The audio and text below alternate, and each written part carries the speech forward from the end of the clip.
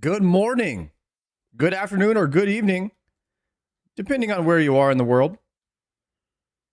It is 3 p.m. Central Time where I am, but I am just waking up. Couple yo's in the chat. I see y'all. What's good? We're out here in the wildy. Please don't come gank me. I'm with my squad right now doing some thieving. We are absolutely getting after it right now. I am slowly working towards 91 thieving, boys. 91 thieving on the Iron Man. We are going for the achievement cape. And there's only a few more skills left that I need. Need like really high 91 fishing. I'll probably have to do some agility at some point. And what was the other skill that I need? Dude, rune crafting is painful. Rune crafting is painfully slow. I was doing some ZMI for a bit. How did Joker do it in 3 months? I don't know, man. I know he was playing 14 hours a day. Like, for a fact, confirmed. Like a legit 14 hours a day or more. And he was doing all efficient methods. I feel like Joker is a bit more, he has a bit more autism than a lot of other people, meaning like I feel like how I could boss for 14 hours a day, but I can't skill for longer than an hour. Like active skilling, I can't do it. But he doesn't have that block, so he can just full send anything for like 14 hours a day. It's crazy. For me, I got about an hour in me, and then I tap out. So I've got like an hour of skilling a day in me. Rune crafting straight ass? You're telling me, bro. You're telling me. I tried it. Border Nate, what's good? G-Bear, Soul Chef. How we doing? Bro Mel, Zincor, MP Guns, Arla. Medium Big, GM. You think you'll get the ACB today? What's the plan afterwards? Yama? It's, guys, it's ACB and Yama. ACB and Yama until we get Oathplate and ZCB. And then after that, we become a bit more flexible. And then after that, I think we're hammering TOA and Chambers until we get Dex and Lightbearer. Lightbearer and Dex would be the biggest upgrades for the ZCB. And then once we get those items, I mean, I don't think that there's anything else that we necessarily like really need, unless you guys can think of something. I think everything after that is minor upgrades. Because if we have Ultor would be good, full Masori would be good, full Ancestral would be good. But it's gonna be, like I said, it's gonna be more minor upgrades at that point. Than like the big ones, like the full Oathplate ZCB. Like we've gotten some of the biggest upgrades in the games. The last one is going to be legit Dex and Lightbearer. Oh, don't come over here, bro. You'll get smoked unless he's trying to join us. What is he doing, bro? He's skulled up with a key. No, he's hopping. He's hopping. Iron arrows with a T-bow. Do you guys think I should change my starting screen intro? Should I tell the Scold to change it to dragon arrows or something? I never thought it was a big deal because he's shooting a target. Like he's just shooting arrows that he doesn't want to waste. A lot of people seem to call out the iron arrows in the starting screen though. Ancestral's about to become way more common. That is true. That is true. Doco just got Hollowfell at 49 KC. Let's go, bro. Congrats on that. Scythe. We're gonna get Scythe probably later on in the journey. Oh, I'm out of space. I need a bank. Let me hit the bank real quick. You doing this for red spider eggs? For the diary cape. Doing this for the diary cape. I need 91 thieving. As soon as I get 91 thieving, I can get the desert diary done. But it doesn't it doesn't hurt that you get a ton of red spider eggs doing this. I'll tell you that. I'm absolutely loving the fact that I don't have to go grind red spider eggs anymore. Because I don't know if you guys remember, a couple weeks ago, I had like 500 unfinished Snapdragon potions. And I was like, how the hell am I going to get red spider eggs? Because I spooned the Void Waker from Spindle. And we were doing like Tower of Life. We were killing the other boss, Sriracha. And it was all terrible methods. But then I started thieving, and I didn't even know this. But once I started grinding thieving, I just started getting a ton of red spider eggs. I was like, what's going on here? Nobody mentioned this method to me. That you get like a couple hundred spider eggs per hour, and you get 300k thieving XP from thieving in the wilderness. And I was like, dude, this is the best method, hands down. I should have been doing this the whole time. This is also one of the quickest methods for hard clues. Dude, if this gave medium clues, Rogue's chest would be legit the best. Some of the best content in the entire game.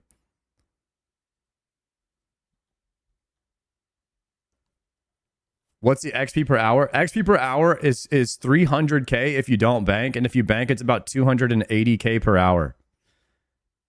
It's a very high experience method. I forgot to hit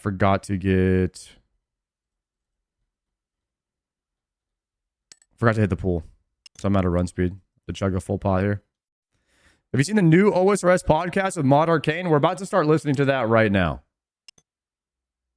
Do you have the Calphite Queen head? I do.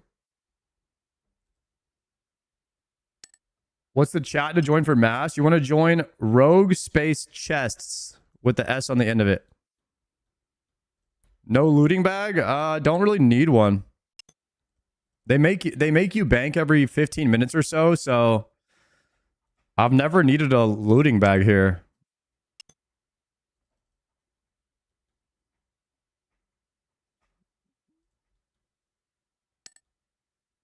You need thieving and fishing for Diary Cape? I think I need some agility too. Oh, let's check. Let's check real quick. What moth are those? Moonlight moth. Artie is the last one I'm going to do because it's 90 agility. 91 smithing. I can almost boost that already. I literally need one level. But dude, the 90 agility will probably be the last one I do. Is that one boostable?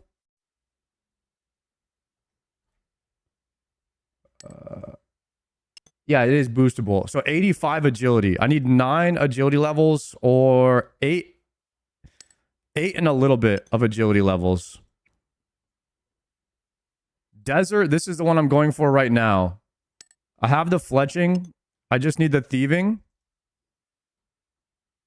So we're looking pretty good on the desert, and this will give me unlimited portals to the desert, I believe.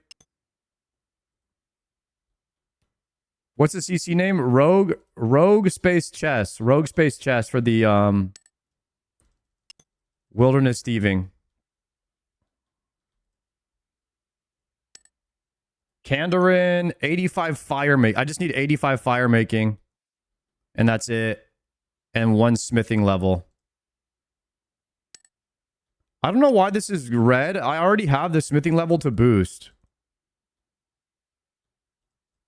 So I already have 85 smithing, but I would need to get 1 smithing level anyway, and then I could just buy the grog or whatever from. Just do like, I don't know how, maybe like a couple hours of the what's it called, the Giants Foundry, and then I'll have that 1 level, and then I'll have a bunch of points to spend on the grog to boost for that. And then 85 fire making is like maybe 4 hours of winter tot. Yeah, the grog is 4 levels, so if I get 86, then I can boost 90. So I would say I'm maybe like, we'll call it like 6 hours away from Kandarin Elite. Probably like 6 hours away from Kandarin Elite, and then maybe another 6 hours of thieving. away from Desert Elite, and then we'll put both of those lamps into rune crafting, and that'll be 100k rune crafting. And then the Mortania is going to be a minute. Fishing is really slow, unless I want to go do that new fishing method for like 10 hours straight, which is basically Guitar Hero at the blood, whatever it's called, the Bloodman Rises spot. Agility is worse than rune crafting. Rune crafting is pretty rough. I mean, I've never done Sepulcher. Yeah, the Leech Fin, bro. The Leech Fin. No shot PVM Daco is going to get the achievement cape. I mean, we're going for it. Primarily, we're going for it, guys, because rune crafting is so slow anyway that I might as well get the lamps and then just put them in rune crafting. So this is my way of grinding other skills that are faster to just get the lamps for rune crafting, and then I have the quality of life from the achievement cape as well. At least that's how I justified it to myself. Western Diary is just agility, so that would be another one we'd probably go for. It is boostable. I would only need 3 agility levels to boost that. So there's a potential we could have... How much XP is the Sepulcher per hour? Is it like 100k or is it less than that? Because I think that they lowered the rate where I could do that over there.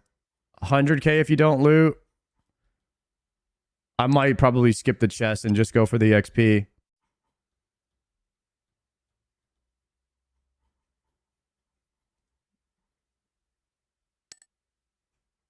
I don't have floor 5.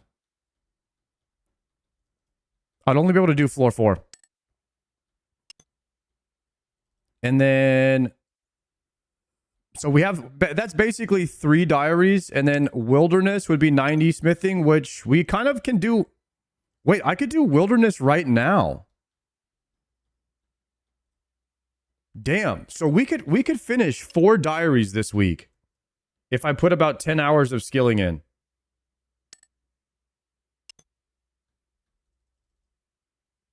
That's not bad at all.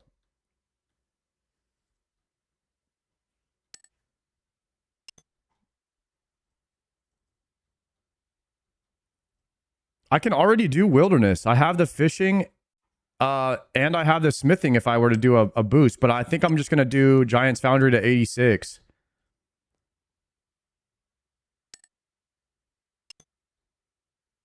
I don't think it's a good idea to show Rogue's Chess World on stream. Yeah, I'm about to dip out of here anyways, guys. I mean, to be honest with you, like, all a PKer has to do is jump in the Rogue's chest, FC, and ask what world it is. I mean, it's not like they don't know what world it is. They publicly broadcast the world, so.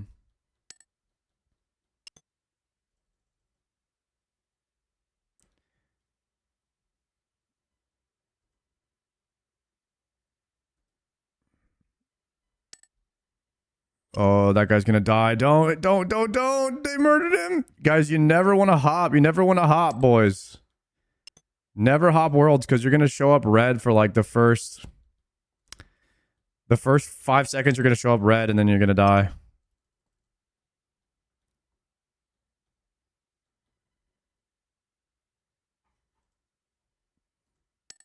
Would you guys lamp agility or rune crafting if you were me?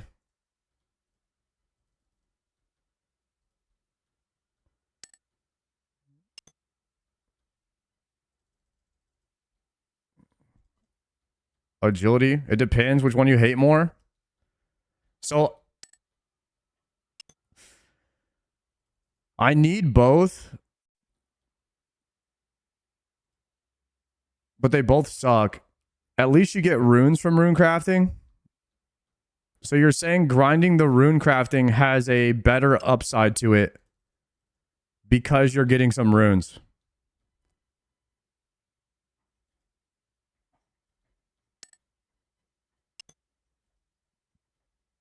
Need to get Dex ASAP. So today I'm gonna do a 2+13 with Palomar and maybe a 2+21. We might just do like one 50-60 kill trip to Sarah and then send a couple chambers, maybe one or two, just depending. Have you guys ever done 2+21s? Is it possible or is it too rough? Because we're not exactly in full bisc gear.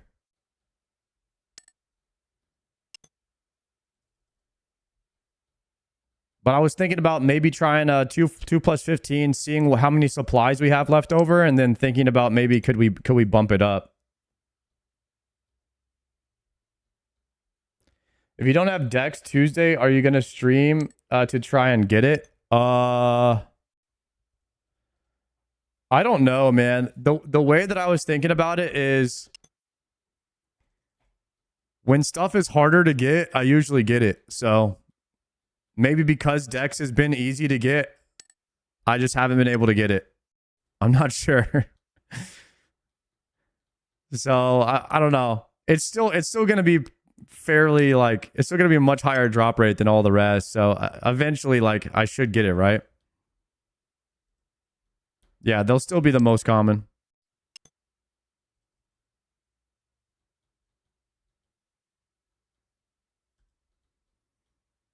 Faith in the spoon. I don't know if you can call it a spoon at this point. I've done 300 chambers runs. I mean, I'm just sticking with my strategy, guys. Regardless of what happens, I'm just sending a certain amount per day and then changing up the grind so I don't ever do like too much of one and get burnt out. I think that that's probably the best way to do it for me, and it works for me. So I'm not going to like put too much pressure on myself to get it. I think it's kind of funny at this point too that I still don't have a Dex. I honestly, I mean, I obviously hope I get it, but if I didn't get it, then I think that'd just be my Iron Man story. What makes it different than a lot of other people's. And I think it's really funny to have Tebow and ZCB with no Dex. So it's unique, it's individual, and it's whatever. It's part of the story, man. Everybody's story is different on the Iron. When they lower the odds of Dex for everyone else, it goes up for you. That's what I'm thinking, John. It's kind of funny, but I think it's true.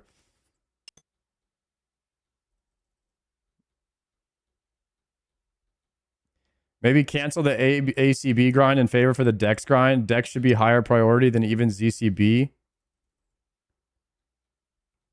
Yeah, that's why I messaged Palomar today. I was like, man, maybe we should go back and do more chambers. And I actually don't want to do chambers anymore unless it's a mega scale. It just seems like such a waste of time to not do a mega scale now. You know what I mean, guys? Why not learn solo chambers? I've already learned that. I've got 100 plus like solo chambers runs.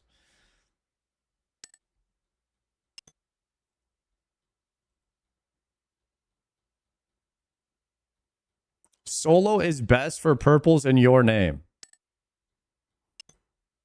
I guess you could think about it like that. Chambers take so long to green, you got to do what you can. We raid 1 day a week right now. And then we do, like, we would normally do mass chambers on Mondays. But those haven't been going very well lately.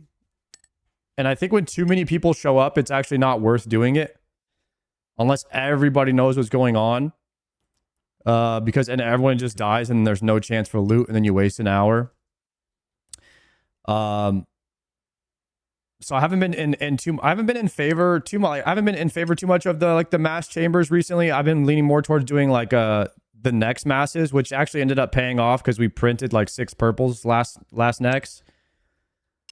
And it ended up being better because if you die at next, you only PK yourself, you don't PK anybody else. At Chambers, if you do one thing wrong, you PK everybody. So I think that mass Chambers is just like not really a good idea. Although it can be fun sometimes. I just don't think it's a good idea.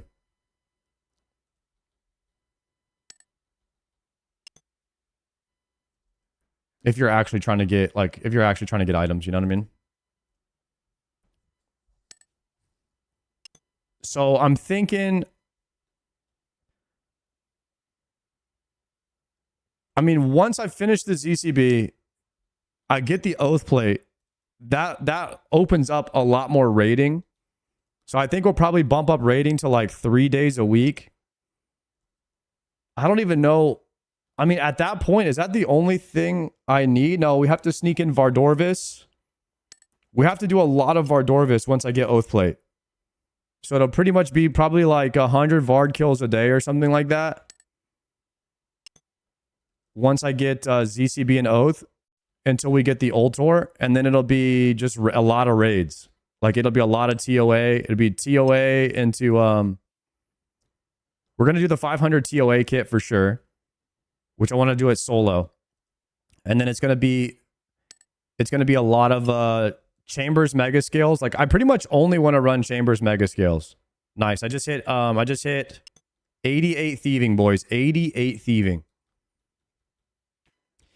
The PvP arc is going to come directly after Grandmaster. I'll probably spend a lot of time working on PvP at that point. What is you're doing right now? So we're doing something called the Rogue's Chest in the Wilderness. The experience is close to 300k an hour, and all you have to do is click these 3 chests. If you join the Rogue's Chest, if you join the Rogue Chests chat channel, you can come do it in a mass, and all you have to do is bring some rag gear and bolt anyone that shows up. There's like 20, 30 people here, and it's great, man. It's great XP per hour. It's great money per hour, and you get tons of red spider eggs. You also get prayer potions if you're Iron Man. Like the Rogue's Chest is really undersold. I would highly recommend an Iron Man to come and do this. This is very good early on in your account as well. See, that guy's dead. Camelot Carl. He's even... Yeah, he's hiding. It just drops a lot of really good stuff for your account. A lot of money, a lot of gems, prayer potions, red spider eggs, which you're going to use forever to make snaps. And then it gives you a lot of stuff for the supplies for the wilderness. Rogue Chest is really good for iron. Planning on limming with Mr. Odablock when PvP arc is on would be dope content. I would love to link up with O for that kind of stuff. And maybe even do like a group hardcore one day if he'd be down. But that's later on down the line. I gotta finish. I legitimately, people asked the other day, like, when do you think you'll finish GM? And I was like, dude, if I'm being honest with you guys, maybe like another 50 to 100 days played, just depending on how the rest of the grinds go. And I would say I'll probably do that in about like a fast timeline for GM for me, I think would probably be like June of next year. Maybe between April and June, if depending on how long I play Classic Plus for, which won't be that long. It might be like a month. I'm only gonna do one playthrough of Classic Plus. Which if it's the same amount of time, I'll hit 60 in 2 weeks, and then I'll just be raid logging. I'll be pre-bis in a day or two, and then I'll just be raid logging. So it could be like 2 to 3 weeks of Classic Plus, or a month at most. And then I would come back and finish the GM grind. But ideally, I would get GM closer to like January or February so I could start PvPing and try to get into Deadman. But that's a hefty push, boys. That's a hefty push. It's pretty optimistic, I would say. Jagex is spooning you to prevent you from going back to WoW. Y'all think that's what it is? Yeah, there's going to be new raid CAs.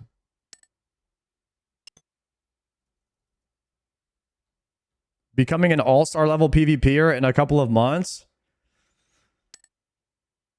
If it was like 2 to 3 months of PvPing and you're putting in like 5 to 8 hours of PvP a day,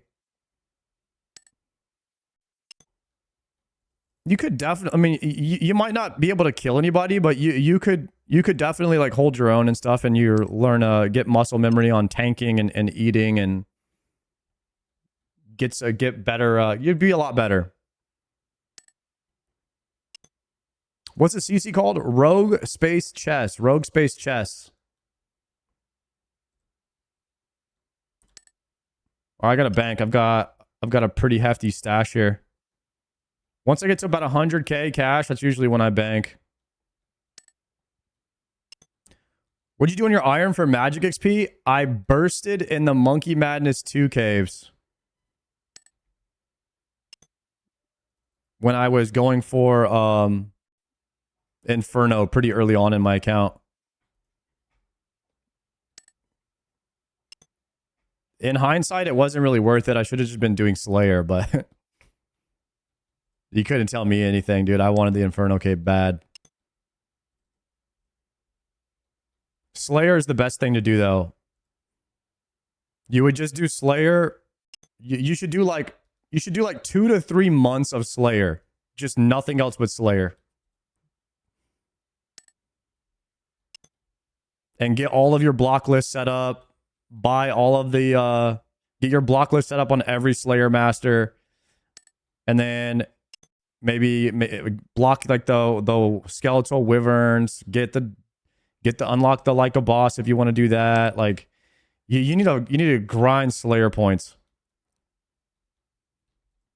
I would say it's about 2 months of nothing but Slayer to get to like 95. I actually started my account off doing Wilderness Slayer, and I really like that, but I don't know if I would do that again. Definitely not on stream. Definitely not on stream. It wasn't worth it.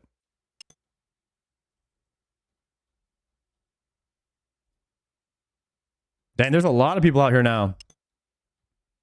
We're getting after it. All right, boys, let's pull up this podcast. Let me get this up on the other screen. They will be a bit shocked, going like, "Oh, damn! Like that's kind of crazy." And like, hopefully, like that kind of stuff just like blows their mind. Of like, I'm getting chills just thinking about it. there are going to be certain parts of that raid where people are just genuinely impressed, and hopefully that all peaks at the front. All right, boys, lock in. We got the official OSRS podcast. Why Raids 4 is the different. Official old school RuneScape podcast, where we get to chat shit with JMods and creators alike. I'm Mod Aiza. And I'm Mod Sween, and this is our chance to get to know the person behind the crown, hear the stories, Mr. hear their experiences. Arcane. And today we're joined by the guest who was on our first ever pilot episode. He's back for a second appearance. We're joined by Mod Arcane. Hello. Hey, Mod Arcane. For those that might not be familiar with what you do, let us know a little bit about yourself. So I'm one of the designers at Jagex. I've been here for almost 6 years now. I've worked on primarily PVM, I think, since I started. I think when I was in one of the more like quality of life teams, I think I did some like gauntlet changes, some grotesque guardian changes, just to like tidy them up, make them a little bit nicer, things like that. And then quickly started doing things like Phosani's Nightmare, TOP hard mode, into things like Araxor, Tombs of Amaska, Nex, and soon to be Raids 4. Ooh, exciting. So I think when we last spoke, you were working on, or just wrapped This guy up did work everything. on Araxor. I know we recorded that in April 2024. Yep. Wow. That was a long time ago. That was a long time. It was a while ago. So what's the current thing? You mentioned Raids 4. How's that project going for you? It's been going pretty well. So we've been working on it for...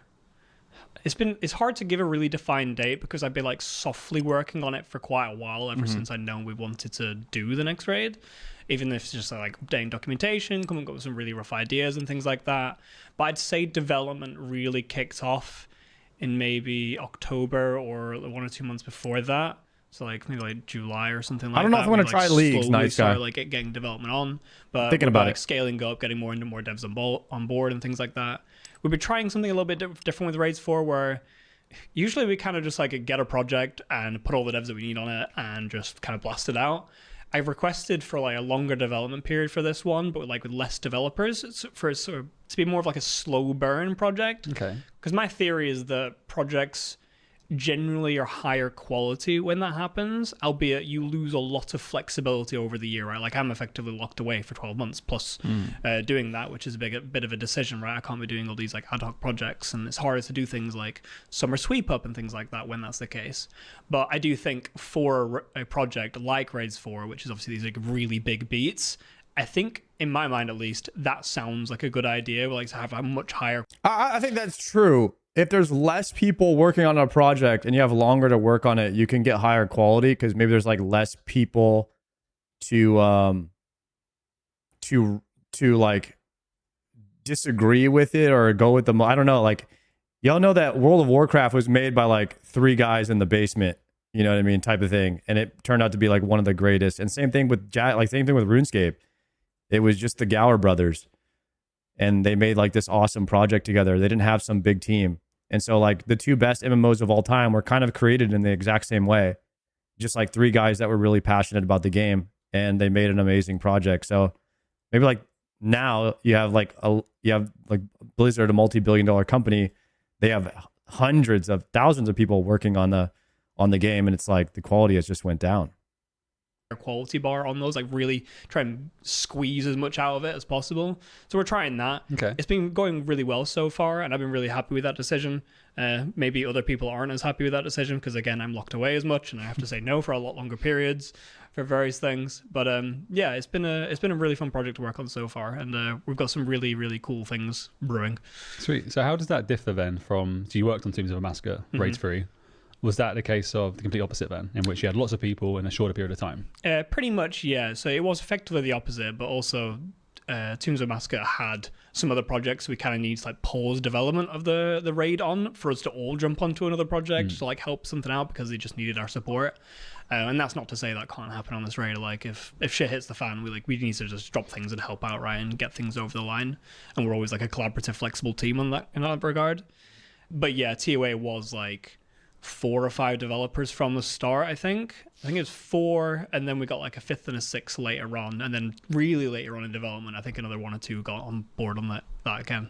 So yeah, we've had like 2 devs for the most of this, and then we're trying to scale up to like 3 or 4 in like the next couple of months or something like that, and then probably towards the very end of the development when we're just wrapping things up, we might try and pull on a couple more developers just to do some simple stuff. So like Raids 4 was initially announced at our previous RuneFest, and I feel like that was very early into the development process at that point. Where were you at that point then? Was it just like we knew that we wanted to do it? Did you have anything in mind of what the raid might be shaping up to be? Or is that things that if you've really gone over in the last 12 months or so?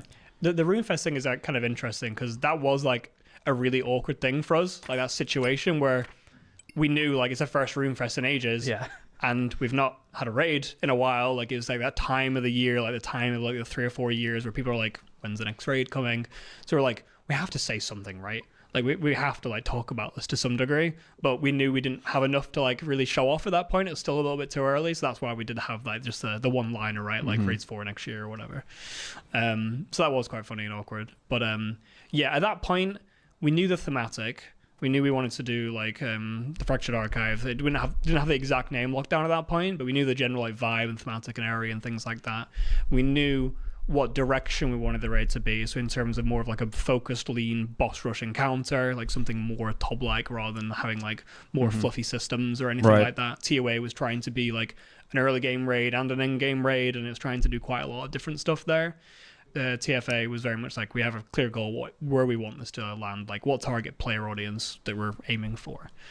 So we knew all of that at that stage. We had some like really rough ideas of like some bosses and stuff like that. I think it's still very early days at that stage.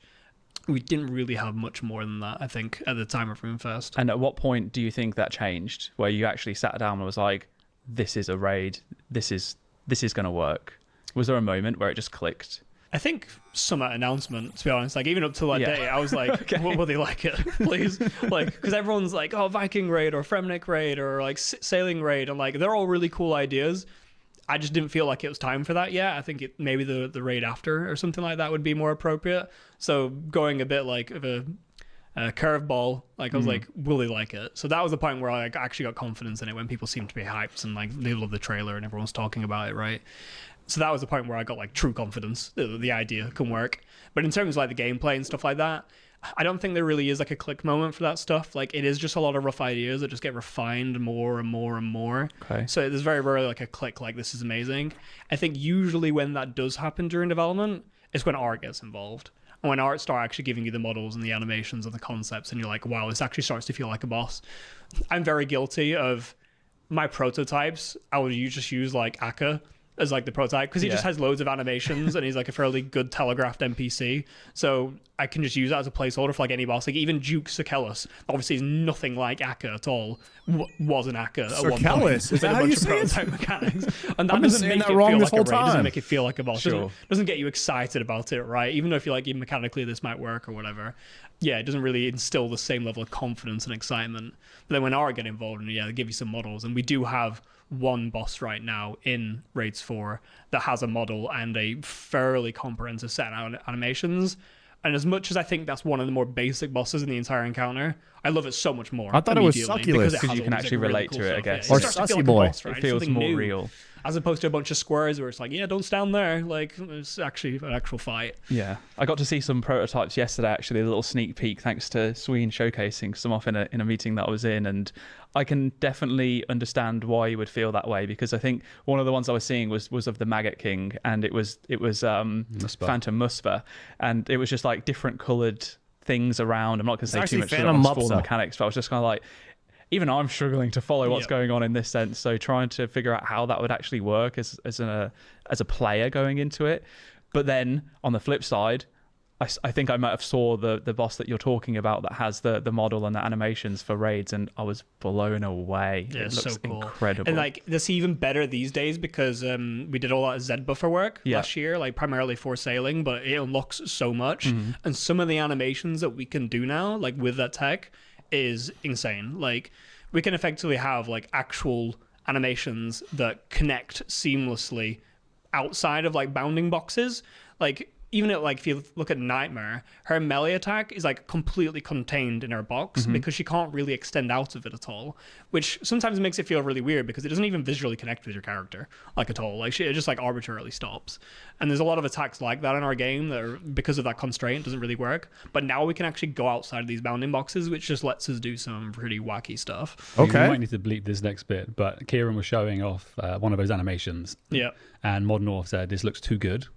And it was the boss you're referring to. Yep. And like this is where we might know the bleep, like that kind of esque attack and the way it kind of It's stretches like a out. big like beam that's Yeah. like extending halfway across the arena. It's like we've never been able to do Okay, something guys, like that before leak. and make it look New leak from Raids 4 is that they now had this tech where if you're getting meleeed, the bosses can actually extend out past their box and actually make content with the character. And there's some sort of beam. look really good. It's usually quite janky where it's like 14 different animations all aligned to try and join.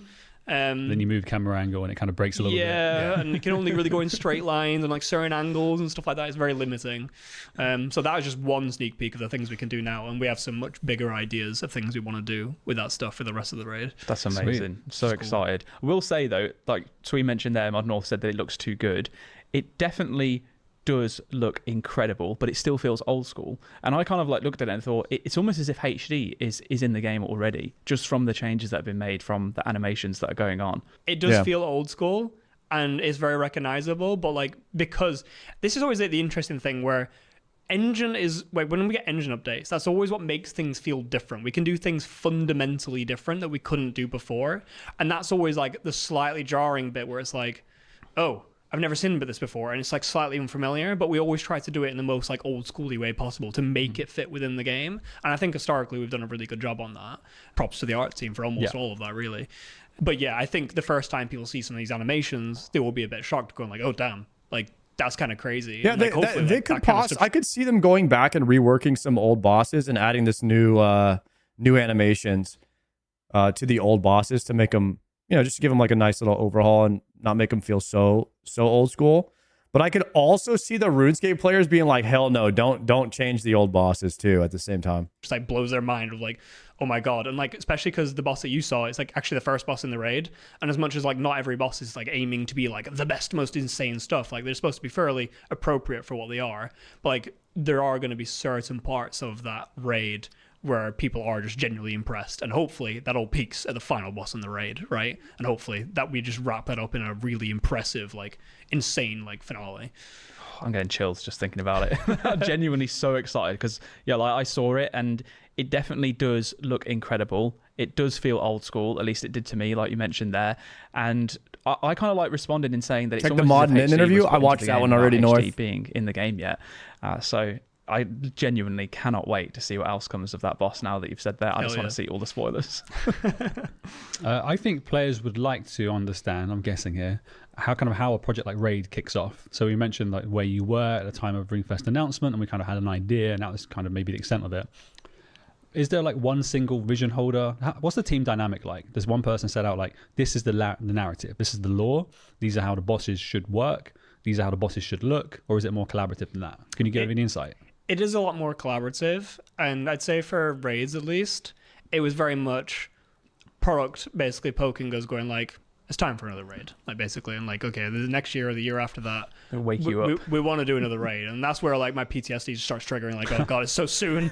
TOA just ended. Yeah, that's when obviously now I'm like, okay, I need to start thinking about this kind of stuff. So at that point, I'm starting to gather ideas and like start talking to like people like Kieran and Ed, who are like pretty big names, or like help direct a lot of these things. Yo, And Supernova, obviously, thank you for the especially on 1 narrative year. side of things can give a lot of input, and it was like me and Ed working together to come up with the whole like Gothics archive kind of vibe and going towards that. So that was a lot of collaboration of me and Ed.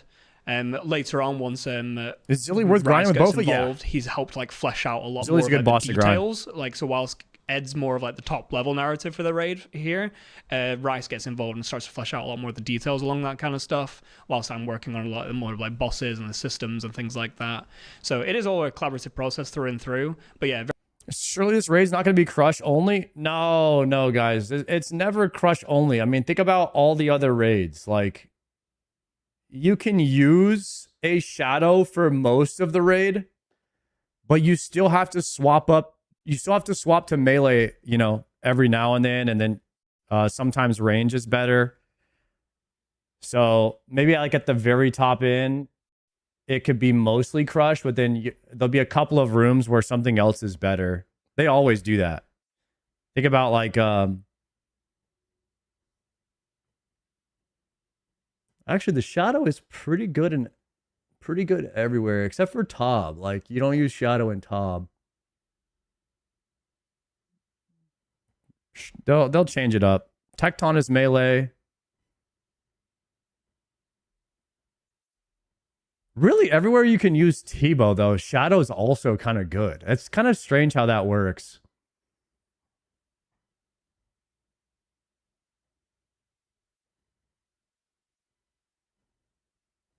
Hopefully Crush isn't good everywhere, right?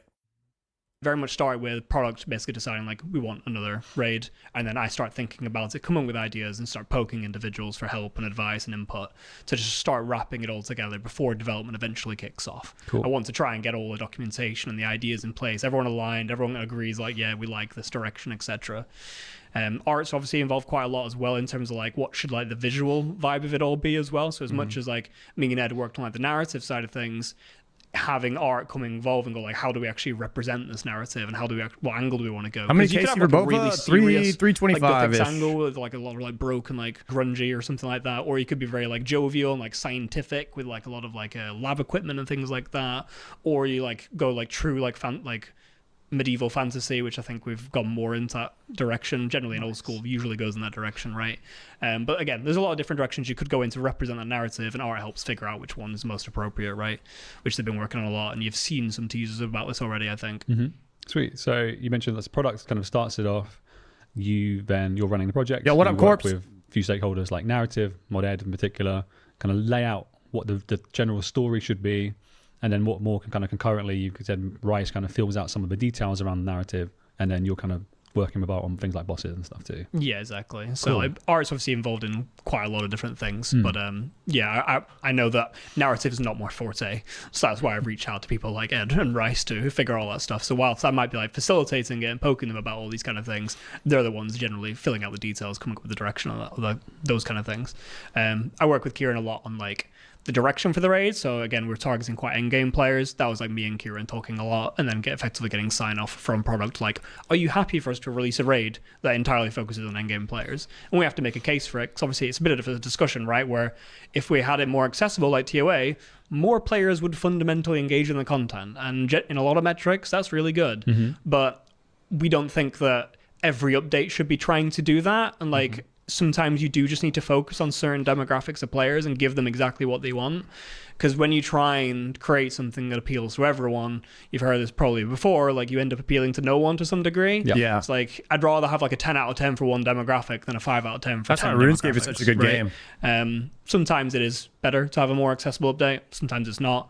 We think that TOA was the accessible update, so we feel like we've got a good justification here for going pretty hard on the end game here. That's Yeah, it's not honestly like what we're he removing just said TOA, right there is that why I already feel like exists, and WoW is that's kind really of there for accessible players.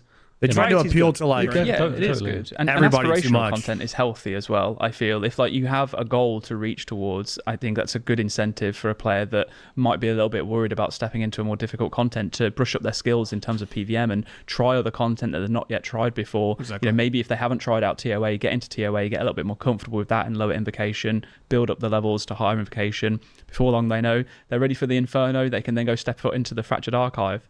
Also, did you know, fun fact, you said about, you got PTSD about TOA. It's very soon going to be 4 years since TOA released. I know.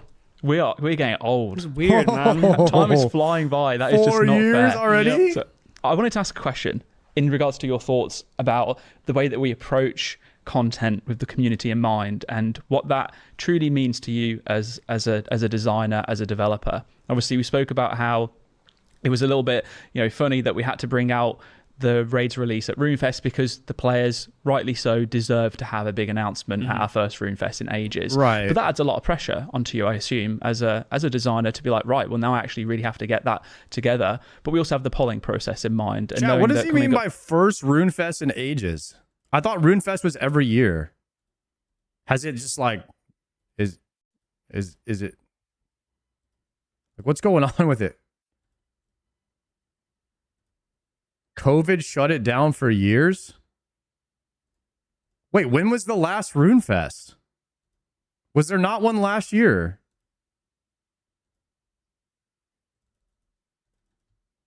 I thought there was one. Oh, last year was the first one. Okay, so there was one last year, but then there hadn't been one in like 5 years before that. I got it. up to the summit, you mentioned that's when you felt like it was finally coming together, was at that point, and obviously because we need to be polling it there. Yeah. What is that like for you, knowing that system is there just over the head of everything all the time? As in like the system of just like needing to communicate with players, or Yeah, both needing to communicate but also having to get it through the polling system. Is there ever anything that you worry about, stress about, just generally? How do you feel about that, and how does it maybe change your approach to the way that you think or design or work on stuff generally? I think for general projects, it's like not really a stress. It's not a problem at all. And it is just kind of like the point where you get to validate your designs a little bit, see if people are actually are on board on the idea, on board with like the top level idea, which is almost always the case. Like we very rarely have like a project that we poll that like actually fails. It's usually like the details within the project that fail rather than like the top level thing. Sometimes that's the case, but very rarely. So yeah, that bit doesn't really stress me too much. I think as someone who's been doing this for a while now, I think it's really good from the point of view of like, it forces you to get buy-in sooner, and it forces you to stay aligned with the community. And I think developers across the industry are very guilty of like creating their own like echo chambers at times, where they'll like talk amongst themselves and they'll get really hyped up about an idea and stuff like that, and then 3 years will go by and then they release it and no one wants it. Yeah. Right. Okay. And like that's such a problem. So like it helps us like de-risk our projects a lot because again we're getting buy-in and it's like, do you actually want this? Does this sound good? And if they didn't, we'd stop development, right? We wouldn't waste years of development on it, which I think the wider games industry probably could benefit from, like more of those like buy-ins. And you could debatably say like early access is one such measure to do that, where it's like, yeah, if people didn't like the early access, maybe you just stop developing it. And you see that time and time again. Damn, as much dude, as I don't like that. guys, I hate the early access meta. I think it's such a scam, but like it works. And I see why the gaming companies do it. But dude, releasing a game on early access is like saying, hey, here's an unfinished product. Like, let's see if it gets enough traction behind it. And then they just like stop developing the game after that. And then it's just like everyone who bought it thought they were getting a more finished product than what was actually there. Like you're buying a beta. And like buying a beta is just like doesn't feel good. Is sort of accomplishing similar things. But I think it's really good from a lot of those angles. It's a bit different when it comes to rewards. As much as like it still holds true, like creation, get perfect really example. Important. I do think there's a lot of value in it, and I would never want it to change at all. It opens there's the a lot more industry stress for when it comes scams. to rewards because there's so many different perspectives and angles, and trying to say all of them is really, really difficult. And it is such a tight, like tenuous landscape that's ever changing. I don't think we'll ever solve reward space where we'll be in a position where it's like easy. I think this is just kind of how it will be and how it has to be. And that's not me complaining. I think it's just like a realization and like an acceptance. So like this is always going to be difficult. We It's just always gonna work be with, awkward. yeah. And we need to push through it. And we need to have these conversations. We need to have these hard ones. We're getting a blog ready to go soon to talk about raids rewards from like a complete abstract point of view. We're not even proposing anything in this blog, which is actually a very different direction. Usually we just go in with the reward proposals immediately and then start arguing the details, right? We're taking a bit of a step back here because we can see how difficult this one's going to be, especially. So yeah, we've got this really abstract blog going out with like these top level questions that we're thinking just to present it to the community, see if they agree with the problems in the first place, right? Because if they don't agree with the problems, then our solutions are pointless if we're not even agreeing on what we're even arguing about. I hope at some point they make like early access illegal or something. Like it's kind of a scam, guys. There's very few people in the industry who are doing it the right way. I feel like Dragon Wilds actually kind of did it the right way, where they're actually developing the game, and they're very like transparent about like what's coming next and whatnot. But it's still they released the game over a year early. Like they've been developing that game forever, right? And then you have like the Ashes of Creation situation where it was just I think the Ashes of Creation thing, like the early access thing, I think it was all planned from the beginning. And so you just open the door for people to build up a pump and dump. It's like a crypto scheme, this early access thing. About in the first place. So yeah, when it comes to like the whole like player communication side and polling and things like that with rewards, it's a lot more finicky. But I don't think it's for like a bad reason. I think it's like because it has to be. Yeah. And I think it's still good that it forces that out of us because it's so hard. That almost to me makes me realize we would make so many more mistakes if we didn't talk about it, because we would probably miss quite often. Like very rarely do we have a reward blog go out and no changes, everything passes, right? Like there's always a decent amount of iteration there, if not a complete iteration, like refreshing all of it, which is a sign that we would never be able to nail that first time in reality. Totally. I've got two questions I'd like to ask if you're okay with that. Yeah. So when it comes to rewards, what kind of things are you being mindful of? Like the things that come to my mind are it should be powerful, but should respect power creep and kind of growth for the game and keeping a clear path forwards in the future. It should be valuable, so then it should be rare, but not too rare, because then people might go dry and they might not be happy. What is there anything else I'm kind of missing? It's just reading the Primer blog out now, isn't it? So yeah, it's I think there's a couple of goals that you kind of need to hit, and then there's a couple of other ones that become a bit more subjective, where it's like, okay, we'll have to pull back on this goal so we can push another goal higher because we think that's more important for this project. And some of the perspectives you got to keep in mind is like, one, the player has to get things that feel like it's respecting their time. Like if you spend hours and hours doing content and it gives you basically nothing back, whether that's like long-term or short-term, or it just doesn't feel appropriate, like the power of the rewards don't feel appropriate for the difficulty of the content or something like that, that'll feel wrong. Players will feel that and they'll rightly complain about it. So like that's like one of the most important things to get right, is that balance feels right. Sometimes that's easier than others. Like if it's really in-game content, it's usually easier to have a really powerful reward behind it. If it's really like mid-game content, you couldn't have a really powerful reward behind it. So then that makes that balance a little bit more awkward. Power creeps obviously an entire Otherwise, they end up coming out with like Doom and Yama, which is like, I mean, those could be looked at as like mid-game or even early mid-game, or if you're Wydega, he just turns it into early game, you know, and you get like these in-game BIS items from the early mid. One where it's like, okay, that's fine in isolation, but like how does it feel across the entire game, right? And this is where I think our end-game progression system starts to fall apart a little bit, and this is something I've talked about on some player podcasts like Theory-Wise and Sebe, is like we have a lot of end-game upgrades where it's like a 50, 100-hour grind for like one max hit. When that's the case, right, it's really hard to have something that is a longer grind that is the same, if not worse, of a reward, right? It's hard to have like a 200-hour grind then that is like not even a max hit increase, like half of a max hit or something, right? Like that just fundamentally would be wrong. And we have loads of that in our game, right? And one example here is like the Grazi Rapier. A Grazi Rapier is quite a long grind to get if you wanted to go and get it on an account. It's not even better than Fang in the state of the game right now. So if we wanted to offer something that's better than a Grazi Rapier, you probably want it to be, or say, even if you want something that's the same power as a Grazi Rapier, you probably want it to be a less amount of time because that'd feel appropriate.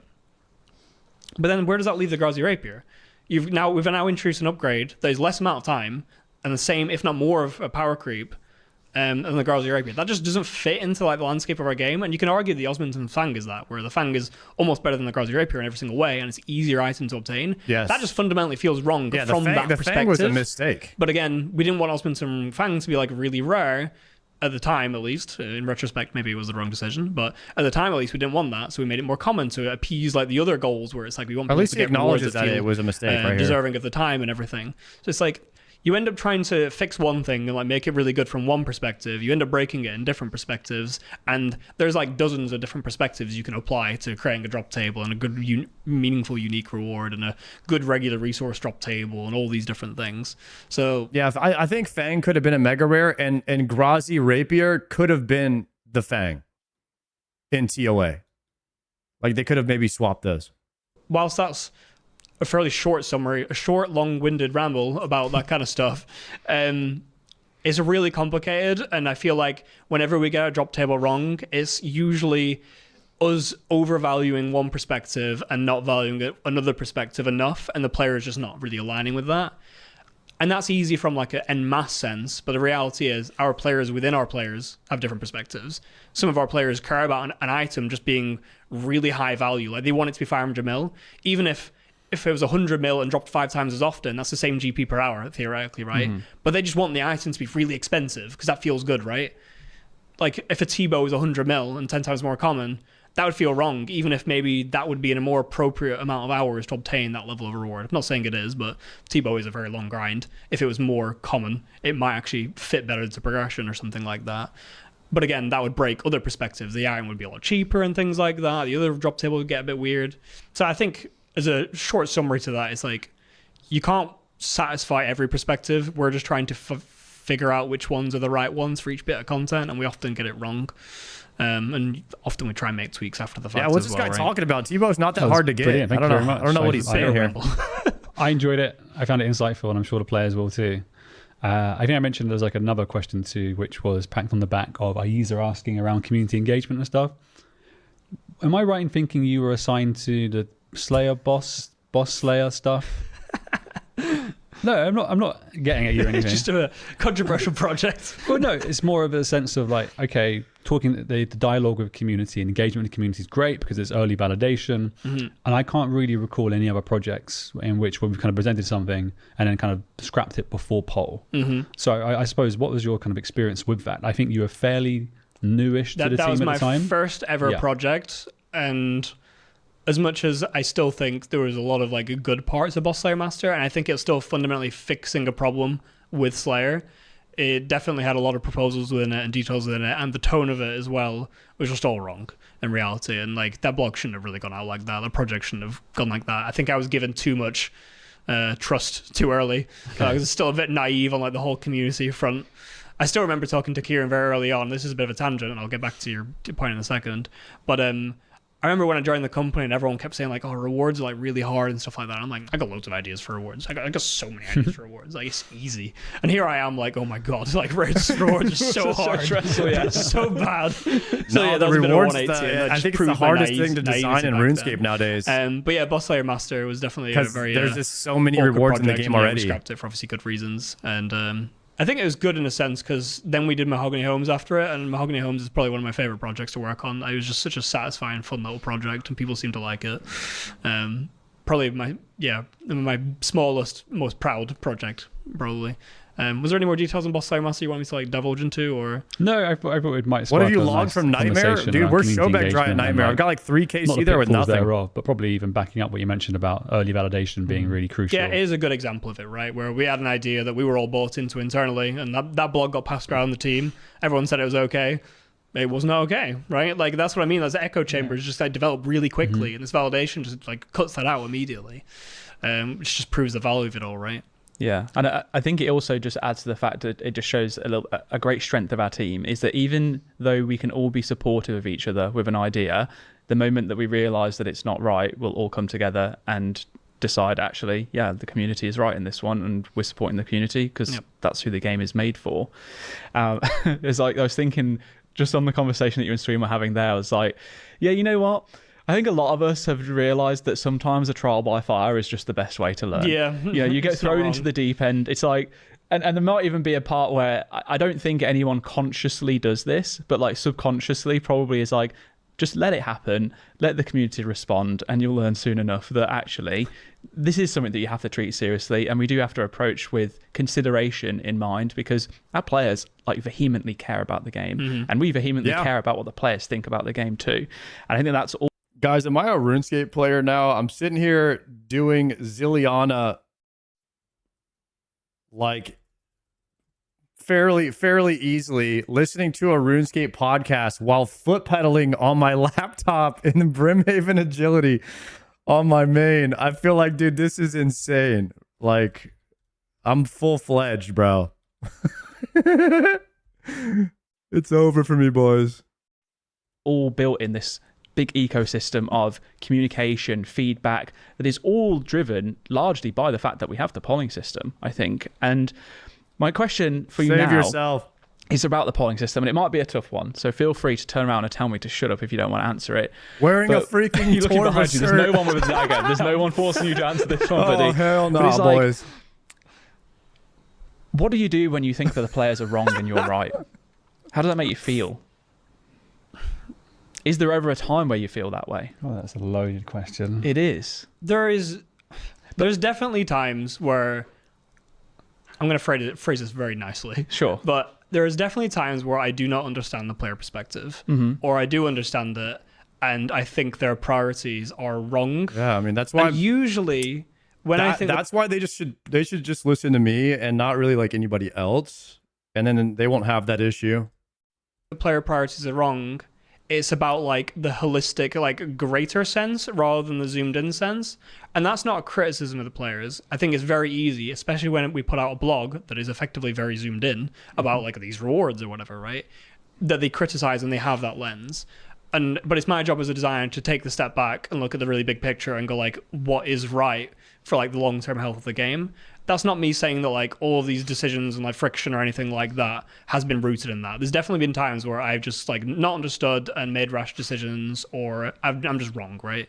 And the best thing anyone can do, and it's something I lean on a lot these days, is just asking for more input. Yeah. Is a reality. Whether that's asking the players for more input, asking like people I work with for more input, people like yourself and Goblin, like I talk to quite a lot, for just like kind of get a sense check on this, because I feel like the players are wrong here. I like Mod Goblin a lot. He does not like the idea of Bronze Man at all. He's like pretty against it. And I've tried to tell him like have that conversation. Like I like Bronze Man, but he does not like it. So I know that there's a lot of mods that don't want it, but I do. I don't really understand the feedback. maybe you do. And often the time is you do. Like you have a much more ingrained opinion on like how the players think and how they're trying to communicate, which I'm struggling with. I'm a very blunt, dense individual, so I'm not the most good with those nuanced He conversations just said that it's not in reality. So that's the biggest thing that I've taken, is just exciting to take a enough step mode. back, ask other people for their opinions. And then usually that results in me then understanding perspective, then you can progress and make changes and so forth. Sometimes it's a lot harder than that, where you'll come back to me and go like, no, I agree with you, I think they're wrong. And like those situations, those situations are really awkward then, right? Because like we never want to just go back to the players and say they're wrong. So it's like really delicate, like a conversation back. Sometimes it's as simple as like, yeah, we think they're wrong. This situation or this example or this context just doesn't really matter that much in the grand scheme of things. Let's just scrap it or just change it or whatever. Yeah. And like it's just not worth it, really. And that's fine. That's something I've just learned, to not fight every single battle. It's just not always worth it. I do remember, I think it was the original, I wouldn't say original, but equipment rebalancing, where we've changed the blowpipe, basically, right? Mm-hmm. And like that was a really tense topic where I felt pretty strongly that the nerfs to blowpipe were actually really reasonable, and we changed it in a way where there wasn't really any meaningful impact at most content. There was some situations that got raised, and we basically proposed that we would change those situations. I think like Val's was an example, where it's like Valzer has really high range defense, blowpipe's like generally pretty good there. Can you lower its range defense? And we were like, yeah, sure. And there's a couple of examples like that. You play full screen, yeah. Were another one as well. And that was a situation where basically players wanted us to implement a solution at the same time, right? Which is where the BOFA came around, right? Mm-hmm. And as much as I completely agree with the sentiment of like, you're nerfing us without giving us like any agency to like solve the problem again, like, so we're basically just gonna be worse off. Like, I 100% agree that feels like shit in reality. Like, I played plenty of video games where the same things that happens, and it just feels bad. It's just not fun. Even if you do agree it's right for the game, selfishly as a player, which we can't blame any of our players for being selfish. It is their grinds, it is their account, it is their thousands of hours of time they're putting into the game. We can't blame them for being selfish at all, but they are being selfish, and we need to still respect that to a big degree, right? So that's where obviously the BOFA came in, as being like, this is like the solution. It's like, it's going to be a long grind, but it'll be a really powerful upgrade for you. Whether BOFA was the right solution at the time, in retrospect, is very debatable. I think putting such an integral upgrade I think it's good to an I Iron think Man's it's good. account I mean, these days on something like Corrupted Gauntlet, it did make after all of my drop rate friends had quit, it, but it's rough. the summer sweep up was great. Right? There's a reason the phrase being stuck in the crystal prison is a thing, right? Yeah. So I think if I was going to say anything would be done differently with that original ERB, it would have been to push for production to like slot in a time for us to properly solve like the BOFA, like reintroducing a solution in a short time frame, where even if it's like 3 months or something like that. I think that would have given us a much better solution. We could have thought about it a bit more and not rushed into it as much, and ended up with this like red prison situation, basically. So at the time, that felt like it wasn't really possible to like push for something like that, and we kind of just need to act immediately. I think in hindsight, we probably could have asked, if we gave the players reassurance, like, we are going to give you a solution, effectively a BOFA, in 3 months. We don't know the exact details yet. We'll get back to you soon. Optimistically, I think that would have gone down better and ended up with a better like landscape for like progression overall. But maybe I'm splitting hairs here, and it doesn't really matter that much. And players are fine with Red Prison. Who knows? But yeah, you hear a lot of discourse about it, right? The thing about CG is like, a lot of people quit at CG for a reason, and I don't think it's because they dislike the content. I think it was because it's like, oh shit, this is what the game actually is. It's incredibly long grinds. I think that for what CG was, like a 10 minutes average per kill or 11 minutes average per kill, if you're bad like me, was too long of a KC for that point in the game. Like a 10 to 11 minute KC is a lot to get a mid-game item. And so with the summer sweep up, I think that they realized that, and that's essentially what they did, is they made the gathering portion easier, so it's not as tedious, and it speeds up the KC by about a minute or two.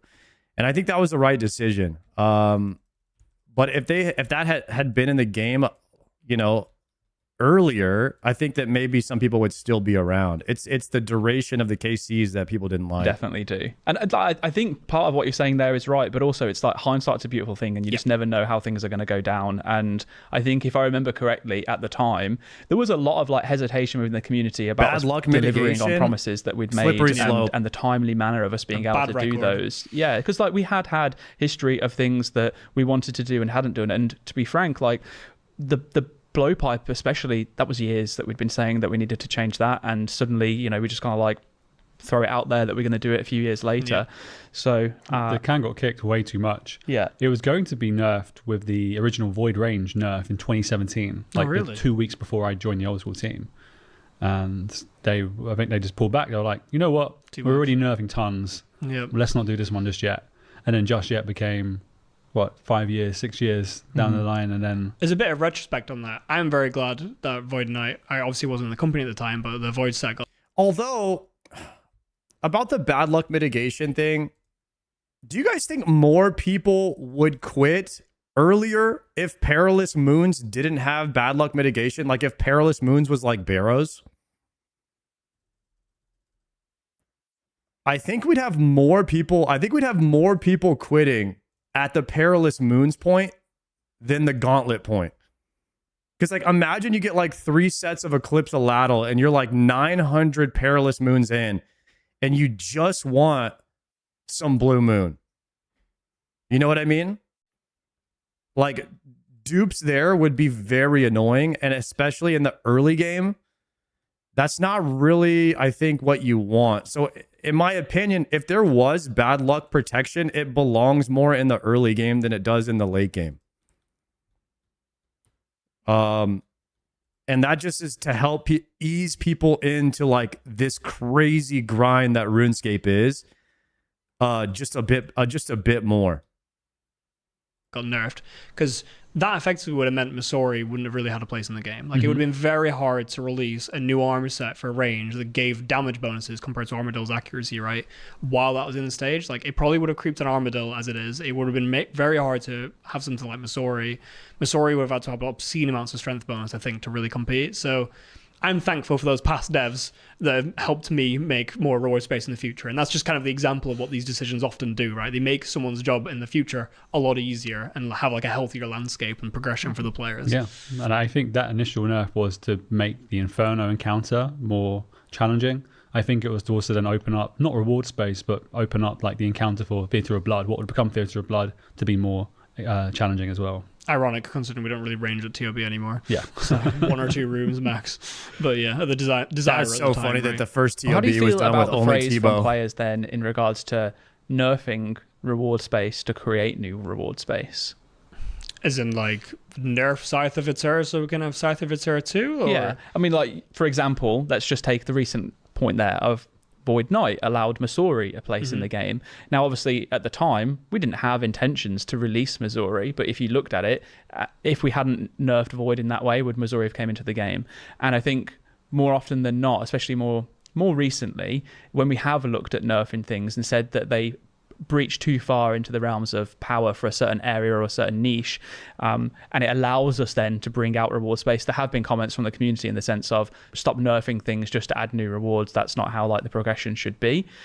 I guess a better question might be, which is a bit more loaded, so I was going to save it for a little bit later on.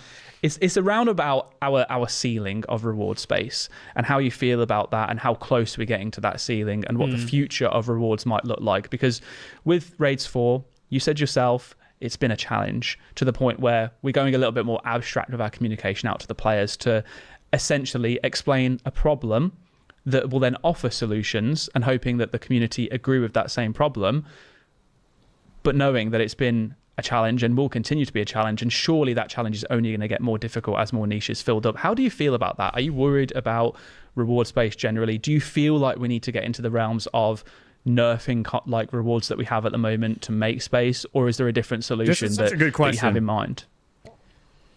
There's a couple of different angles there. So I think the simple angle of, are you worried about Big Bro, power thank you so creep much for in that general? sub. Like, are you worried about something being stronger than Scythe of Itsura?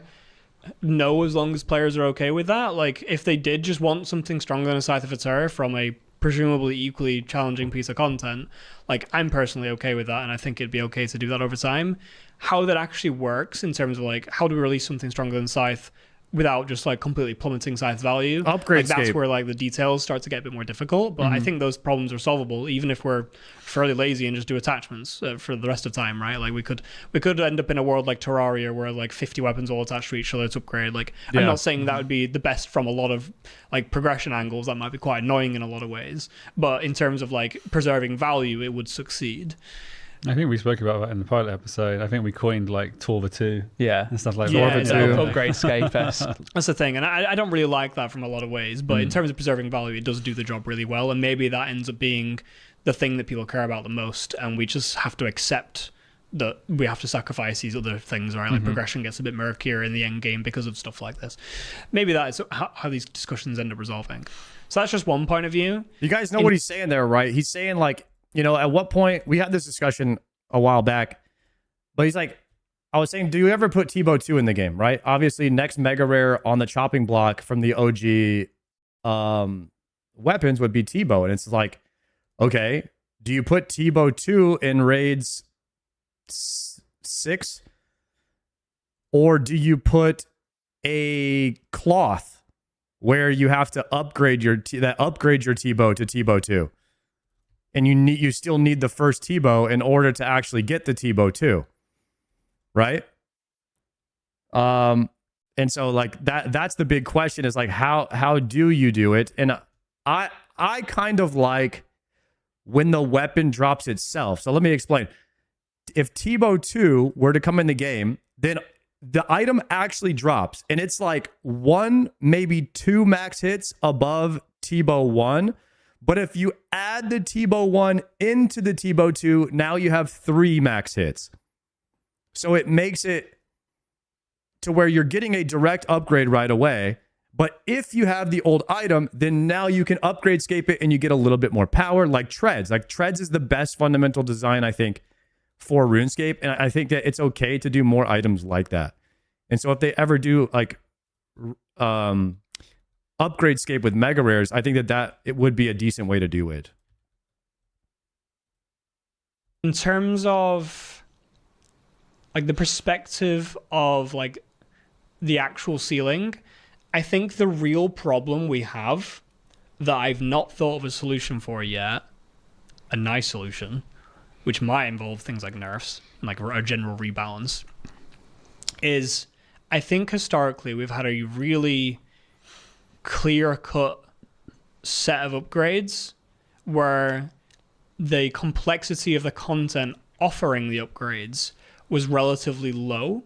So then when we then introduce something that's a relatively high complexity, you can upgrade it. So the example I use is something like Demonic Gorillas has like best in slot jewelry for like 6 or 7 years or whatever, right? Like really, really strong jewelry, 3 best in slots, daily 4 from 1 piece of content, right?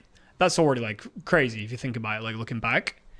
But it was like fairly easy content, right? It's effectively a Slayer creature, right? It's a slightly harder Slayer creature, but it's a Slayer creature.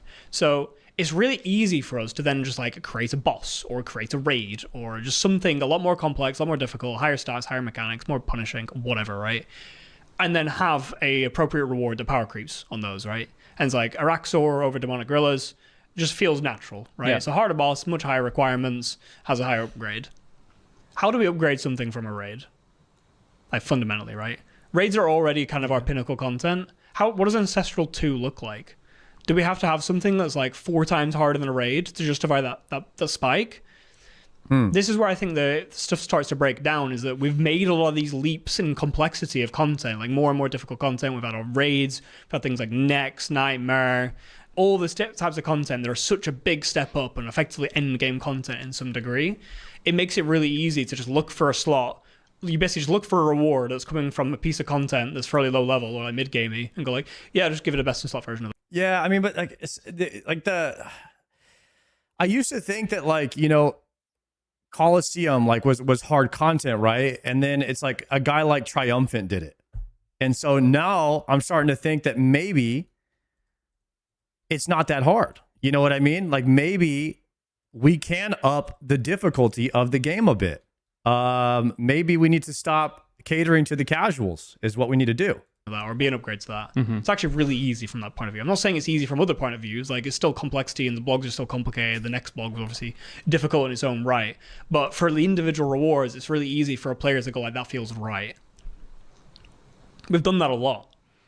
I don't think there is an equivalent jump from Demonic Gorillas to Araxor as there is from like a raid to something above that, right? Does the end game landscape just look like, oh, we have 10 raids and all the best in slots from all the raids, and once they're in a raid, we cannot upgrade them anymore?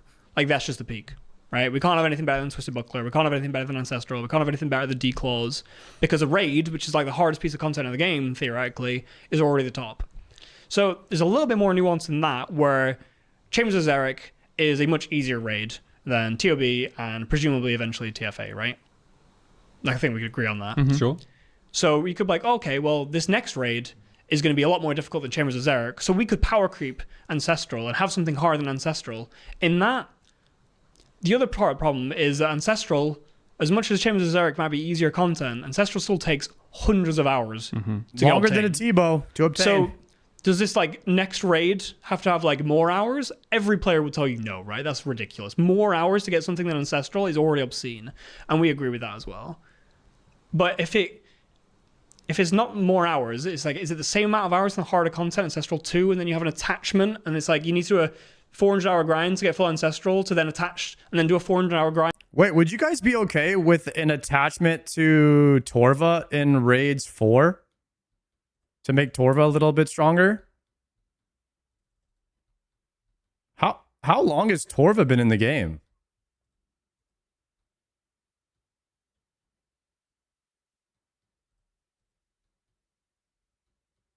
Isn't Blood Torva doesn't change the stats, it just changes how it looks. Oh, it's only been 4 years on Torva. I think that's a bit too soon then. I was unaware that it was only 4 years. Grind on like this next raid Maybe and then Raids attach 5. them.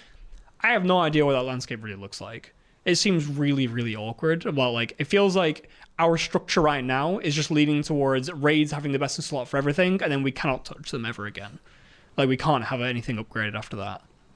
I don't really know what to do with that. Yeah, and it's just something that's been on my mind a lot and trying to figure something out. I think it's on a lot of people's minds. Yeah. And that Yeah, might dude, be what the I rebalance ends up love being. talking Maybe about we actually just go rewards like, because it's this such a isn't hard working, this problem in isn't RuneScape. sustainable. We take a bunch It's of such rewards a hard out of problem. raids, we redistribute them amongst the rest of the game. Yeah. Maybe we have to change numbers and values and stuff like that. Maybe that means Ancestral ends up being a much more common grind because we're like, yeah, we just don't think this fits into the progression of the game. We would rather it be 3 times as more common on different pieces of content, and then the raids can then be the justifiably best in slot. And then maybe that's something we have to do like every 6 or 7 years or something, where we go like, okay, this progression was good at the time, but now it's actually really bad. We need to redistribute everything. Yeah, I think that's like an angle to pull on. I think theoretically, from a progression point of view, of making old school like the best game it can be, that is a really good direction.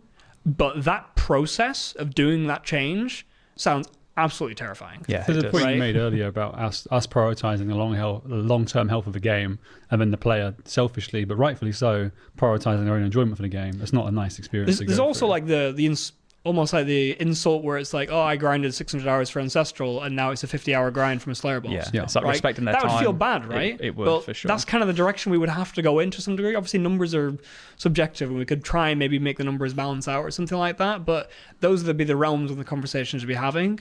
And it's not even just one drop table in reality. You'd probably want to be doing it with like 10 plus drop tables or something like that to really rebalance the end game and make it more appropriate. That is a hard the conversation. end game rebalance sweep up project that we announced at the Dreamfest whenever is going to be a tough one to manage. It is Will be going to an be absolute- really hard. And this is only Easter. looking at like the power. This might be best safe for like a mod ed on a podcast, but then looking at the narrative, all these weapons and rewards belong to ancient heroes and stuff. Well, who did the upgrades belong to? Like a more ancienter hero, which then you're Yeah. getting into like TV trope land, and It the raises a ancient good horror. question. Where like, if we had to move Ancestral somewhere else, would we have to like re-thematic it? Yeah. Like at the same time, we have to reskin it, and then we're changing visuals that players have like earned, and like I really like how my Ancestral looks.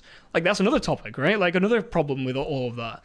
So it is going to be really messy if we do decide. So, yeah, the question I've asked a few times is like, RuneScape is a forever horizontal game, but if you upgrade scape everything, I mean, think about like 20 years from now. I know it's tough to think about that, but like the amount of grinds in the game will double. It's already like, I don't know, a 10,000 hour game, and now you have like a 20,000 hour game. And so it's like, do you want people to still have to grind 1,000 hours for a scythe 20 years from now when it's like second base or third base?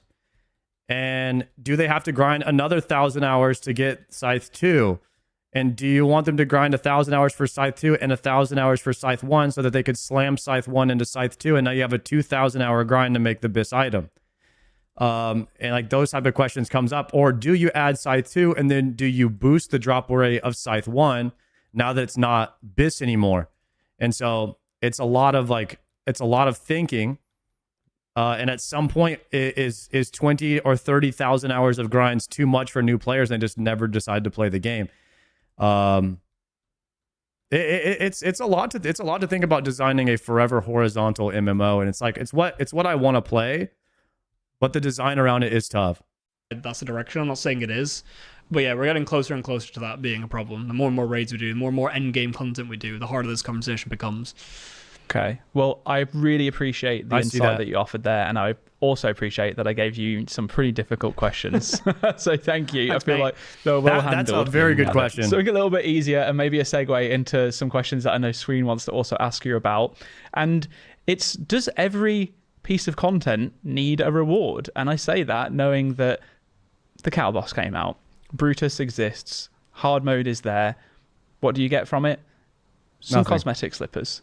And people love it. I mean, it's got a love blue it. letter. It's like, best slot free to play. The free-to-play rewards are there. Of course they're there. And they have really great get your purpose. point, yeah. But it's like, clearly, there is an appetite for people to just do content for the sake of having a challenge. Now, I'm not Yes, saying that it is. the next raid will fly by without having any reward. There was a good portion of the player base who was like, dude, Raids 4 does not need a mega rare. Even No Monkey was saying that too. And his opinion is our opinion. You know what I mean? So that could have been a thing where they just stopped putting mega rares in the game. Rewards in it. But there was definitely a point in our community landscape where GP per hour was the biggest focus of anything that we did. And if we brought a boss out that didn't hit at least 1 mil or 2 mil or whatever it might have been more than the last boss that we brought out, players weren't happy. And we had to make adjustments, and we did make adjustments. And over time, we'd then look back and said, these probably weren't the best adjustments, and we've revised that. But nowadays, I think that there is more people that are just interested in actually just getting stuck into new content and not having to worry about being bogged down by rewards, because we have so many different options available. And I'm just curious, like, what were your thoughts? I know that Brutus was more of like it's just a fun challenge. Why not? Let's just see. A little bit of a meme, if you want to say so, of like, well, if we had the easiest boss, we can also have the hardest boss. But do you think that there's any potential for similar things where the reward is being able to flex as opposed to having a new item? I'm okay with that. I think the short answer is yes. I think we can definitely like experiment with stuff like this a bit more. I think it just needs to be appropriate for what it is. Like, we didn't really design Demonic Brutus to be like grinded or anything like that. Mm-hmm. And if we did, I think players would somewhat rightly expect some sort of like reward that like respects their time to some degree. But when it is just like a one-off challenge and it's really difficult and it's like, that's the purpose of it, I think it's completely fine to just give a flex, and I think that's something we can lean on more. I think going inside more like the abstract thing that you asked is like, Flex, you're like Torvin Radiant is so good, I think man. we need to release less rewards, which might sound like controversial, but this is something I've been thinking of for a while as well, where you can almost imagine like you don't want another situation like TLB where you have like 5 rewards that pretty much nobody cares about. Like, If Tob had 3 rewards that everybody wanted, it would actually be a better raid. Like, the old chambers, they need to move items out of chambers. Like, it has too many items. Like, move one of those items into raids 4 or something. They messed up there. And so less items, I think, is okay. If it was 3 or 4 banger items that everybody wanted, it's fine. Like, just, we have to understand that, like, Jagex is encountering an issue here where they can't put enough items in the game. If we start adding 10 items to every raid, it's just going to be trash items that nobody wants. So just stop doing it. Let's just do 3 or 4 banger items and call it a day. reward space being like somewhat finite. Mm-hmm. And every time we release a boss, it is simultaneously creating and consuming a reward space. Like the boss itself is effectively creating a reward space to some degree. Sometimes it's a lot, sometimes it's not very much at all. Just like releasing a demon is pushing the demon bane reward space to make that more desirable, right? And if you do that enough, then that means you could actually release a reward in that. Like I think without Yama and Doom, like the end game demon bane landscape was pretty narrow. Like it was Abyssal Sire, Cerberus, maybe like one or two other things, but those two bosses like really pushed that to the point where these demon bane weapons from Tormented Demons are like really desirable, and that's good, like opening a reward space. However, almost all, if not all, of our like pieces of content consume more reward space than they create. Like each boss will usually have like 3 or 4 rewards on it or something like that. Raid obviously has like 7 to 12, and it might be creating softly like 1 or 2 little bits of reward space. So you can imagine that being net negative every single update. We are consuming more than we're creating every single time. And if we just do that forever, then theoretically we run out of reward space. Reality is it's a lot more nuance in that. There's a lot more finicky things, and actually just periods of time elapsing can almost create reward space where it's like, yeah, we've not upgraded that slot in a while. We want it to be upgraded now, right? There's things like that. So I'm not saying... Like the one thing that they could do maybe to make Tob, you know, feel like people could farm it again was if they made an encounter where you needed max tank gear in order to kill the boss, right? And then now you have Justicar, it's like or Justiciar, I don't know how to say this shit. If you made Justiciar good, like if you made tank gear really good for like one boss, right? Then that might make people feel like Tob is worth it again.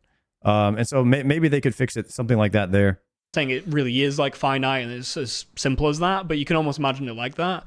And I do think like we would benefit a lot on these like reward discussion topics by just simply releasing less. The problem is Torva's already super tanky. I think the players benefit as well. It's kind of a weird one where I think Nex mainly suffered. Zolan did give you the prime. Rewards. Huge fan. I lurk a lot. Thanks for the lurking, bro. If we deleted all of those rewards and it just had Torva, for example, right? Just had those 3 armors, we could, and then we just didn't change the drop rate, so still 1 in 43. Now you only need 3 rolls on that drop table to get the to finish the thing, right? Rather than the 9 or 10 or however many you do now, right? Don't quote me. Didn't realize the hybrid armor got scrapped, dude. That hybrid armor was no good. It was a cool concept, but having a full set of it would have broke PvP.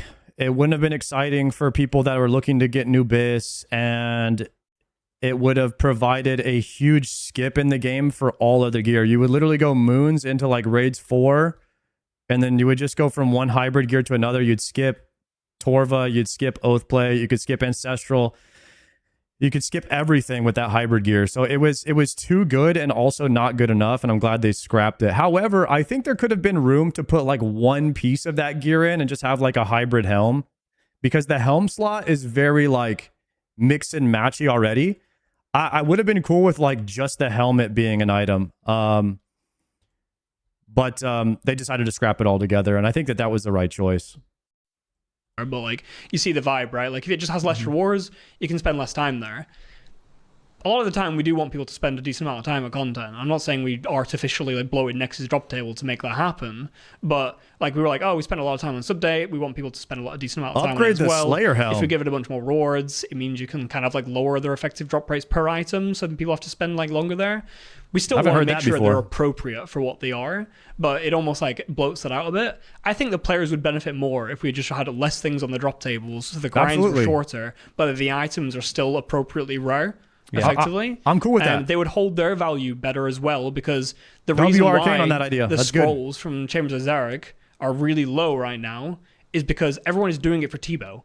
Like if Tebow wasn't on that drop table, if only the scrolls are on that drop table, they would actually have a really good value, because if the scrolls are really bad value, no one would do Chambers of Zarek. But right now, people are still doing Chambers of Zarek, even though the scrolls are bad value, because the rest of the rewards are really good value. They're the ones driving the engagement to that content, which decreases the value of everything else on the drop table. There's only ever really one true driver for the price of an item on a drop table, like one real main reason to engage with it. Everything else on the drop table just suffers because of that. So I think prices of items would be better. I think grinds would generally be shorter without actually hurting the progression of the game. Like we could just make every grind shorter, right? But then things get a little bit wonky and the progression of the game gets a bit out of whack. But I think by having less things on the drop tables, we can kind of like satisfy all that criteria. And the only real downside is that maybe there's a really cool boss that someone just wants to do more of, and they don't really have a reason to. Guys, this is another reason why Doom is the best boss in the game. Number one, best drop table. Every item is like a very good item for the place that it is in the game. You're rewarded for doing the harder content by having a higher chance of getting those items, and the content can be as easy or as difficult as you want it. There is nothing else in the game that is that like perfectly designed. You have to think about it like it's just so good, man. And it only has 3 items.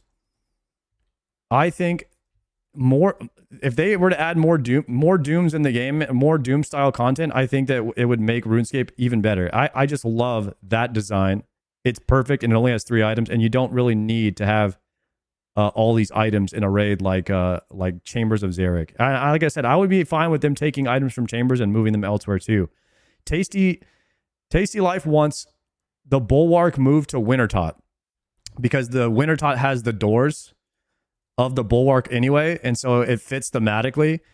I want Dragon Claws moved to TOB, and maybe the Dragon Hunter Crossbow moved to Vorkath to give people a reason to do Vorkath again. And that would fundamentally just change Chambers altogether. And then now they're raising the drop rates on Ancestral too. So it won't take as long to get Ancestral because right now Ancestral is more rare than Tebow, which I don't think that should be the case. Those if they were to move those 3 items out of Chambers, it would just change everything. And I think it would be for the better because Chambers just has too many items right now To do it anymore. Like, maybe you really love Nex, right? And you want to spend 3,000 hours at Nex or whatever, right? You probably wouldn't be as motivated to do so if there's less rewards on the drop table, right? I think that direction is a lot healthier, and we pushed for it a little bit on Doom. Like, Doom had a little bit of a reduced drop table than what players are kind of pushing for. They're like, oh, it's really weak. I think it does make, on a smaller drop table, it does mean those few rewards have to be stronger. But I still think that's fine. I think that's okay to just have like 1 really strong reward, 1 or 2 maybe middling rewards, and then that's it. I think that would be really good from that angle. Yeah, I think that makes a lot of sense because if you're talking about having 5 items versus 3, and you've still got 3 really powerful items and then 2 less powerful but still need to have a purpose, that just takes away space from somewhere else in the game that, frankly, after time, no one really cares about because their value does plummet. Unless you're an Iron, which obviously, a lot of players do play Iron, you're going to care about them. Like, you're just going to be like, well, these are just the drops that I didn't want. These are the things that I'm going to have to just throw away, like you mentioned with the scrolls. But it goes across so many different pieces of content, and like Nichescape is a thing that we can accommodate to as well. And I entirely agree actually with that, in that the more that we add onto them, the more that we take away from future potential. And I, as a player, would much rather have more variety in the content that I can do, right? As opposed to being stuck at the same place. Like, I don't mind a grind. I can put myself into the mindset of doing it, but there definitely are moments where I'm like, okay, I've had enough of doing this particular thing now. I would love it if I had another option, even just to break up, variety being the spice of life and all of that. And we could do that if we went down that road of less is more. And I think that's something that's like a relatively new way of thinking in terms of like, our PVM landscape is like really dense right now. Like, there's so much. Is he saying like, was he saying here if like a Yama only had 1 piece of oath plate instead of 3, and then you wouldn't have to be at Yama so long, and there would be like 3 different Yamas, like 3 different demons. It would be like Yama 1, Yama 2, Yama 3, and they have different mechanics, and then it would be like 1 piece from each. And then that way you're breaking up your grinds more, so it doesn't feel like you're at 1 boss for 1600 KC. You're at 3 different bosses for, 500 KC each. More like SRA. And then that gives them room to like design more content and change it up more. More like if Soulflame Horn was at another boss. That would work. I think. To do. And like, even now when I look at my friends who have like made a new Iron Man account in the last like year or two, like their like progression and like the things that they've engaged with compared to when I made Oh my my Iron Man gosh. originally and like the things I did. My completely playthrough is so different much by the different than nature of all most of these new things. y'all's. Like there's some grinds they're not even bothering to do because these new ones have come I out. And just they're like, yeah, I'll get skipped to that so- I later skipped, or like, something. Well, skip when I barrows. played, you kind of just almost did everything because there wasn't actually that much variety. And I think I would have benefited a lot more from just having more variety, more options, and like, again, spice of life and everything, variety. It would just be really good for that. Even if that means that, like, yeah, I'm just not going to do that grind because I just don't care about the reward. That's fine. As long as it has a place and a purpose and someone cares about it. Like, if everyone thinks it's bad, that's a separate problem, right? But if someone's individual account and goals don't align with a certain reward, I mean, I obviously and they didn't just skip skip it a that piece of much because content I'm as wearing well. a freaking I'm Guthin's completely helmet right okay now. with that. RuneScape's like got loads of content, and we're not going to stop adding more content in reality, right? So I think that's a much healthier landscape, and maybe that is something that Rebounds would touch on as well, right? You distribute things across like the landscape a bit healthier. And I suppose a big part of it comes from the product setting the goals for some content. Earlier we spoke about the kind of process for raids, and it started from product saying, you know, this is what we want you to do, make a raid. And then you say, are you sure we're able to hit these right players? Would you be happy about what happens? And they say, yeah. And then looking at the cow boss and the hard mode bear, the goal of that content was something for early players to learn a raid and introduce best in slot free to play offhand. And then with the hard mode, there weren't any goals attached. It was just like give something for players to enjoy, and we don't care if they spend 20 hours grinding it, 100 hours grinding it. So I guess it comes from the right goals coming from the product team, and then you help fill or answer the problems they're asking you to solve. Absolutely, yeah. But a lot of the times, to be also like quite frank, the product goals are driven by what the community asks us for. True. You know, product are out there listening to the players, and the players' demands are largely what drive the work that we do in almost every aspect. So I think this conversation is going to be really interesting to read back upon what people have thought about and see the comments on, to try and understand where people are at now. And I think the upcoming primer blog for the Fractured Archive reward space is going to be a great conversation point as well. Yeah. And I implore... No, I like the fact that you could skip some grinds, but I also like that if I want to get a prestigious like reward like Grandmaster, I have to go back and do it anyway. So even though I'm skipping it, like you can't really skip the content. Like you still need something from there in order to achieve certain things in the game. And that's why it's great that there is a combat achievement that's attached to barrows, because otherwise I wouldn't have a reason to go back and do that content, right? So I think that that's good. Or everyone that is going to be watching, like and nothing should reading, be that they look at fully that holistically, skippable. that they look at it from a bigger picture point of view. Like you mentioned that you started doing, you know, when you came in after your trial by fire with your first few releases and such, because that's what we're having to do now is, you know, we are looking at the bigger picture, and sometimes understandably so, it can be really easy to hyper focus on what you care about the most in that moment, because it might be that you have a particular grind that you're doing and this change might help speed up that grind because it's one that you don't like doing, or it could just be something that you really enjoy and you want to do more of, and your emotions get attached to those. And that then impacts the feedback that you can give. There's nothing wrong with it. I as a, you know, in working in a community, it's our job to look at that and decipher, okay, why might a certain player feel this way versus this player feeling this way? But I think if people could, sometimes all it takes is just literally thinking of it in that sense of, okay, I know that I want it this way, but what about if I look at it in terms of the bigger landscape of the game, the community, the economy, the health, and all that kind of stuff? It can really change the way that we get feedback. Kieran was pretty clear with me when I first joined the company. So like, because I was joining with a very progressed Iron Man and eventually maxed it and everything, and doing a bunch of Inferno and all end game content or whatever. And he very much was just kind of like, your lens is like really useful, but you need to question your bias at like every opportunity. Yeah. Like, don't let it rule you, because it's really easy to let your biases just rule every decision and go like, well, everyone I talked to wants. Yeah, to like we're all this, guilty of clearly that's that. the way, We are right? all But guilty of that. it's just not the case. Like, there's so many different players with different goals, different perspectives that you need to take into account. I'm conscious that this episode might spawn a bunch of episodes, like from other creators being like, Jagex announced like gear squish and that kind of thing too. This is very much like an agenda feeling podcast. Yeah, isn't it? Which was not our intention. The only questions I prepared were really light-hearted ones, actually. I just couldn't help myself. I was just getting into it. Yeah, I had an opportunity to ask some really cool things of you. So no, I really enjoyed it. I'm wondering if we want to give RK a little break and asking some goofy stuff. Yeah. I was just give us some thinking goof that this stuff. is a great time to go into a little bit more goofy things. Yep. Goofy time. Yeah. Do you want to kick off some goof? So I was just on You a can be the Some goof man goof. today. I don't know if I can today. wear that. No. Too serious, sween. Too serious, too Yeah. boring. But I was on a call earlier with Mod Sani and Mod Frogs, and I was like, I'm going to be chatting to Mod Arcane. Are there any questions you'd like me to ask? And they suggested I kick off with something like, what is the weirdest conversation? I've got no context on this either, so I'm looking forward to the answer. What's the weirdest conversation you've had with Mod Rice? Mod Rice is an interesting guy. Very interesting. I think the most common, like, reoccurring one that is definitely, like, distinct to my mind is he's very adamant that he would be able to fight and win against 30 geese. 30. 30 geese. Is he barehanded or does he have a sword? Because we spoke to him on a podcast. We know all about his sword play. I think he mentioned that obviously all those things would help, right?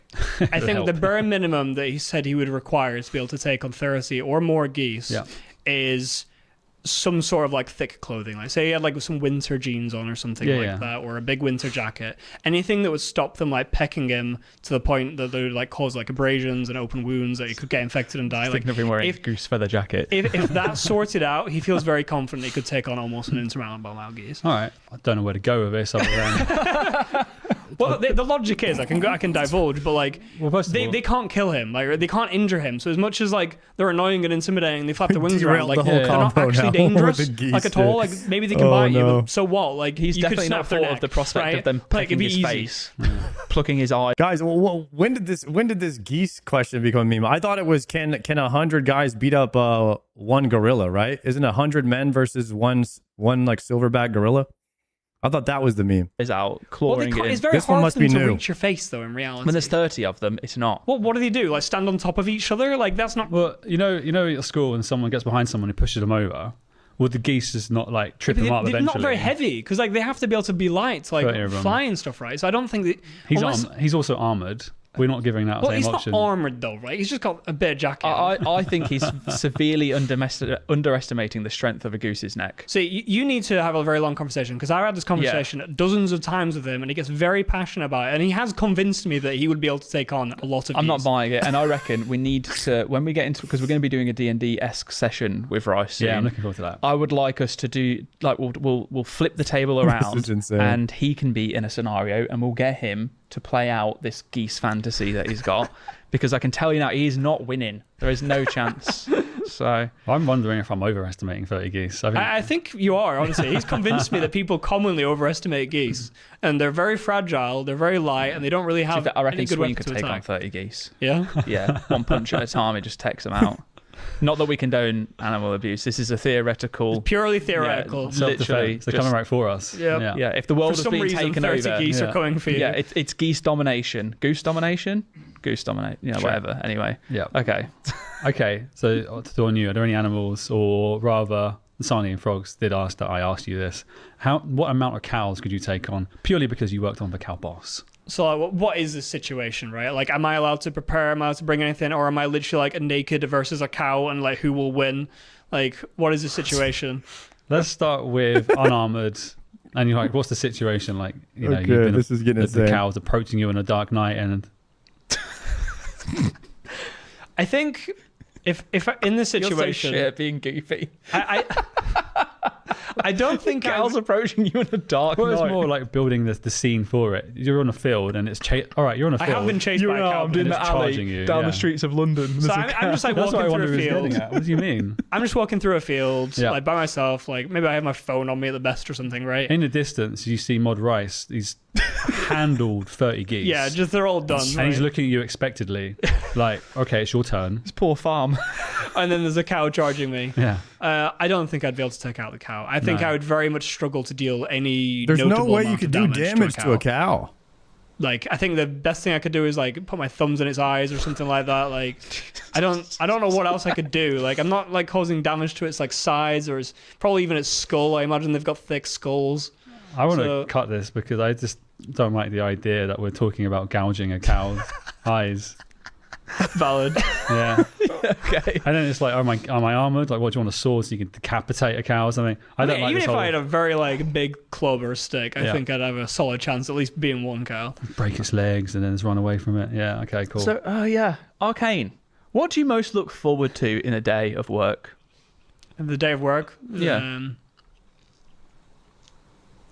Honestly, most of the meat of my job is just kind of really fun.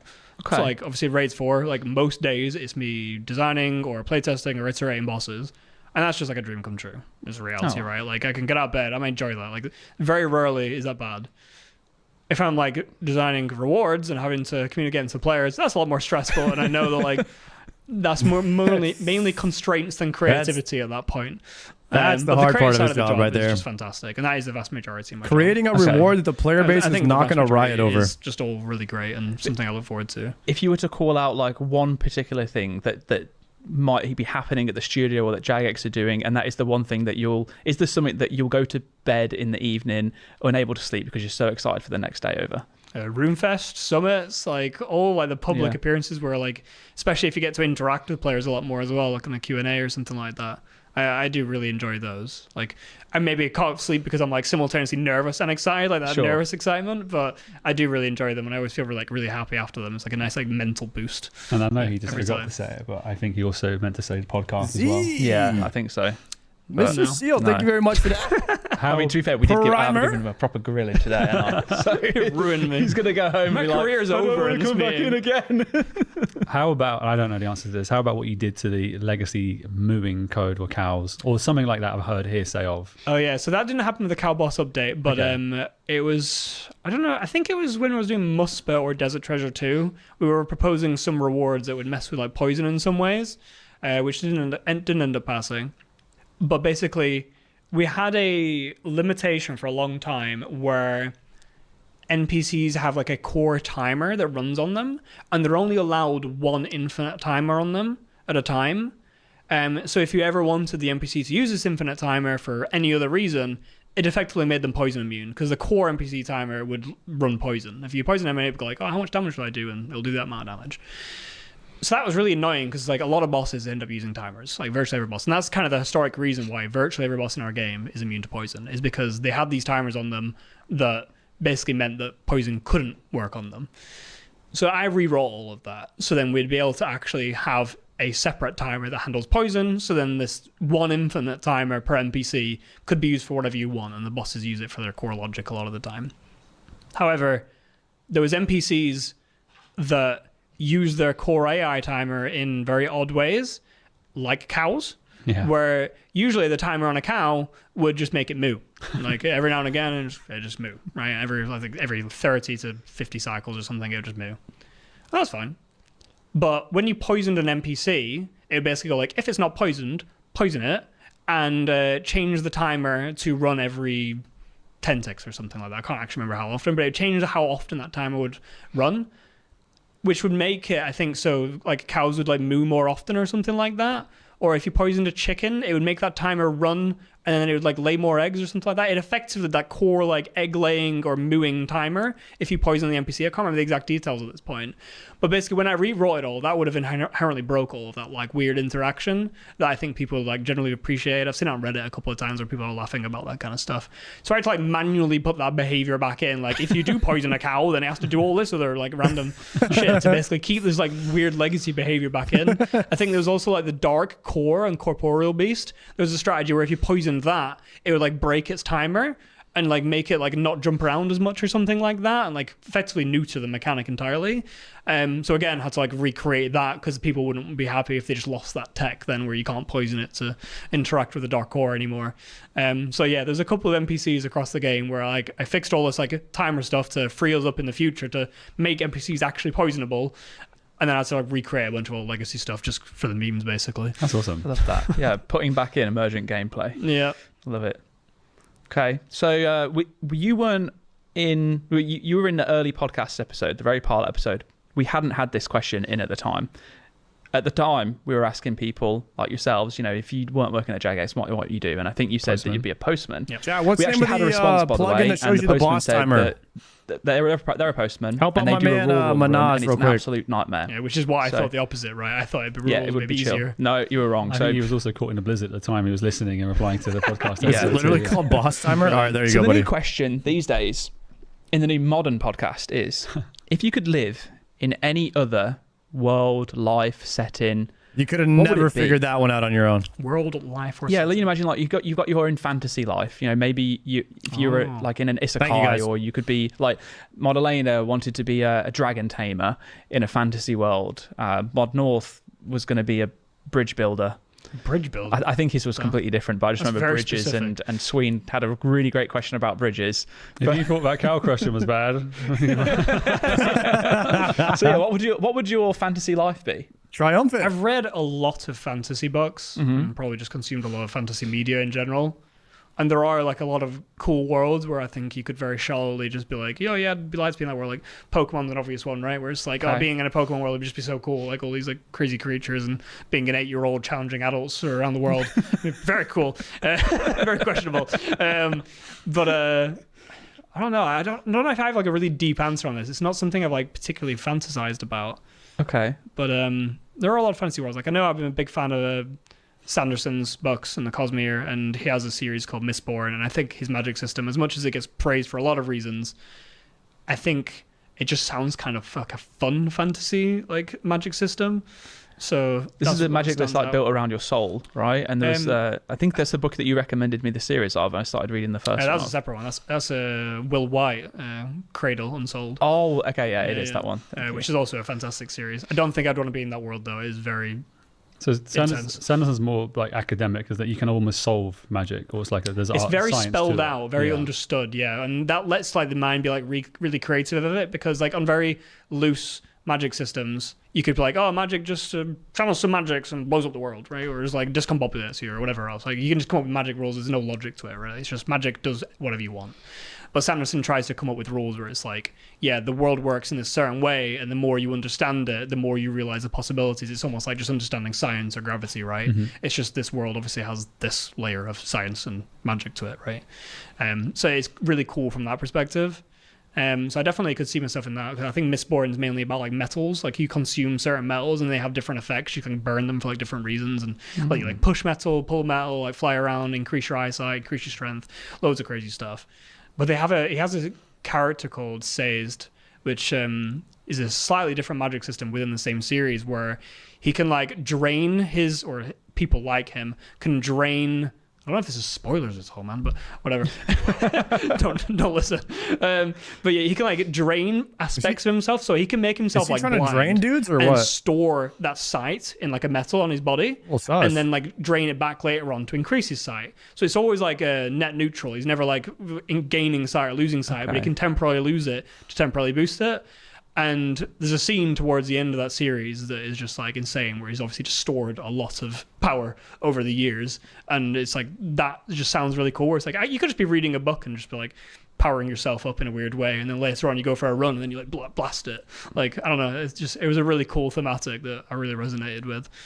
He's also a really chill character, it's like who kind of just read books. And he's very religious and stuff like that. So I don't know, there's just something very therapeutic about his character. I don't know, it really resonated. Maybe I'd want to be a monk, Okay. actually. Like, just not even a fantasy thing. Maybe a fantasy monk would be more interesting than a real life monk. I don't know. I'm not overly. Dude, I think one of my favorite concepts for like a fantasy world was the Wheel of Time. How pretty much only women could use magic because the touching the source of magic like corrupts men. And so the men would be like the protectors of the sorceress, and they would like fight off people while she's trying to cast spells, because like the spells took a long time to cast or whatnot, and they couldn't be interrupted. I thought it was pretty sick, bro.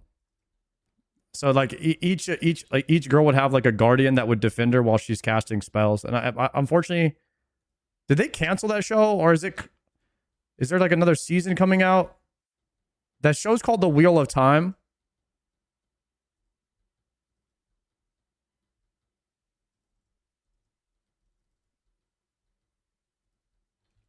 I don't know if they were coming out with another season of it or not. It could have been canceled. A lot of the fantasy shows get canceled, unfortunately.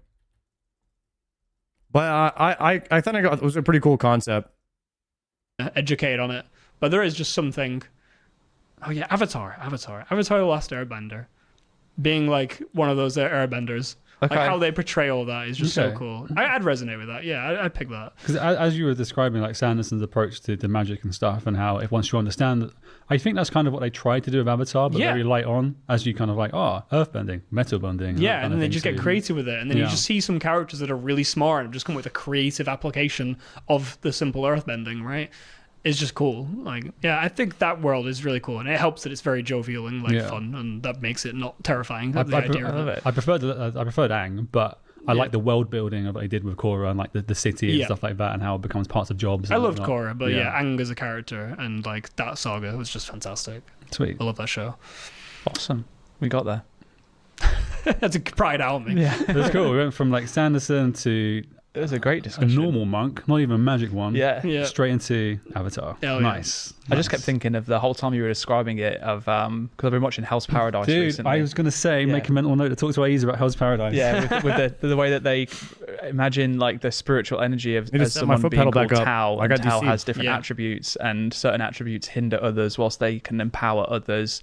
And it kind of sounded very similar to this whole, using the drawing in from difference and the attributes there.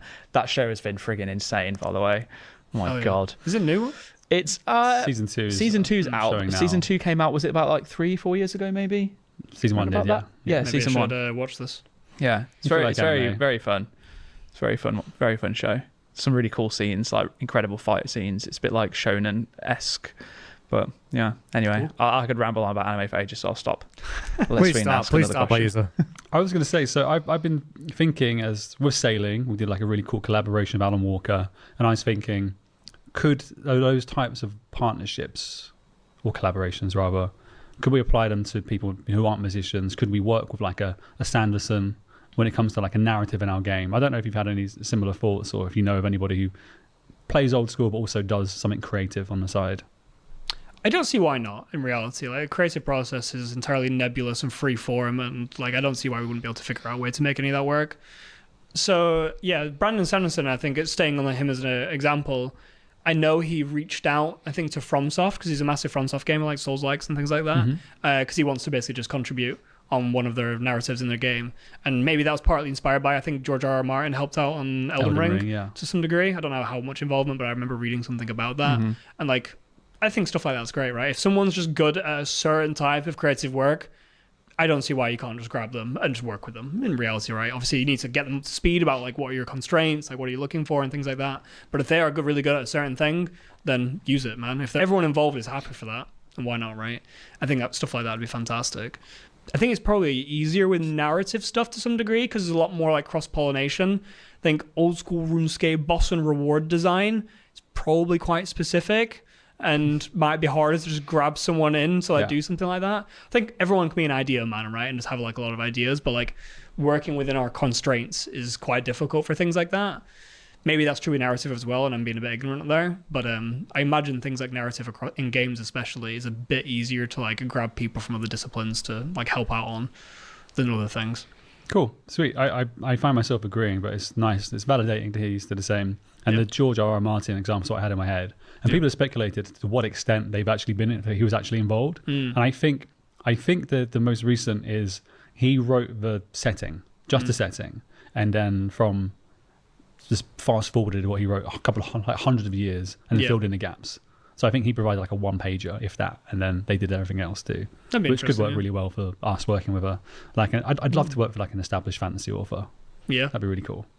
Make it happen. If any old school RuneScape players are established fantasy authors or know any, then let us know in the comments. Make my life easier. Call him. His number is at. Do one. Brilliant. Well, Arcane, it has been an absolute pleasure. It's probably getting close to the point of it being good for us to wrap up. But before then, is there anything that you maybe want to say? Any leaks? Any leaks, Arcane? Any leaks? Anything at all? If not, then we can. God, I didn't do my interview farewell. prep. I didn't grab anything. How has it been for you as like doing a podcast with me again the second time? Like some obviously similar topics get brought up again. Obviously a lot more project work we talked about this time with Raids 4 especially, and just general like rewards, because obviously that's Raids 4 is touching on rewards significantly. If we were going to do a third one, like what direction do you reckon would be a good one? Really good questions. I mean, like, I've thoroughly enjoyed today. I love talking to you. I love talking to the majority of the people in the team. I don't know why I said majority. Now it's going to sound like there's people I don't like talking to. Everyone knows what you mean. Yeah. I guess it's more the fact that I don't often get the opportunity to speak to everyone in the team in the same way that I get to speak to the majority of those that I do speak to. That's a better way to put it. Very political. Yeah. I'd probably say if we were to have you on again, most likely would be relevant to a project that you're working on at the time. Like, we had to talk about raids here, you know, as the key developer on the project. Yeah. One of the things that most players are going to be caring the most about hearing more of. Like, I want to get your thoughts on that. I had to go there. I was also, though, like, trying to prod in terms of just talking about raids questions and rewards in RuneScape. Yeah, maybe, who knows, next time will be a little bit more of project, more about life, randomness in there. I probably need like more interesting hobbies to like talk about the rest of my life at first. Yeah, Like, we can talk about other games. be prereq. Yeah, I want to find out how your build went on Path of Exile. Like, did that I'd go love to down talk well? about other games, but I imagine players are sick about listening of me talking about PoE at this point. So To be fair, the last few podcasts that we've done, you know, we've talked about World of Warcraft, we've talked about a little bit of Path of Exile here or there, or just general other games. And I do play a lot of indie games. Like a lot of indie games. I think I played like 53 indie games last year or something like that. Wow, we need to see your Steam Wrapped. That would be a great topic to go over. Walking through my Steam Wrapped would be quite Yeah. fun. Oh, that's at least my way of answering it. It's like, I don't know. I take these podcasts as whatever happens in the moment, the way the conversation goes. Obviously, we have a little bit of prep done in advance, and mine was raids as well as a few difficult Trying to get my cursor like yours. Exclamation point cursor, my man. Similarly enjoyed it. Imagine if he said he didn't. No, exactly. I was wondering, for the sake of being contrarian. No, I enjoyed it. Love speaking with you. For the next one, season 3, quite far in the future. Probably by the time we get you on next, we've wrapped up and released raids. We might want to touch on how it went. We'd be more rewards deep, and we probably want to be looking at this whole like reward squish nerf balance type thing. But I also don't want to make you have all the tough podcasts, so maybe someone else gets that Might one. just be part of the job at this point. In the pilot episode, which was nearly recorded 2 years ago now, we kind of spoke about like aspirations long term within the studio, also within the industry. If we're recording the next one later this year or even next year, you're looking at like nearly 3 years difference. So maybe it's cool to touch upon that, like where you see yourself in the games industry and going forwards. Sounds good. Nice. Look forward to it. We'll get to see how much milk you can drink as well. Yeah. It won't be like a podcast at that point. It would be just like a challenge round. Yeah, pretty Just much. random stuff. We'll have asked every JMod everything by this point, and we'll be all just be farming YouTube Shorts clip like Yeah. Just for outrageous things, left, right, and center. To get you and Rice battling it out in a coliseum. With geese. Yeah, with geese. Yeah, and a cow. In the audience, because you're not fighting them anymore. I think we should wrap up. Yeah. All right, that's GG's on the podcast. These guys have lost the plot at this point. Guys, WR came for that one. I enjoyed when they were talking about RuneScape. I enjoyed listening to that behind the scenes. If you don't know what I'm doing right now, I'm farming Zilliana. I have a Nihil Horn, which drops off of Nex. And I am trying to get the ACB so I can make the ZCB, which is one of the strongest items in the game. But we are currently, that item is a 1 in 500 drop rate. We're at 275, and I am completely out of prayer pots now. So unless we get a prayer pot drop, this will be the last kill. I talked to Palomar earlier. I might give him a call here in a second and see if he's ready, because we're going to do a 2-man 15 scaled chambers today to see if we could get a purple, possibly a dex for me before they change the drop rates on Dex, because you guys know the summer sweep up is happening and Dex is getting a rework. It's going to be 6 points less common than it is now, and so I might need to try and do as many chambers runs as possible. But I don't want to completely neglect my other grinds, like Zilliana and Yama. So we are still going to be doing 25 Yamas tonight.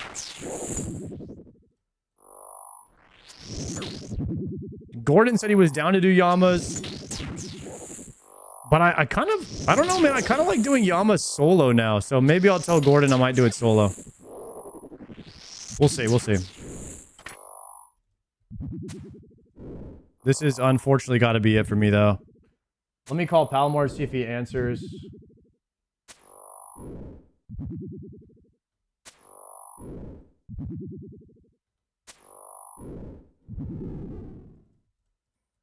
Take this rune kite. Take those coins. Take the rune plate skirt. Law runes, why not? Oh, take these 3 Sarah brews. Coins there. Coins, coins, coins. And don't be greedy. Let's just get out of here. TP out.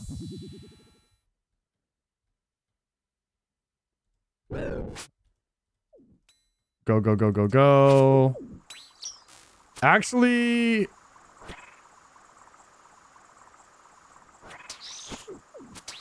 is it possible for me to Edgeville TP from here?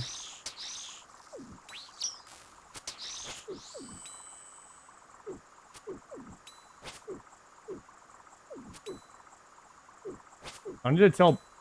did I get hit? Let me try Edgeville TP again. Let me message Palomore.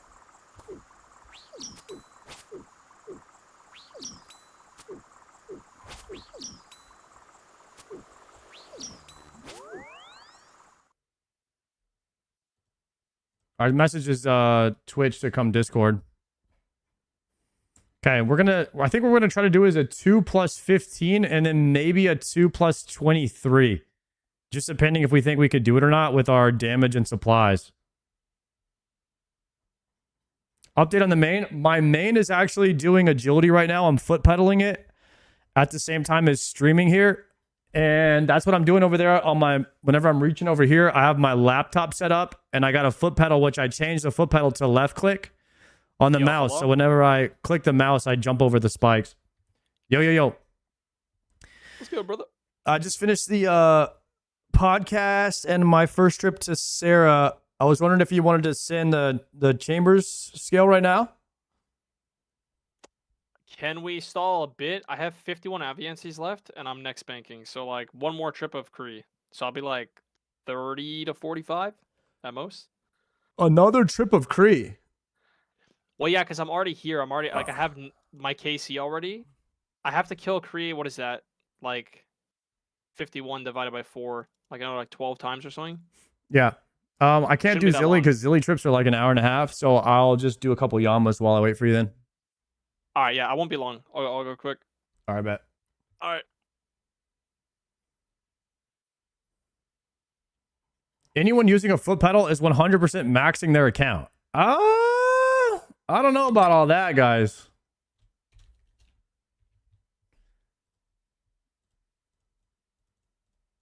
All right, let's get the Yama gear out.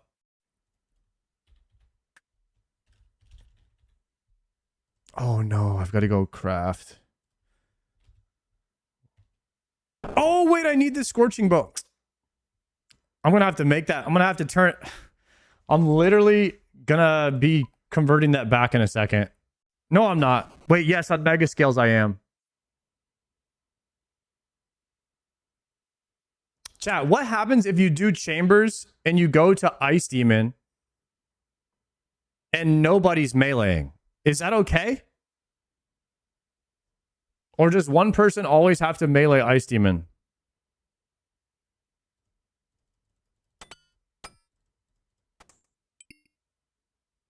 Nobody used to melee. Okay.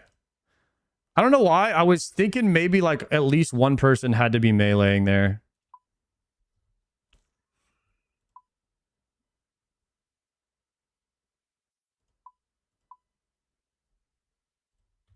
Okay, give me the battles. Give me a battle staff, a hammer.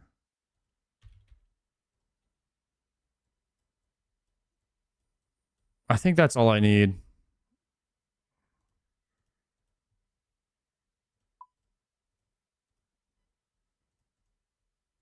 Oh my gosh, I'm running out of venom sacks too. It is going to be a heavy venom sack angle tonight.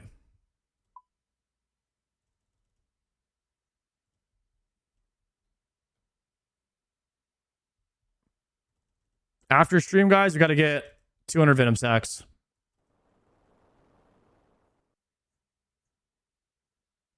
You need one person tanking it, but it doesn't have to be melee. Okay, nice. What do you make antidotes? Antidotes are made from magic tree roots.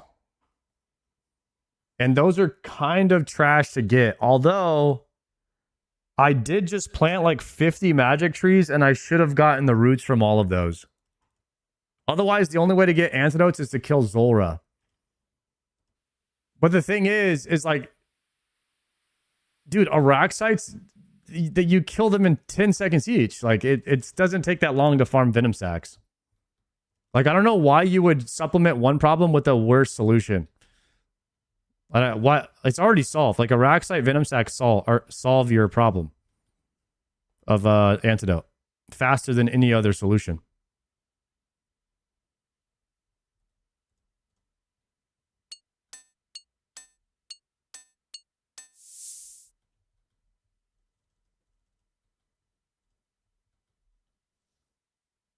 You should have just went dry at Zulrah. That's what I'm saying.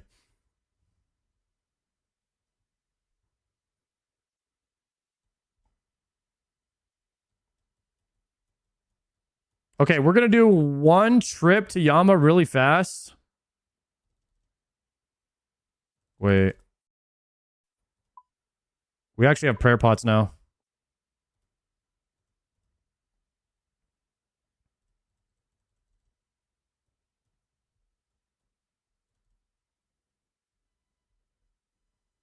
Okie doke.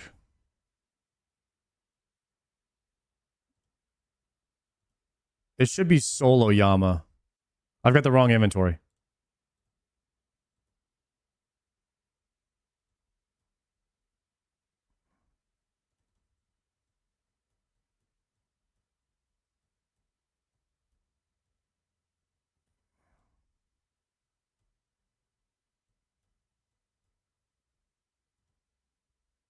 Oh, but I have to log out of my foot pedal to do this.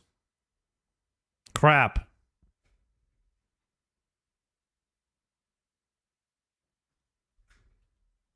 I forgot about this.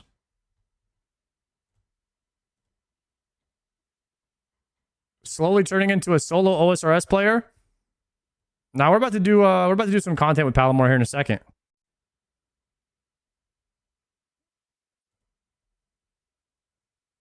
One, two, three. We can deposit this one. And then I would bring like 2 more food. And then we're going to go to my house. No ACB. No ACB yet, boys. We just did 35 Zilliana kills on that last trip while listening to the podcast. We're going to try to get a Dex. Then maybe like one more Zilly trip. And then we have 25 Yamas tonight with Gordon. Oops. I need to change this to Arceus. Okay, that looks good. I think we can TP in now. On my other character, I need to hop 2.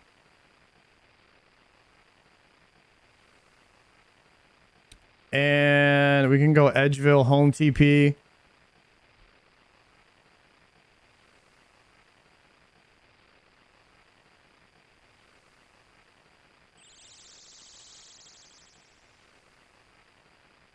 Okay, so what I'm going to be doing, guys, is I'm going to be hitting Yama with an Elder Maul on my main, and then I'll be using my SGS on my Iron Man. So I should have an Elder Maul and some Chasm ports.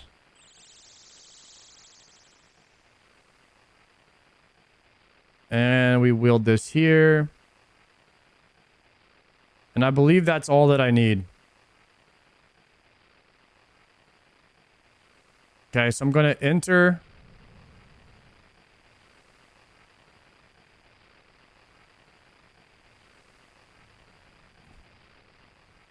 I actually have to hop to my mains world because this is a 1750 world. There we go. Now we're going to enter. Join. Sardako. All right, boys. Let's see if I remember how to do Yama solo. Let's see if the muscle memory comes back. Potting here. Mark of Darkness. Thralls. Araxite Venom Sac. Anglerfish. Challenge. So I would attack here. Oh, I forgot Horn. It actually landed, though. The Elder Maul actually landed, so we're okay. I was supposed to bring Horn on my main.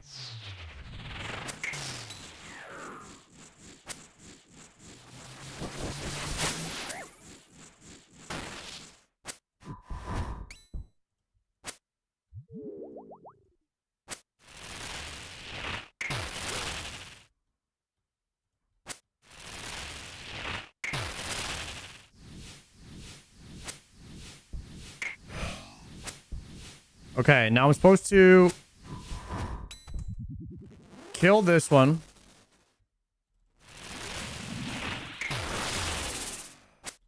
Grab the red.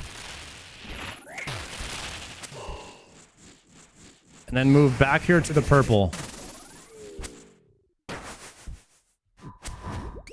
Cooking.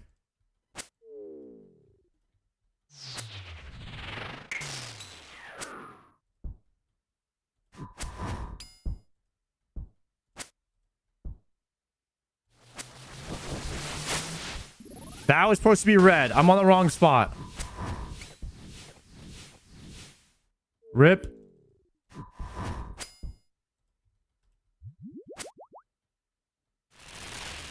Now it's going to be blue. Phase.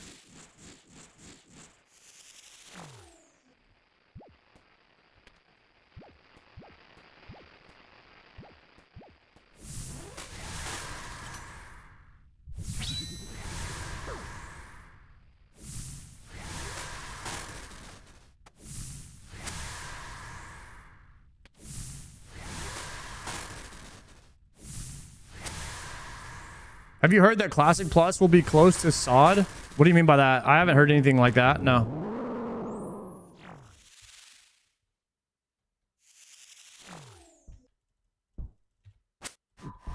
I really haven't heard too much about Classic Plus. I mean, it's all leaks and speculation right now.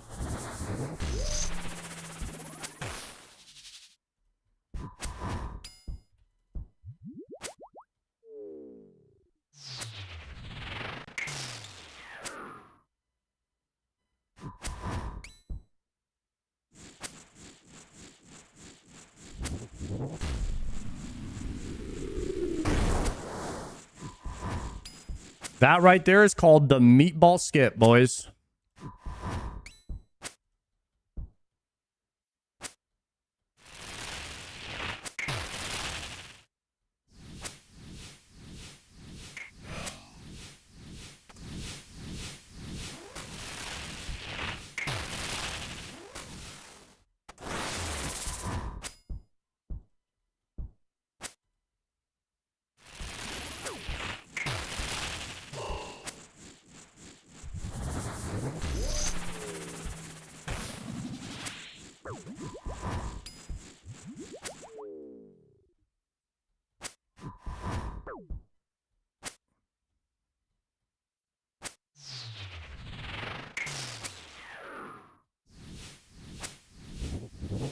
Pop off. No, I'm dead.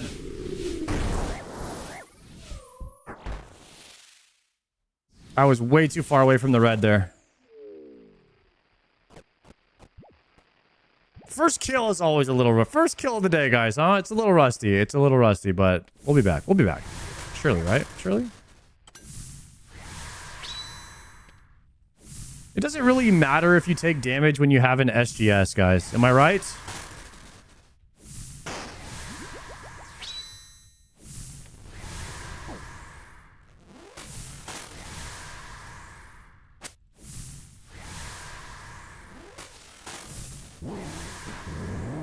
If you have an SGS, guys, you just don't even care anymore because you just heal it all back anyway.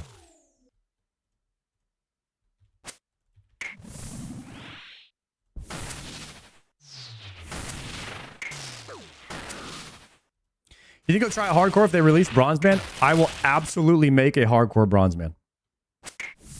Absolutely.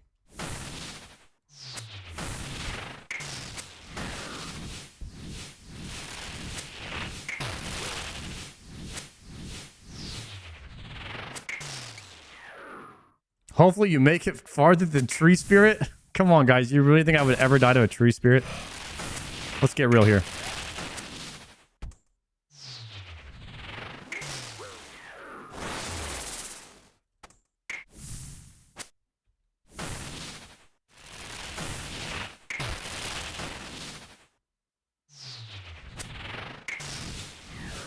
How about a frog like Triumphant? Are you kidding me?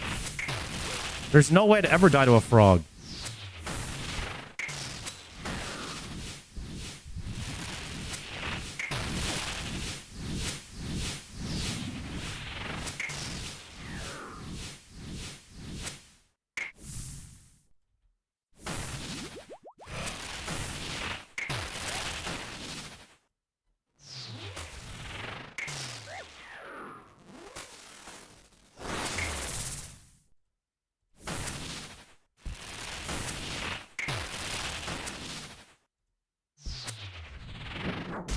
First kill of the day right here. Nothing. Ooh, 88 anglerfish though.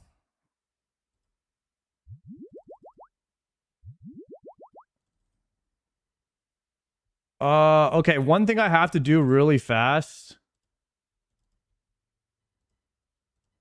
Wait, this is bad. All right, screw it. I'm just going to send the Elder Maul with no horn. Because I have no TPs on my glory. My house TP is down, and I have no way of getting out of here.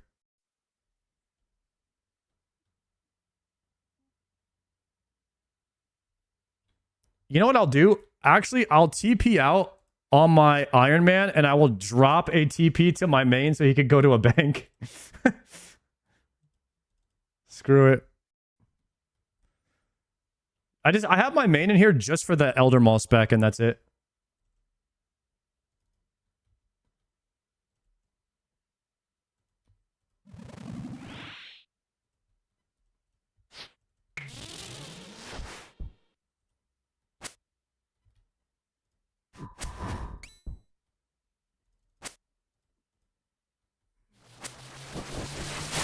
He landed. He landed. Taco Bell for the win.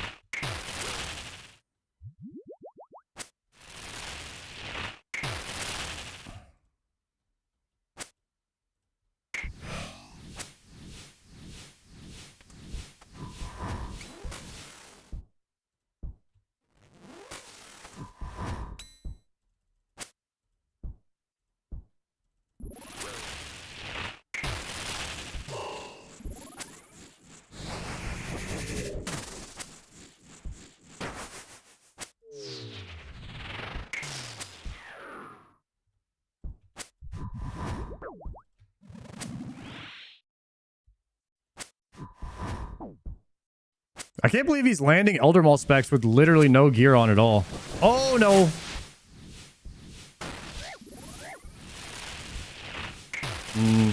That was bad.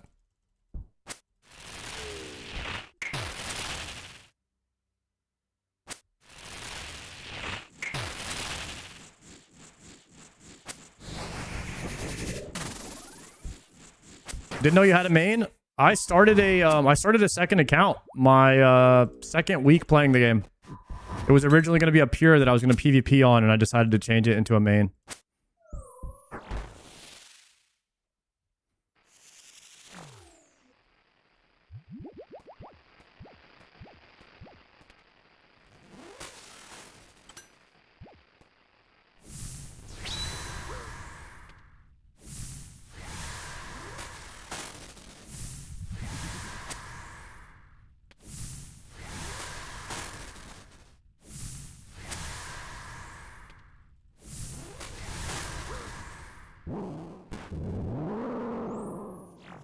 Good to see you really enjoyed the OSRS. I wish other people could see the light. Me too, bro. Me too.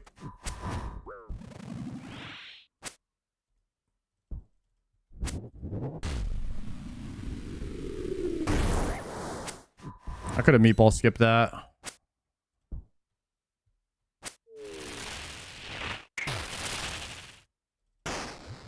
You know what? All those other guys are just missing out. That's all there is to it.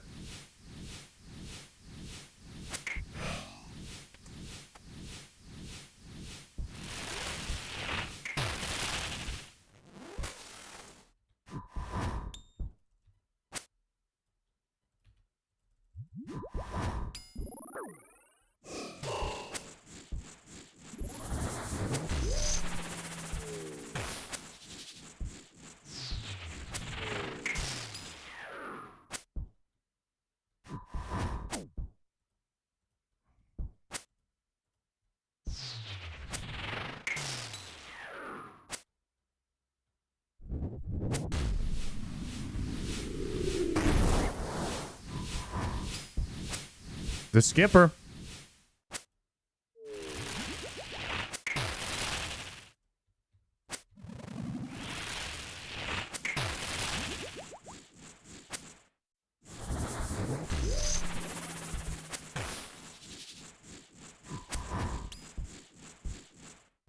DPS is not looking great on this one.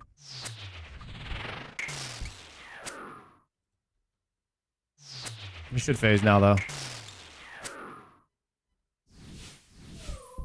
There it is. Guzu did the new quest, I think? Did he actually do Blood Moon Rises? Is there a way to look that up to see if he did?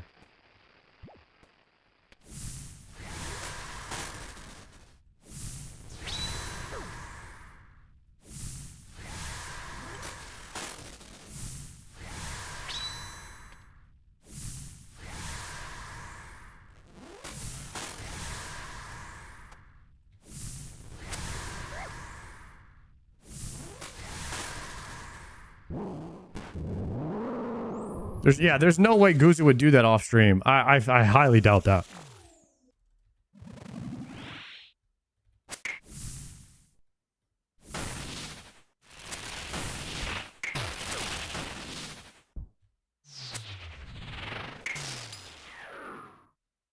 Missed an attack.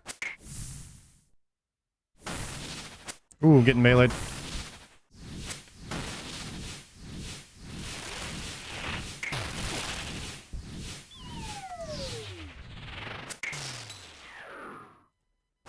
Getting meleeed again.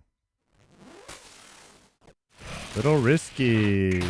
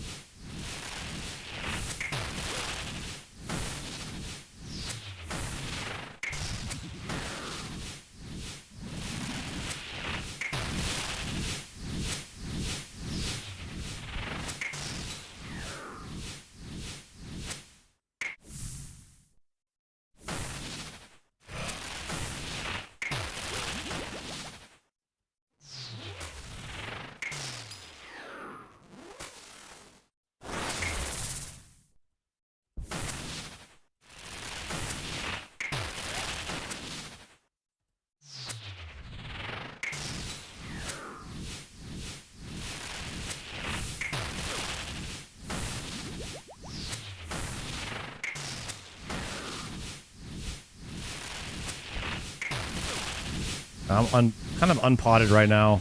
That's the problem. Forgot to repot before the kill started.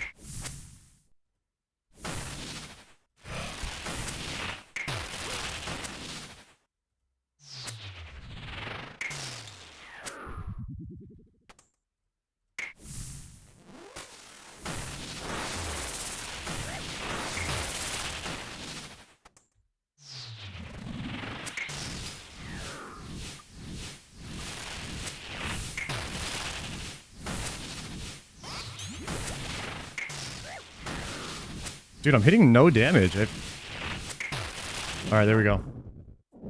That was the least amount of damage I think I've ever done on Yama.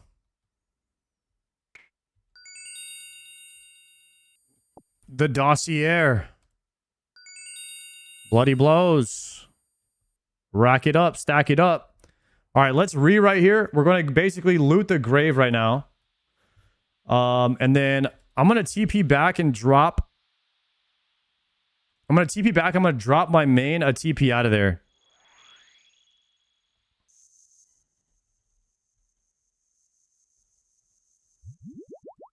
Ooh, travel to Farming Guild. Let's see. He's on Ancient Spellbook. Do I have any tabs?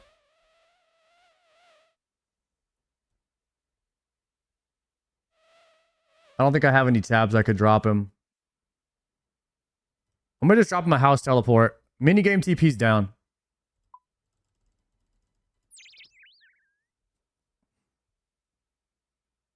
This will work.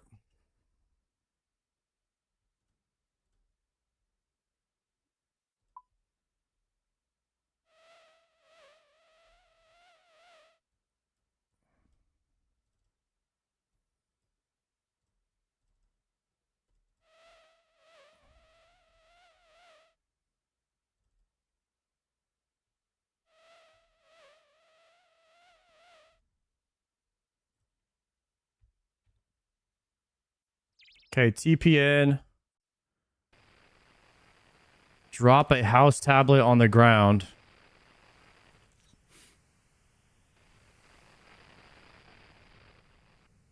Oh, I could have dropped them a dueling ring too. Actually, that would have been better. Now, that would have been a good idea. So, hopefully, my main should be able to see this house tablet on the ground now.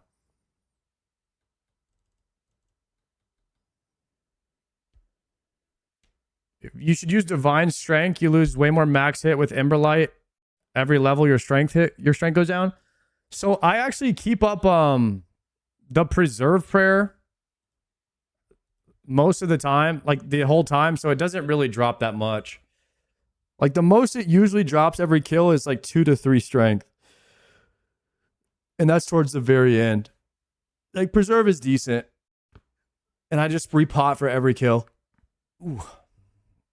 There we go. We'll take the house tab, TP out.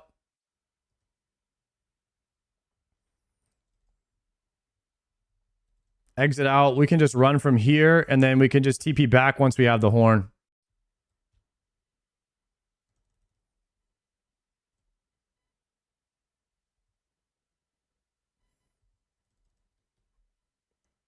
Yeah, this tech is really good, man.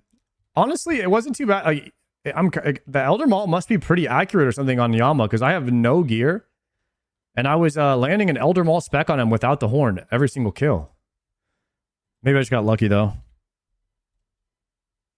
Did you get the ACB? I did not get the ACB yet. You were going to max your Iron Man? Yeah, sure. Give me 5 years, though.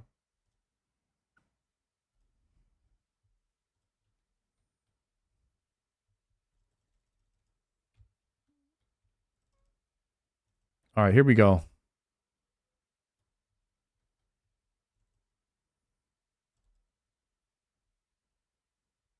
Potting, preserving. Mark of Darking. Thralling.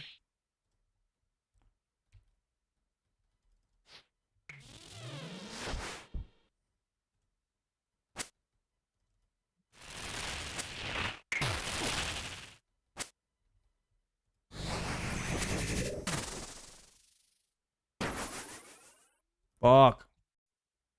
All right, that was bad, but I got it. I gotta get better at that.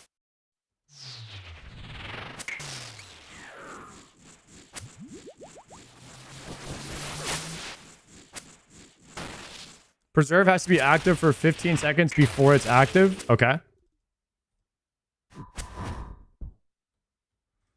Poison, my main is gonna die here. It's better if he dies.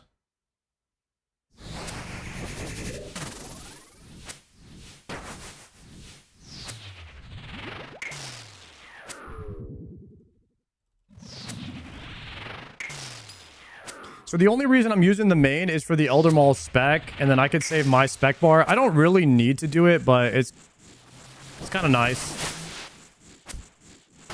This is a fight that's meant for 2 people anyway, but I just go in and spec him with my main instead of using the spec on my iron, and then I could just basically use SGS in the transition instead.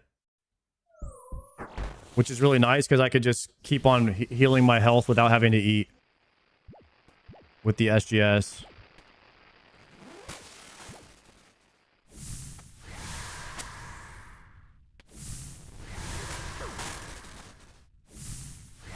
Good to see you still going on with the iron. Yes, sir. So, like, watch. We could just top off our health and prayer in between each phase with the SGS, so we're literally fully topped up going into every phase, which is really nice. And then that's what basically speccing on the main allows us to do here. Sometimes it helps more than others. Like if I'm taking damage, SGS actually has much more value. Okay, so right here I'm going to do something called a meatball skip. Normally I would have to go to the red glyph, but we're actually going to skip all the... We're going to skip that mechanic and skip the damage from it as well.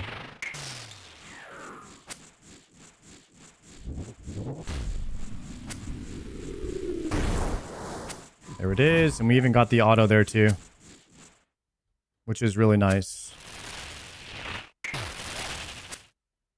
Oh, I must have flicked back too soon there. So now we'll get a big SGS heal. I might actually take this damage. Nope, I got their tick perfect. I was kind of expecting the balls to come out there, unfortunately.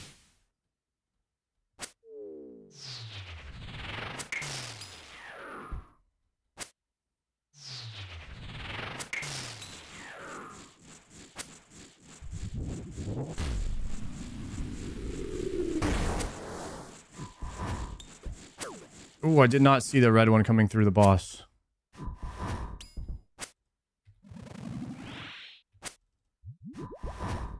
Looks like he's going to phase before orbs here, which is really good.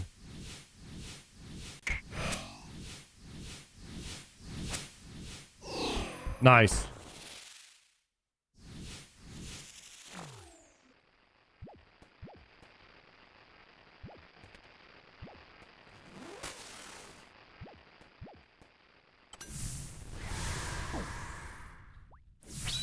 So we hit there. I think we're going to go ahead and hit a surge pot. And then we'll get even another SGS spec here, which should top us up full. Very nice. Clean. Playing like a grandmaster. Yo, thank you, Amazon. I appreciate that. I don't know if we're there yet, but I am hoping to be on that level one day. Certainly a good step in the right direction. I mean, it couldn't get much worse, guys. I was terrible at RuneScape when I first started.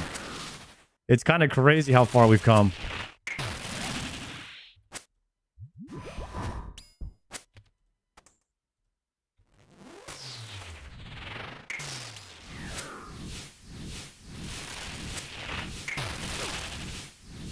Was? Void? You think I'm still terrible at RuneScape? Maybe I am.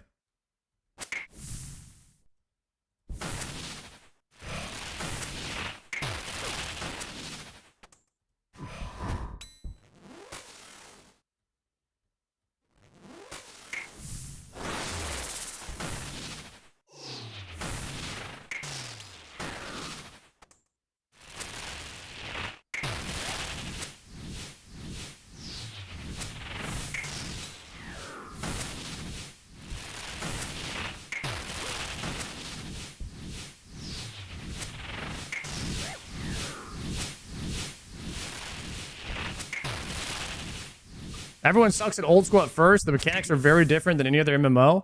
I agree with that, dude. Nothing translates to this game, man.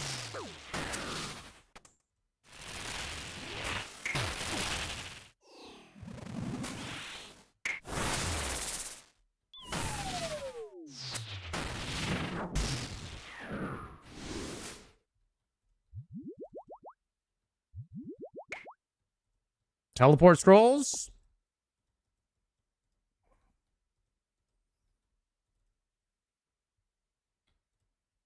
Bringing in the main, flying in. And we'll repot here too. Venom Sack, Karambwan, potting, thralling, challenging.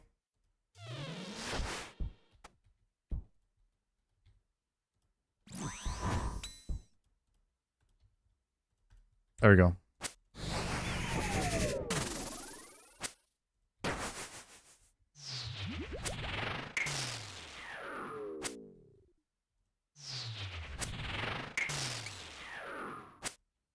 Love You Star was so fun the previous stream with the crazy train. Oh, dude, that was insane.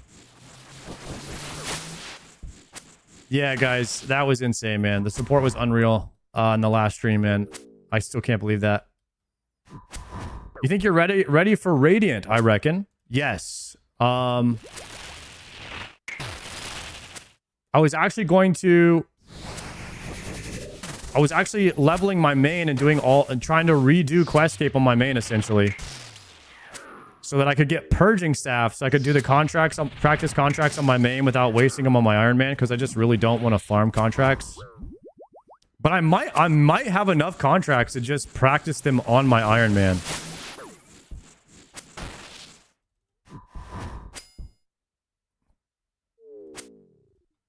I have a lot of contracts because I didn't spoon Yama. Like, how many contracts do you think I actually need to finish the Radiant contracts?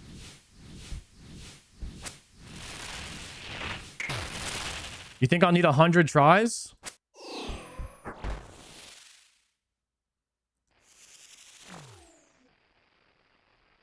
You think I'm going to need 100 tries to do Radiant? If I'm going to need 100 tries, then I'm definitely doing them on my main.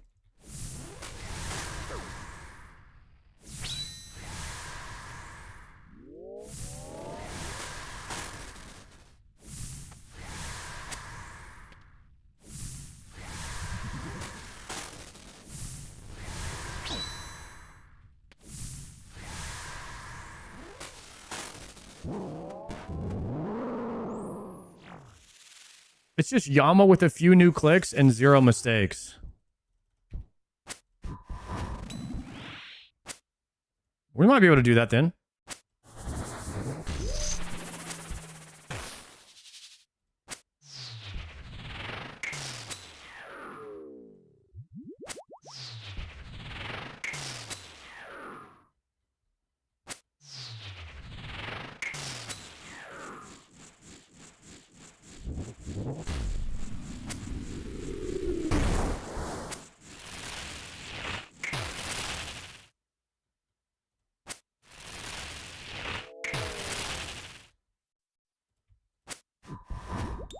We've got the meatball skip down.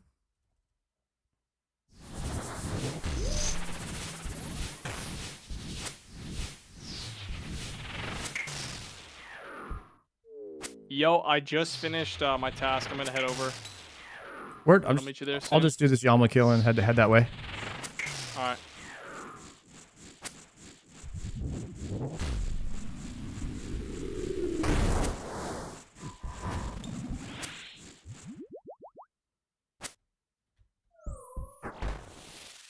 You can get Glyphic fast if you can no-fly. I'm sure I could pick it up. We can do the Godfly. Is it the same thing?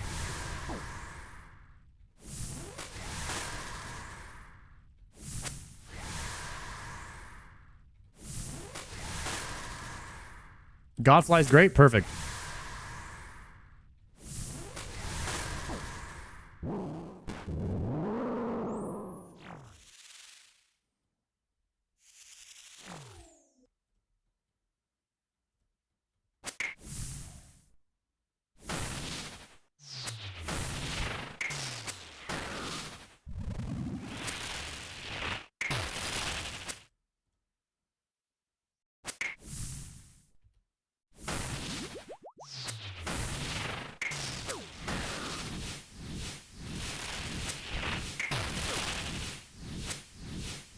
Instead of 7 tick, it's 8 tick. That's fine.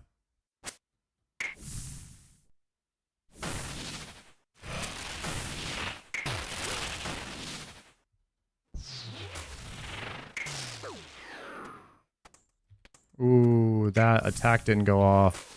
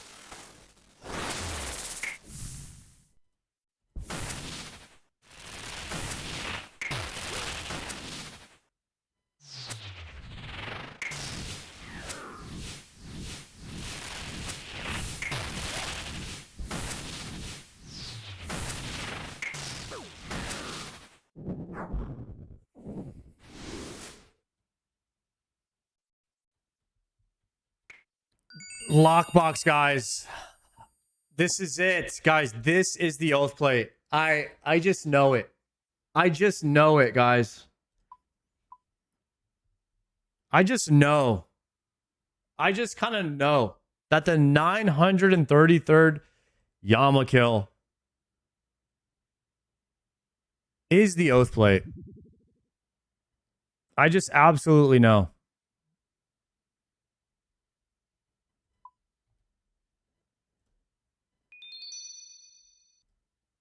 That it's Dragon Darts. I absolutely knew it would be Dragon Darts.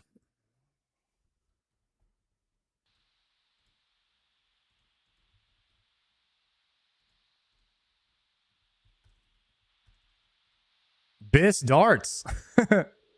Yup. All right, boys, predictions going up. We are about to do a scaled 15.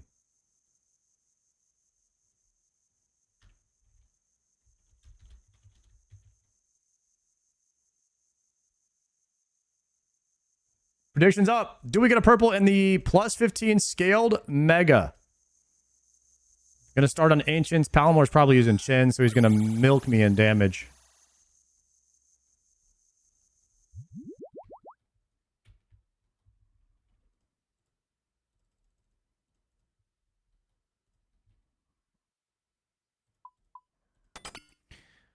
Okie dork. Give me the Zeri Towel. You gonna use Chins? Nah. I have like 800 red chins, but I'll just save them. I farmed like 1k black chins, but I used them at Kree. Yeah. I think if we do the higher scales where like barrage target gets capped, like farming chins in the future could be pretty sick. It's like super unnecessary though, I think.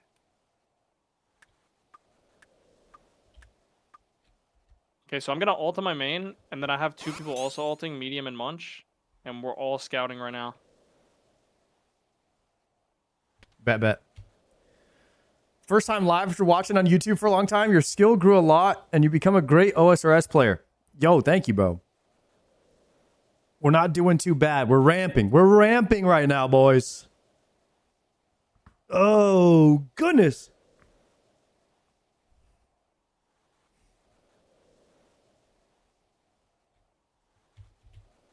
Gauntlets. Actually, I think I have one called Mega Scales. Yeah, this is a much better loadout, I believe.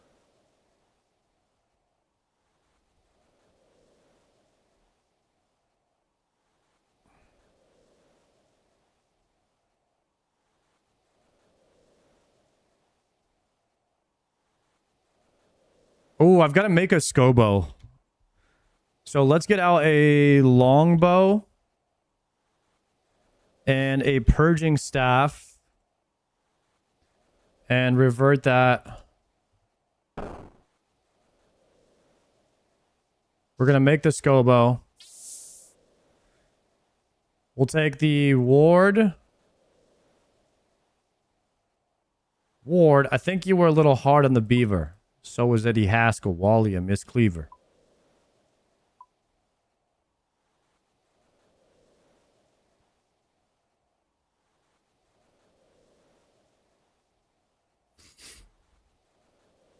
Name that movie, boys.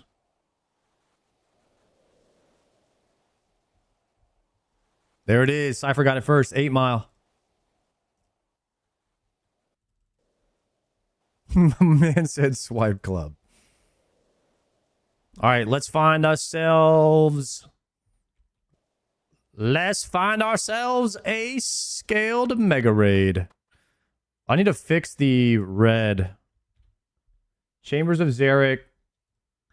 We don't want Vasa. We don't want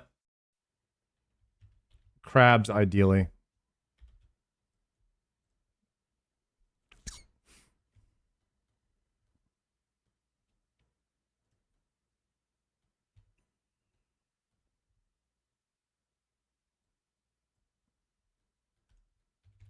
Banger right here.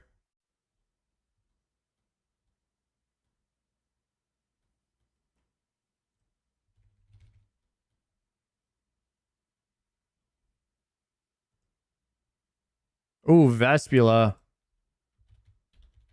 Put Vespula on there too. Your playlist and my music are 95% the same? That's crazy. Dude, how'd I get a full red raid? What the flip? Back-to-back full reds.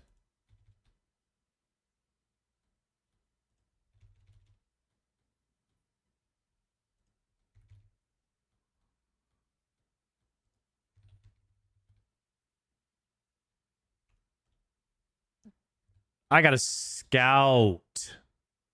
I got a scout. What are we looking at?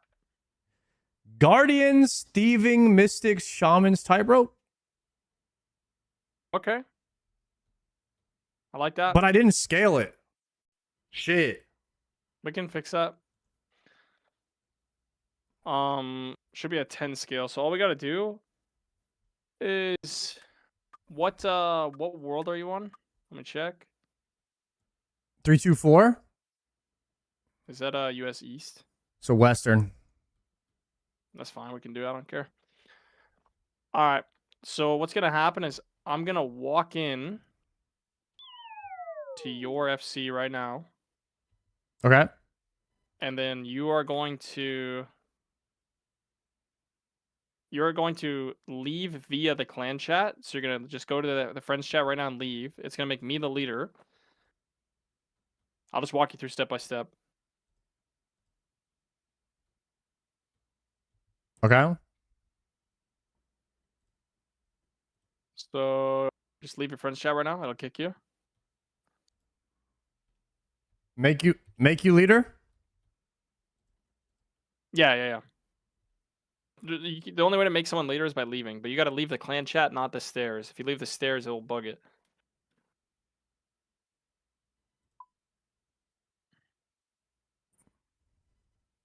All right.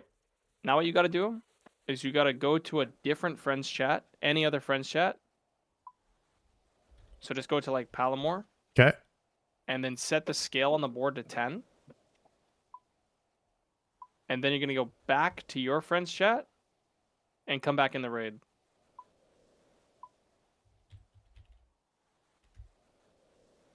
Jagex, fix this, please, if you're watching. Thank you. Yeah, that'd be hype. And now when you come in, I just got to get you back leader. And it should be a 10 scale.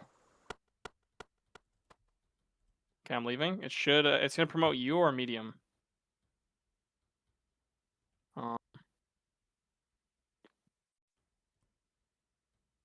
Did it go to you? It should say in chat.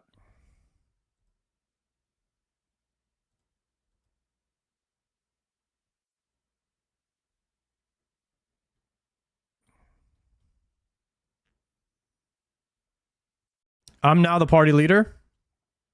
And the scale is... It doesn't say. It just says party size 4 right now. It won't show until the raid starts. But that's how you Okay. fix the scale the way we did it. Okay.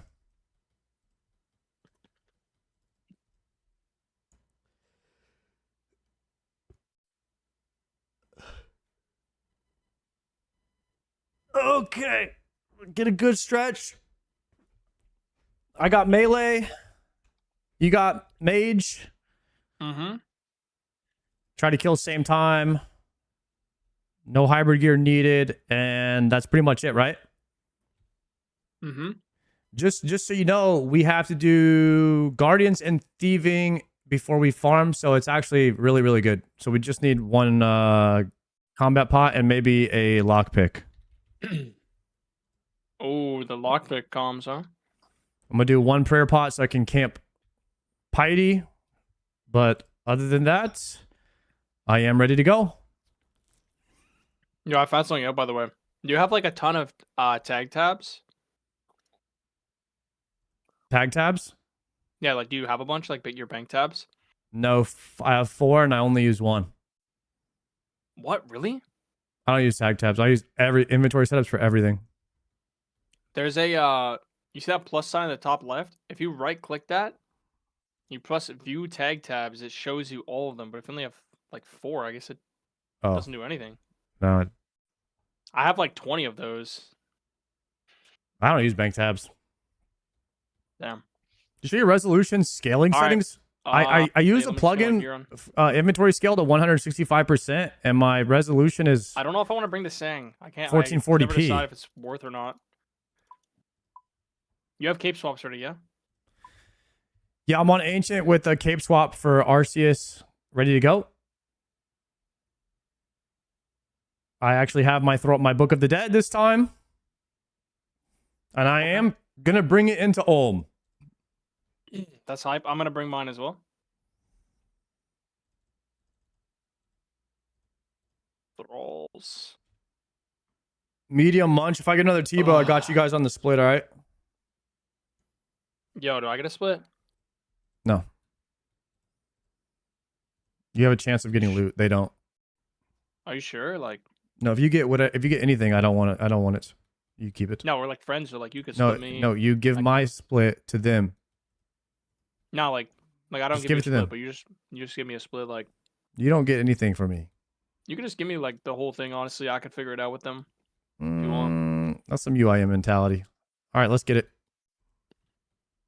All right, guys, I'm not gonna play my ult. I'm just gonna bring you guys supplies.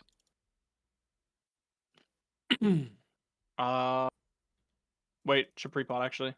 Wait. Yo. Good Combat. comms. Smoke instead of fire. Pre-pot this, and the lockpick is probably not worth. If I'm tight on space, I'll just bring a pair pod instead. One second. Okay, I'm good. I'm super good.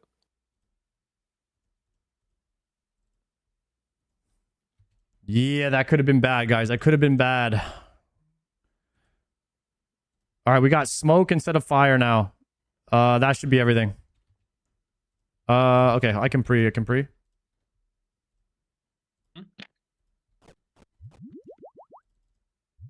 Oh, just did 2 doses. All right, here we go. Yeah, as far as flow goes, this might be one of the best scouts. Because all the damage after we're overloaded. That's true. We should be scabbing. No, Right? it's Guardians. No, we want to get them. We want to get them to Mystics as soon as possible. Oh, it's our only scav room actually. Yeah, I mean we're Dude, already I running don't got by it. space for this, man. They- I'm gonna have to come back anyways. So, you want to just do Guardians first, Yeah, you can go ahead. and then scav after we do Guardians, maybe?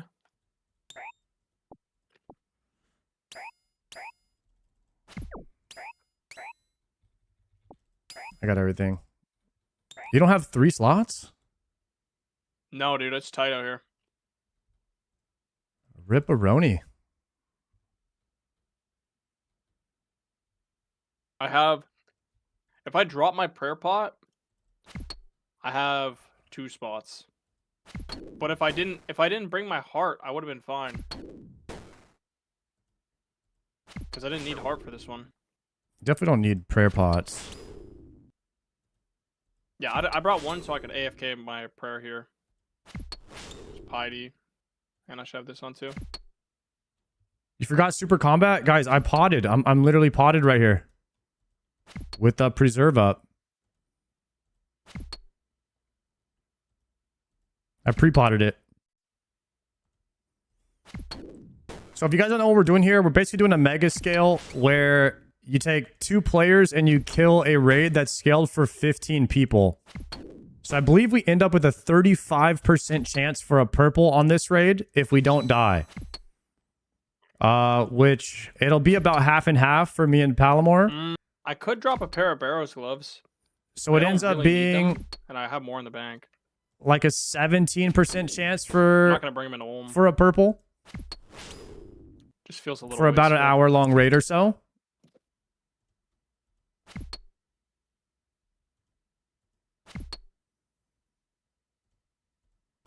And what we're thinking about doing is maybe after this is trying a 2 plus 23, a 2 plus 21 or a 23 scale. If we think I could have enough run speed for it. That's the biggest issue is like having the run speed. If I had extended stams, this would be no problem.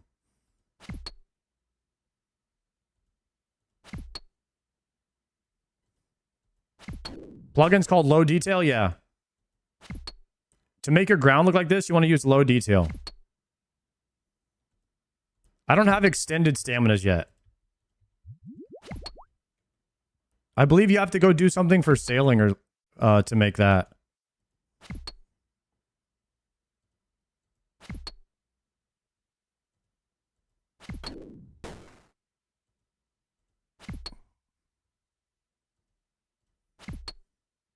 I don't even think I can fish marlins, guys. Isn't that 90-something fishing for that?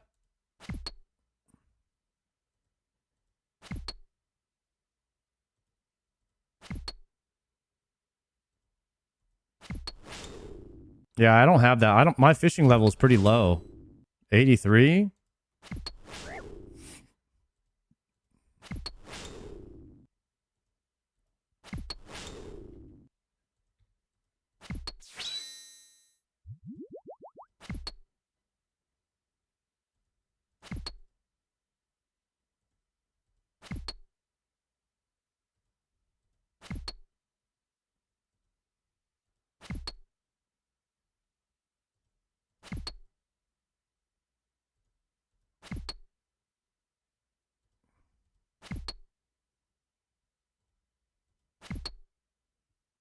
Yeah, forget about that.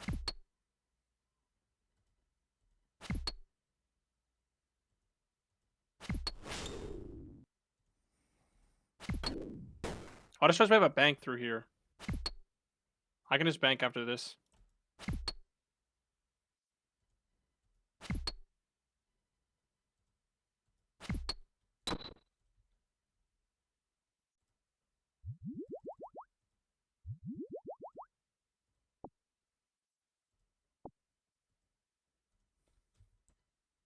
I could grab Gulp and Buchu if you can grab Nox.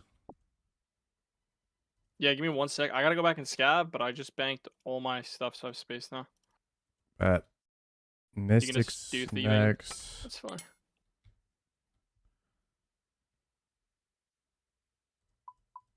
Oh, I'm trolling, man. I should have just done thieving with you really quick so they could start doing mystics, but it's fine.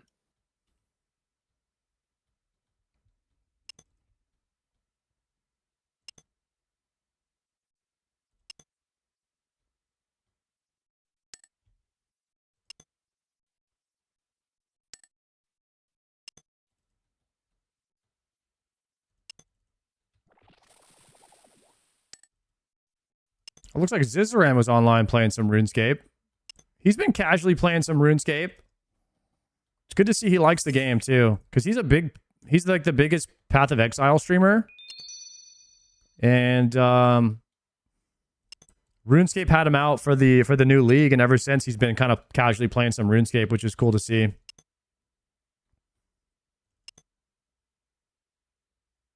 Dude, my thieving level is so much higher now, and I'm just dominating these chests. Especially with a lockpick.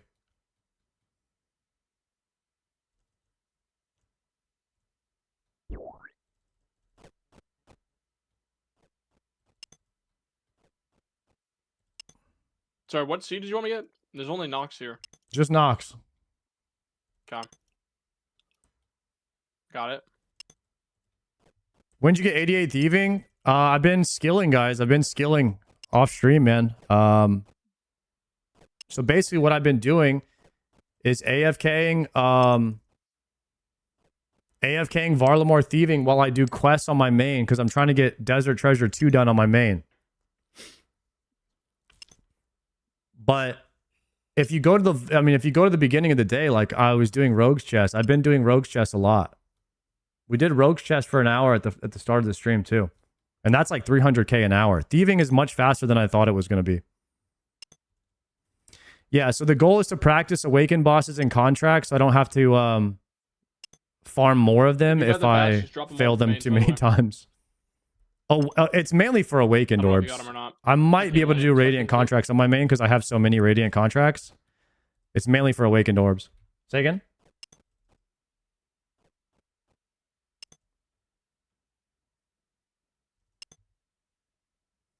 Anything but training rune crafting? I said if you got the bats. I have done a couple hours. You drop them to the mains? Yeah, I could drop the bats. I don't know if you got them or not. I got them. Do you want me to drop them here? Mm-hmm. Sure. It's just more points for you.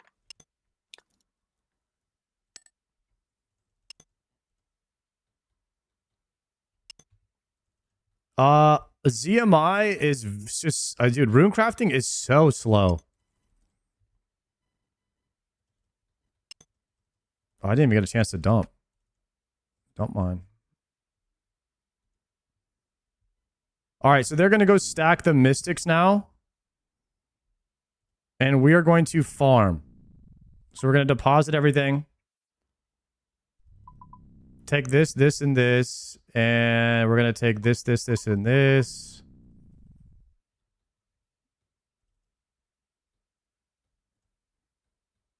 I'm going to hit the energy.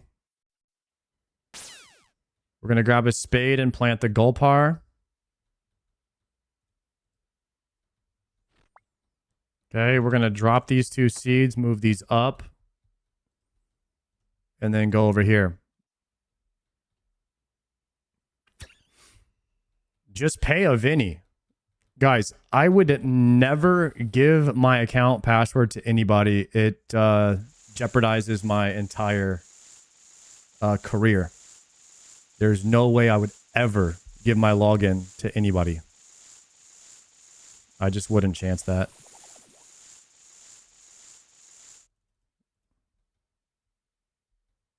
It's not worth. Not even me, not even you, bro. Not even my mom. I would not give my mom my login, bro. She wouldn't even know how to log in, even if I gave it to her, but.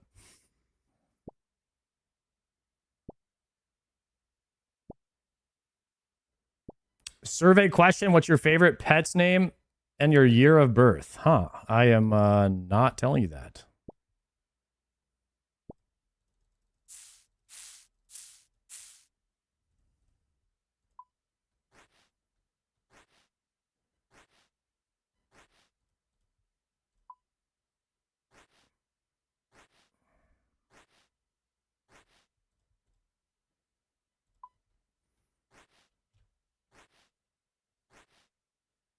Oda gave his login to like 5 people. There's no shot.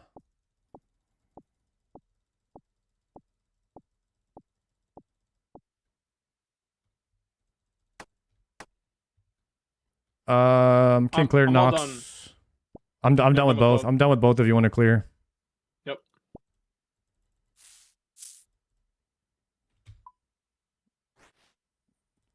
Okay, double planting Booch.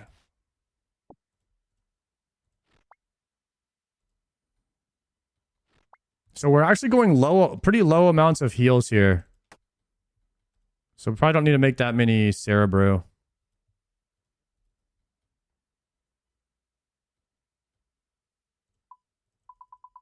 All right. I'm thinking maybe like 1 Cerebrew per dose. Per overload. Just 1 sip per overload. I mean, we could probably bring a bunch in to be safe. We're not gonna need that much prayer. It's just a 15. Yeah, but 2 people in a 15 is gonna be like the duration of 4 people in that 23. Or the 31 rather. I remember last time we did it, my inventory was like really solid for it. Dude, are we at the point where this is gonna like 13 is gonna feel easy for us? You think? Yes. 15 is gonna Yeah, feel easy. 15 scale. I think this is gonna feel really easy for us. I do. Damn. Guys, are we really at that point in the game? We're doing 15-man scaled raids with 2 people and it's gonna feel easy? I don't know, man. We're gonna have to see.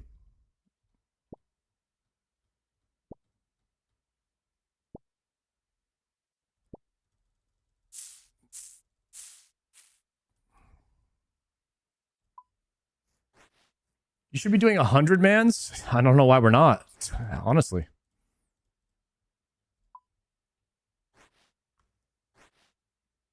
I think extended staminas will probably be something I have to push for in the future. I feel kind of held back not having that because there's nothing stopping us from doing like 2-man 31 scales or something like that. But I would need extended staminas. When you get a sec. Oh, yeah. How hard is it to get extended staminas? It's just fishing level locked. That's it. My fishing level is low. If you want the bare minimum, you need 86 fishing. I could boost that, but I'm 83. No, I already included the boost. You'd have to plus 5 from 86. Never mind then. Well, I'm working on fishing right now for diaries. I'm doing thieving first, then maybe fishing, and then probably fishing, fire making, 1 smithing level, and then after that it's fishing and agility for all the capes. Do you know about trawling tech? I haven't done the trawling tech, no. Like, bro, I'm telling you, it's 1 click per 5 minutes, and you get 35k an hour probably on average. It's like if you have a lot of free time where like you're just like like every single night because I'm trying to slow max. I've been doing 100k XP a night. I literally just put it on the laptop and I just have an alert, and then every time the screen goes brr, brr, I just like click it 1 time. Damn. And you just get a bunch of XP. You could get 86 pretty easy doing it.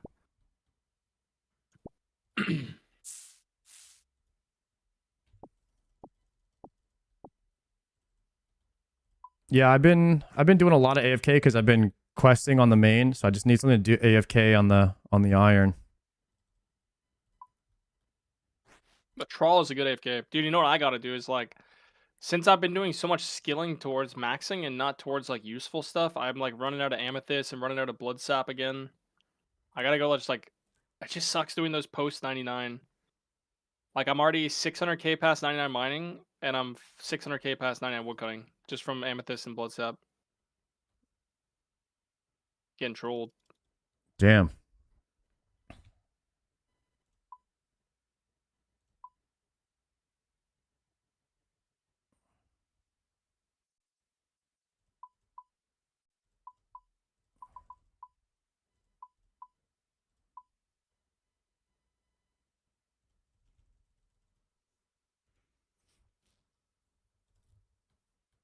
Oh, do we have to go dance? I probably should have done that on my main. Munch, I'm gonna put you on follow. I don't know, they might have aggro on both accounts. I'm putting you on follow start. Do you know the tiles or no? Hold I'm on. coming right now. I can teach I have you guys how to mark hidden them. because I was thieving. Change I this. see. I gotta unhide you guys. You Alright, want there we to go. mark these tiles so you know the order? It's literally just you go. I'll show you what you do. You go from here. It's just up, down, diagonal, up, and then follow. Okay, like a Harry Potter scar. Okay. Yeah, exactly. It's the letter N, like that, and then you follow. But you have to be tick perfect on the follow. So I'll put you on follow if you want to try to do it with my main while I'm gearing up. So I do the 1, 2, 3, 4 follow. Yeah, so draw a letter N. So start bottom left, do the letter N, and then as your true tile hits the top of the right side of the N, you follow on that. Oh, I hit look up on accident. Okay.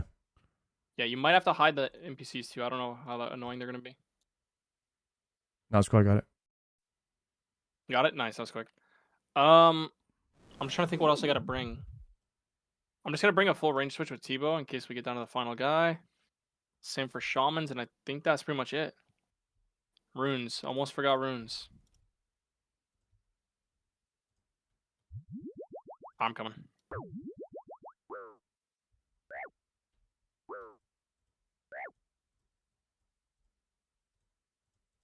You start. It's all good. I was just potting. Overhead for sure.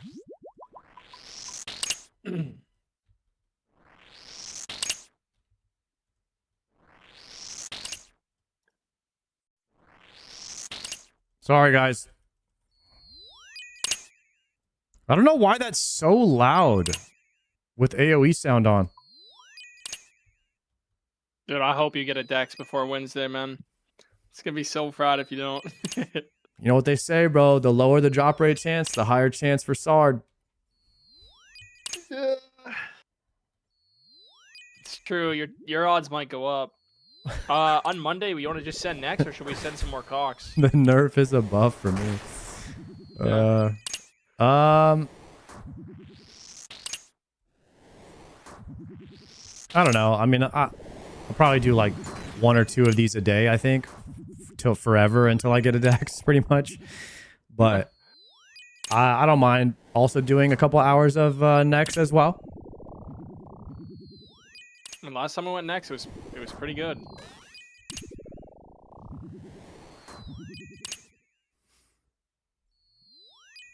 Are they boosting your points? This method is this method right here is called mega scales. So like me and Palomore will eventually be doing what Munch and Medium are doing. So they don't have to do it for us, but they're just helping us out because they're homies. But basically you just take your 2 mains that are in full Justy, and you use them to stack up the shamans and the mystics, and then you and a buddy, you get all the points from the rooms. But you also have to solo Olm on a 15 scale, so it's a lot more, it's a bit more movement, and you have to use a different strategy. But to be honest with you, like Cox drop rates are so bad. If you're not doing Cox this way, it just feels terrible. So I can, like, after doing mega scales, I don't really want to do chambers any other way but this. And I've done solos, I've done like small scale, big scales, you know, challenge modes, everything. And this is by far the best way to do it. I know how you appreciate bagels, so I made a Tuscan pizza bagel, but with birria. That sounds good, bro.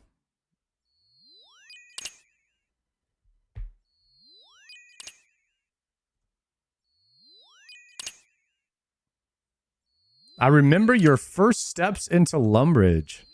It wasn't so long ago, man. Do you guys realize how fast 1 year goes by now, man?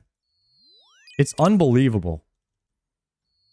I've been playing this game for 13 months now.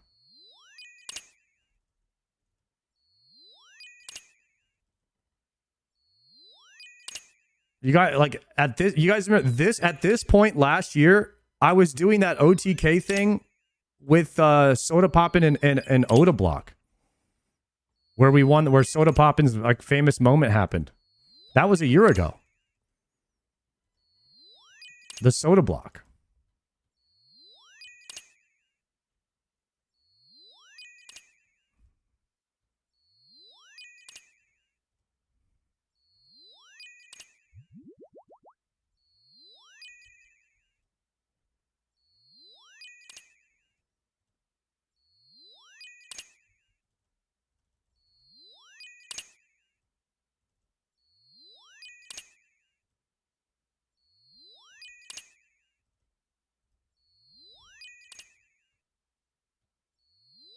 It's crazy how rich Nick was before the divorce.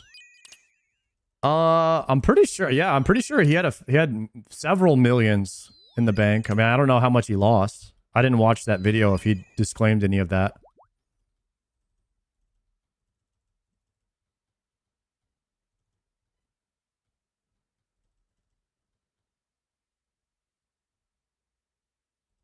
Nick, NMP, the guy who was like kind of casting at the OTK event. NMP LOL. He's a pretty big IRL streamer. He's like anywhere from 10 to 20,000 viewers on the IRL. I think he does pretty well with his money as well. So I think he said on his stream one time that he had like 14 million in the bank or something.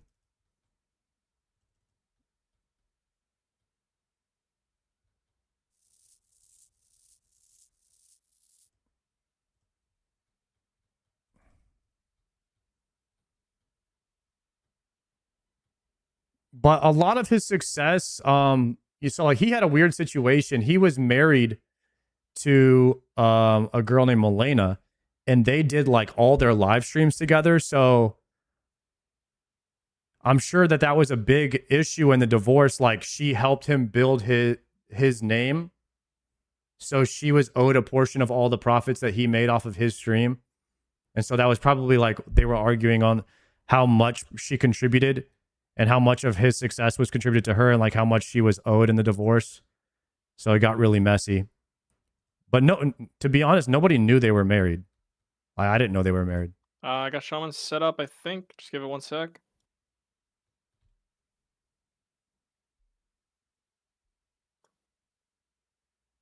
Oh, yeah, I forgot they do this. But I gotta fix it. They That get sounds like stuck a at the miserable back on thing the to work side. out. I gotta get them like in the corner.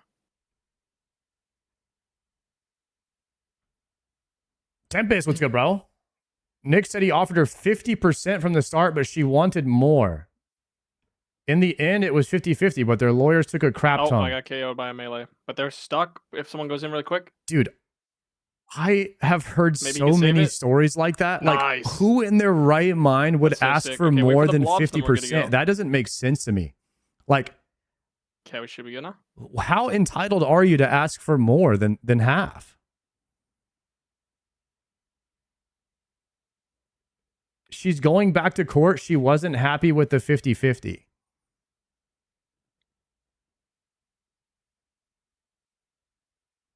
Like, I just don't what the fuck do you need more? Like, let's say he had $14 million. What do you need 7 million? Wait, 7 million? You don't need to work again for 7 million? Like, how big of a life do you live?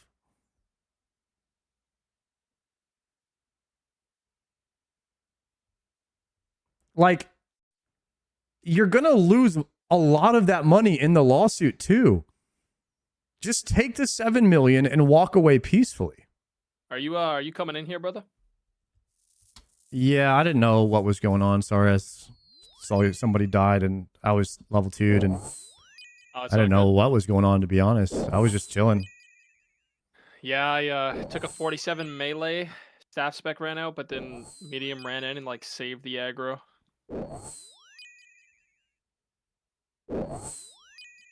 Yeah, I don't even think that's Nick's side of the story. I mean,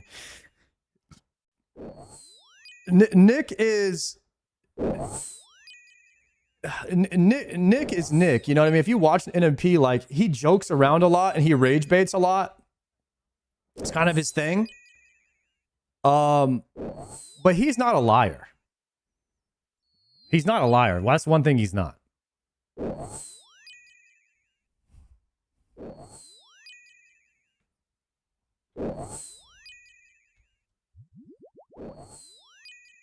Of course, I do know him personally, and on and off stream, I mean, he's pretty similar. He's pretty truthful to who he is. He doesn't really play much of a bit. He kind of just is himself, and he's just himself, bro. But I've never seen anything to make him feel like a liar. Now, Miskiff is a different situation. Like, Miskiff was always a little weird. He was always a little bit weird. Never to the point where he was like weird enough where I didn't want to hang out with him. But Miz was always a little like, it's a little weird dude.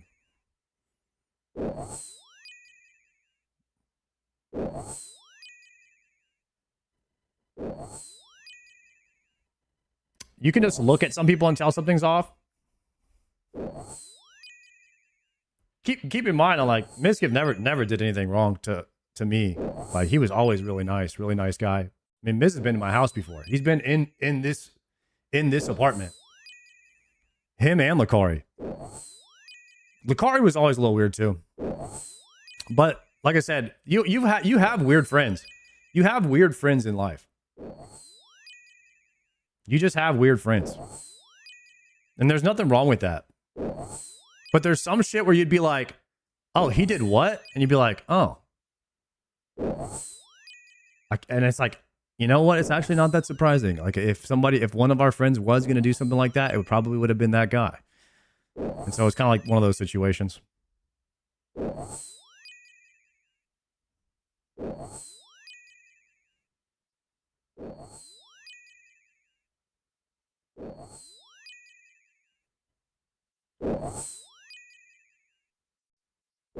The less I know, the better with all the streamer drama. It is what it is, bro. I mean, it would be like me just playing with Palomar, and then one day you find out something like Palomar did something weird, and I'd be like, oh, well, fuck. It doesn't make me a bad person for associating with him and just me not knowing that they were doing some weird shit.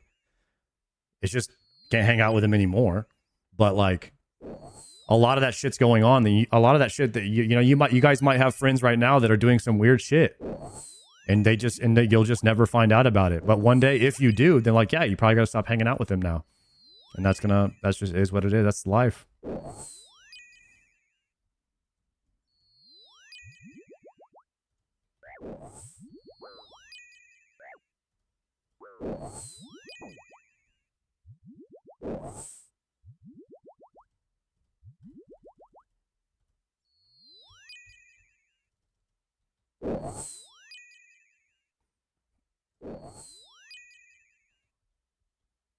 If Palomar did some weird shit, it wouldn't surprise me. He's like, yeah, well, it's what it is. Palomar got caught putting baby carrots up his ass at the Whole Foods, and he's doing 3 months in jail now. So it's just shit happens, man. Like there's nothing we could do about it. He'll be back, but I don't know if we'll be playing with him again.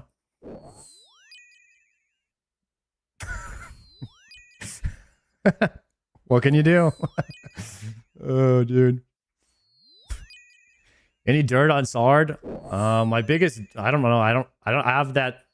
A lot of my past got leaked, like with the teach me how to Dougie video and stuff. Cause like when I was like 21 years old, I started making like YouTube videos. And then the Swipe Club stuff got leaked, and then people found out I used to be a comedy creator. But that's pretty much it. I used to have hair.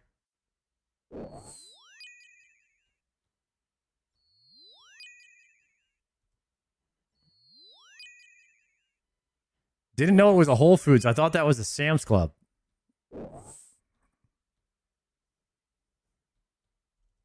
Yeah, it was a Whole Foods. The hair thing was the biggest leak.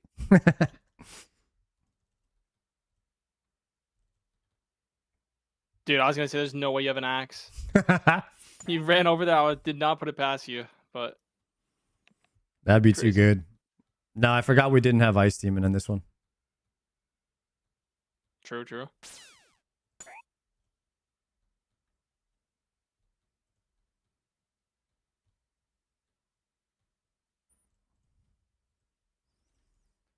It's just a I can do this one. No, we got him. They're locked in. Yeah.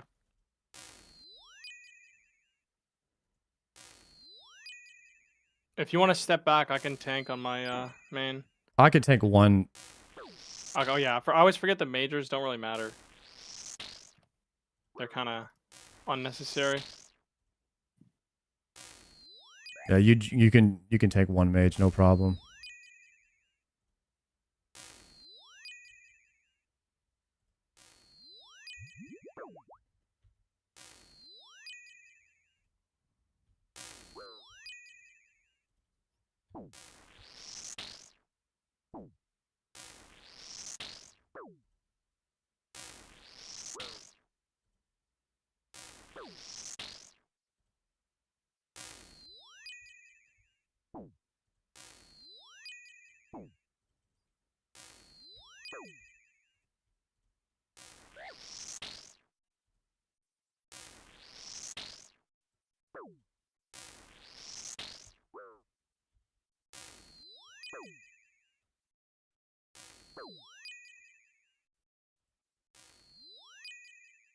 Sard and a friend are in a deep scaled Cox mega raid. Eyeing a 15-man scale next. Between rooms, chat drifts to fishing levels. We pre-set up the Trolling next one already, AFK too. tech and a streamer divorce tangent. Type shit.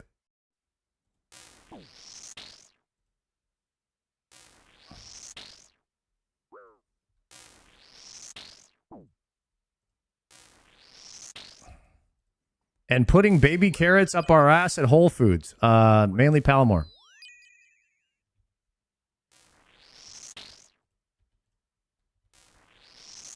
They forgot that part.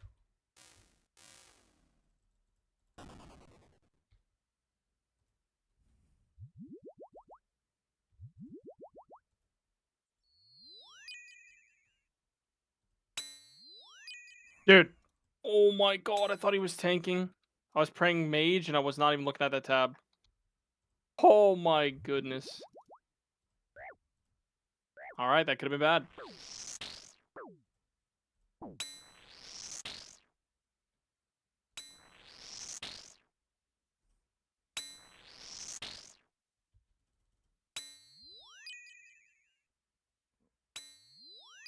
Sard's still dexless? Yeah.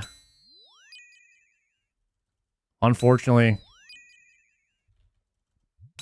See it right here, grayed out. Means I can't use it.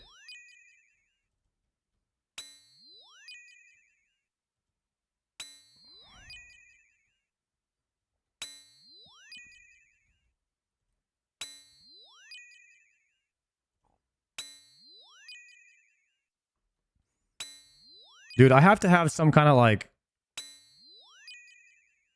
crazy amount of points generated since the last purple.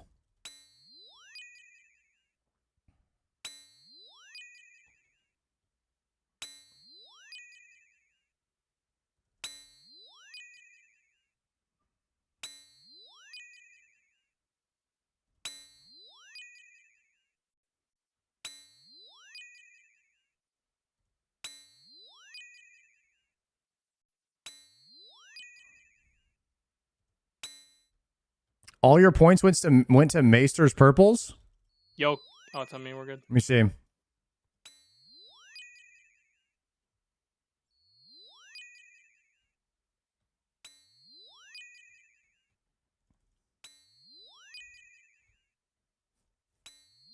I have 9 million points with 7 purples right now.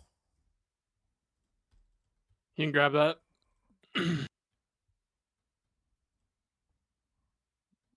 And you're supposed to be getting a purple one every 870k or something like that?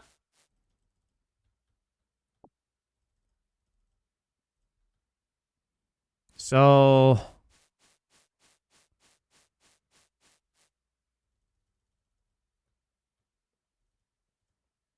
we're maybe do like 2 to 3 perps here, so we should just get them all back to back, I think.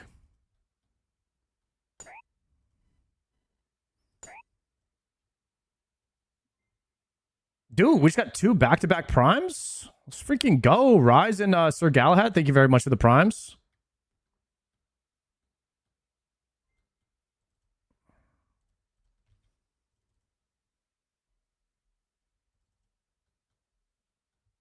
It should be due for a purple here soon. I'm 9 million points, 7 purples.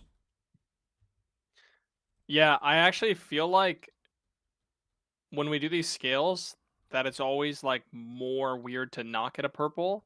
The question to me more so is like, is it going to be the dex for you or is it going to be something else? That's kind of like where I'm at. Yeah. And we got all the bad luck out of the way on Friday. So we did 4. We big got ones, we didn't get literally, anything. yeah, like this is like a 99% chance of seeing a purple at this point.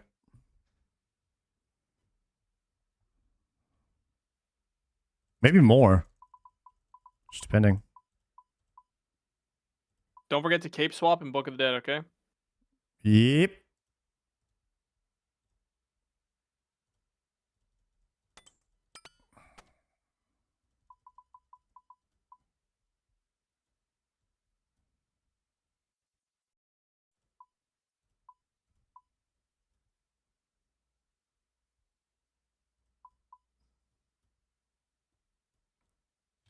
5 doses should be enough.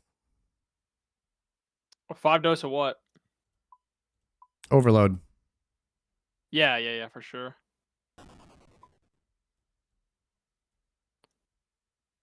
I'm gonna bring in 8 just because I can, but we were doing 4-man 23 scales. And 5 doses was good in there. So surely a 215 man. I'm gonna I try would say 5. 6 to be safe. 5's cutting it close for sure. You think so? Yeah, like I'm gonna pre-pot and bring in 2 full and I'll see what happens. That's definitely enough, but yeah. Dude, I need to get better at the Rallos timing for this. I'm gonna try not using Rallos at all and just seeing how close it is with just your hammer. But I'm obviously gonna bring it anyways. Hmm. And then we'll find out as we go. All right, should we pot? Yeah, I'm just kind of sorting my inventory 1 sec.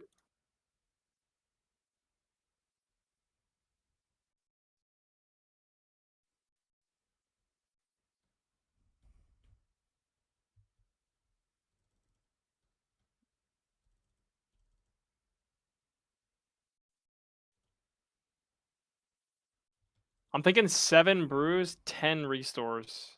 What are you thinking? Doing 7-Eleven, I think. Okay. Just make sure you're on thralls. Yep, Make good to sure go. You have Book of the Dead. Thralls and Vigor online. Just trying to make sure we don't forget anything. Heard about the divorce. Keep your chin up, guys. You got your Tebow. You gotta have your a Ray arrows and girlfriend your first quiver, to get everything's good to divorced. go? Ready? All right, potting.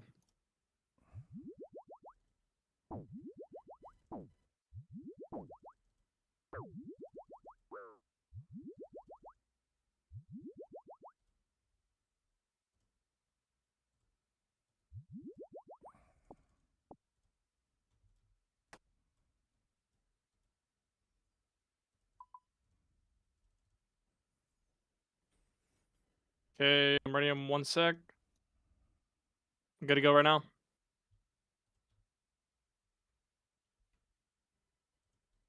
Yep. So what I'm gonna do is I'm not gonna hit the mage hand right away, so it's gonna guaranteed turn melee side. I'm just gonna instantly Rallos your hand as soon as your hammer goes off.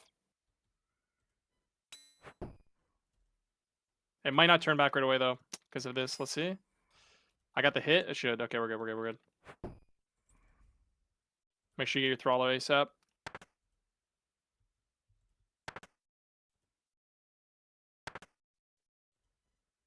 And if you want horns, my main is at the door.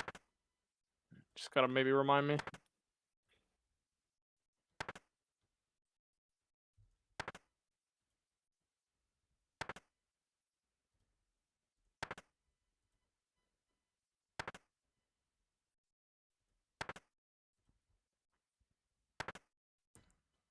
First horn is nice. I mean, might as well, right?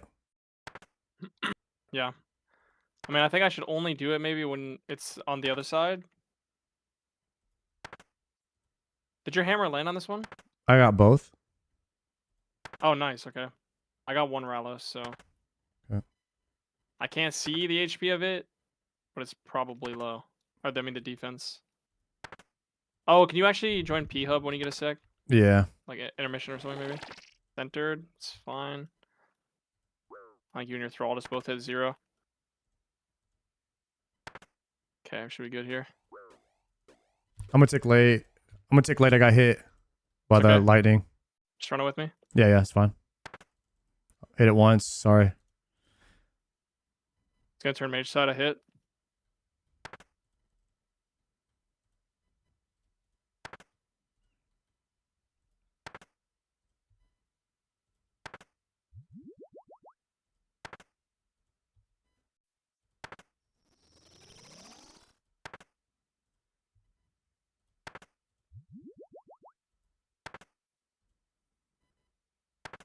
That let you catch up a bit to me in the percent, though. Yeah, I'm interested to see where it goes. I'm probably gonna I-spec mine here. I would. I hit like a 2, of course. Okay, never mind.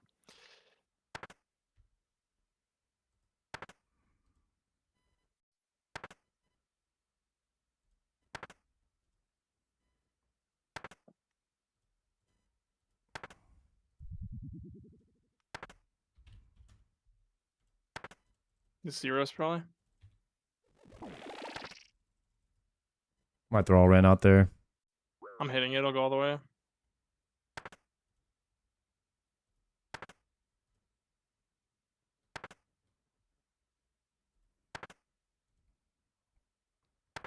All right, I'm gonna recast throw at like 5 seconds to make sure there's no overlap. Yeah, that's what I've been doing.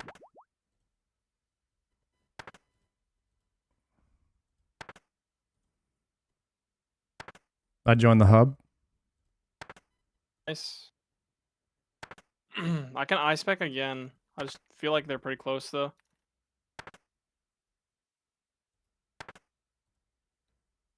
Every time there's a mess up, you'll catch up on a bit on percent.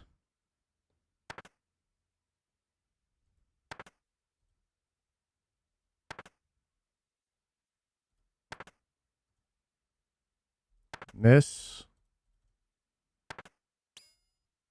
Okay, I'm locked in here. Yeah, Nice. that's an insta recover. That was really good. Yeah, I should be able to do that every time. That's what I was trying to teach Triumphant. But he's not running the thing over. He's not running the metronome. He's running this thing where it shows him the cooldown on his auto attacks. So he doesn't get like a timer until. And so I can't tell and be like, all right, click on a 3, right? Yeah. So he's got to figure it out on his own. He'll be fine. He just needs to do a bunch of KC and get a feeling for like the I'm timing. so bad, bro. I'm so okay. bad. Might have to eat up here. I might die. I might die. I might die. No, eat up. I'm turning it to me. It's gonna turn to me in 1 sec. We're fine if you can run to center and hit. I splashed, so it didn't turn my way. It's unfortunate. Okay, it's on your side. I splashed again. Oh my god, it's brutal. Dude, that threw me off so bad because... Go front row, front row. Okay, hold on. I went early, man. I'm so troll. It's that. Dude, I messed up. I hit my overload on 1 instead of letting it heal me first. And then I freaked out. That was my fault. It's fine.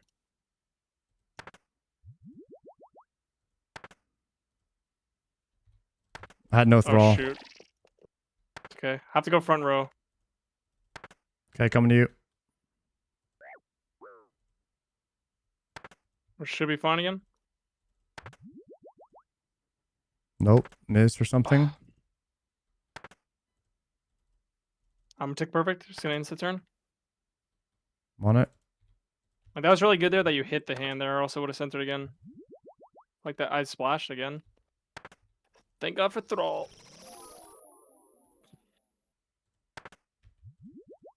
Hands are pretty close. It's only a 4 phaser. I've only used 5 brew sips out of my 7 brews, so that's like not even a big deal. Yeah, I just really screwed up.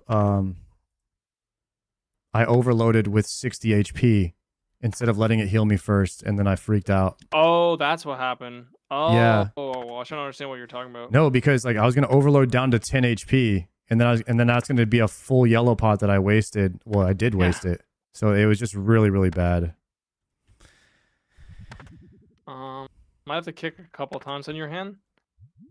I just took off piety, and I'm kicking now.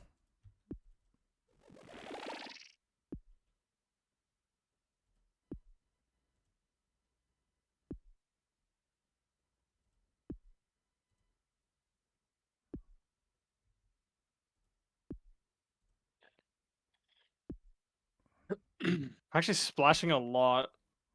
Maybe eye specs are good, so I just don't splash.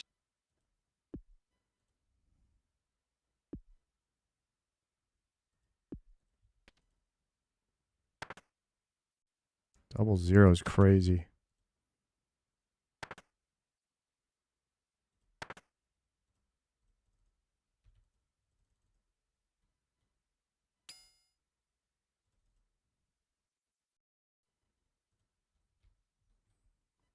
That was very sus for me. Very sus at the end there. I'm not gonna lie. Thank God I did asset attack. I tried to ticky, but I don't know if I had the timing right.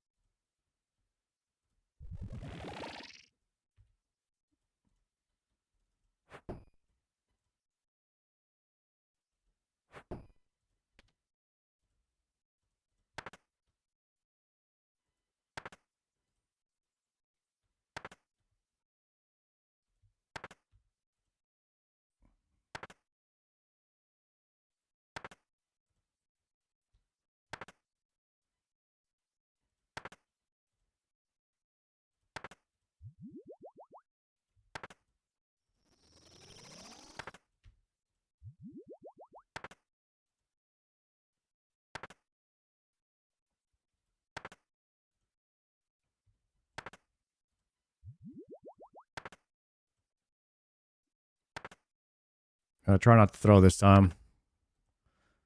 Let my overload heal, and What's then that? I'm gonna try not to throw this time. Make sure my overload heals me first before I click another one.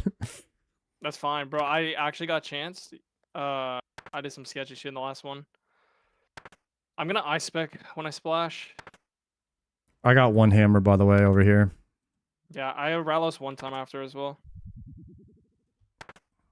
Okay, please big hit. That's a decent one. It's like a 30 something probably. 35 on the spec.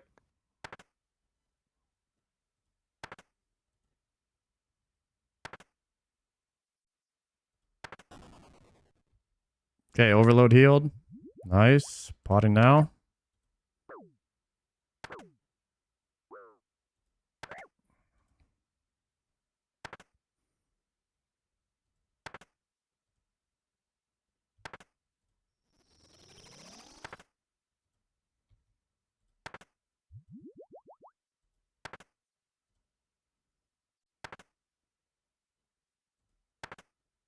Yeah, 2 plus 15. These phases take a long time. I'd imagine. But I will say, I think I was wrong. I think these are actually. I thought this was gonna feel easier than it did, but it's definitely pretty long. Okay, Turner. Yeah. Oh my god, almost ran into lightning. I'm tick perfect. Come instantly. Yep. Monkus. I just got overload healed. I really should bring Sang Staff. It's so troll to not bring it. Are you 'Cause every sure time that I'm me and you like- have done this? Yeah, we did it. We did it when we were learning. The first time we ever tried zero damage method, we did this. You don't remember? It was a couple weeks ago. It was like before we taught the boys. You and I literally duoed this. This is a plus 50. This is a 15 scale. 2-man 15. I don't know. I don't remember us doing this method and actually killing it. Nah, we did. It was a 15 scale duo, and I don't think we got a purple. I think it was the one time we didn't get a purple.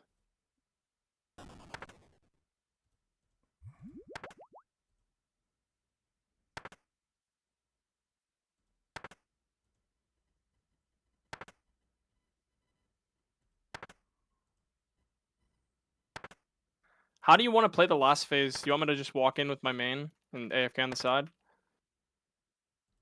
I guess It's we'll the feel it easiest, out. right? And then whoever many has the brews we most have? yellows can tank. Yeah. I'm down to 5 brews still right now, which should be good. But if we keep making little mistakes, I'm gonna be pretty out. 5.5 I for brought me. way too much prayer, by the way, bro. I'm not gonna lie. Like, you're using Vile Vigor, so like you actually use prayer. I'm just camping Augury this whole time. I have like. Yeah, why do you so much have so much prayer? It's the only guy I who don't know, needs it is the runner. I just couldn't remember, dude. I just was like, yeah, I think I bring a lot of prayer. I'm just camping Augury the whole time. No, you could just stack stamina or stack Yeah, yellows. Bruce. Yeah.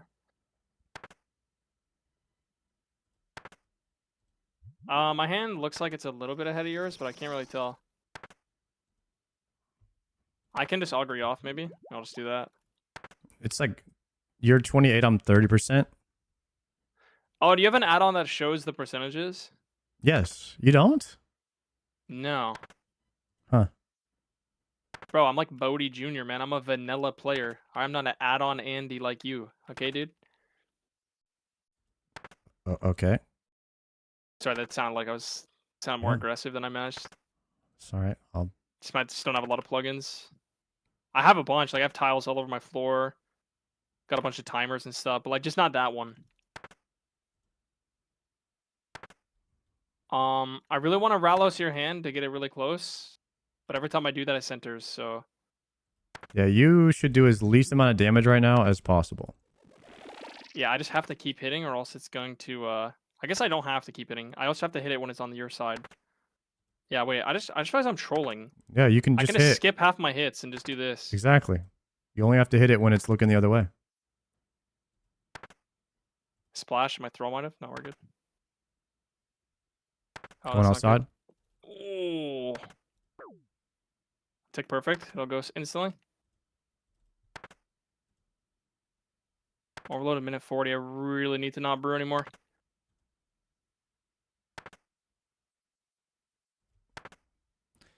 It is looking like the bringing in 9 doses is going to be the right call here.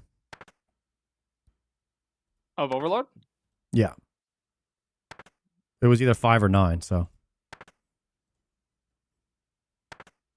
I'm just doing one hit every time I cross over. I They're, splashed. they're even now if you want to kill. Go for a throw. I'm ahead of you. Yeah, that's fine.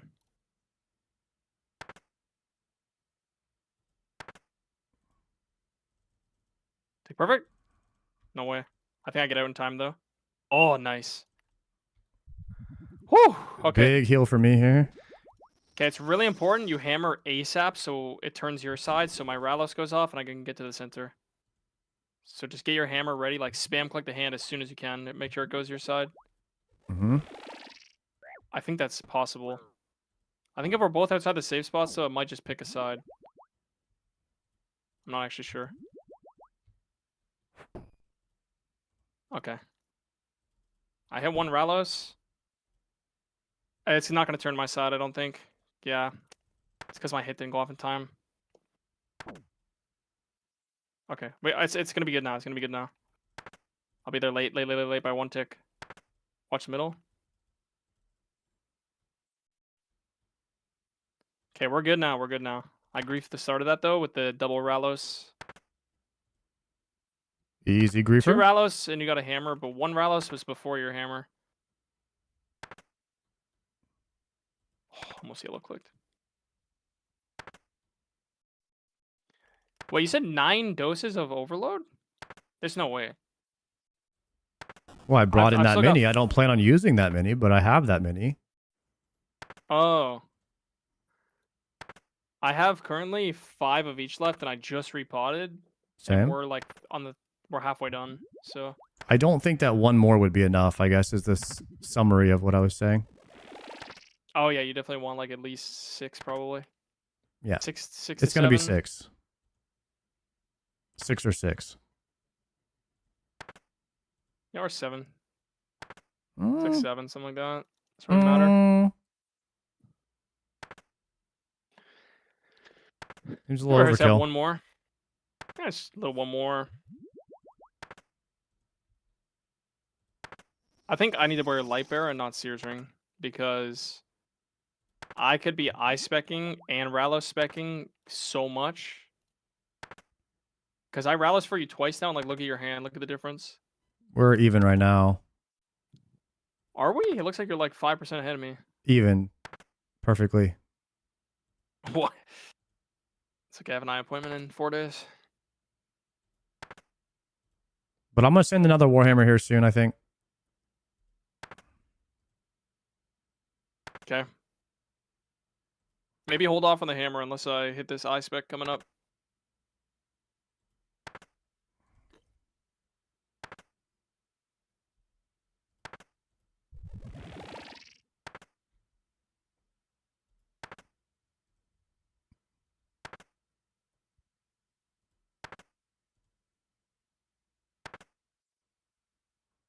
Yo, I just realized I didn't have my mage gear on that whole phase so far, so Nice. send it whenever. All right, sending.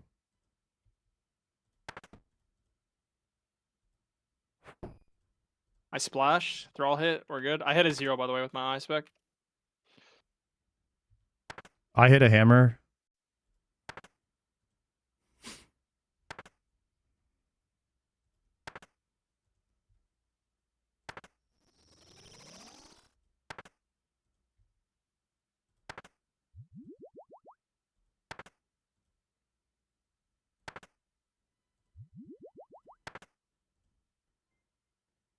Ham sauce, thank you for the prime.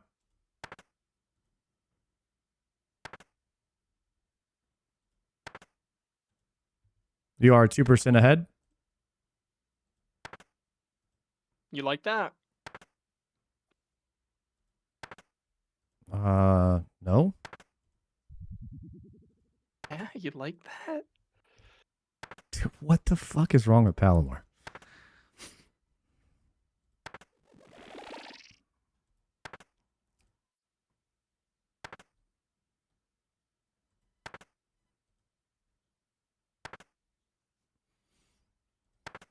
We're even. Dead even. All right.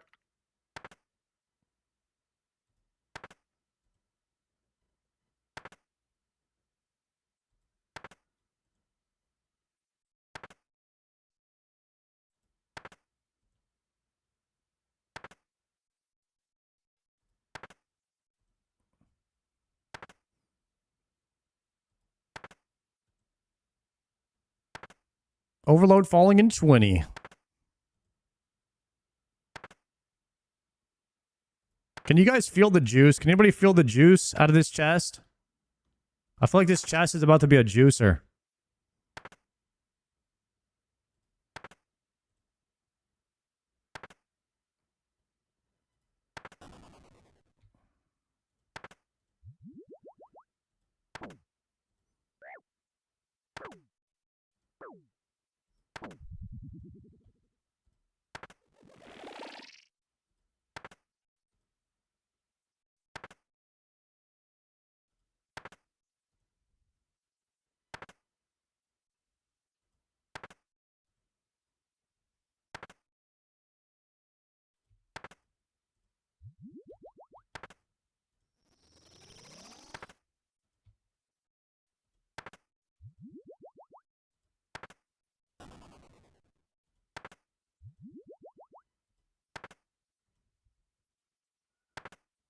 I'm like 2% ahead. I'll just no piety for a bit. All right. I got spec. I'm just going to save it, though.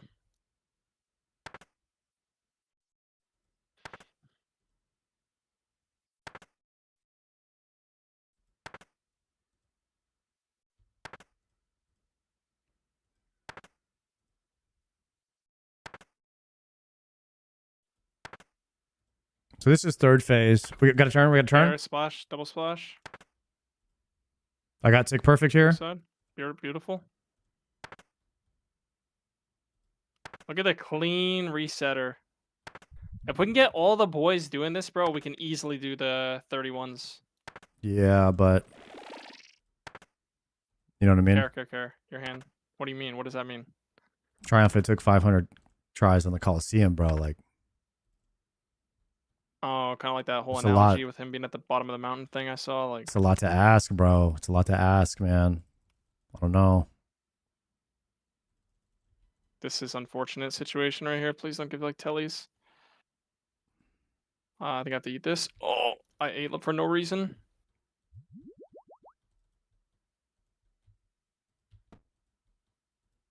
So what I'm gonna do? Did you have time to hammer before it turned? By the way, did you have time to do that? Yeah. Okay, so just do that again, and then I'll Ralos. But I'm only gonna do one Ralos no matter what.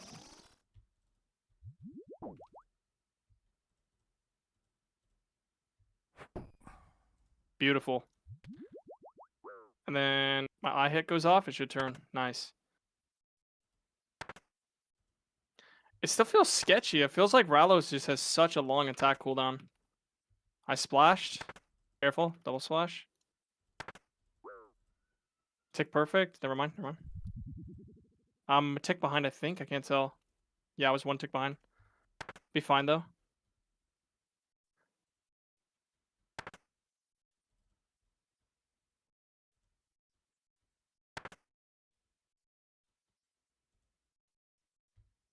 Thank God for Thrall right there, carrying me.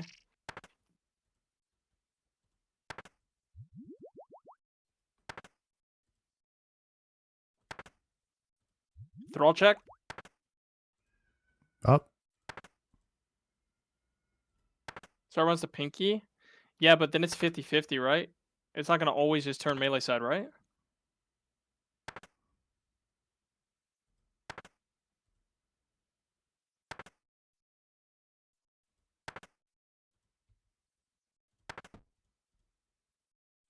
I'm looking forward to a TOA arc, man. One of these days. Oh, You good? I thought I was muted. Sorry. That's Alright. awkward. No worries. Pulling a Sard there. That's a Sard move. Sound like you were stretching out or something there. Was I making noise on the mic? Ah, shit.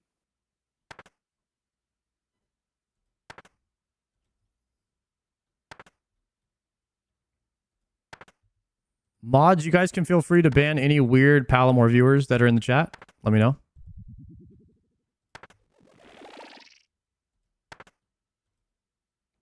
Looks like Ali Pally might be one of them. Just saying.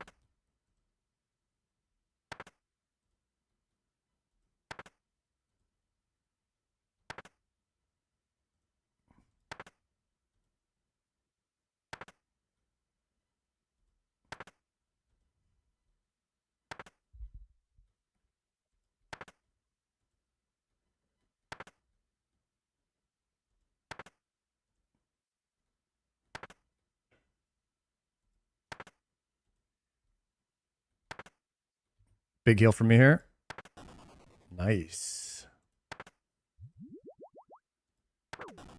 I just hit my 6th dose right now, so could be a 7 doser actually. Yeah, I was saying that 6 or 7. Unfortunately, you might have been right there.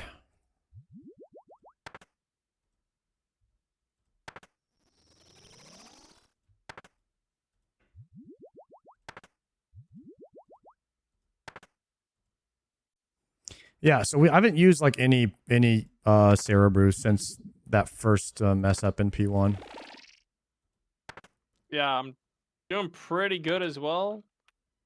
If I have Sang staff, I will use 0 brews the whole fight. I 'Cause I can would just- run out of pinks.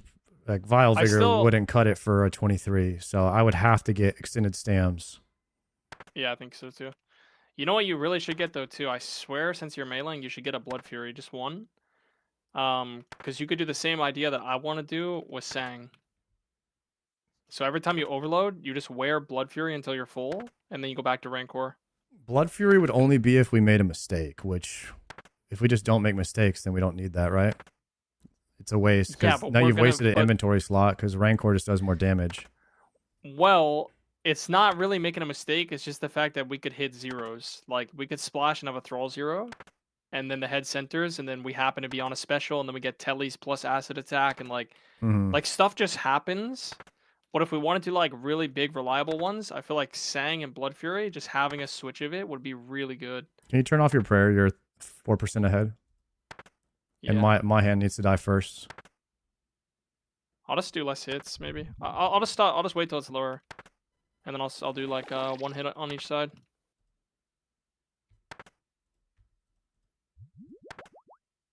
You're 6% ahead. Don't worry, dude. I'll hit it right here, and then watch. I won't even hit it. 7% ahead. 8% ahead. Look, I'm not even hitting it.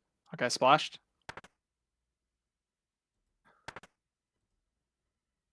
Splashed again, but my Thrall carried.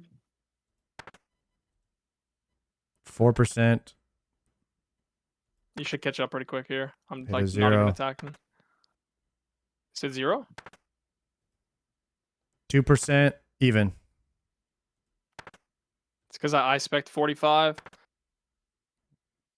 Okay, I'm gonna kill the mage hand first to make sure we have a chance to reset for the content. Definitely not. I think it could be hype and a good way to stay in shape. Oh, my main got logged out, by the way, so I can't walk in tank. So how do we do it? I think we just both go on one side. And Just then let it go whoever back he and looks forth. at, you run ahead. No, I think we just literally just go on both sides and he'll just turn occasionally. I think. I mean, what we probably should do is like the solo method, where we just is it like 5-1? I don't know how many hits you get, but basically where we run back and forth across, and then we delay the head turns, like we center it on purpose. Let's just start by turning it the opposite way of that it is, and then we'll just go all the way across, okay? I'm gonna offline for a sec a little bit here. So you kill. Killing next hit probably. Dead. Yep, killing mine. Mine's dead on one hit. Splashing. Splashing. Eat up, eat up, eat up. Splashing. Okay, got it. Okay, so let's just go back and forth across the sides here. So I'm gonna center it with you. What happens if you just run all the way over there? If I just camp this side, What if we I just think camp he'll that side? turn. Yeah, I can do this if you want. I don't know if we have the supplies. I have I'll probably be good. I got 3.5 brews. I'll probably be good. I got like 6 brews. Okay, big shot.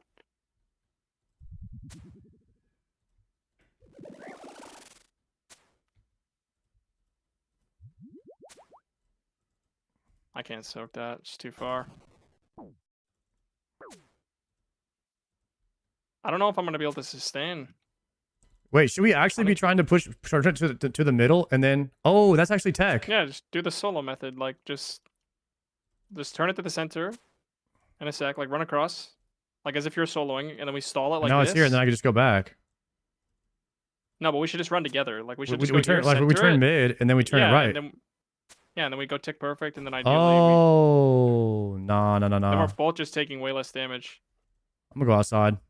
You don't want to do that? Okay, maybe I'll just do it solo then. Oh, dude, thank God I fucking ran there. I'll just tank a hit.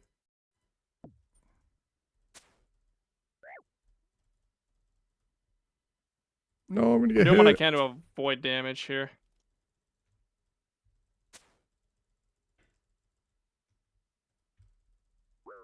I can come stand in the room on my main, okay? I'm bringing my main in. I see to not get hit by like something like this. I can't play my main now. And I gotta re-overload in a sec too.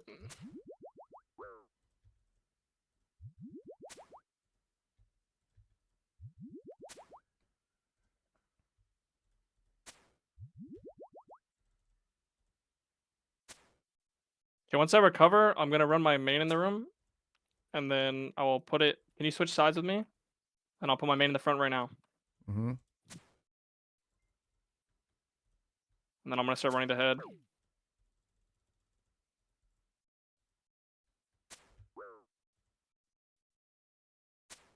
There we go. My main is probably gonna die instantly. Oh, good. You can tank My a main few is hits. going to die.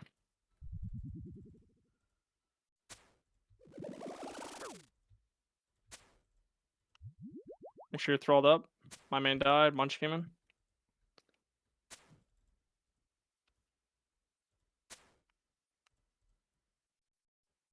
Chillin'. Oh, I'm not A lot of overloaded. bombs. Range, care, mage now. Just jatted. Okay.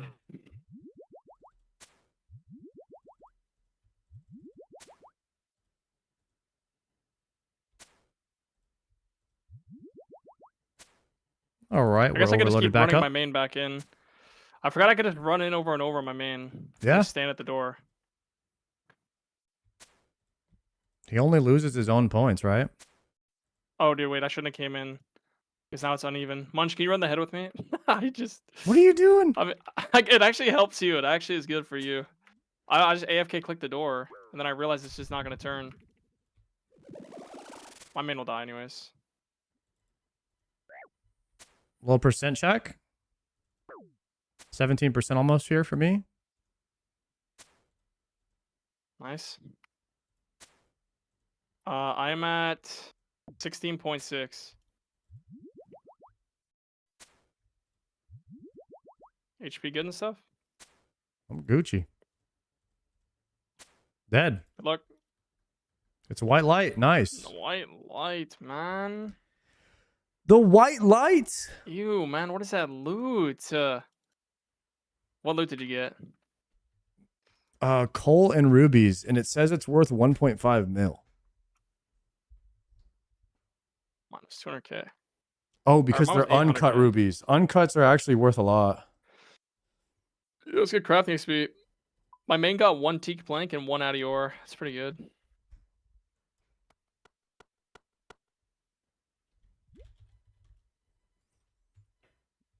Is that a wrap or what? Gotta tell the man to not bring in the main to die. You lose points. Do you actually lose points when the main dies? Like, does the main lose points for us, or does he only lose his own points? He should only lose his own points, which shouldn't be much. You lose points for everyone, actually. What? We lost 40k points when your main died, apparently. What the heck? Why? I'm gonna look at the VOD and look at when you died. You might have just thrown our purple there. Not to blame Okay, you this- specifically, but okay, we listen, didn't get one, and you did this give is away a good. lot of our points, apparently. So This is good to learn. there would have So- been possibly a purple if you didn't do that, but I'm not gonna like sit here and call you out for it.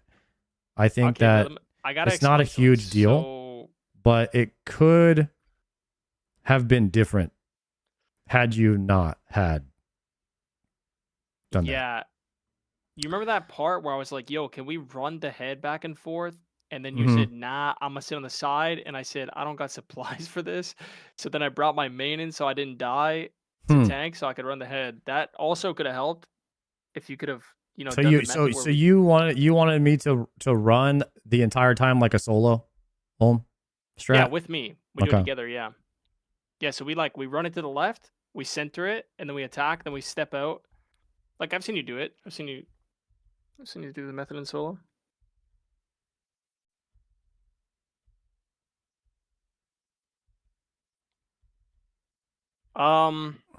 So the only thing I can think of right now is it basically the way it works is the overload points from my main drinking and overload and stuff. All those points that go to my Iron Man, do those points just like disappear if my main dies? Like I'm so confused on how that makes sense. Like where are those points coming from? I don't know. I'm watching though. I see your main is about to be in here. He just died. 282. So we went from 282 to 268. Yeah, but I That's ran back in and died 24,000. again. I died twice. Oh. Yeah. 13. Okay, 13k, 14k points on the first death. This is good Oh. to know, bro. Yo, you got a stale baguette, bro, in front of you. Yo, get that.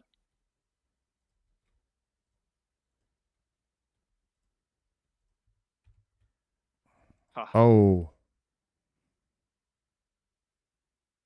What So we're at happened? 27. Ooh. Another 14k each time you died. I mean, that's good to learn. Wow. I would have never thought that did anything.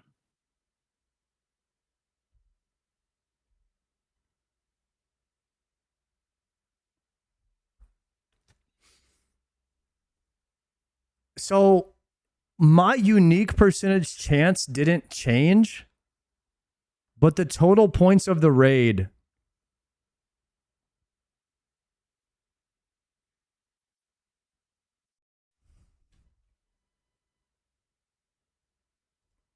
because I'm at 16.7.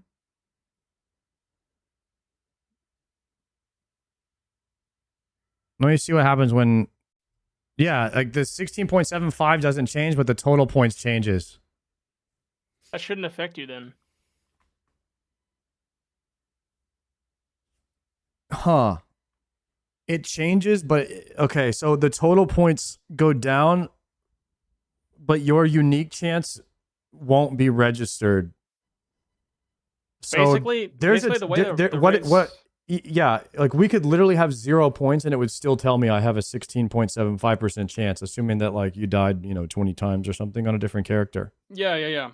That's your percentage chance of getting a purple in general based off how many points you have.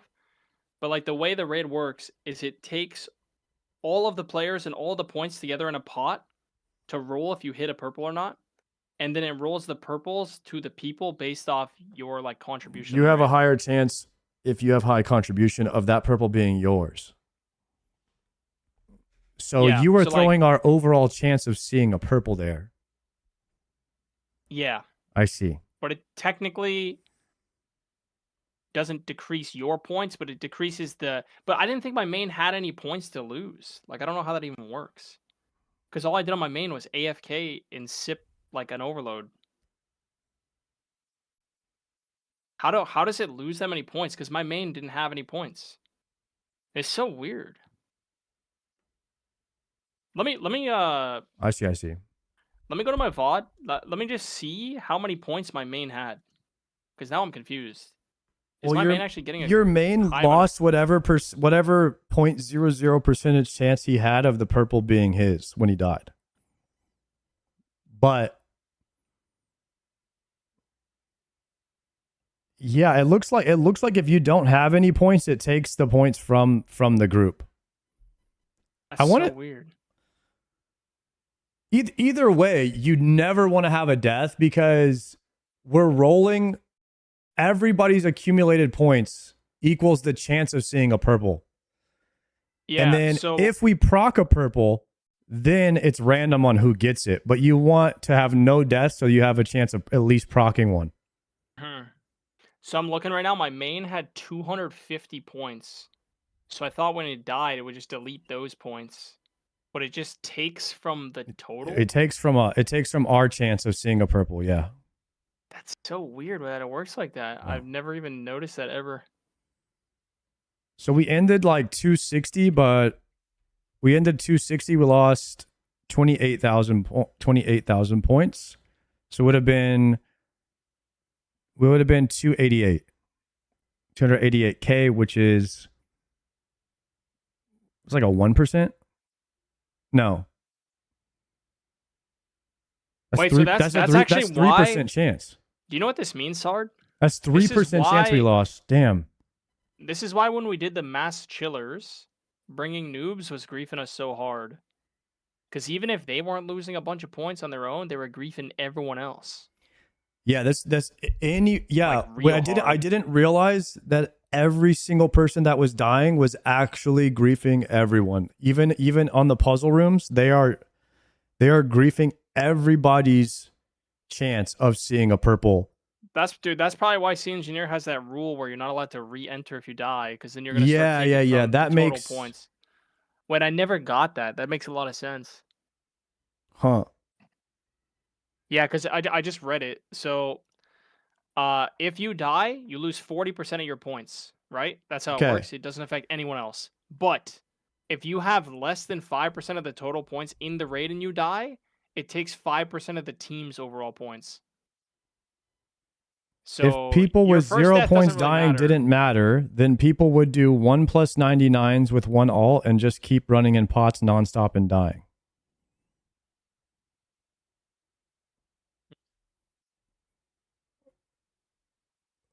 Okay. I mean, that's good to know.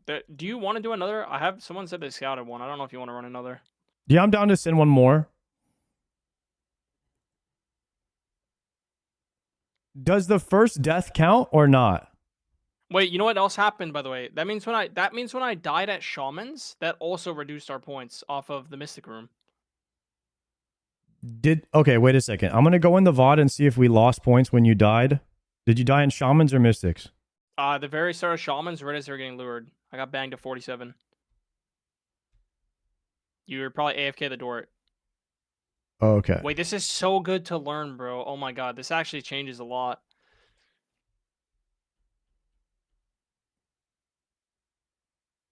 No, when we were stacking them up, you died? Yeah, you're at Mystics right now, not Shamans.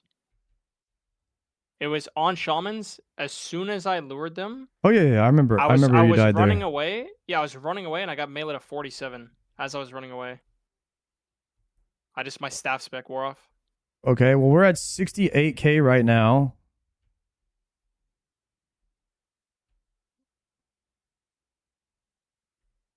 Is that where you died right here?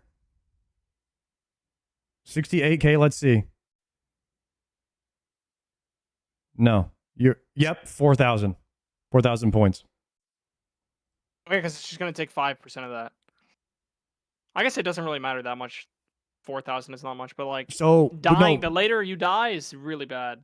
yeah, but if you add that to the 28 that we lost, we were down 33,000 points this raid now. I see. Would you look at that, bro? Wow. I mean, this is crazy. I would have never assumed. This was we had a 300,000. It's a 300,000 point two man 15 scale if we do it correctly and with no deaths. We're trying to get 300,000 points. We ended with 260. That's what we get. Okay. Very close. It's very close. Go to POH by the way and fix your cape if you want. Don't have to. I'm just Yeah. Let me send it. Well, it just reset. It just reset charges, right? Yeah, I don't know. Just in case you want to use it tomorrow or something. I'm in the favor of like saving the charges on my cape now. Nice. The friends chat we're using is the LFF guy. LFF. So whoever said that the first death doesn't count, we just showed that was wrong. 574. Like you do lose points on every death. Let's see what kind of ping we're working with. From even if you don't have any points, you lose points for the whole raid. We just proved that. Sar, do you think we could get all the boys like locked in on the Ulm to like do the 31s? Like I feel like you don't have a lot of belief. Maybe, yeah. I think I don't know how to teach Triumphant to do it without the counter above his head. It's just he's just gonna have to like learn the feeling of it. I think they just have to learn solo Ulm, and then they're gonna understand how the boss works. Like they're just gonna have to die a bunch until they can solo it. And to be able to successfully solo it, you have to just understand it enough the way it works. And when you're soloing, that's how you learn how the head works the best because you're the only person moving it. There's a best in slot scout. Never mind. Go 482. Palomore friends chat is the best scout, I guess. 482 Palomore FC. Okay.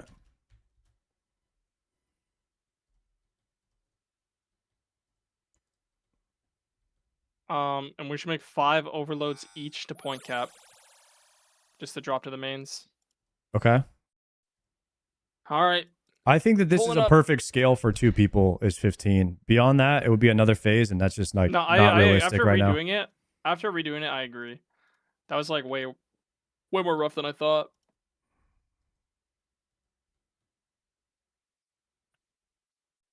Currently learning solos and it's rough. You'll get it, bro. If you throw enough, just do death piles until you learn it, and you'll learn quick.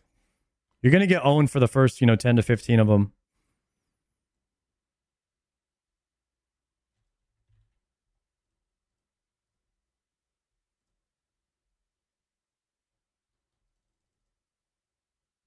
Let me hop to Palomore.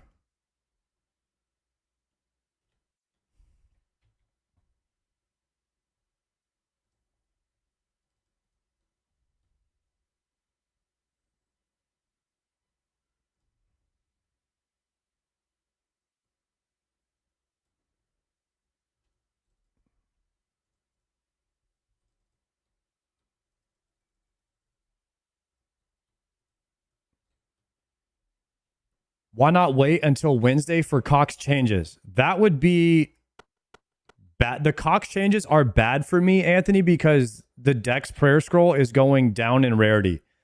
That's the one item that I need the most. So I need to do as many chambers as possible before the changes happen.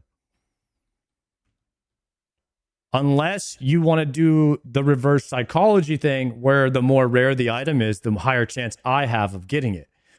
Which has been the case. So, because I got like Twisted Bow, Kodai, Treads, Eye of Ayak. I got like a lot of rare items before I got the easy item to get. I got ZCB before like some of the other easier. I don't know. I don't know the drop chances on next. Actually, I have no idea.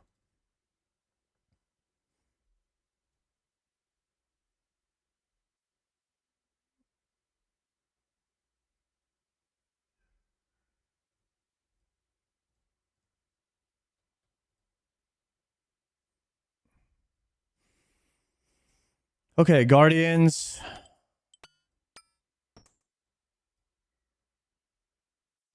We're just fixing the scale in here because it got changed. 1 sec.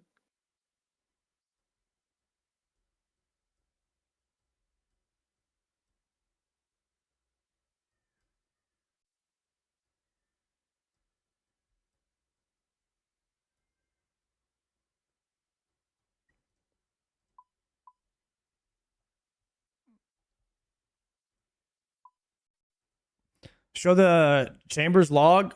Yeah. Okay, you need to quickly leave the friends chat, Sard, and then rejoin because it made you leader. Okay. Okay, it should be fixed now.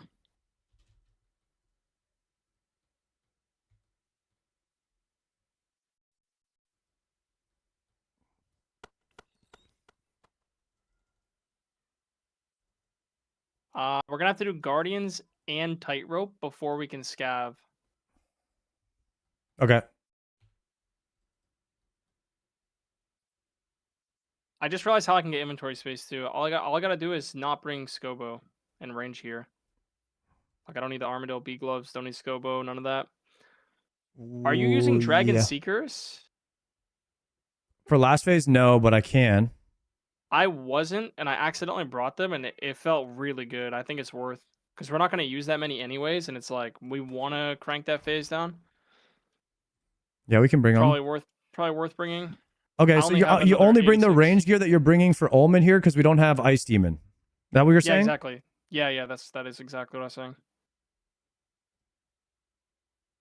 Yeah, that frees up a bunch more slots for me. Yeah, I have 3 slots right now. I'm trying to think if I can drop one more thing. Because if I can drop one more thing, then I'll be able to scav at the start and get the chest too. I'm bringing 1 prayer pot for Guardians and 2 for Tightropes. You think that's enough? I'll do 1 more just in case. I feel like 1 prayer pot is more than enough. No, I'm going to do 4 For the prayer whole pots thing? because I'm camping Augury. And then I have 5 empty slots in my inventory. I also don't need the Scobo. 6 empty slots. I gotta look at your inventory. I voted for you, Sarge. What is the Fake pot. difference Thank you, man. between I appreciate what that, you're bro. wearing and what I'm wearing? Let me put on my full gear. Exclamation point vote if you guys haven't voted for the Golden Gnomes. The Golden Gnomes this year, guys. Their award the guess you votes are don't up. We have made it as a Ralos. finalist. You don't have heart. You're not bringing as many rings as me. I'm bringing 3 rings. I'm bringing Sears ring, Altar ring, and a light bearer. You're just camping B ring only. You don't have any other ring? It's probably worth bringing Ring of Shadows, by the way, for all the barraging accuracy.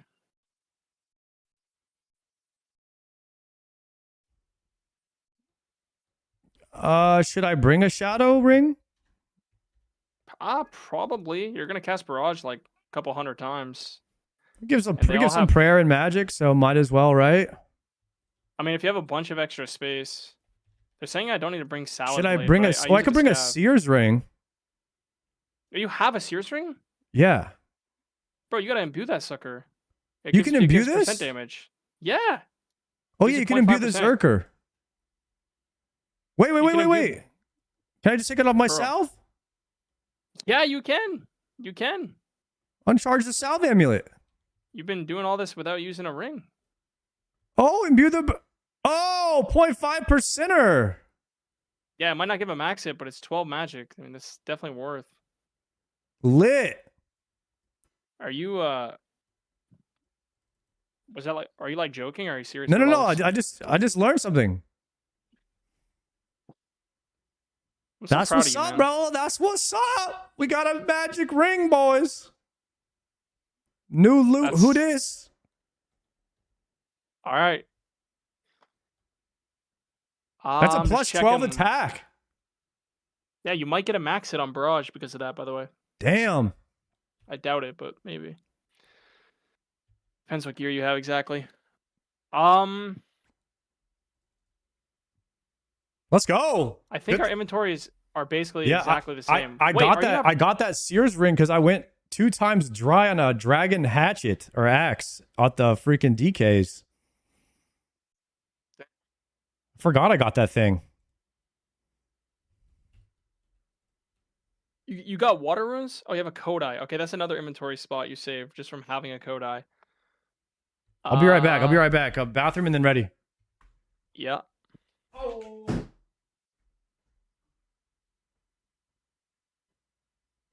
Dude, I can't believe this guy didn't know you can imbue a Sears ring. How the hell did this guy get a T-bow?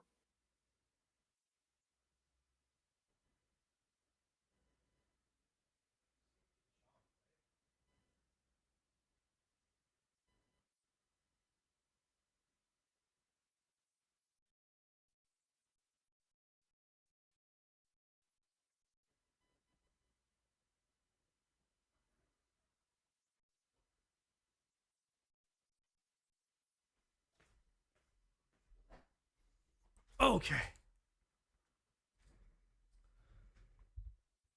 Dang, it's cold in here, actually. All right, I think we CBT the Shams, boys. We get to Shamans and then we hit the CBT. Okay. Potting? Yo, let me just grab food on the main so I don't die on it again. And then I'm gonna go. Yeah, alright, looks good. Let me pre-pot something maybe. Guardians first. Okay, I'm gonna bring like 1 food, 1 prayer. Alright, let's get it. Yeah, I just potted. I'm gonna horn both of us for 1 hammer, and then I'm gonna Preserve BTS up. on my main. Send it. Yep, it's my raid. Starting it now.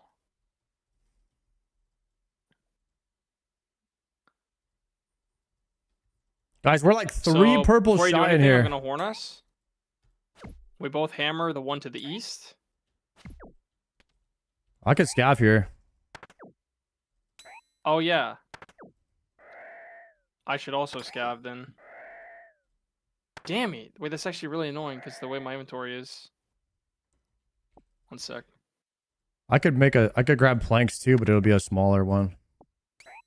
Dude, okay, wait. Scavving first is actually maybe less efficient.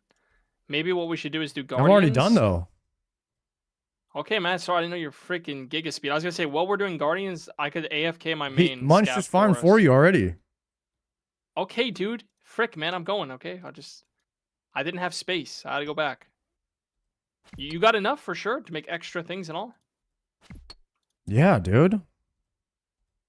All right, man. Like you don't even got to make the chest, so like, you don't know. I the picked struggle. up 4 just in case. Because that's got hella backspace now.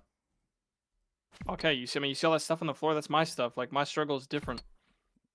Yeah, you're struggling. Sucks to And I have got gear, 2 huh? clients. Yeah. Okay, I'm gonna horn us both here.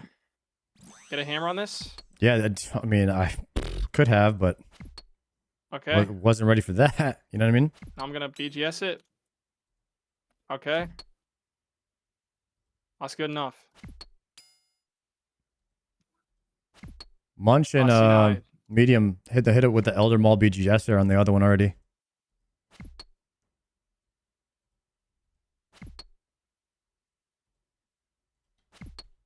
But we gotta do the payout, guys. That was a no.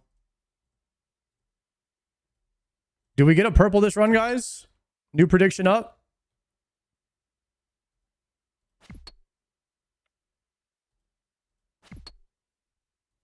What would it take for me, or for you to do the Palu walk 1 time? I'm never giving into that. I really think once you try it, you'll never go back. It's less efficient. You actually have to press the control key. Yeah, but it's like less focus because you just run, and then you're AFK. You'll never convince me. It's okay.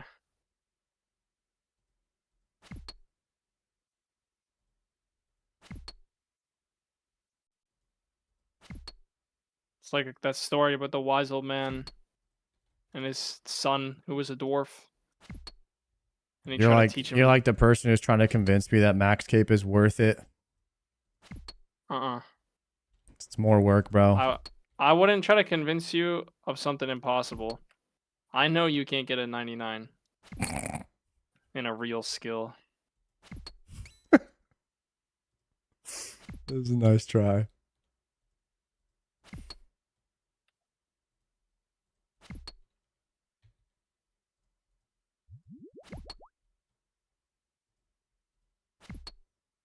Only real men get max capes, guys.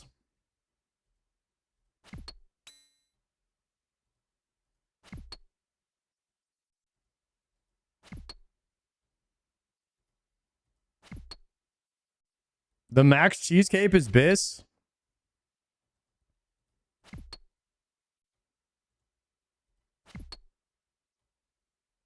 Real men have 60 sailing and Grandmaster. That's about to be me, Loki. One day. I don't know. We're hitting the tiers of Gothics, though, every week.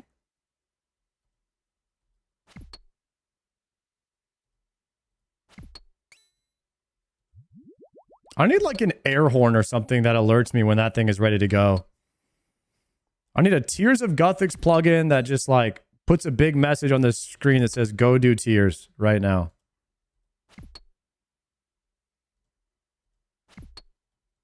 They have that add-on or plugin?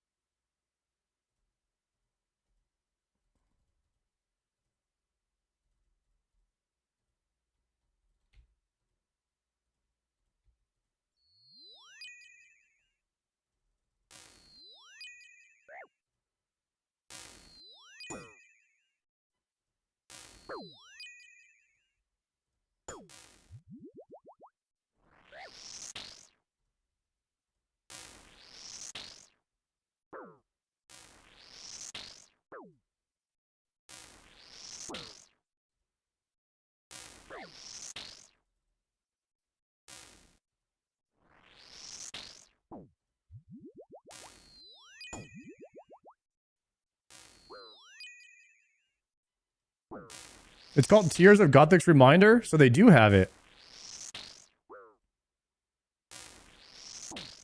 Oh, I think I'm taking 2 of them because they're stacked on the front tile. I've never seen that actually. Yeah, I think you are. Trash. They always attack the weak link, man. You might need to just reset. Oh, you might die. Nah, Kodai OP. Okay.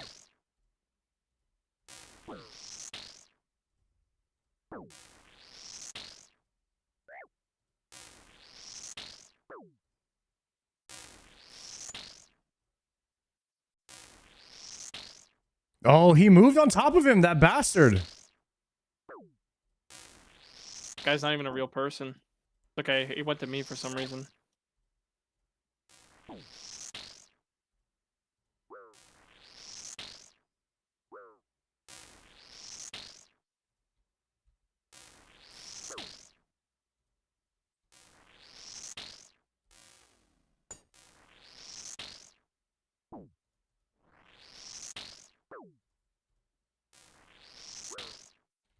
It's called Tears of Gothic's Reminder. Let me download that.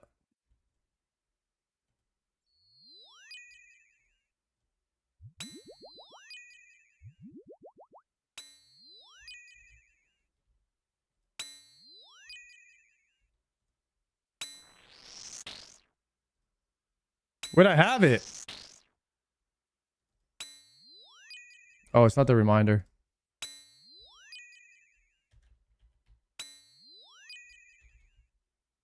Tears of Gothic's Reminder.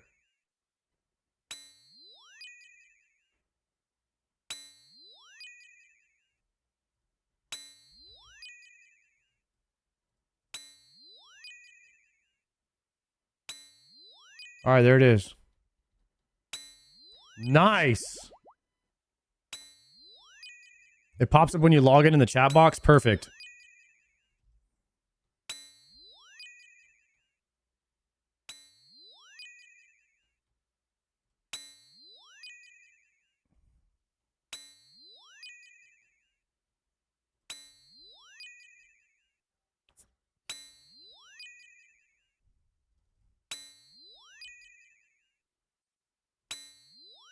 Man, getting your UI right is like half the battle in an MMO.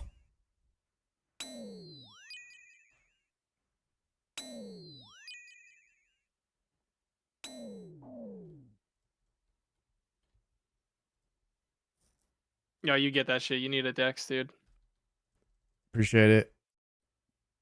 So I just pity you. So, running with 4 people in here. So like what we're doing here is essentially is this same would it be as the a same 4 as a plus 30. 4 plus 31? yeah, like a 31 scale 4-man is the same as what we're doing basically. Yeah. Just with a couple more phases. Yeah, that's true. But then you're almost guaranteed a purple. Mm. Or 2. You can get 2 purples if no one dies. Yeah, 31 is like so sick for Did that. you pick up Booch and Nox and all that? Oh hell no. I can go back on my main and get it though while we're doing this. Okay. I'll go do it. Hold up. I didn't get any of those this time. Munch is going. Munch, just get the first 2 and I'll get Gulp or I'll get Buchu. I can make the chest. 1 sec. I just forgot to make it. Take that construction XP. Wow, that's why it didn't work. Cause you literally just Nice. Sniped it. I don't want the XP. It's all you, bro. Dude, I'm kind of close to getting a con level. Do you know if you bank 99 con, that you can just do it in like a very strategic way where it doesn't feel like you're grinding at all? So what I did is I just did at the start of my stream every day, I just did 1 con level. And the longest day took 1 hour. That's all I did. Oh. You could do it too, I believe. You I'm can at, talk to 90, I'm Chow at doing it. 95 banked right now. You have 95 con banked? That's what it says. Have you ever made planks? Are you tracking it through Mahogany Homes? You're probably doing it through that.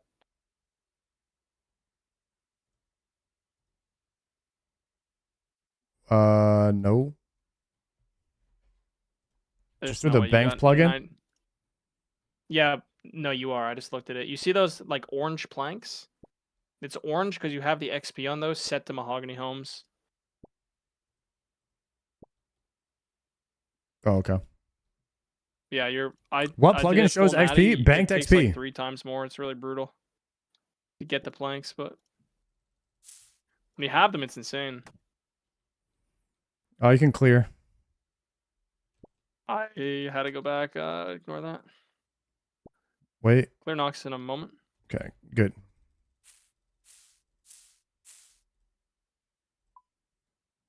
Just didn't have Yeah, a spade. dude. It's awkward. Definitely would have been hurting with the 5 pots. Not.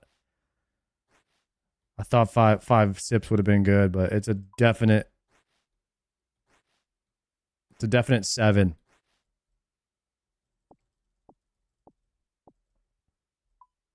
Sorry, just 2 full each. I can't plant the Bucho on my main. Munch, well, I want to go dance with them, but at the same time, 2 boots I should gotta be start- enough for both of us. If we could are just you get it done planted. with Nox? Yeah, You done yeah. with Nox? Done. How Been does, done. Dude, how does my main not have barbarian training? Why do I need a seed dibber on this guy? Oh, shit. Okay, I got 1 Booch planter right now. Booch? Why would you plant that? What? Why would I I mean, not plant the why would you Booch? plant? Why would you plant Gulp? Dude, because you siphoned all of it and I ran out on me. Nuh-uh. I only got 5.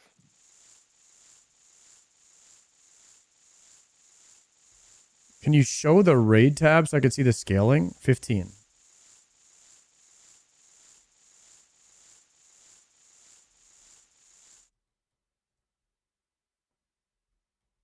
Wait, I have an idea, guys. I have an idea. I bank all What, of so what do you have these, on your main now? and I get a full thing of herb. Agility, mainly What?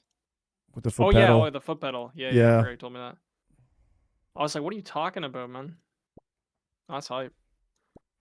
It's really bad XP. So how's your foot feel? It's okay. I mean, I'm not doing it very consistently. Like I tried doing that while playing arena before, and I just like couldn't do it. I like kept accidentally stopping. I thought I'd be good at it because you know how like I don't know. Do you ever just like shake your leg around like when you're just like sitting there? Yeah. Yeah, So, like I do that a lot. dude, so I thought I would be good. It's not. Dude, have you ever thought about like setting up some kind of like modding your is that illegal to mod your like keyboard for space to be left click of your mouse or Damn something? it! Sorry, I drank a. To change. Wait, sorry. Say that again. To change what?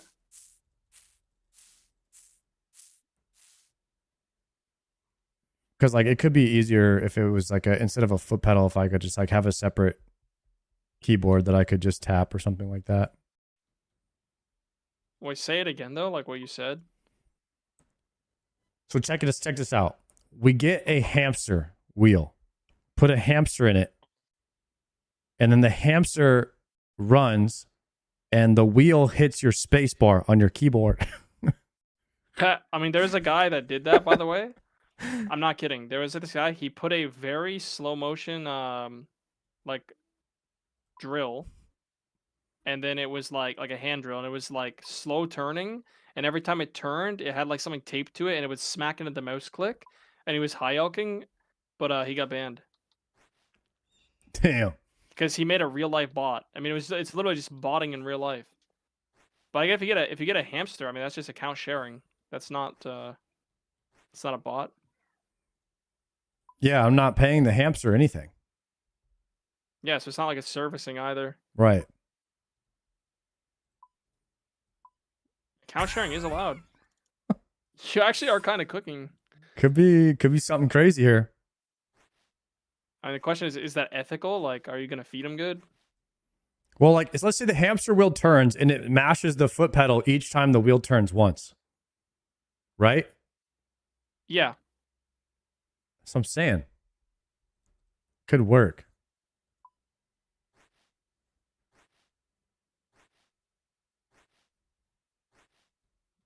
Yeah. I still have no idea how many things to make, by the way. Like, I'm really slow at the prep. I'm making 15 and 15 right now. Definitely don't need this much. I've kind of got this prep down a bit better. I actually bank all of my vials and then get full inventory of booch. And then craft at the bank. I do that. I just don't know how many pots to make because it feels like I don't know what inventory I bring into Ulm. I don't know how much damage I'm going to take from the stuff and have to brew. So I do 2 full inventories of vials. Feels good, man. I'm almost done. Same. Dude, you know what my prep's reminding me of right now? Is when I first started doing Cox with you. Any you were luck telling now? everyone to make 30 brews in a normal raid. Yeah. It's literally what I'm doing right now. That's how we're doing it, bro. I'm doing a SARD 30 brew inventory. I have so much more than I need. God. Like Triumph, I was like, all right, guys. So for the prep, you're like, yeah. Just you're gonna make 30 yellows and 20 pinks, and we have to kill like the Mudadiles and Ulm. I'm just like, okay, dude.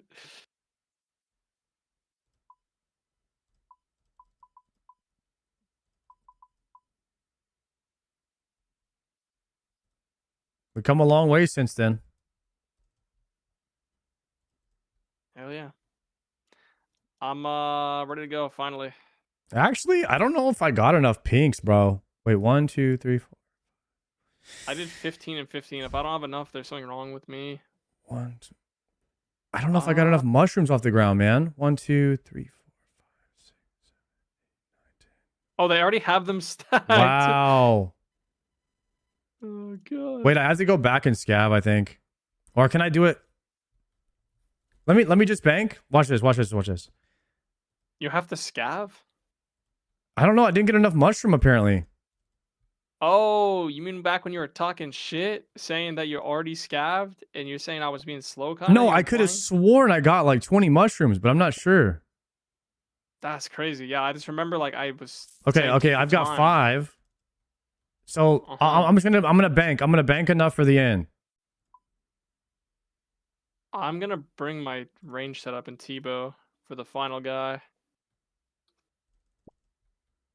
I mean, this has to be good enough. What I just brought. You just take your time back there. I'm gonna be just It's gonna be over here. No, it's cool. I'm coming in hot. Little overload right there. If you want to take a sip, mains. Take a sip myself. Drop on the ground.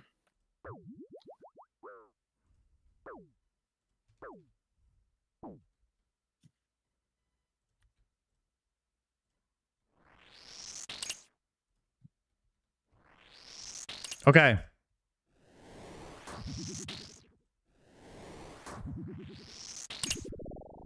I'm getting told that my heart is more DPS than overload. Just always getting one guy by just people have no idea what's going on. It's crazy. Yup. Yup.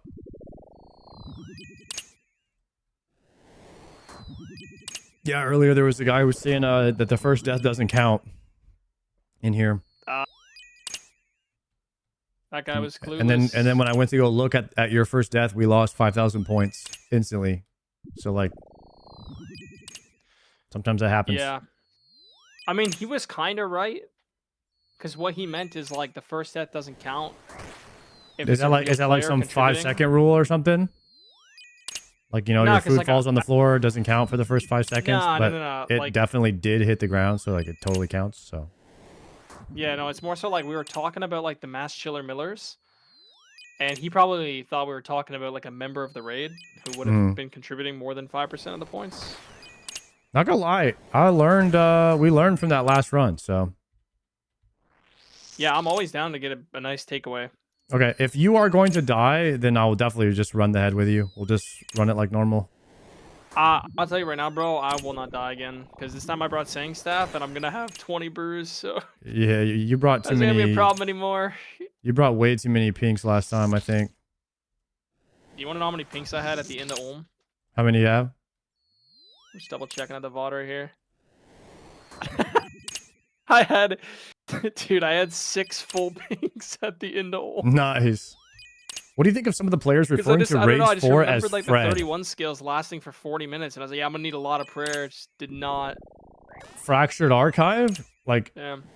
Isn't it FA? Why would it be called Fred?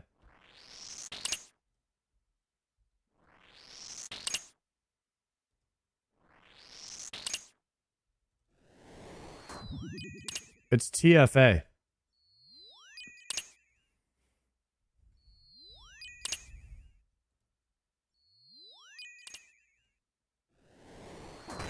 I'm gonna hit the CBT on Shams. Yeah, that's valid comms.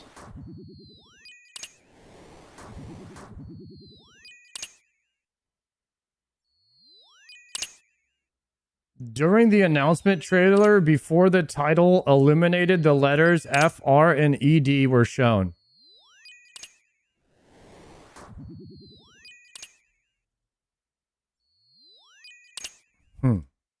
So that's why they're calling it Fred? I'm probably not going to call it Fred.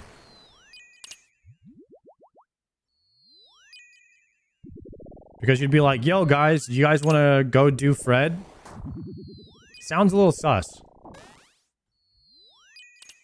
Unless you're a Palomar, in Palomar stream, then it's probably just normal.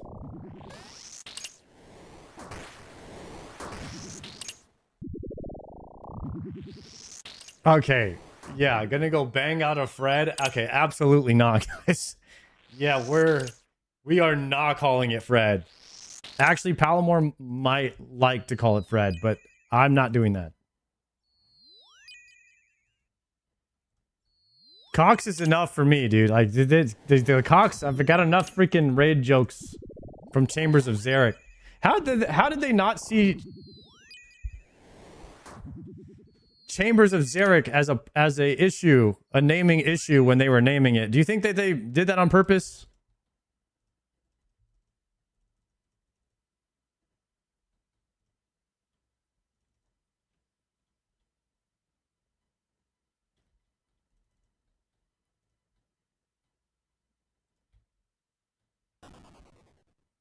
Have you heard this freaking rumor that people are referring to Raids 4 as Fred? I've never heard this before. Why? Don't go in, don't go in. Oh my god. I could have hit you, I think. Nuh-uh. Yep, I'm pretty sure they can hit you through here. I'm about to find out right now. They definitely can't. Yep, Got they him! definitely do. I knew it, dude. Oh, snap. Got his ass. Oh, you didn't get me at all. It's a good prank. Yeah, I don't know. Oh. I don't know about that whole Fred thing. That shit's crazy to me. Wait, sorry, why would they call it Fred? I thought it was TFA. Same. But I like apparently F, R, and ED were highlighted in the in Fractured Archive.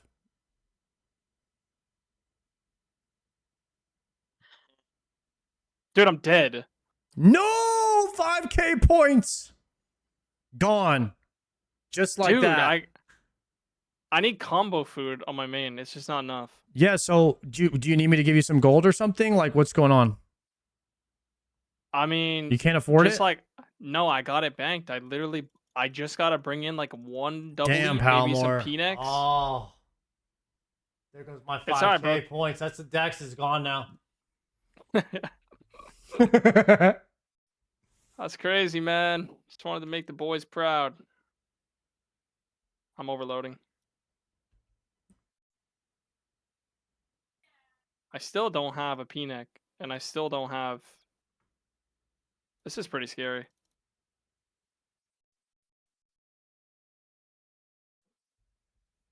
Just need one more jumper. I'm good. Palomore's the kind of guy that could be a GM. He just doesn't want to. Yeah, I could have played in the NFL. I just didn't want to practice. Okay. Should be good.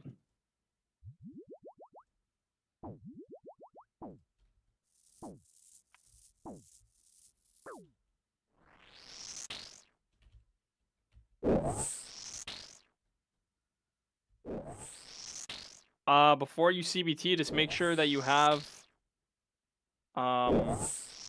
make sure you have enough runes, because if you run out of runes, you're gonna run into them to melee them.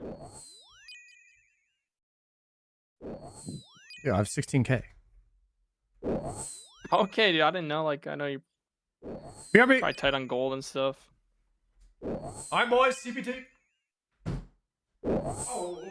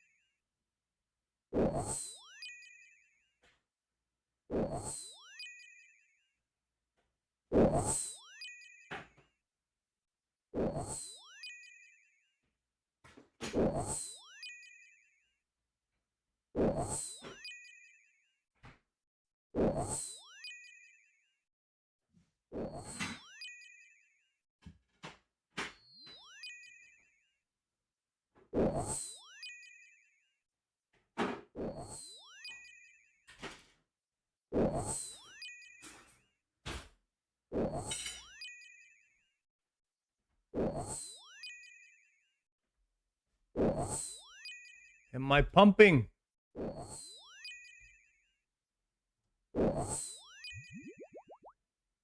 Attack one of these on the left. They're higher health. All right, we got 2 minutes on the overload. We're chilling.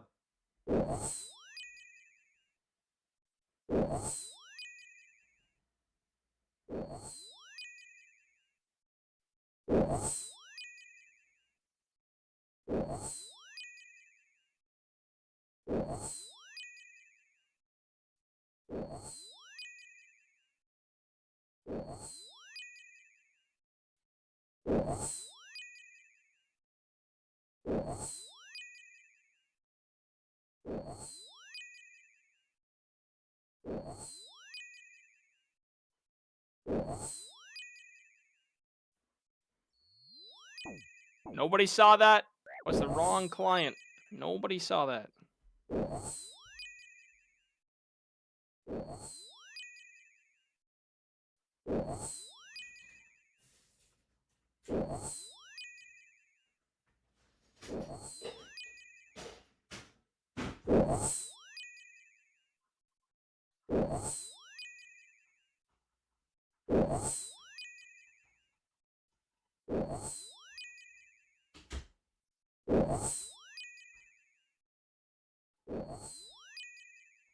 How'd I get hit? How'd I get hit?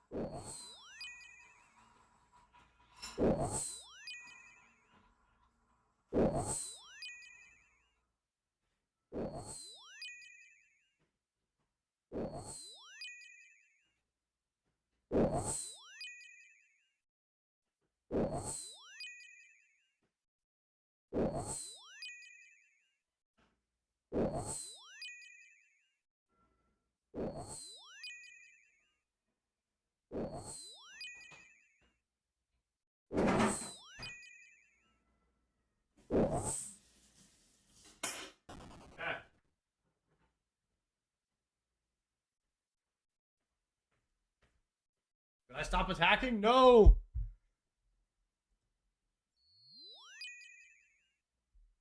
I didn't choose the one with the highest health.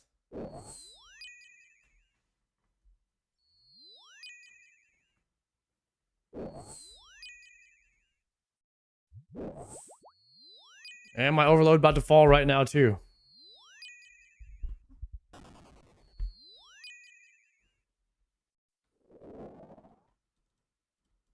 Okay, I need to pick up 5 mushrooms.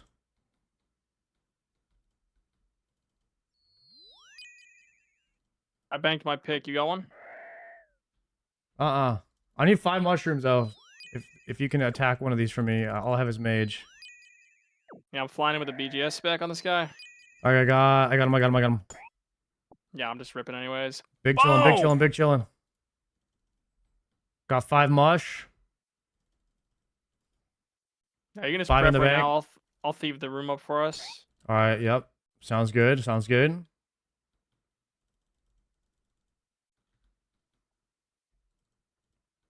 Oh, I should have seen if there was a lockpick on the ground back there. That would have been overpowered.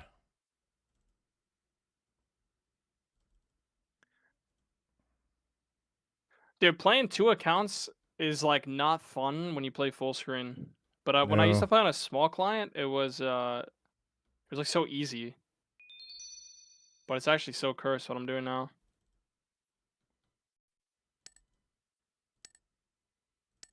Yeah, at night after stream, I'll go eat, come back, and then I'm like thieving houses on one, and then like running agility laps on the other. I try to do like one that's a little bit more AFK. Do you play do you shrink your client? I'll play on second monitor, but I shrink it to like the corner of the screen. I see, yeah. So I'm like playing one full screen that's whichever one's more active. I'll be like running a quest on the main monitor, or like AFK thieving on the side, or fishing anglers on the other monitor. Have you done the new angler fishing? No. Oh man, I did it for like 10 minutes to test it. It's crazy. It's literally just infinite AFK. You still use diabetic worms? Yeah, you can. It's literally regular fishing, but you do it from the boat and the pool never moves ever. And you can fill up your cargo hold. You don't need to bank. And then eventually when you do like 200 something fish after like a while, You just go down to the dock a little bit, and then you depot everything instantly, and then you go back. Mhm. It's actually, I haven't done it for a long period of time because like I don't. It's like pretty bad XP rates. I just do the trawling, but yeah, if you just want fish, it's crazy.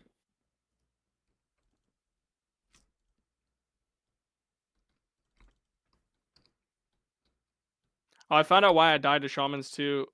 So basically, it's not that I need combo food, but when I'm luring, I need to bait the jump and then run out from under the jump and then run back under. I guess even in high skills, you can't out eat it even with Pnex. Damn, we're at Ulm.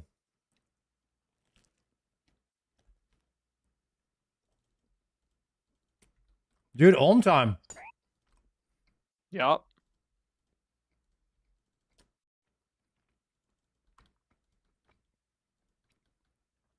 Yep, we're dead. We are so dead, guys.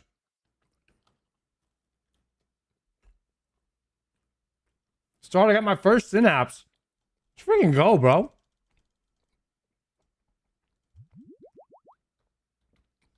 You gonna go Yama or Doom first?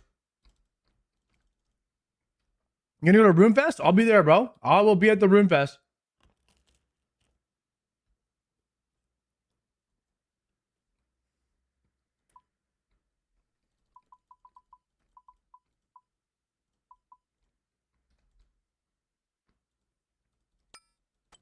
Okay, don't forget to switch your spellbook and Book of the Dead.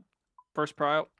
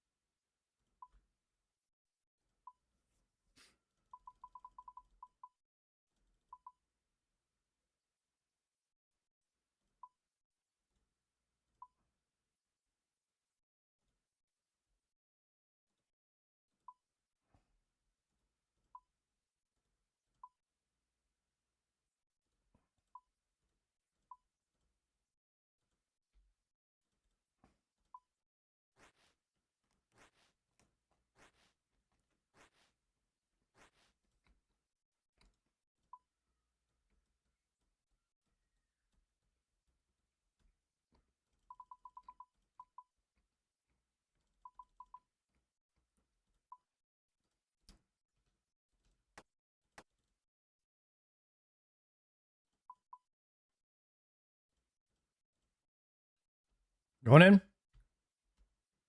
Don't do that. Not ready.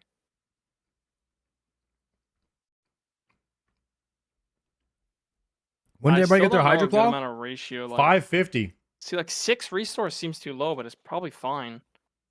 I got 10 brew, 6 restore, but I also have Sang this time, so I'm so fine. Okay. You glad you stuck with this game? Hell yeah, dude. I love this game. I think the more you play RuneScape, the more you like it.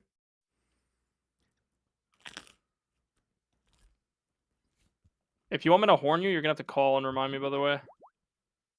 Oh, you just potted. That was with the other account. Hold up. I was just doing that for points. Potting. Hold on a second. Get my rune pouch. Yeah, you have Book of the Dead? I got Book of the Dead, yeah.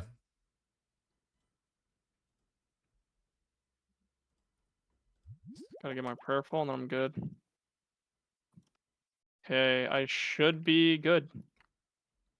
You ready? You have One second, Thralls, you second. have Arceus, Book of the Dead, everything? Yeah. Rune check, gear check, have all the right gear on. What's that? Arrows. Alright, let's go. Starting with a Ralos on your hand.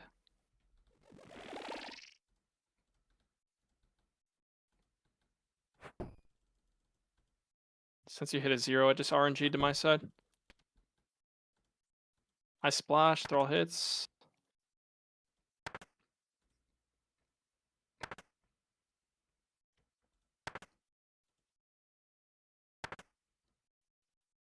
Too clean on the setup brought- phase. Yeah, I brought light bear this time, so a little bit less damage and accuracy. I don't know if I lose a max hit. I should have checked, but I have way more specs to balance out the hands that way. Should make a difference.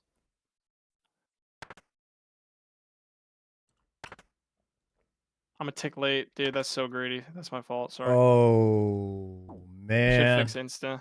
It's good. It's good.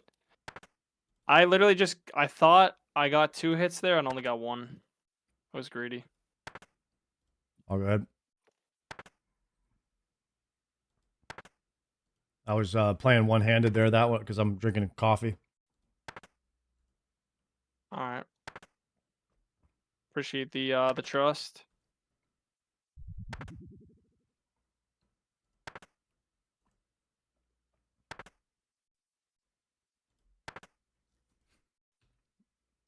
I better hear an apartment evicting Popoff.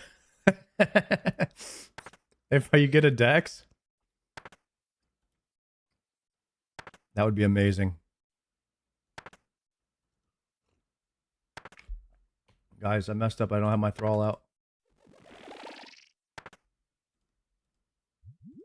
I'm throwing.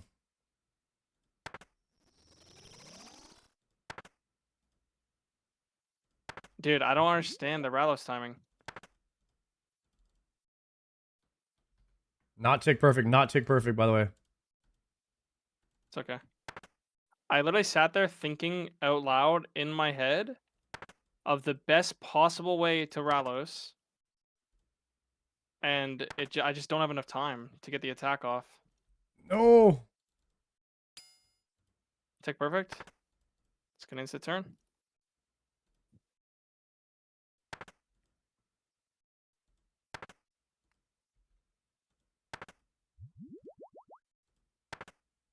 I was hitting some technique right there. Yeah, that's impressive. I like that.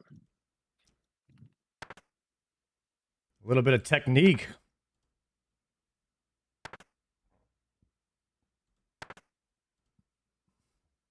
Okay, I'm gonna go for another Ralos here. Not because we need it, but I need to practice this anyways. If I lose 0 ticks, apparently it's possible. So I want to do this mostly for science. So it's gonna be as soon as it looks at my side, like as soon as it looks at my side, I'm gonna Ralos. So like right here, switch. And now I should have time again to hit. There's just not enough time. Ralos just is too long of a delay. It's impossible. Not worth. Not worth. Tick perfect. I failed. I failed my entire Okay, career. it'll turn. It'll turn. Thank you. I'm way late. I just Way it's late. fine, Way it's fine. late. It'll turn. It'll turn. Lock in here. Lock in here. Lock in here. Okay, we're in. I mean, did you kind of see what I was doing with the Ralos? Yeah, I think you're trying to get an auto, but it's not going to happen. I just don't know why the auto, like the attack speed of Ralos is like too slow or something.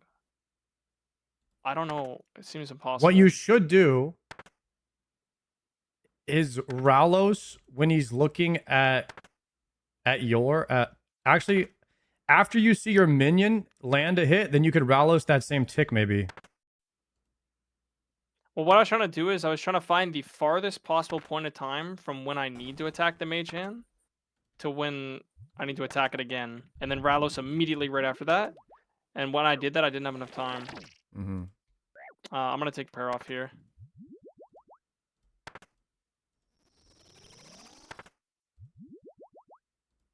Actually, I have to switch to Sang anyways. This will probably lower my deeps.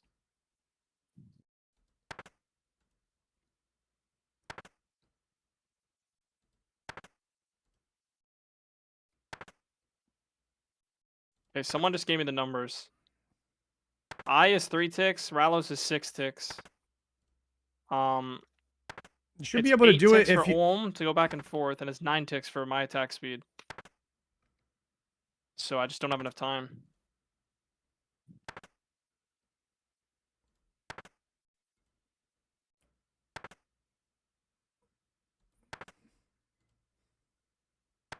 Yeah, what you might have to do is you have to just. Yeah, I guess it's the same thing either way, but. How much HP do you got? So I'm 22%. You're 19. I think it's fine. We just keep going. If I want to lower my DPS, I could just camp Sang too, by the way. Just slightly less deeps. So it's kind of nice to have both. Like, I've been full HP, but I'm just using it only because it looks like I'm a bit ahead.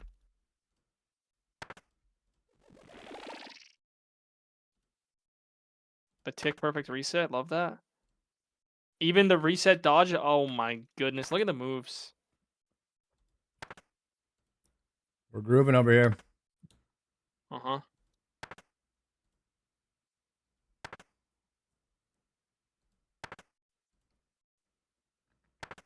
Camping 50 HP too. People are telling me to just ignore, to not mage hit at all. Just hit it as it's turning and let the thrall do the hit. But then That's I'm what I'm just saying. risking the thrall splash. I can try that. You I'll risk. try it next I time. would pre-risk the it's thrall like- splash. Ooh. Okay, I'm gonna do it next time. I want to practice. Like as soon as you see your thrall attack, that's when you send the Ralos and just hope that that thrall hit lands. I'm gonna hold some attacks soon.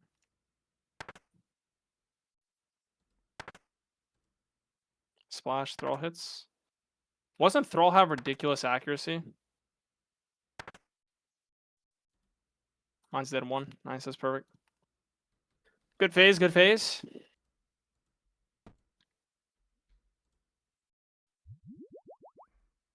I think I understand what I need to try and do now.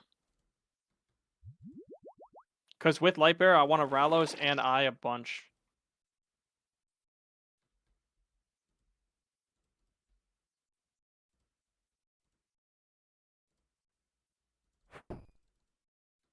It's like I hit 1 right here. Oh, dude, wait. I did that late. I'm gonna tick late, tick late, tick late.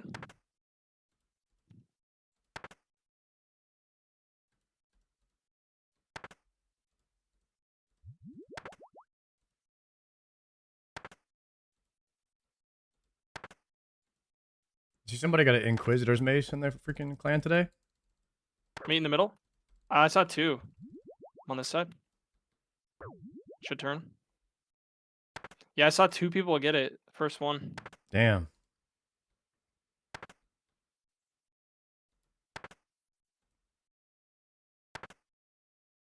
Okay, once I'm full HP, I'm gonna try to do the Ralos timing. Just want my Sang to heal.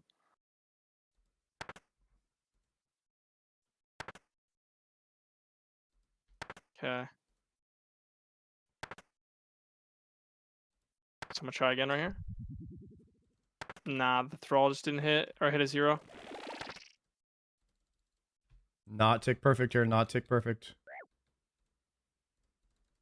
I mean, the thrall just hit a 0 there, but I can't. I guess it's fine if we just rely on the thrall. I thought I'd be able to do it every time though, without relying on the thrall. It's kind of unfortunate that I can't.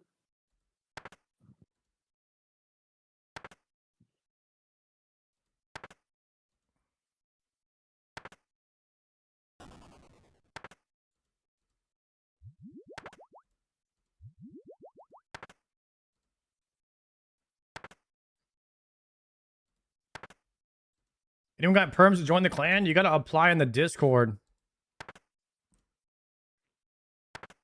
I'll have to see if we have a slot too.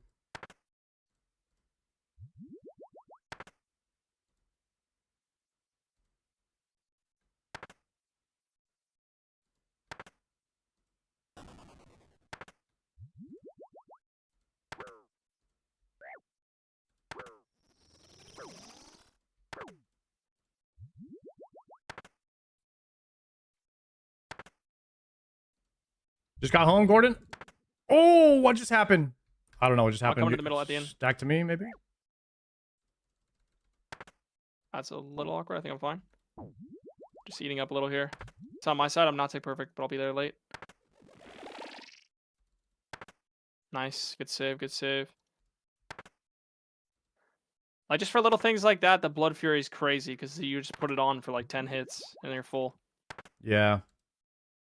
I don't know. I've been using Sang. It's disgusting. I haven't used it. Well, I've used 2 Brew Sips this whole time. But Sang has healed me like probably 100 damage.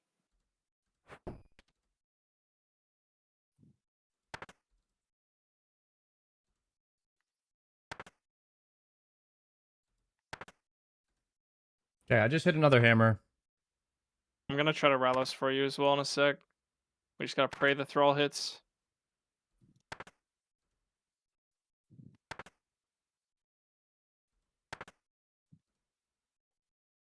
I did it that time, relying on the throw. Yeah, that window was just- close, but it worked. I just gotta do it basically the tick before it turns. to Sounds good, me, Gordon. Like as it's turning to me. But the problem was I was trying to do an Yama eye after attack this. to turn it manually first, so I wasn't leaving myself enough After I time get Dex. to get the Rallos off and get an attack back.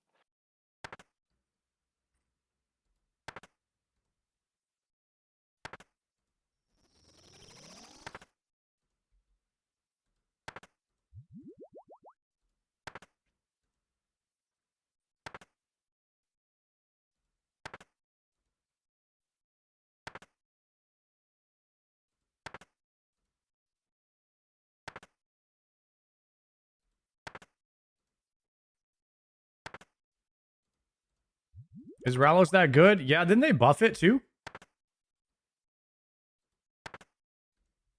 They did something to it.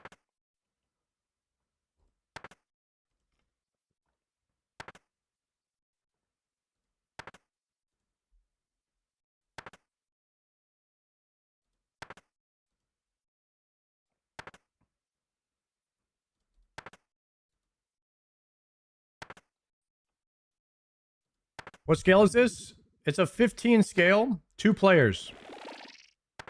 I should have got that plugin to show the hand percentages. What is it called? Do you know? Top of your head or not? I don't know. I'll have to look it up for you. Anybody know, chat, what the plugin is called to show the Trying to just percentage balance by using Sang right now. of the hands My on Sang just Olm? hit a 54. What the heck? Tick perfect here. Yeah, we're getting pretty clean at this. I'm gonna do a Rallos on your hand in a sec here.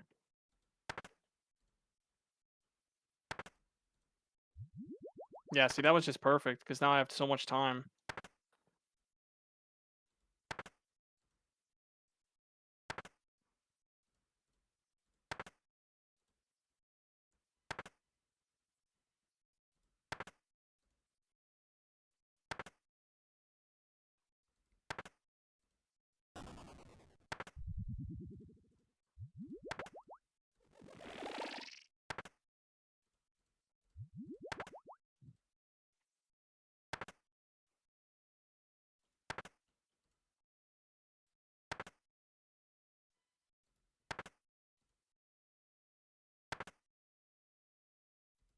So whose mage gear is better now? Mine or yours?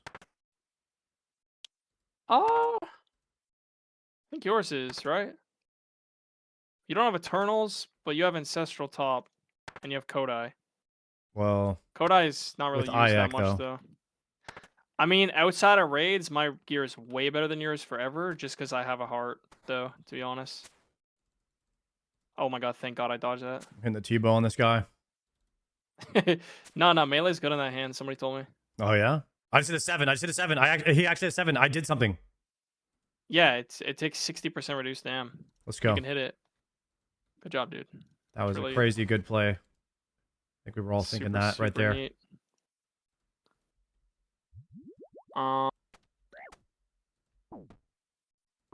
Crazy good heads up play right there. So now that I know the Rallos tech, I'm actually just gonna hit the mage hand and be ready to run. So it could hit either side here, or I could turn to either side. I went in early. We both did one tick early. I'm a tick late.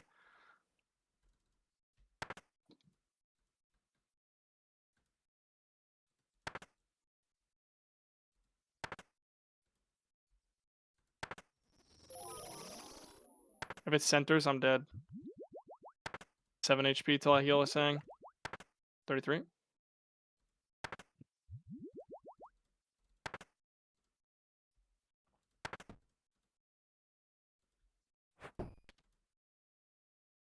I'm already 60 HP, dude. I missed both hammers.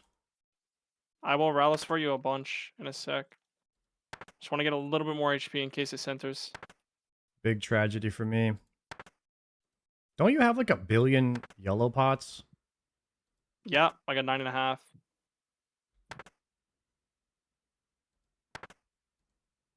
but I'm 60, so oh god.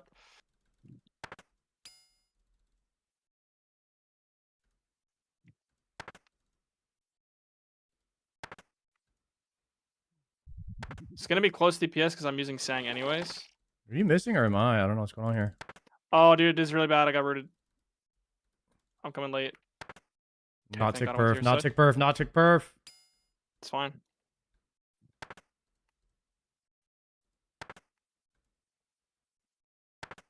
Okay, I'm gonna Rallis for you twice in a sec.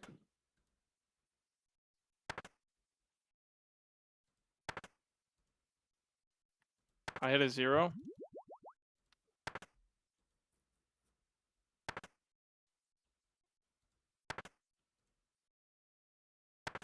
I might be a tick behind on hitting it. No, I think I'm good. I'm good. Woo! Okay, I got you 2 Rallis there. That should help a lot. Very nice. I have a Warhammer in 10.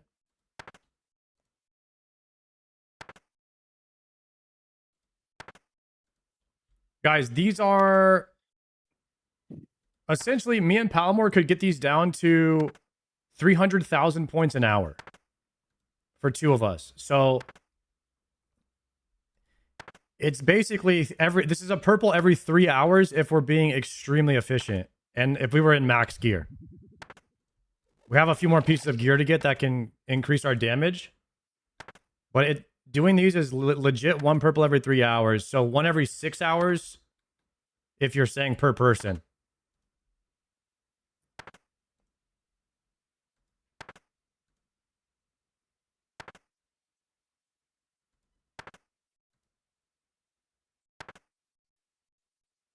Like if we had like a max shadow and like if I was max melee.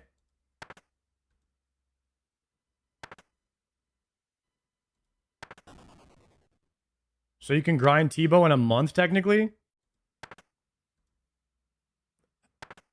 Yeah, you could. You could actually get a T-bow in a month doing 2 plus 15, 15 scaled. That math actually does add up.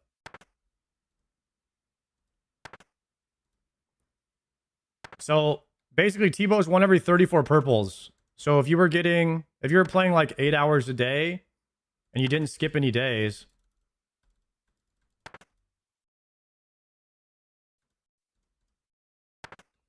You could get one in 30 days.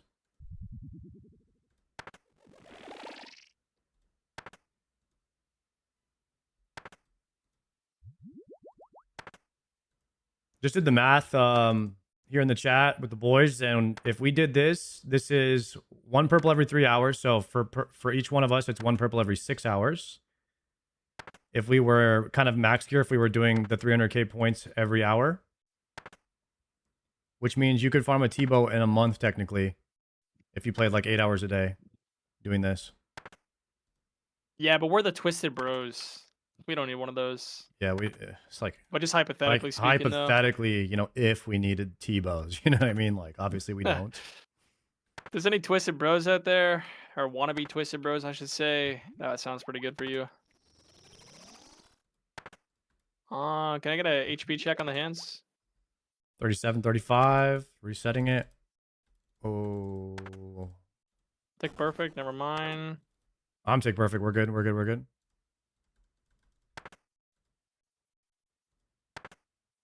What's the difference in the hands though? 4%. You're ahead. Okay. Downgrading the Sang staff. Rehealing.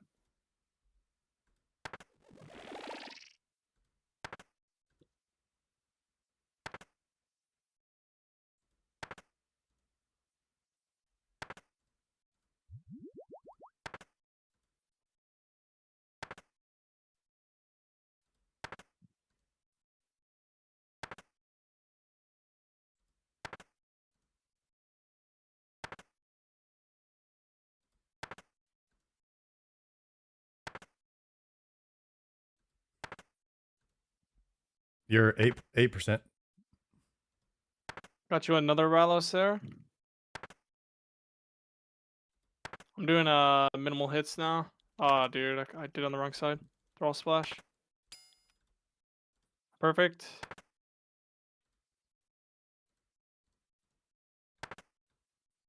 I'm gonna really slow damage here. Just gonna do one hit every time I go left. This hand sucks because I didn't land any hammers, and then I didn't resend hammers when I got to 50. So that's my fault there. It's fine. I'm gonna save I'm my just hammers doing- for next phase though, because it's too low at this point. Splash, throw hit. I can really slow damage on mage now that I learned like that I can literally just not hit half the time. Right.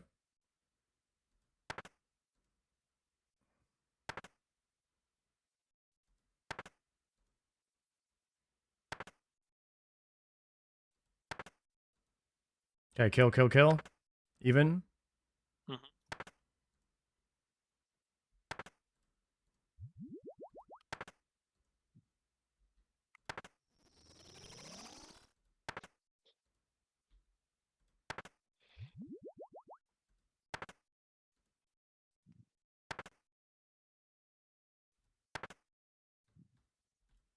It's a couple twisted bros playing perfect, man.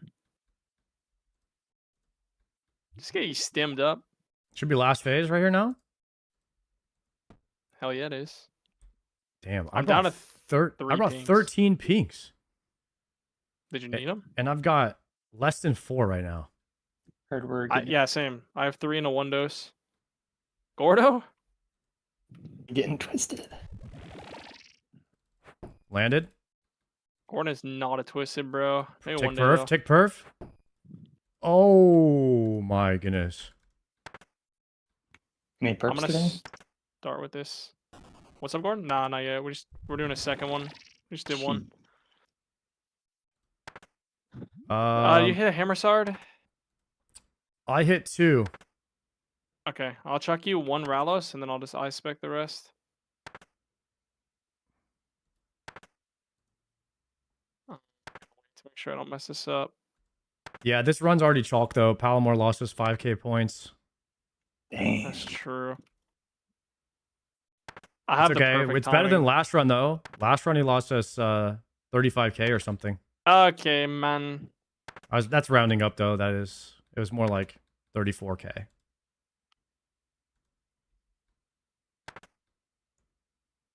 I hit a double Ralos on your hand, by the way. This is gonna be a quick one. Nice.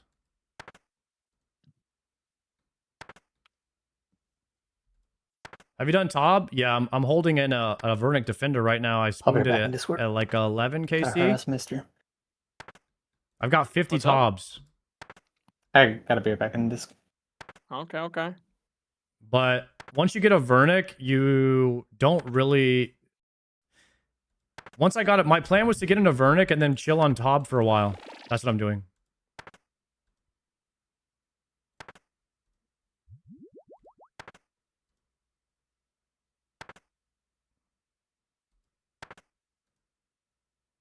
Any plans on SRA? We actually talked about that the other day, and the plan is to skip SRA and go for Inquisitor's Mace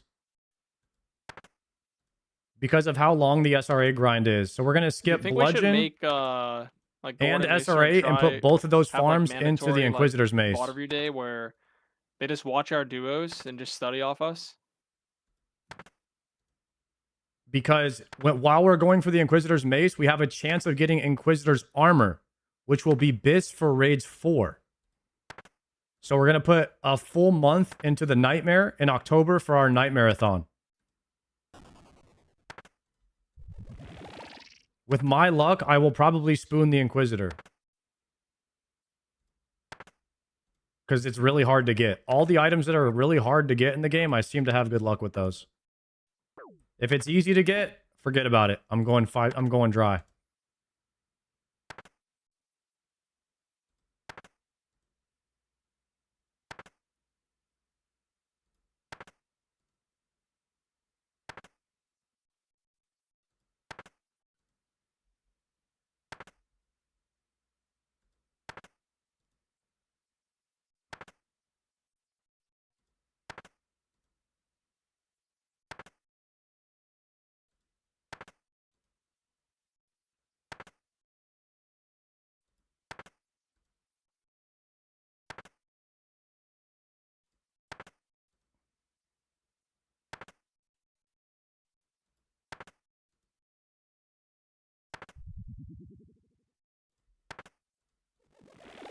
Kasani's Nightmare is easily done with Bandos and Abyssal Bludgeon. Bro, I seen freaking Wydega doing it in monk robes, brother. Yo, brother, how about let's talk about the monk robes and more using Vile Vigor. I'm so fucked, bro. Right now, I'm actually No, fucked. just lock in, bro. Lock in. I'm not tick perfect. That was a tile too far. I gotta stop talking. I have to stop talking. Start chat. Everyone just spam ... in the chat so he has no one to interact with, guys. Not trying to lose points right now. Thank you.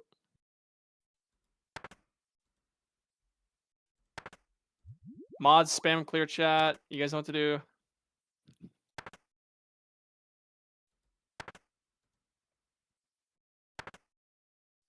I'm gonna start Ralos in the head here. So I gotta. Oh, dude, yellow Okay. click recovered it. I'll do it on the next turn. I'm late. That's Whoa. fine. Oh, I ran back early. Hold. Should be good in 1 sec. 0, I think.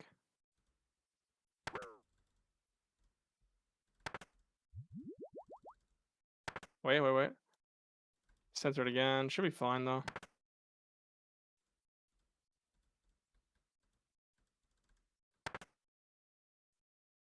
Make sure you're overloaded. Pair enhance, thrall, etc. I think I'm a little bit ahead of you. It's about the So I'm same. gonna sang. It's 1%.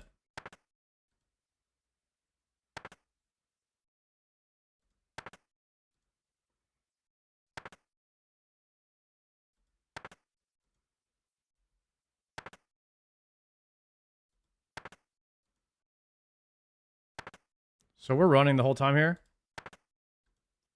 What's that? Tebow phase. We're running the whole time.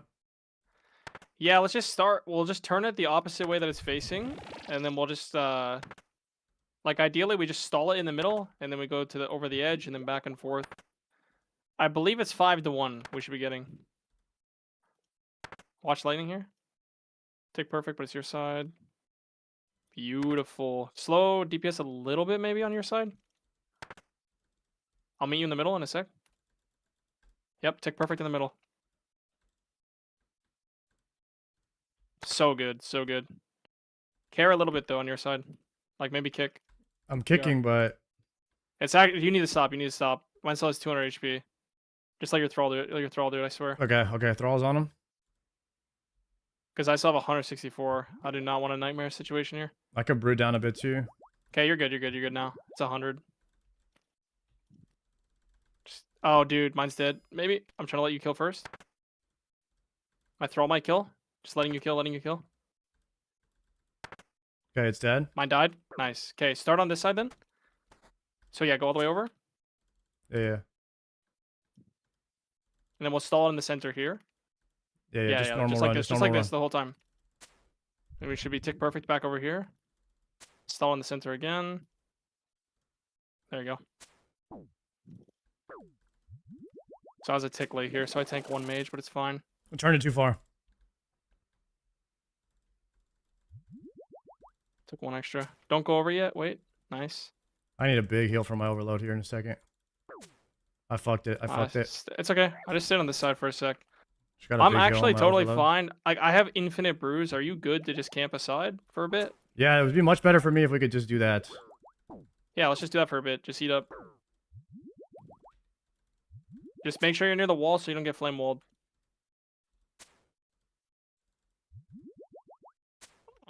Make sure you switch your thrall off of to the right one. Make sure you re-overload all that shit too. Everything's good. Nice.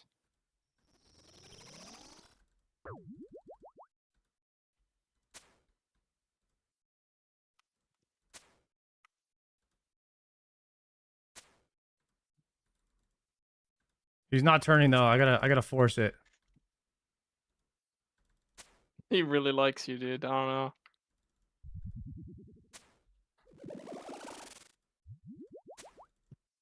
So I guess we can trade hits. by going into the middle and back when it looks at you. So maybe stand on like the safe spot line and then flick it to the middle. I'm not sure. So I guess like right here, I can take a hit. Yeah. And then I could This probably go this middle. way. This way I go mid. And then when it turns middle, then I go right. I'm not sure. Just do DPS And you should go and we'll far. be We should fine. when it's in the middle, we both go far, and then We should watch a video on the proper way to do this phase. I think it's running it like we were doing. I think that's the proper way. But I actually don't know. that way I take a little less damage. Dude, I'm so annoyed. I switched my music, and as I was fixing it, I got flame walled. I'll be fine. Cool. So you do not want to be on all the way over there, pal. When he's coming to me, you see how I'm not all the way to the right? Yeah. Then I go right when it turns middle, and you go out, and then I come back in. I'm gonna come middle.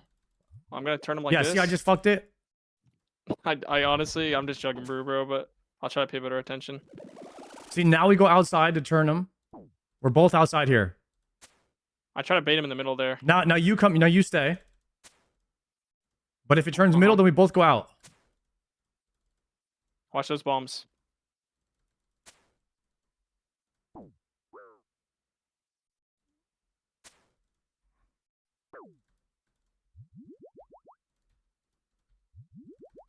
I'm just gonna come in when it's on your side, and then I'll step out when it goes center. Dude, he's just bullying that side. I don't know. Pre melee. I'm just getting fucked hard right now. Maybe one of the boys can come in and tank for you. I can't. I'll die if I do that. No, it's okay. Are you like good on brews? I have no more prayer, so I need to turn off overheads. Prayer enhance will last you if you just have overhead only. Oh, I haven't been running it. That's why. It's about to die. Just click boss and run it if you need to a little bit. I just slammed him with the Ralos here twice. He has 0 defense. Start, it's over. We got your decks, bro. We did it right now. Watch this.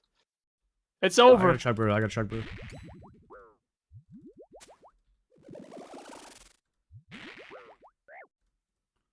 Oh, I had my. Oh, it is. You got a perp. Dragon Hunter crossbow. Oh, Dude, why can't you get a dex? Dragon what is Hunter wrong with this game? I'm gonna have every bow in the game before the dex, dude. It's the archer seed, It's goddammit. the archer seed. Oh my god, man. The ranger. Dude, I don't know, man. Dude, you literally can only get every range item except for a dex. That's What actually the so flip, crazy. dude? Oh my god. Dude, Aventos. now I'm farming the ACB right now. Yo, that's I'm that's a requirement. Oh no, you have a lance though. Brother. It's a, What the flip, dude?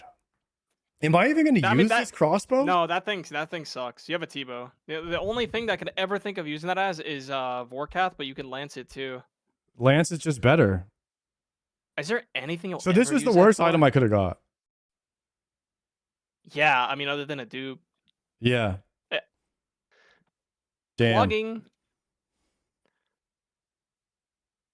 And it's harder to get than a dex. Yeah. Yeah. Oh. Dude, it's so funny how you were like kind of excited and you just like slowly realize it's completely useless. Yeah. That's like, yeah. I have ZCB, dude. Like this thing is. There's no way I'd ever ZCB and Tebow. You don't use this for anything. No. That's like a really insane thing to get before Tebow because it's really good for head phase. Yeah. Not sure. I mean, just So, add it to so the wait. gearscape Okay. and wait out. Hypothetically, right? Hear me out. I use this to fish for Ruby procs on Vorkath for speed times, and then I swap to ZCB. I mean, you have a ZCB. I mean, just use ZCB. Surely that's just better, right? Is that better than ZCB? What were you saying for? ZCB What is did better. you want Oh, for damn it. what? Like I was wondering if the natty hits from the crossbow were hit stronger than ZCB on Vorkath. Like on Vorkath for speed. Have I done Vorkath speed? Let me look. I feel like I think didn't do that yet. I want. I mean, I could run the calc on it, but like, does the autos from Dragon Hunter crossbow hit harder than the autos from ZCB? That's the thing. It might be. It might be. But I'm thinking right now, Vorkath speedrunner is not hard. You don't need to farm procs. You just go ZCB it, and you'll probably get it like in one try. I don't think that's a hard CA. You don't even need to min max it. No, I almost got that shit with a rune crossbow. Probably. No, I mean, I swear, at ZCB, you're probably fine. I think most of that speed CA is just like Wooks walking and doing damage during the thing. Well, we got a purple. I was mega like do a purple. I'm still down about 2 million points on number of purples right now. So that at least we got one. Yeah, no, I mean that's good. It's better to not get a dupe. Yeah, I think so too. I need a Dragonbane weapon for GM still. I don't have one. I'll probably have to get the wand at some point if I don't get a lance by then. Dude, nice, these are where it's at. That was almost so. It's actually 290K. Looks like it'll be the top end for us here. That's session time, by the way. I have it on here. It was about 2 hours and like maybe like 35 minutes when we finished for a purple. Yeah, if we were using Shins too, we could probably get this time down. But I think it's about an hour. It's about an hour for a 2+, for a 15 scale 2-man. This seems to be like the sweet spot. I don't really want to do chambers any other way besides mega scales anymore. I know, same. I can't believe mega scales ruined it for me. How many months we were just doing like we're just doing regular runs. Scouts. Not even CMs or like the baby CMs before that. We're just doing regular runs with like 15k points. All right, pay out the believers, boys. Pay the believers. Let's go. That's crazy. Wait, so what's your log looking like? You're missing Elder Maul, Ancestral Hat, Legs, Dex. That's it, right? Dins. Oh, and Claws and Dins, yeah. I guess there's so much stuff on the table, bro. You know that's the same roll table as Dins and Claws. You could have just got D-Claws. Oh, bro, Claws would have actually the same been... weight, I guess. I really don't care about Dins or Dragon Hunter crossbow. Yeah, no, Claws, for that weighting, I think Claws is the best item for sure. Oh, yeah. Claws would have been crazy. Dude, if they could move Dins to Wintertot and Claws to Tob and Dragon Hunter crossbow to Vorkath, Cox would be so much better. You just say move Dins to Wintertot? Yeah, that's because it has the Dins Bulwark as the door. Just get it out of the rewards cart. You just pull a Dins out of there. Yeah. Dude. What the hell? Did you hear that somewhere? Is that a Sardaka no, idea? That's what Tasty said on a Behemoth episode. Oh, damn. I don't know about that one. That's, yeah. Maybe. Dude, it's a big-ass door that you go in. No, like the lore fits. The lore definitely fits. Oh, another sandwich lady? No, damn.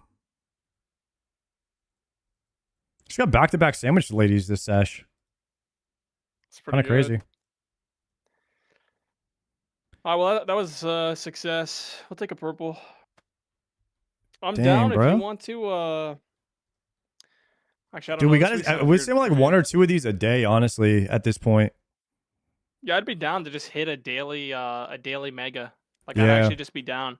This week's kind of weird for me. It's my daughter's birthday on like middle of the week, so I'm taking like 2 days off this week. But like in general, I'm down to like send a daily mega. Heck yeah. All right, GG's, bro. All right, later, Congrats bro. on the massive upgrade. Yeah, just put it in my bank for forever. It's just -1 bank slot. No, bank value's up. Sure. -1 bank slot. Honestly, do I just drop that to my main, bro? No, I think no, it's not that bad. Dude. Is it that bad? Like, you might find a use. Like, I don't know. I don't know if I ever will, actually. Maybe you get hacked and they take everything and forget to take that, and it's your best weapon. That's like probably the best use. I didn't realize it was that bad. I I mean, guess it's honestly crazy good until you get a T-Bone Dhcb, and then it's not good. But yeah. it's just the Ranger Seed curse. All right, bro. Take care of yourself. I'm out of here. All right, bro. See ya. Well, Me and Gordon gotta do some Yamas. good luck, boys. Peace out. Thank you. You need a CBT? I'm good. I just sent it. We got a Dragon Hunter crossbow, man. That's all. Congrats, man. It's trash. It's trash. It's actual trash. I didn't realize how bad it was. I thought for sure I'd use it on Vorkath. I mean, maybe I will, but we'll see. Can I sneak a cheeky 4 more dookie kills? Yeah, you're good. I gotta make a purging staff. You saw I sniped a little ACBC last night? You got an ACB? Oh, yeah. Nice. I think it was like KC 500. Let's go. Right on rate. Chat, new prediction up. Do we get a piece of oath plate? In 25 KC tonight. Did anybody clip the Dragon Hunter crossbow thing? I didn't see anybody link any clips in the chat.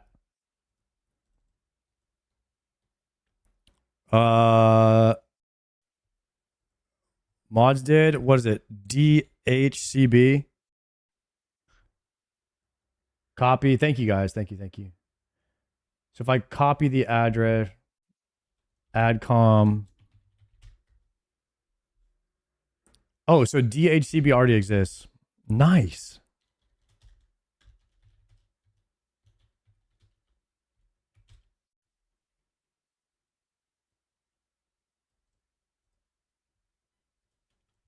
Legends. Kick and YouTube. Do you guys want to see if DHCB command is working? Thank you, Kenzie. Scobo purge. Oh, Scobo's in the tank. Bank all.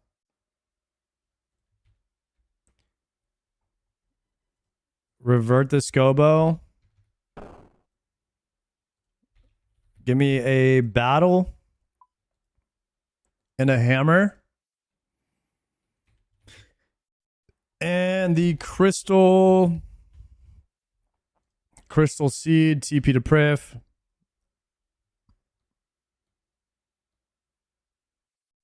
You'll never know if they add a new dragon boss. That's what I was thinking. Like maybe one day, guys, they add a dragon boss or something, and then just randomly Dragon Hunter crossbow is like good now. You know what I mean?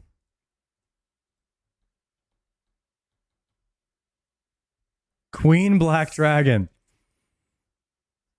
Yeah, maybe.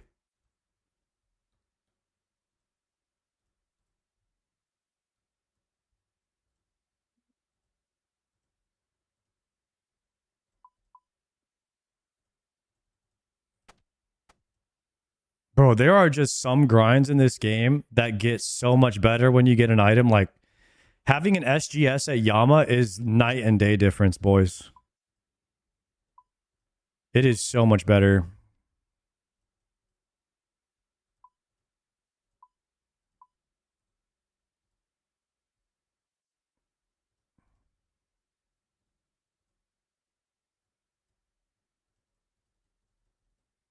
Any mistakes that you make, you just bink, spec it back, and you get all your health back.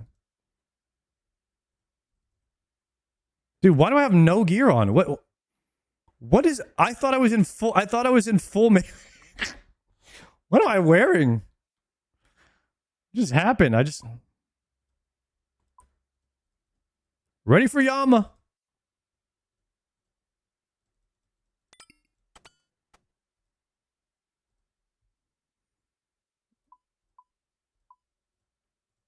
All right, let me refresh this. There we go. SGS Colo is the greatest? I bet.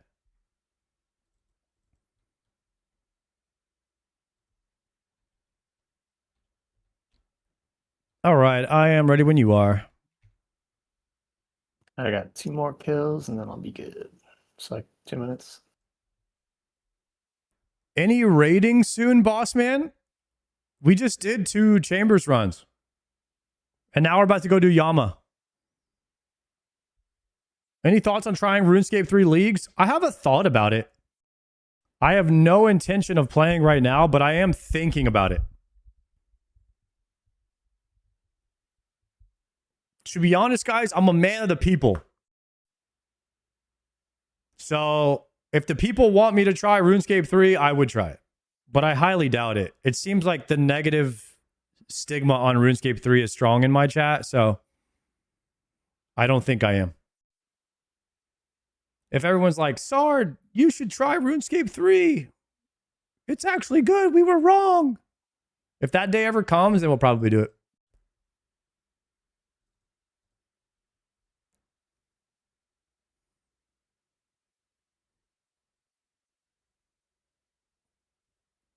That day is never coming.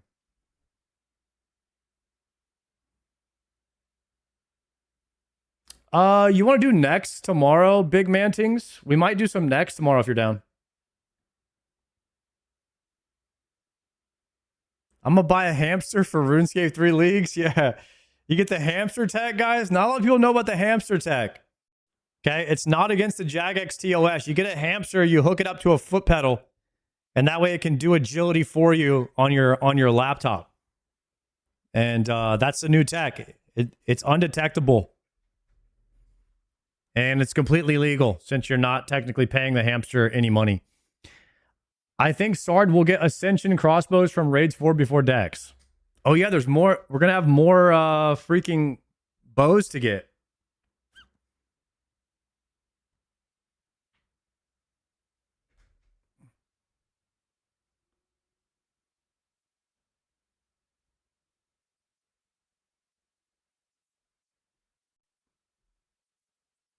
You get a drill and tape it down on low speed.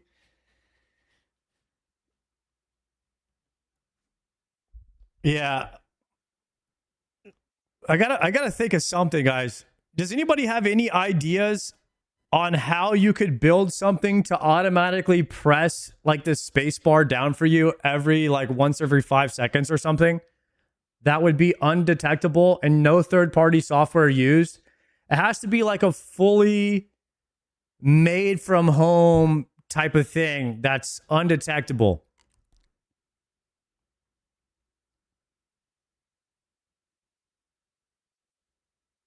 What you guys are saying, you tape the drill, and so the drill turns.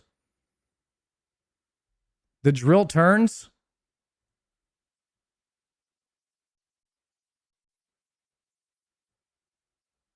Allowed or nah?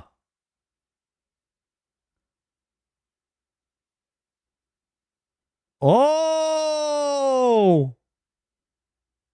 he's got the pickle tech.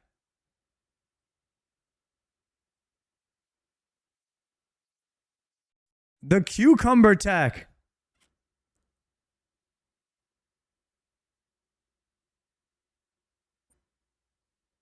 It just keeps on refilling the... It just keeps on refilling, bro. What the heck, dude? Dude, I was literally thinking about, can I do something like this for agility, bro? That's crazy.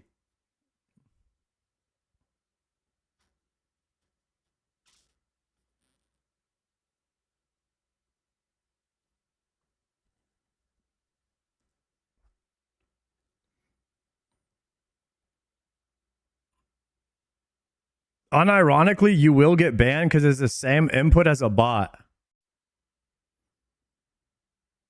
Not the pickle, bro.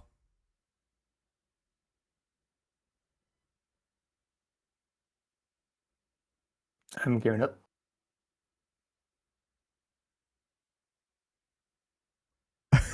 Allowed? Is that allowed, Jagex?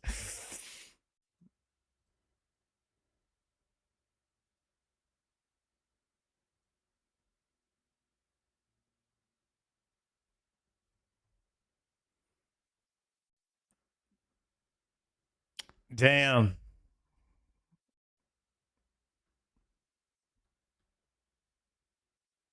Look up the video where someone made an auto clicker by walking. Well, send it to me. I'll look at it if you find it. You need a drill that spins the pickle at more random intervals.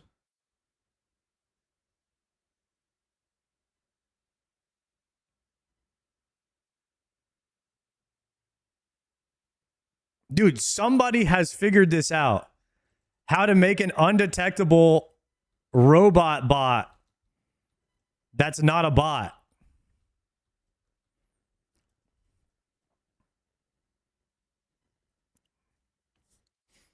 Are we doing this? You know what T Papa Slice did?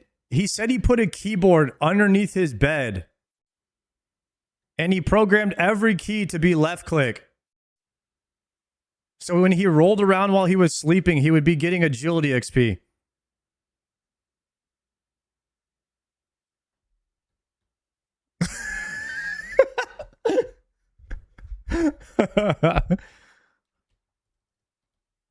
There was a bunch of keyboards. That's freaking crazy.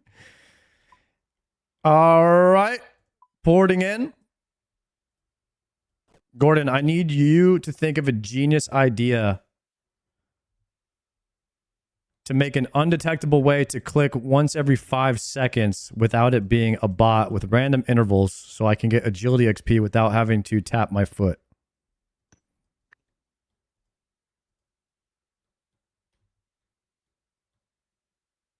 It's got to be something with. Is it pretty windy where you're at? No. Not a good look then, because that's the random RNG you would need. Wait, what about, yeah, what if something that you could connect to your breathing? Your breathing makes, oh, wait. What if, since I'm a streamer, I'm sitting here talking the whole time. What if every time I say a word, it's a key click? There's got to be something that can manually input a key click every time I talk. So I can be playing us on my second monitor every time I'm talking. Wait, guys, you know like these lights behind me? Like when I talk, the lights behind me will blink. Dude, Boom. I know what to do. Boom. Yeah, you have it connect with your music. So like every time I'm talking, we could get a click. If we could sync this up to click while I'm talking, I could do agility all day long, every day, just from being a streamer. Wait a second, and it's totally random intervals. Am I cooking?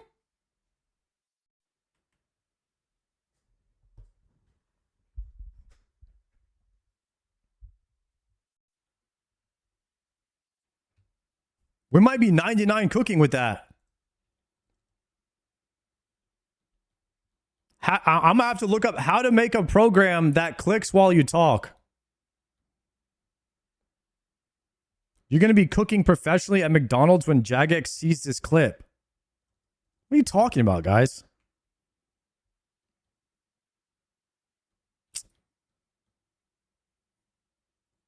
Do anything but play the game? Guys, you're not a RuneScape player if you're not thinking about these kind of things.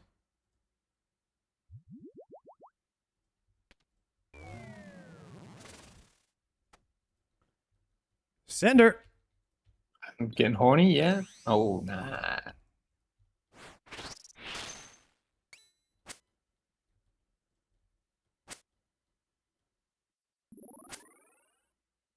Oh, wait a second. Chat, I got it. No, I figured it out, Gordon. I literally just figured it out. Wow. Okay. You get a keyboard splitter where this keyboard, every time I press a button on this keyboard, it's programmed on my laptop to press the mouse click button. So I bind every key on my laptop to mouse click. So whenever I press an input on my keyboard, it inputs a mouse click to my laptop. And so when I'm playing, when I'm playing, when I press any button on this keyboard, it does a mouse click on the other on my laptop. Is that a macro? Yeah, he sounds like he cooked with that one, chat.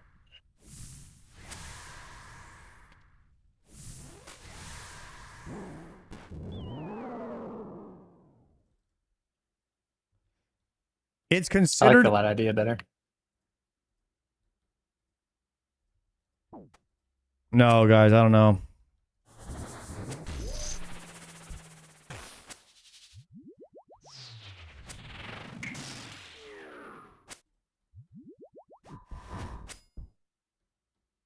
You're basically doing 2 actions with 1 click.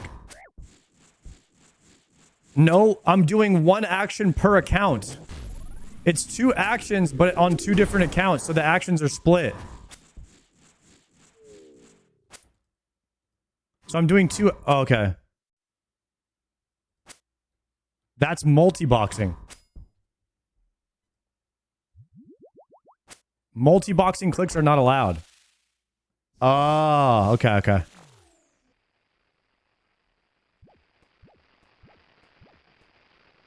Okay, so the talking...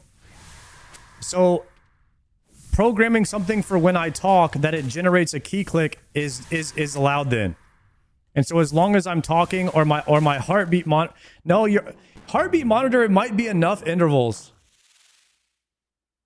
The talking thing might be a full sender.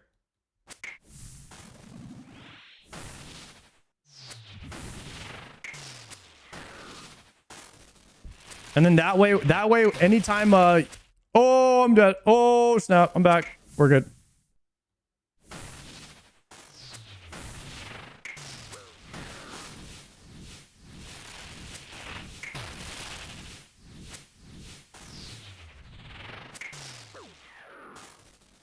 Or you could do like, yeah, you could do something like where your heart rate, every time your heart beats, it generates a click on your laptop.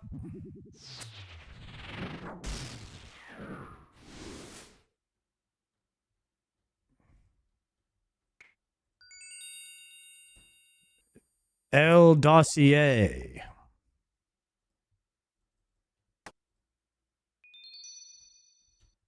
Teleport scrolls. Not bad.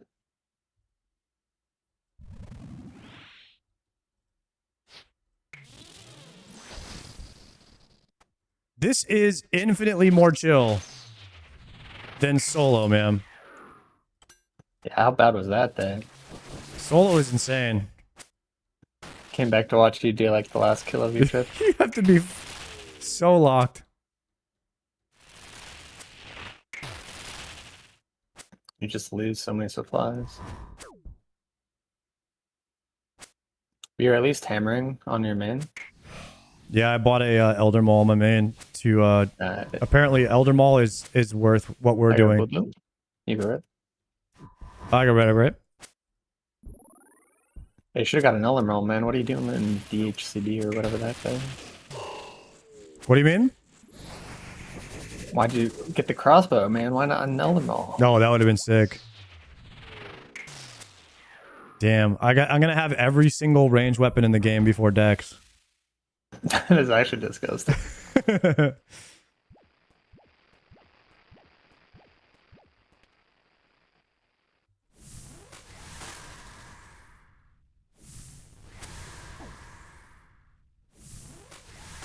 I do not have a Venator bow yet. Oh, dude, I keep forgetting to spec with the SGS. Distracted here.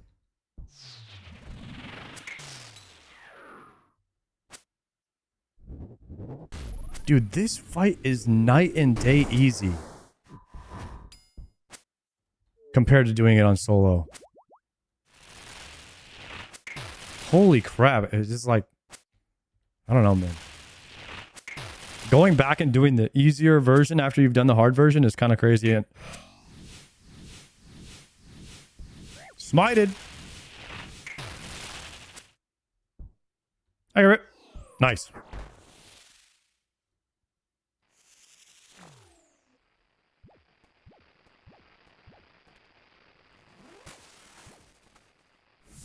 Yeah, I bet doing regular Yama after contracts is like, what the heck?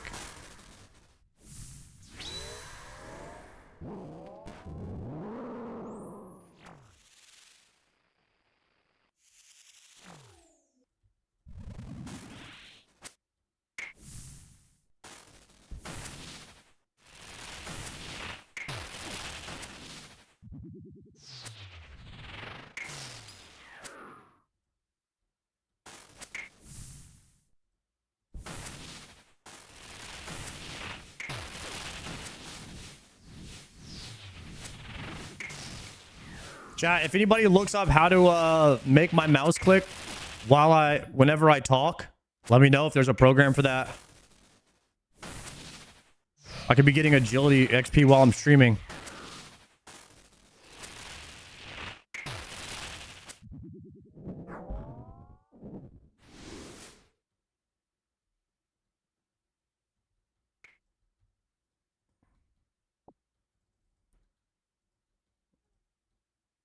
Just get a foot pedal. I have a foot pedal. I've been foot pedaling all day, but not very consistent. Not very consistently.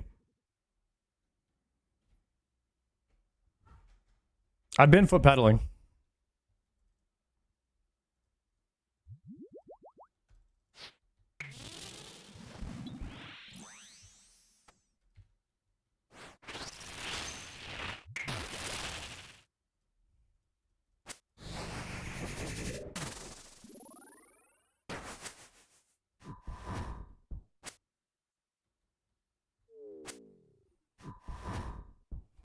I don't want to do anything that might be violating any rules. So nobody here says has said anything that might be violating some kind of rule. Usually that's the first thing people say. They're like, "Oh, Article 3421, you can't do that."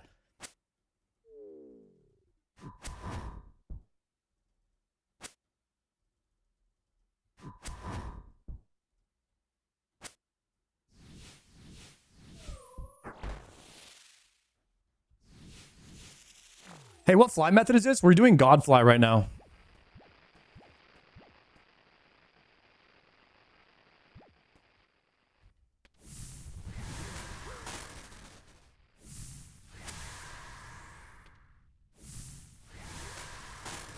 Your voice is a separate action? I mean, yeah, I'm still having to generate the action.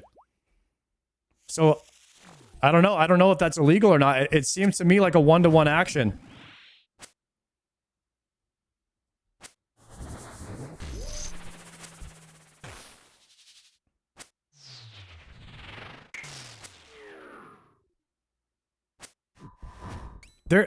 There has to be like there has to be like, yeah, some kind of software cuz to activate computer actions with your voice.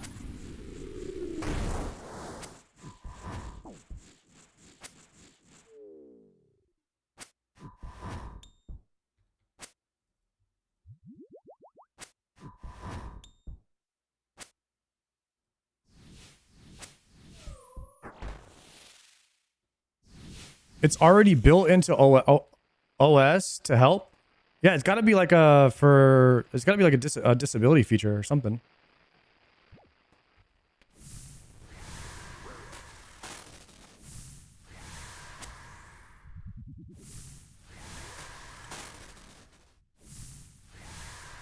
No, I didn't get my attack off.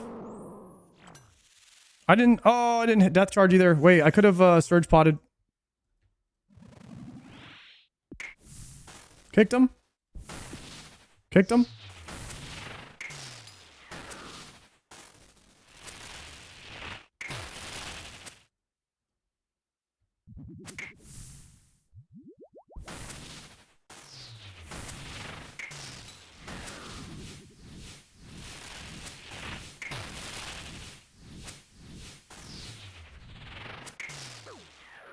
Desktop app. I hit once, my bad.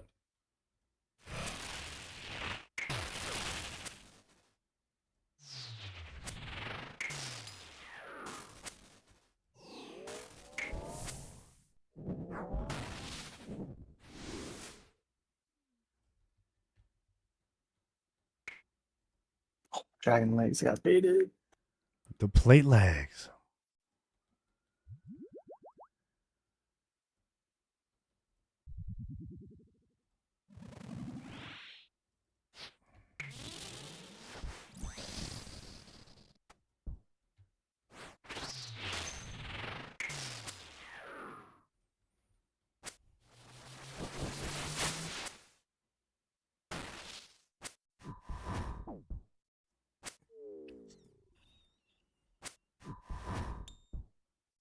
You could easily whip up a script to do that, but it doesn't necessarily make it legal. I don't think it would be detective if you did it though, so I just wouldn't be open about doing it on stream.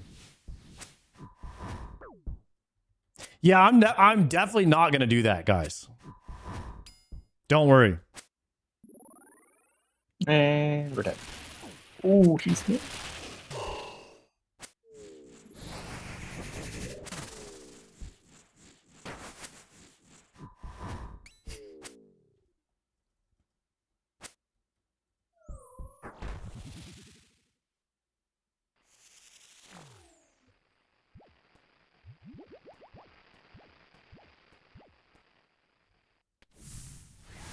But no one can stop me from getting a hamster. That's all I'm saying, chat. Whoa.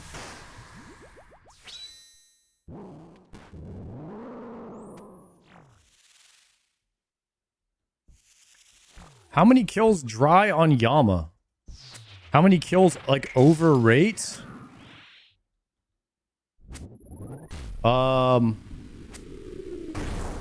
I probably have like 40 solo kills or something, maybe 50 solo kills. So if you want to add on a casual 50 and then divide that by 2, I'm maybe like 100 kills over rate right now.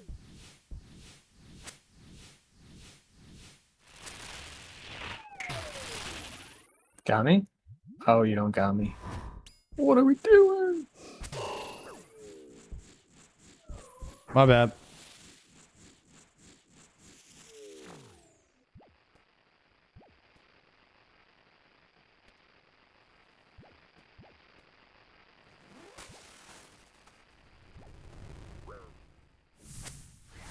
Wait, that guy just got Hive Duke and the Axe Head and 2 KC. Damn.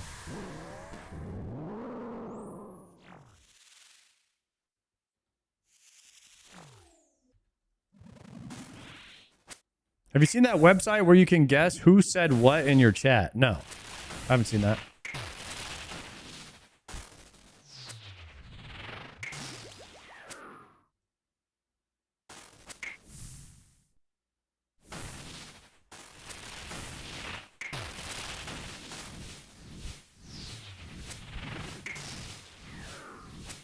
I saw Bodhi playing some like Gillinor GeoGuessr game, but it was he was trying to guess where the music was from, and you guess on the map like where the music's from, like GeoGuessr. That looked pretty fun.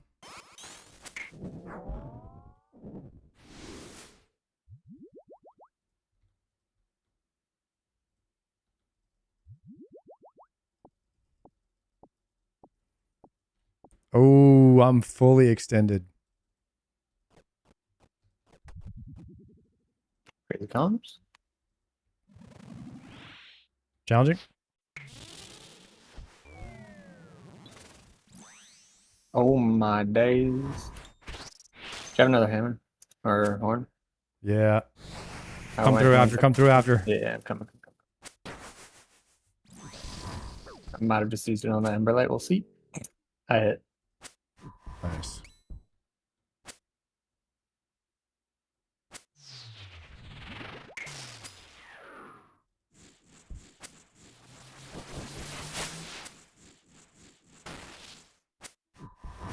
Thing is, I would guess there are whitelisted drivers for inputs. If you have some script that's creating inputs, it's probably going to get flagged.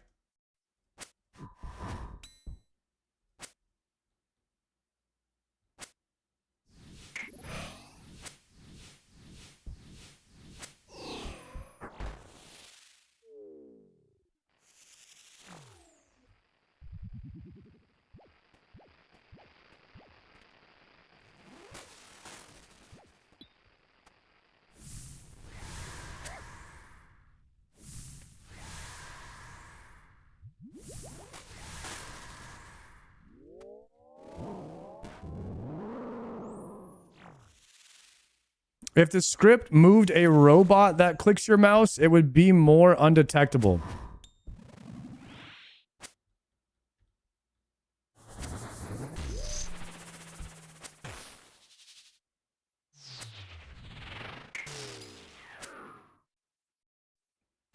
Chat. What about, I don't know, I've never like thought about this kind of thing before. It's just very interesting to me. It's kind of like working for a store and thinking about like how people would steal from it, and then it's kind of like that. But what could you record your clicks for like a couple of hours and then just loop that?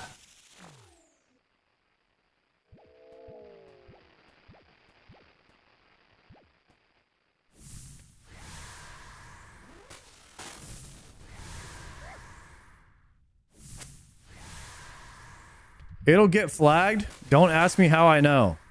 Huh.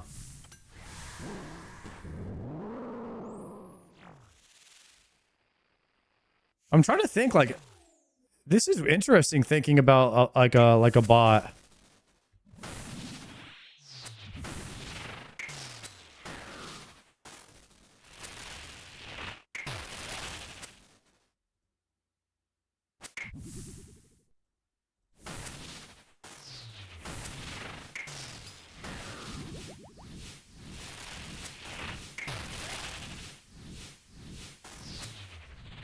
Guys, trust me, anything to not do agility, am I right?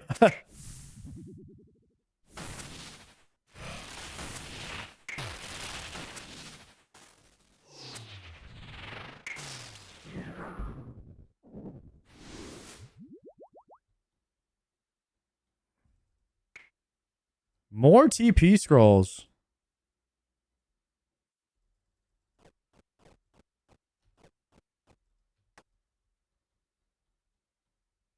Guys, it sounds like I'm not doing any of these methods.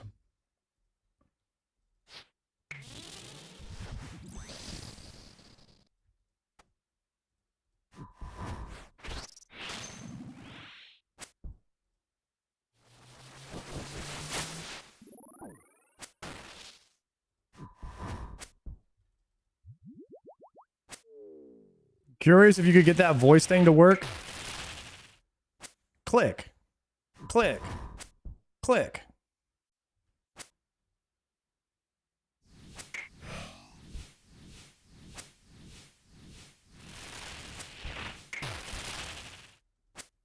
When we go for full Torva? Tomorrow.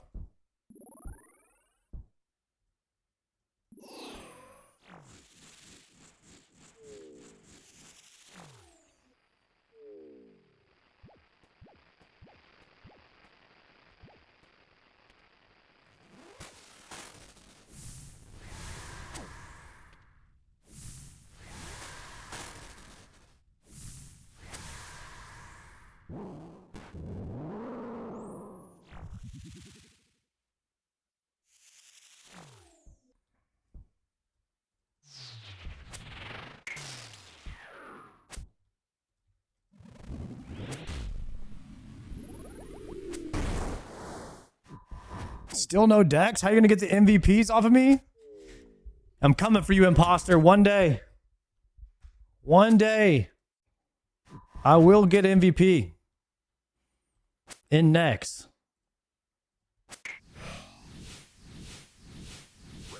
Dang it. Yeah, Rit. No, we phase.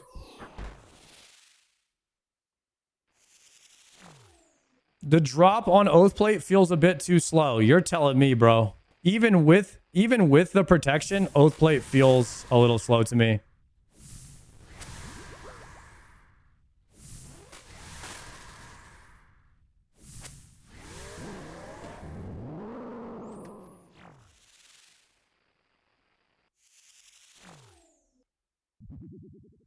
Oh. I got hit once, my bad.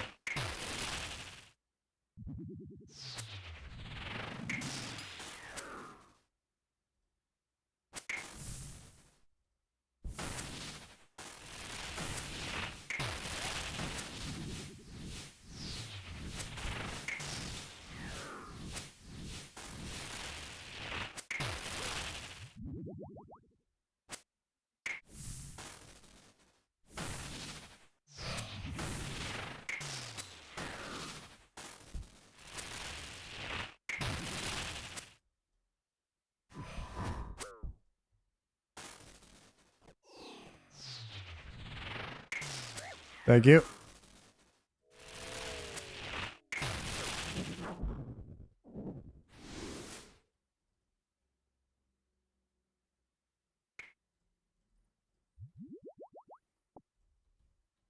$939.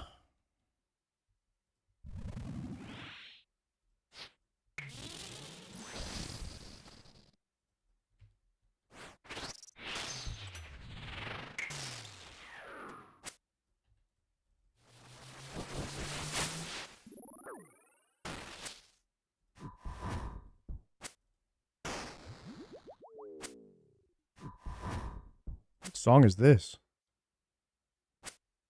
Change. Were you bald as a baby? I don't know.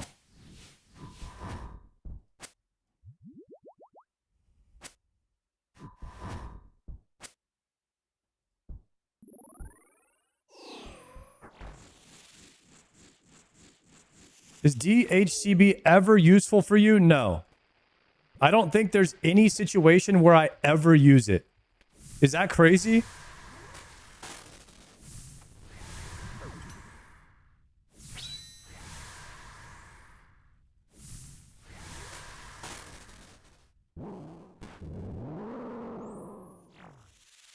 I don't even know if I'm going to use it on a Vorkath speedrun. The only place where it's good.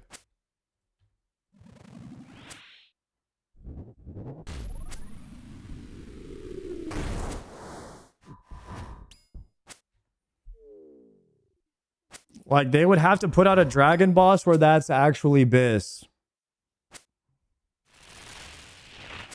Like, Dragon Hunter Lance might actually be better than the crossbow for speedrun.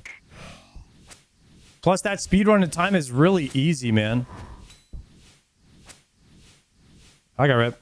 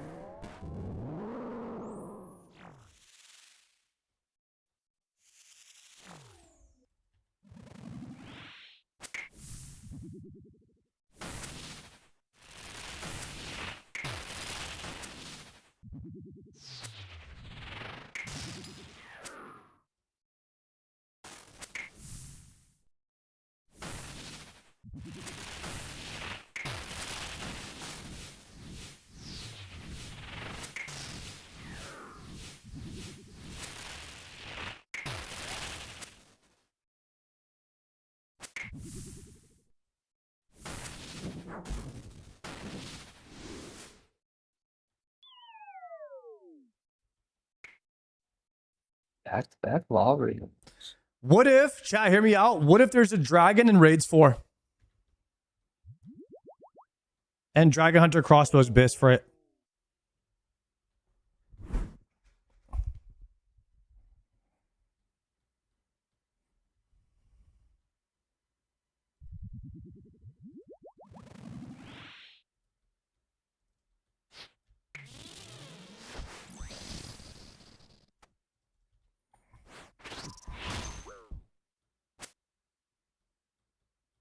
It's a Dragon Bane raid instead of a Demon Bane raid.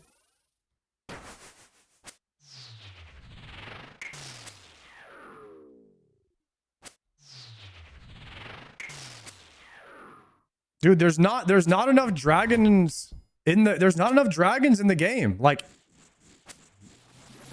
name a place that you need Dragon Bane weapon. We're light, guys, we're light on dragons.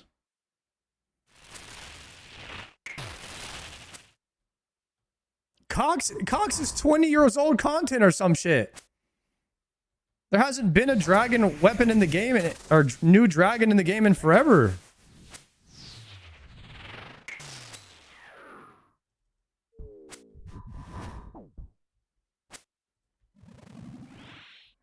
Okay, Hydra.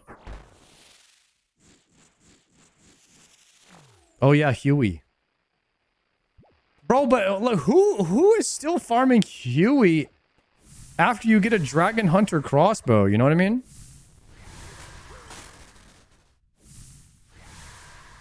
Wait.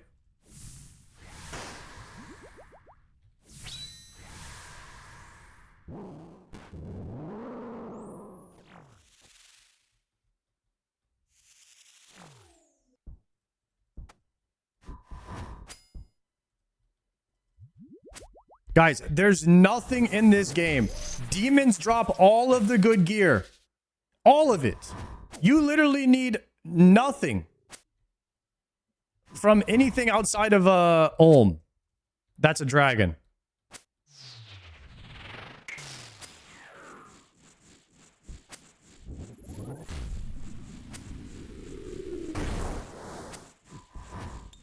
And you don't even use Dragonbane on Hydra because T-Bow's better. I don't know. Maybe the next item the next boss that comes into the game could be a dragon.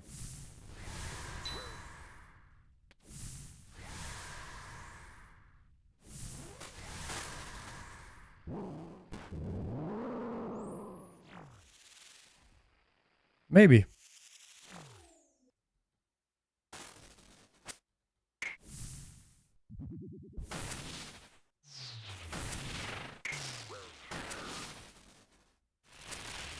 We need a Demon Bane Mega Rare. Okay, hits. Oh, I got hit again. My bad.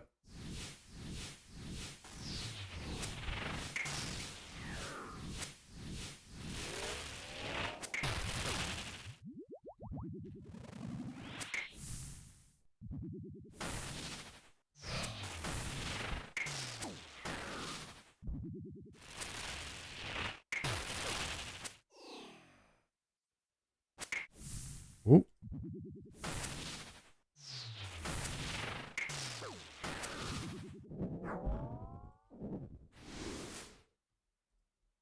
Come on, come on, come on.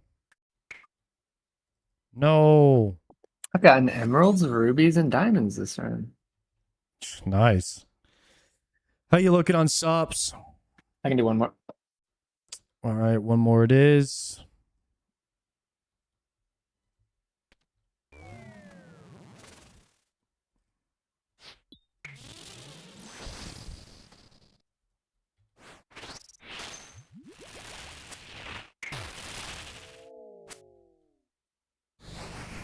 It's like an 8-kill kid. It's pretty chill.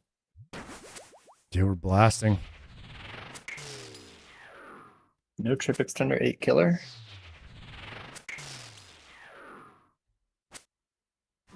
Yeah, SGS is so good.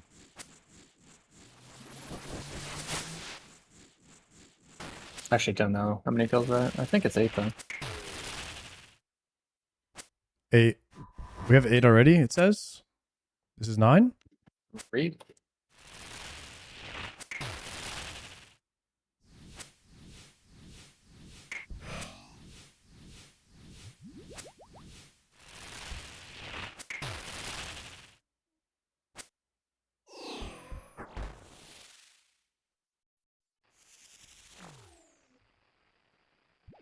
Unless it's counting... I did a couple Yama kill solos earlier. I don't know. It could be counting those in there.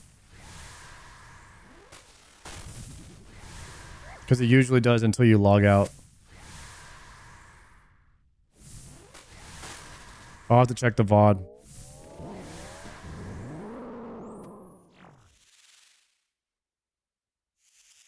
Now we're at 8 right now.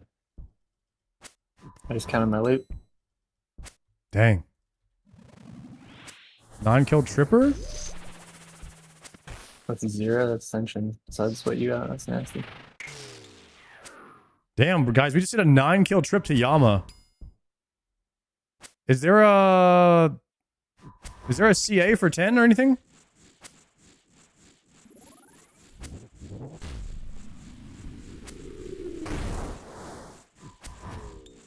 There's no CA for 10 kills in a row, or is there? I have no idea.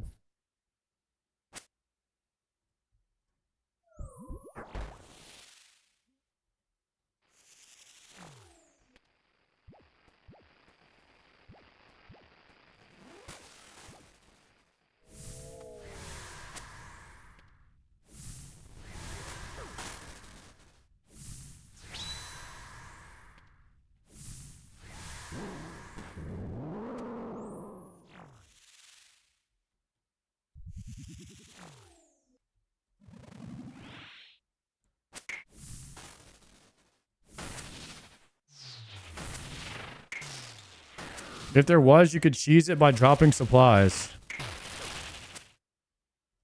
Oh, because it's a duo.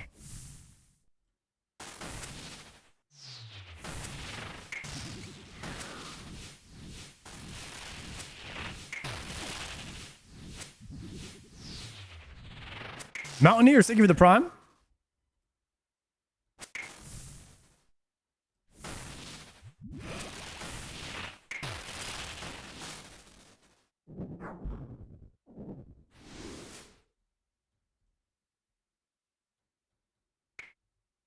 The play bodies. That might be the worst 9-kill triplet I've ever had. 3 lowering drops, 3 different gem drops.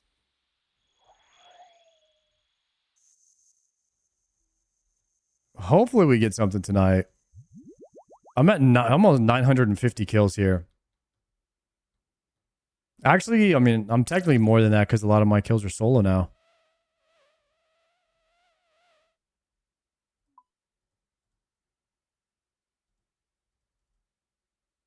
Yeah, I'm coming up on 500 here.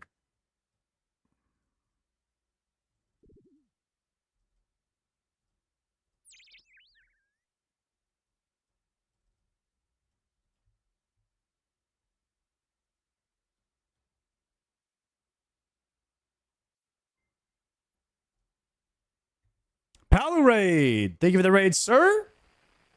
More mega skills tomorrow, maybe? Actually, I gotta talk to you about what we're gonna do tomorrow. I think probably just next. Probably just next, and then no more Mascocks, I think. I don't think it's good. I think we just go straight into next. Couple hours, see if we get anything. Or Well, oath plate for a pre-birthday gift? Or I skip next tomorrow. Completely skip it. Until I get a ZCB so I can get all the points and beat imposters, bitch ass, on the MVP.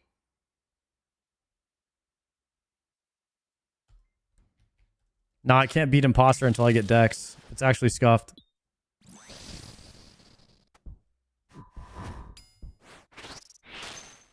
Imposter's permanent MVP until I get Dex. But once I get Dex, occasionally we might be able to RNG an MVP when he doesn't have spec. Actually, I need Lightbearer too. Damn. Honestly, I don't think we... Maybe if we just don't run with any mains, ever, at least we're getting beat by people who... You know what? No. Even the mains. Even the mains have got... Dude, Imposter's got like 7 ZCBs.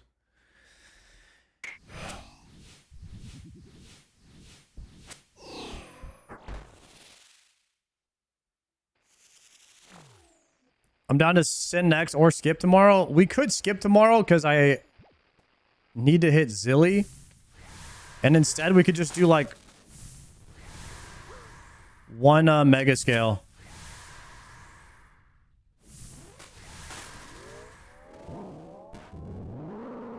1 or 2 mega scales instead.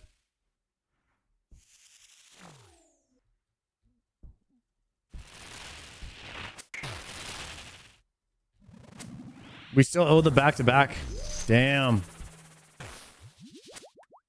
We do still owe the back-to-back. Next Mass Monday, short-lived. No, it'll be back. It'll be back for sure.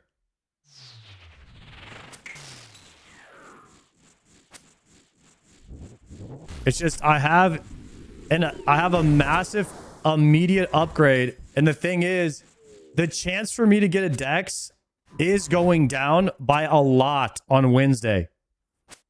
It's getting like a 40% chance or something like that nerf of getting a Dex. So it does make a lot of sense to cancel this Monday in particular because of that, and send the time in chambers instead.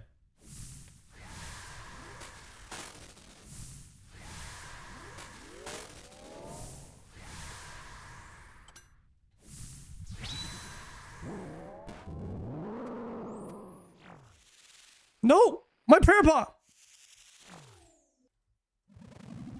It'll still be there, right?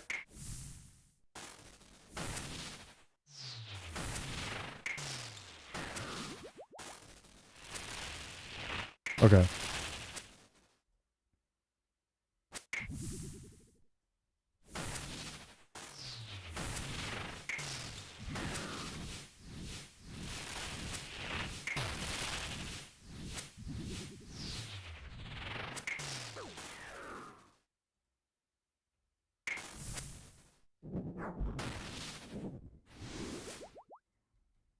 Grats Gordon on the oath plate. Damn. We're going crazy. I got dragon plate legs.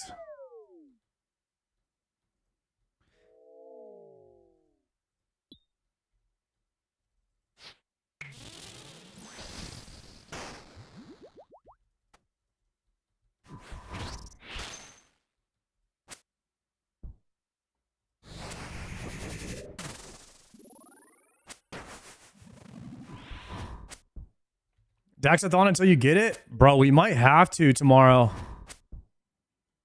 Maybe we go live early and we send a lot of chambers tomorrow.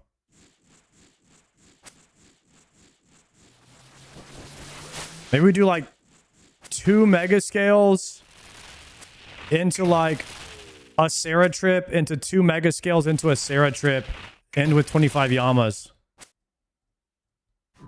Do like a 10-hour banger tomorrow.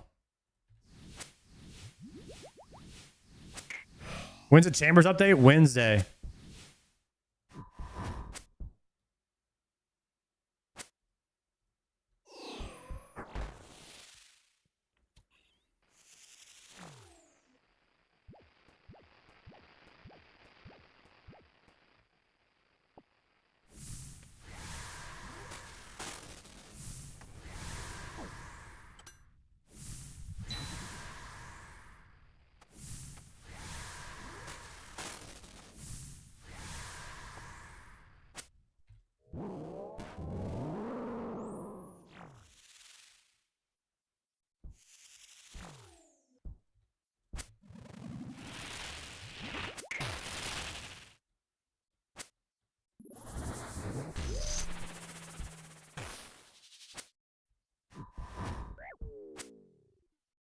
That's more than 10 hours? I don't think it's more than 10.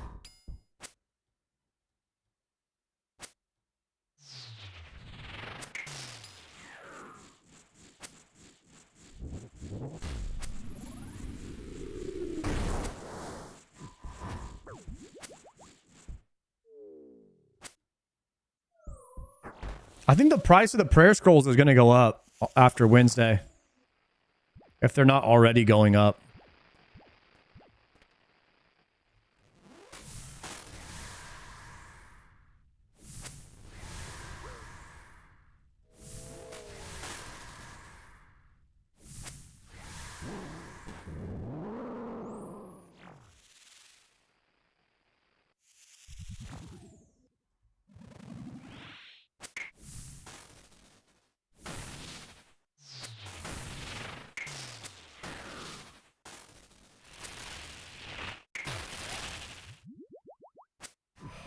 Got hit once.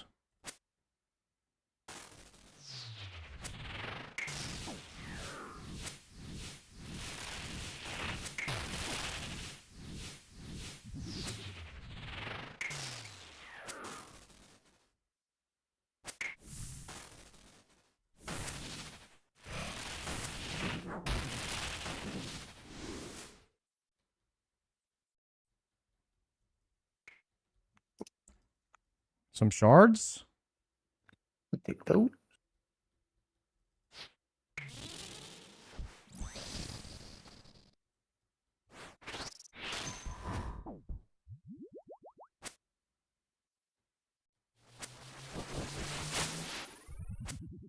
We already have enough scrolls to feed 10 Gillinors. Shards went up in price, I think. Sharks? Shards. Oh, shards.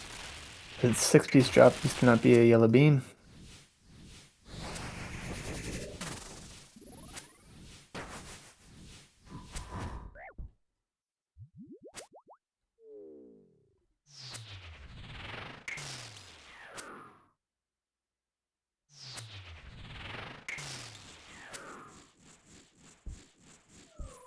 Dude, I need to use death charge more.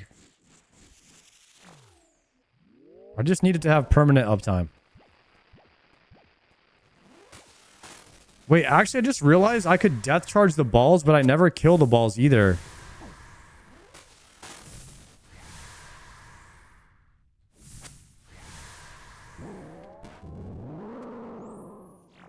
I need to remember death charge. I just do it while I'm running on the stones.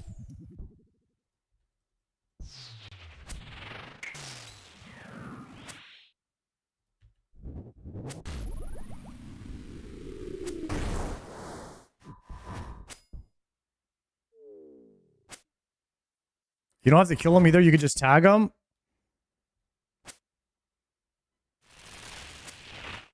Okay, so this 50 spec I have right here, this is going to be used.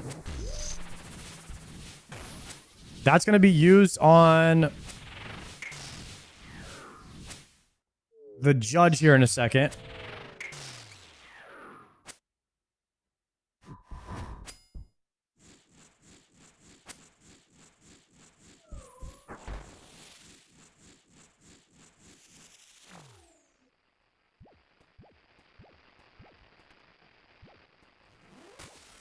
So, death charge. Hit here.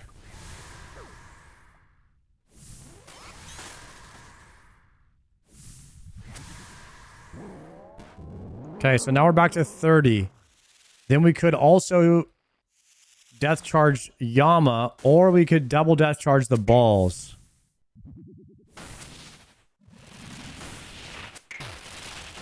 If I got a hit on each of them.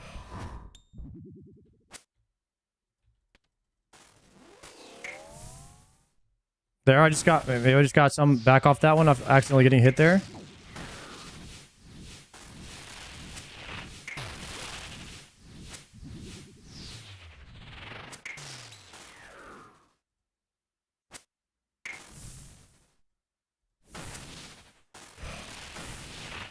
I don't have death charge up right now. No, it's not back. It just came back up. No, it's not gonna work.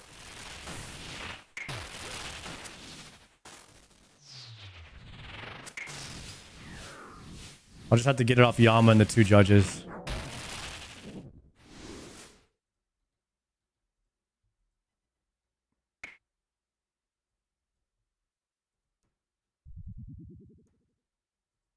Wild pie. I could eat that. Drop that. The rest I gotta just leave.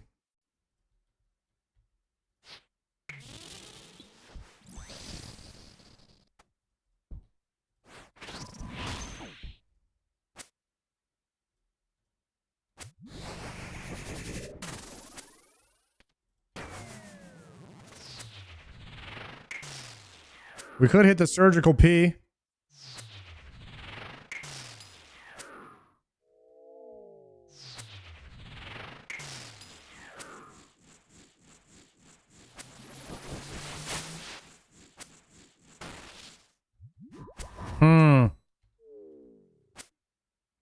Trying to figure out how to get more SGS specs off because I lose 75 spec at the start of the fight. Yeah, I'm gonna kill 500.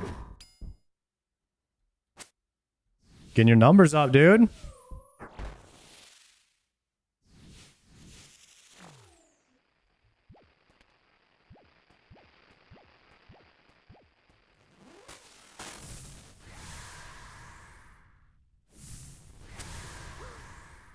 You gonna go for the GM Yama time? I don't know when I'm gonna go for the Yama times. I'll probably get Ultor and Lightbearer before I don't really want to start doing the speed times until I have all the gear that I'm gonna have anyways. Like you might as well just have the gear that you're gonna have before you start going for those. Not saying you need it, but speed times are already annoying enough to try and do so with the RNG of this game. So you might as well have the best possible chance when you're doing it. Once I have Oathplay, Ultor, Lightbearer, my ZCB done, then I think we're looking at possibly sending a lot of speed times at that point.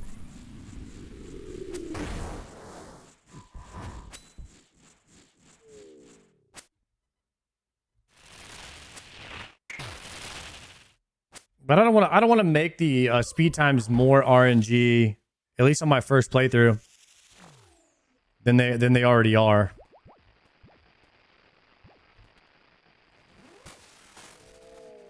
What's up, Ivy? How are your CAs looking currently? I'm just at Elite right now, and just kind of casually knocking them out. Like if I'm doing like a new boss, like when I go to Fasani's, I'll probably like look at the CAs, like, oh, I could get this one, this one, this one, but probably won't go for like, you know, like a crazy speed CA until I have, you know, the gear that I'm like pretty good gear that I'm gonna have eventually. Because there's so much stuff I have to farm anyway still.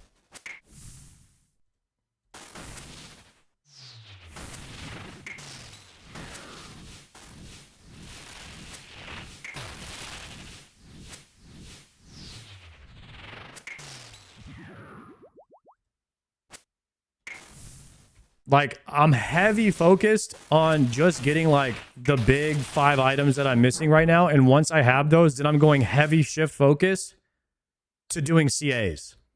Like, we're going to do a master push for sure. Holy crap, double trip extender.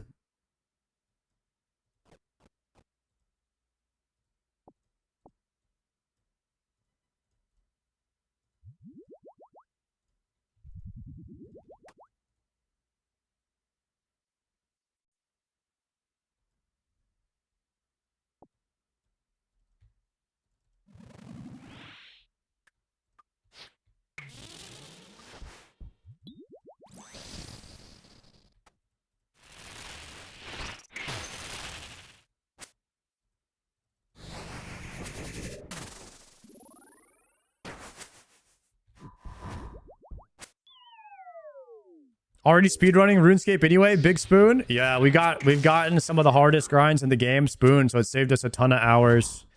Luckily, the items that you want to get spooned on if you're going to go for GM is literally the T-Bow and the ZCB, and I got both. But I mean, to be fair, I also play the game 12 hours a day. So, T-Bow saved me at least a month. And then ZCB saved me a few weeks. At T-Bow, at least, I would say at the rate that I play, T-Bow saved me at least like a month played, which is a lot. Which is like 2 months of grinding chambers, and that's if I didn't go. That's if you didn't go dry, which is like insane.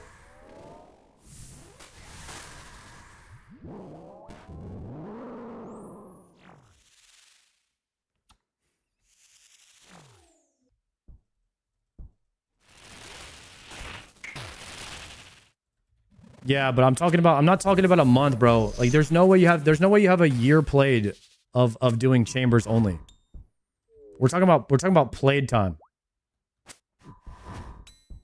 Like time played, but all that time played has to be in chambers of efficient hours.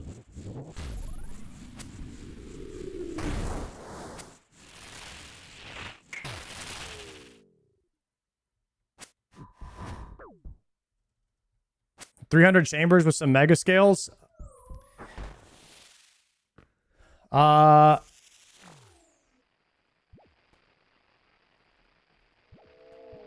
Hold.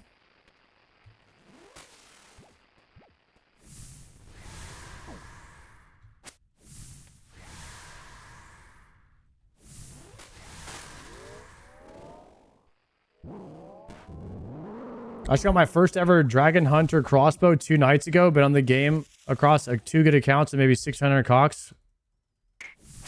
Damn.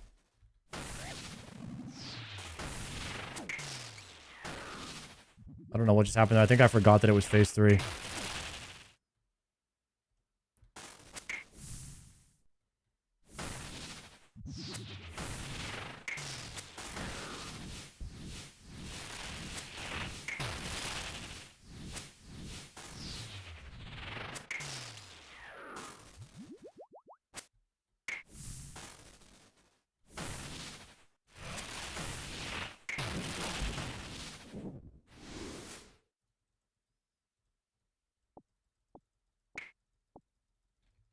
Gordon with the shards again?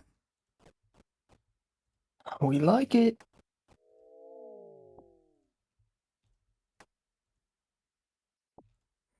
Too much trash on the ground here. Trying to pick it all up.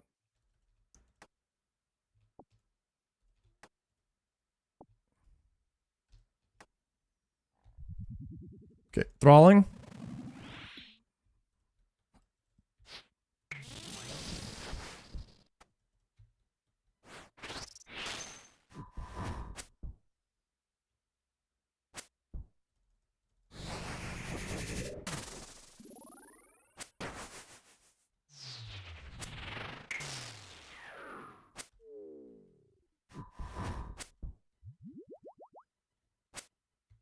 Around how many shards are you?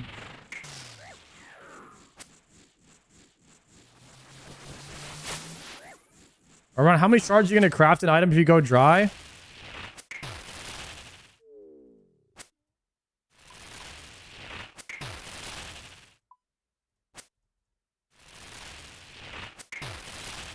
If I'm like 100 shards away from being able to craft 2, I might just send one. What is that? Like 800 shards or something?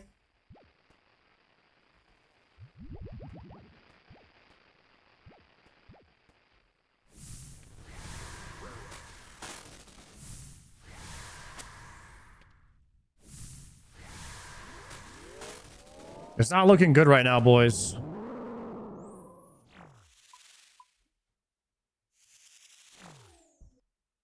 I got 475 right now. Take an accent, then it's done. I got 475 and one shard contract on me. So we have a little over 500 right now. If we were to complete the contract.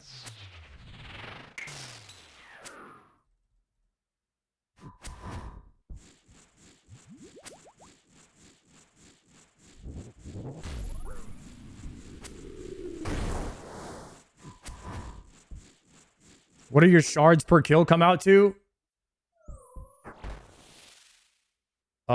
Right now it's like 0.5 shards per kill for me. I don't know what the rate is on them on average. I have twice as many kills as I do shards.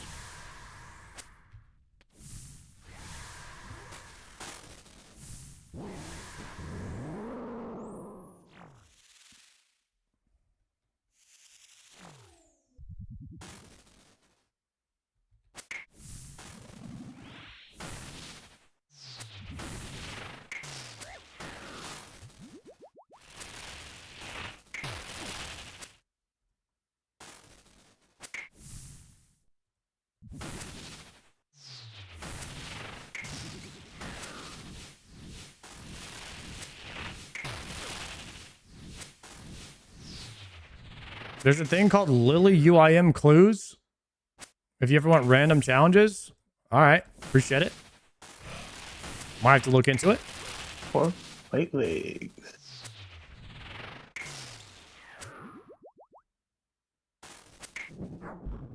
Congrats on the dragon plate legs, Gordon. Ooh, guys, I'm finally done with oath play. Here it is. Forgotten Pull a lockbox. moose. No milk. Pull a moose. Shards.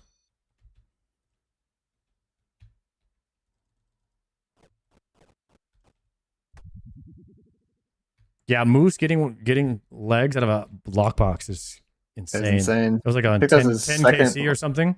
Yeah, his second ever lockbox. He rips the OTP.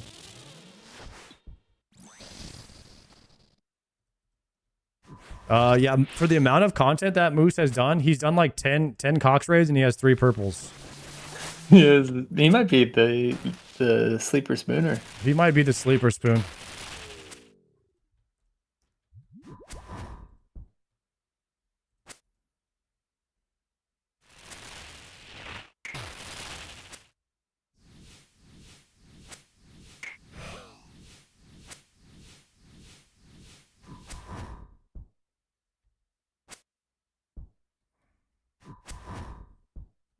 I got blue.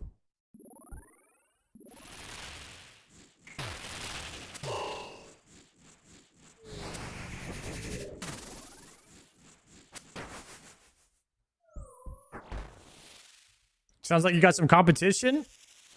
Yeah, Gordon and Moose are pretty good competition, man.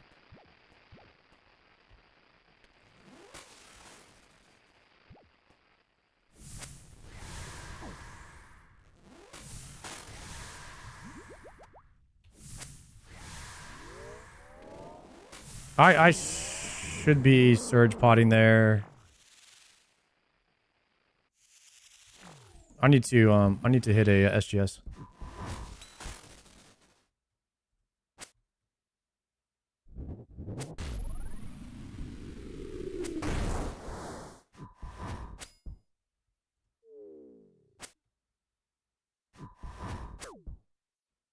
Both are competing for second place.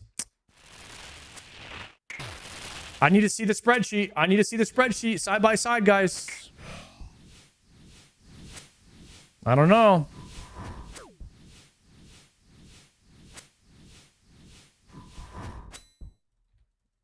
Everybody make a spreadsheet. Send me theirs.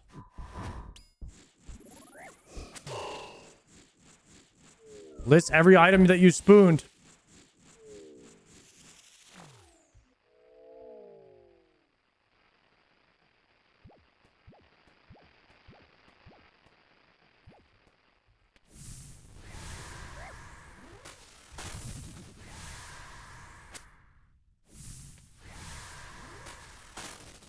No.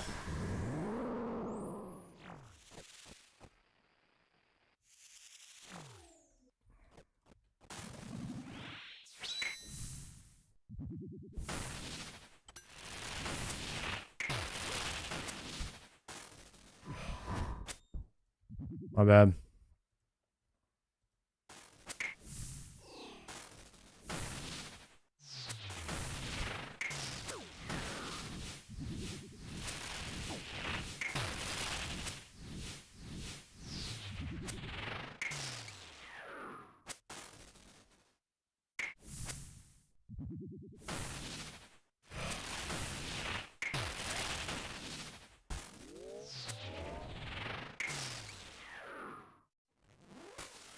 I'm risking it.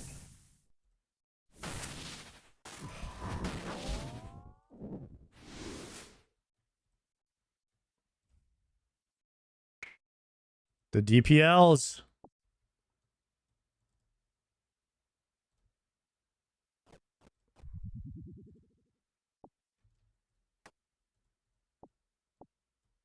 Let me hear pineapple.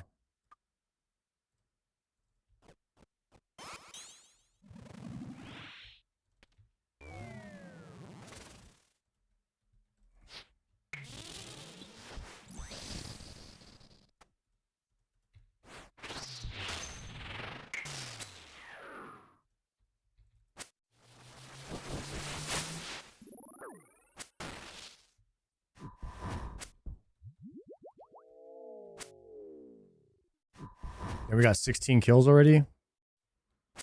Cruising. Guys, we are Might be a 3-trip, destroying 25. Yama today. A 3-trip, 25 kills.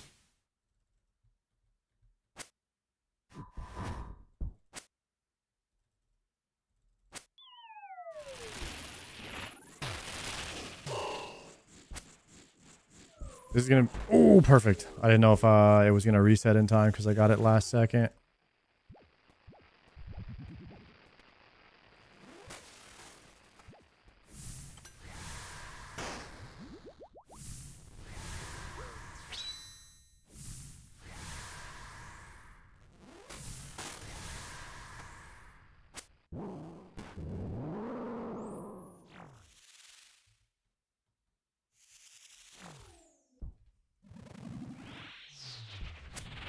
Dude, I keep forgetting to death charge. I've got to death charge, guys.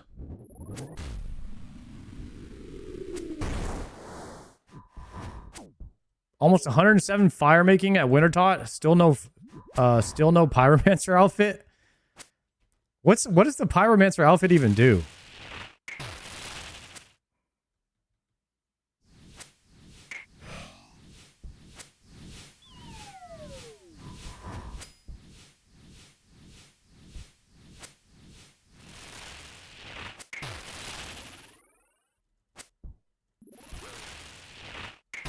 It's warm clothing plus an XP modifier.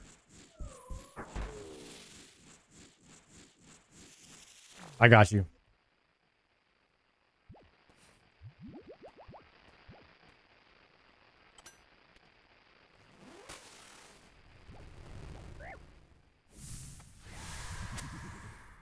Death charge. There we go.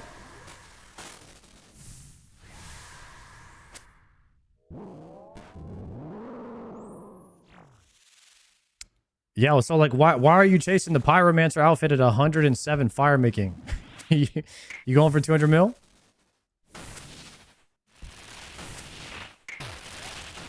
I probably would have stopped at 99, brother. Actually, I think I'm stopping fire making at 85. That's where you get the diary cape. So I don't think I'll ever go past 85 fire making.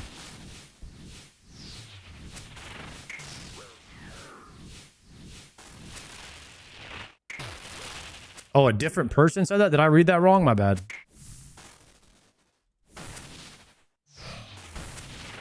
We full sending? Huh.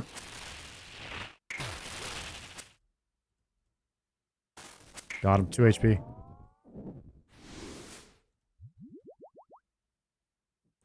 Kill number 950? Gordon with the dossier? That's my last kill for prayer, sadly. Okay, potting.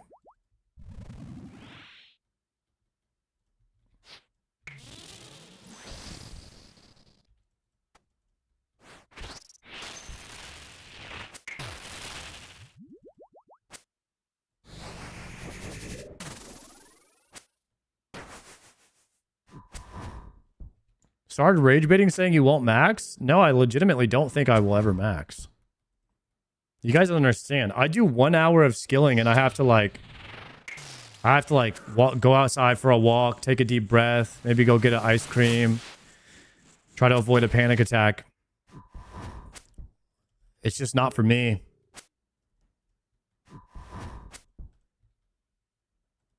But combat? Yeah, I'll do combat 16 hours a day. No problem. I'll get this one. Like, I have to be AFK on skilling, otherwise it's really bad for me. I just can't handle it. Like, 1 hour of skilling legitimately feels like a 10-hour day of bossing. Like, it just does. The time just does not go by. It's tough out there for me on the skilling, guys.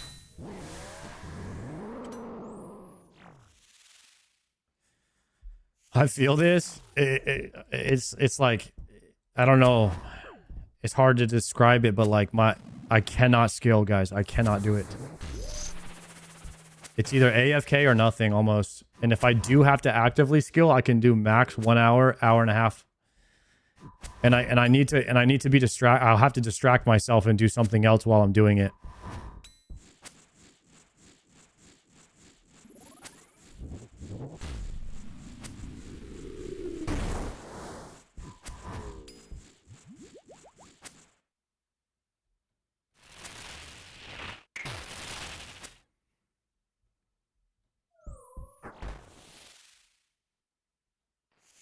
where do skilling bosses fit on the spectrum? Can you give me an example of a skilling boss? I just can't think of one right now.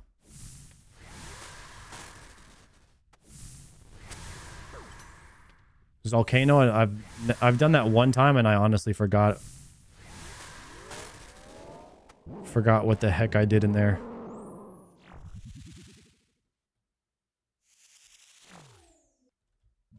$27 for air in a dream.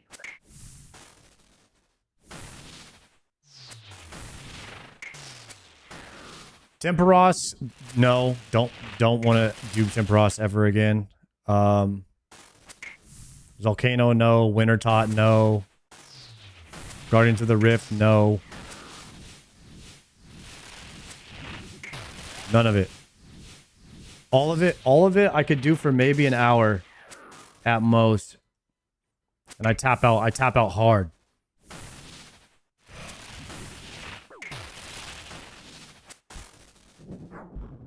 Mastering mixology? Dude, no. Ooh, we go more.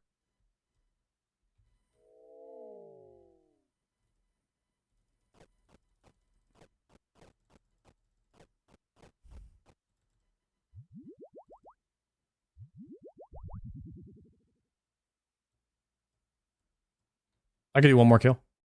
Yep.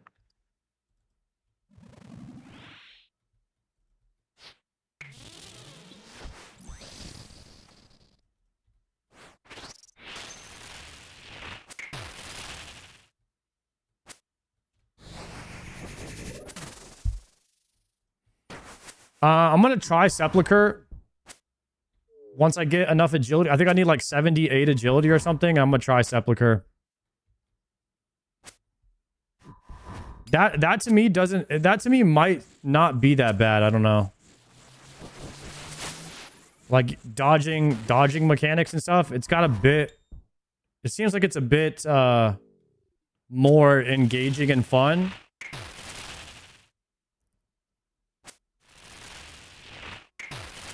What made me realize that I might like Sepulcher more than a lot of other content is that when I started doing the time trials for sailing, I kind of started enjoying it a little bit because you had to be so precise with the boat in order to make the time.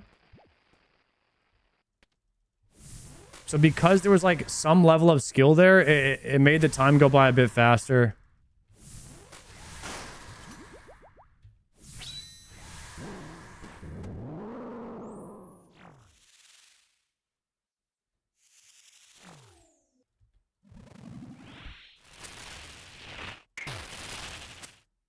It's not really dodging, it's just timing the clicks. Well, maybe that's enough brain activity.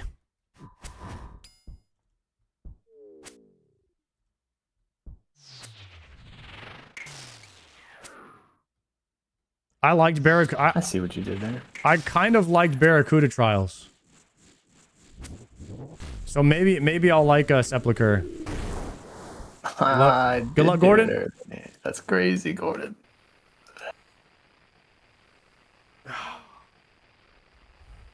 Got him, boys. 99 damage there.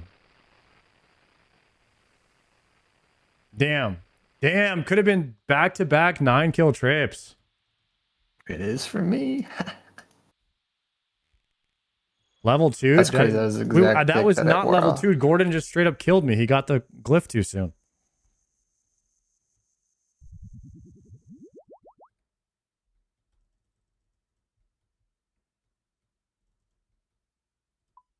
It's okay. We're still going to finish on a 3 kill. We only need a 7 kill now to finish the 25.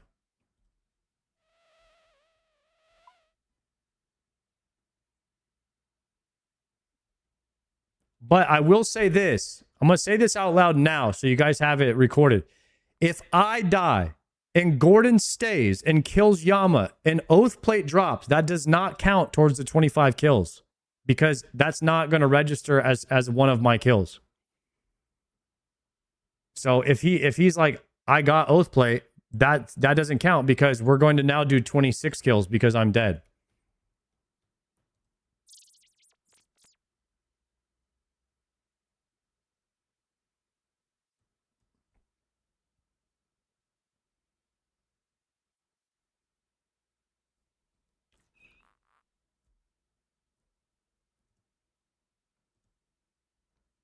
And that's a very, very specific scenario that I don't think is going to happen, but it's better to cover it now in case it comes to that. Otherwise, we got to do a refund.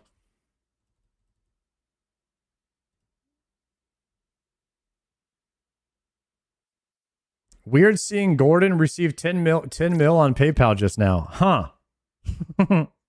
I might have died. That's really awkward. Rip. You gotta finish so strong, Gordon. Come on now. Yeah, lagged or something.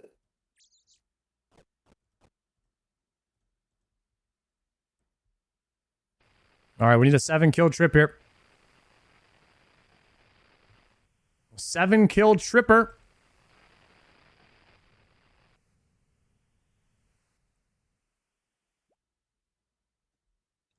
Worm acquisition.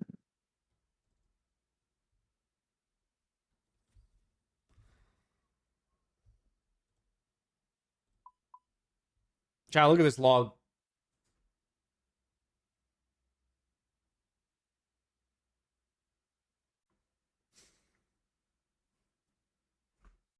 Oh. It's about that time, Yama. It's about that time.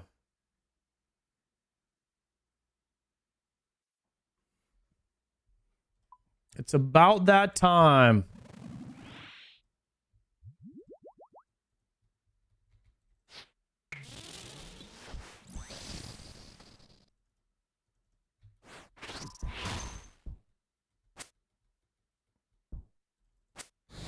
What does demonic tallow do? It gives you surge potions.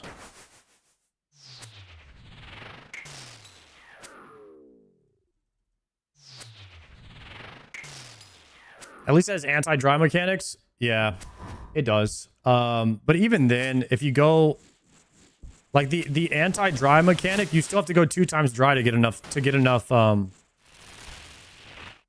shards. So you still have to go dry to get enough shards to make the oath plate. So if it basically has an anti like 3 times dry mechanic. So like the driest you'll probably go on average is 2 times. So at least I know that like once I get to around 1600, 1700 kills, I'll have enough to craft the item no matter what. Like on average.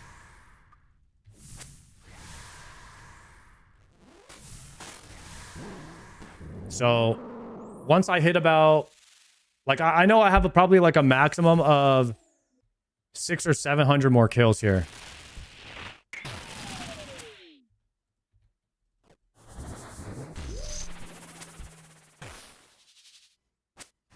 You do any oathplate contracts? Nah. Not yet. Can you turn dupes into shards? Yes. How many oathplate shards is a dupe, guys? 50. That is trash. It should at least be 100. That is a trash rate.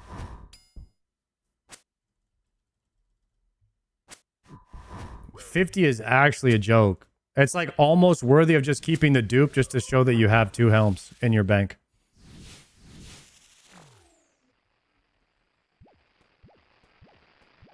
That honestly almost has more value to me than 50 shards.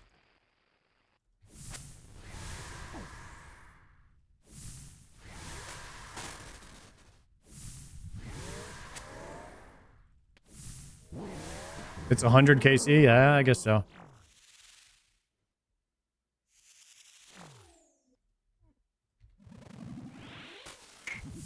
No, I hate when that happens.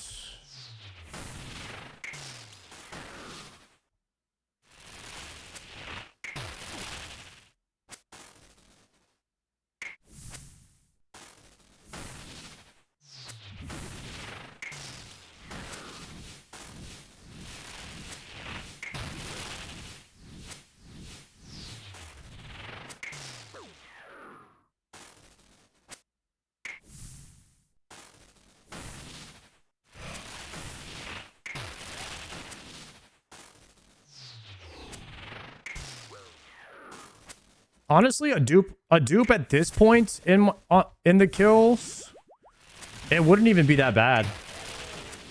Because that puts me within like 250 shards of completing Yama.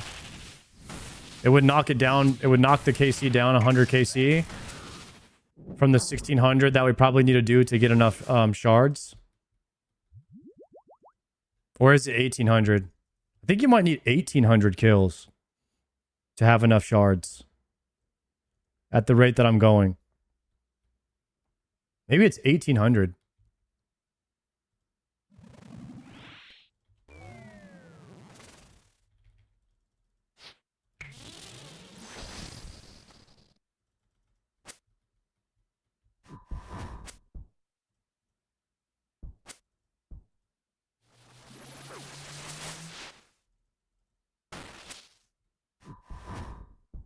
I went 2100. So damn. So you didn't get enough shards to craft your second piece until 2100.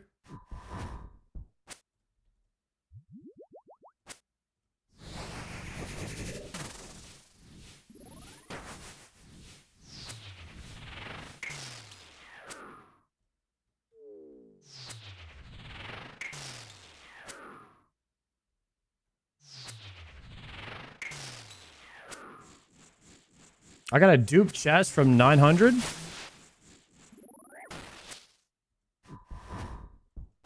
$2,100 Yamas is a lot to get Oath Plate.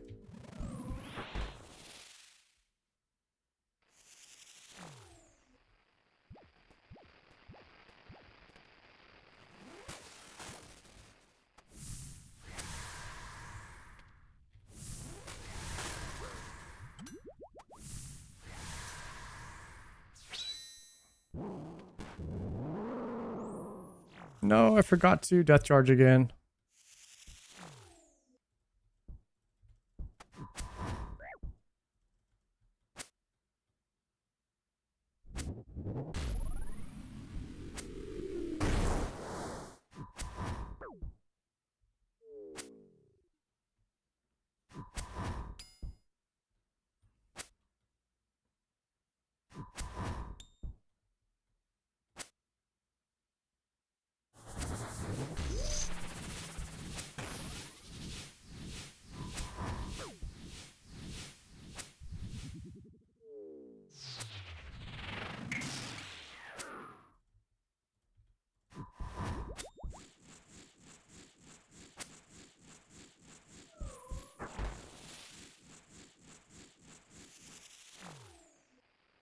Oh, we deleted the song command, Bobo. Just given some issues with like the information pulling from the site, so I just added it on top of the screen at the bottom right so people could see it.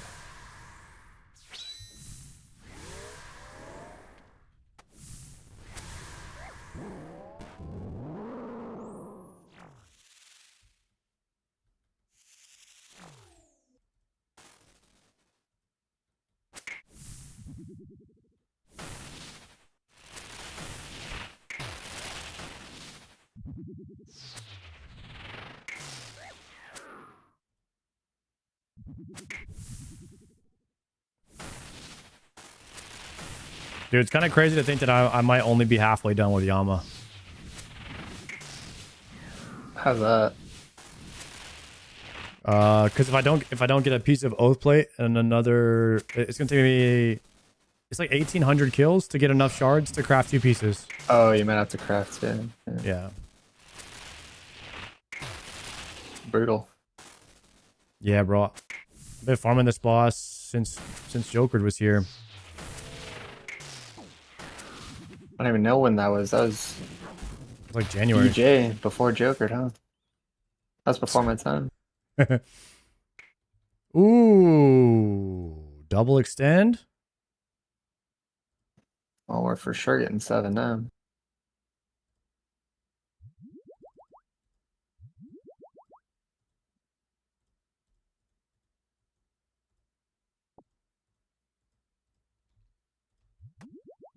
Okay.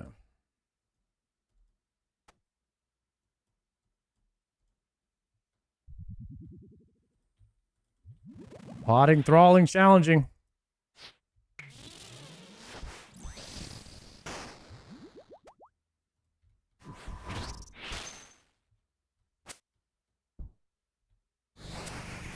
It's Gnome's fault for making Jagex adjust the drop rates. There's no way Gnome got Jagex to change the drop rates on Yama.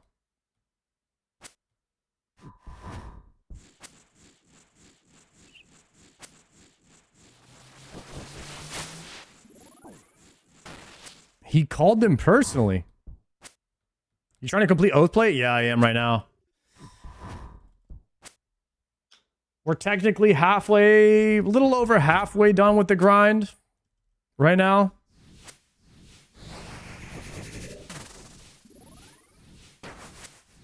Halfway done with going 2 times dried, which almost guarantees the crafting of 2 pieces.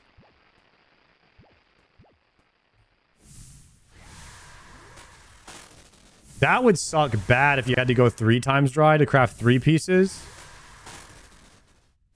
That would be the worst case scenario.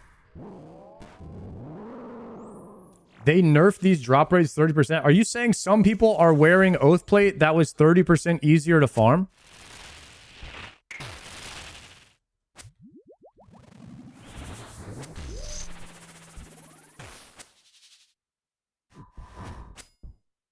There's no way. Some people are just out there running around and easy to get Oathplate.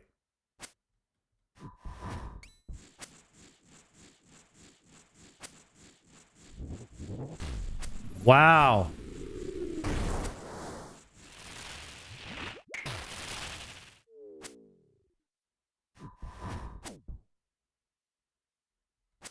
Some people are running around in spoon T-bows? No. Nobody's doing that. What?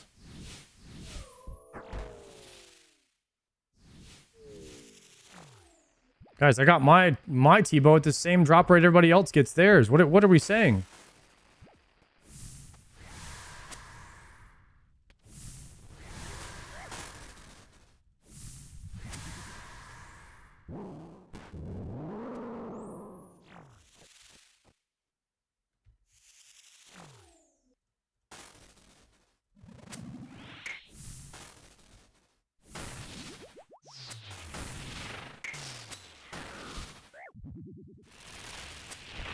Tuna sandwich. Thank you very much for that, Prime, sir.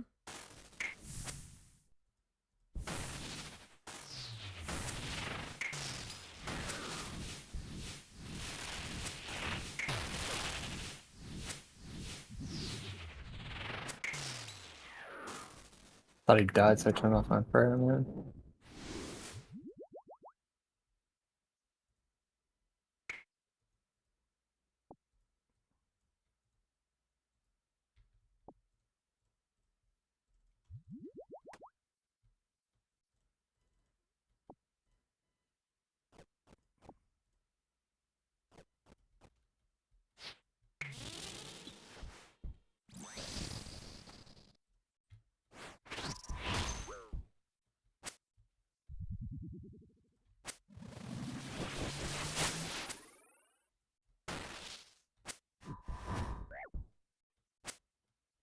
Favorite boss of old school RuneScape?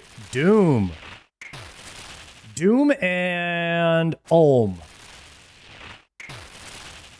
The old Doom and Olm are the best bosses in RuneScape. It's not even a question. Specifically solo Olm or mega scale Olm.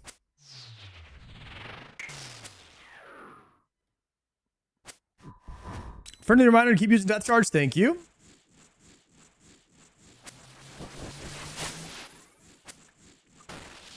Chambers is now my favorite raid now that we do mega scales. I think that Chambers is like the perfect design RuneScape raid now.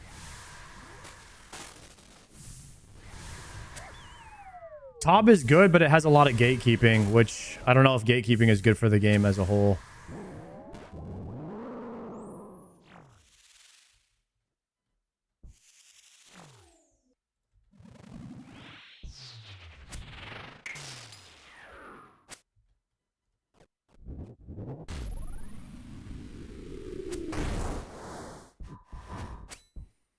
Have you been tracking Casey? I don't know how many more we have. At 21 right now. Cool. So this is 22.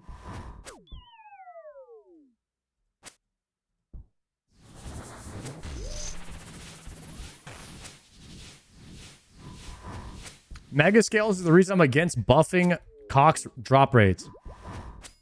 I don't think the drop rates need to be buffed in chambers. I think some items need to be removed from chambers. There's too many items on there.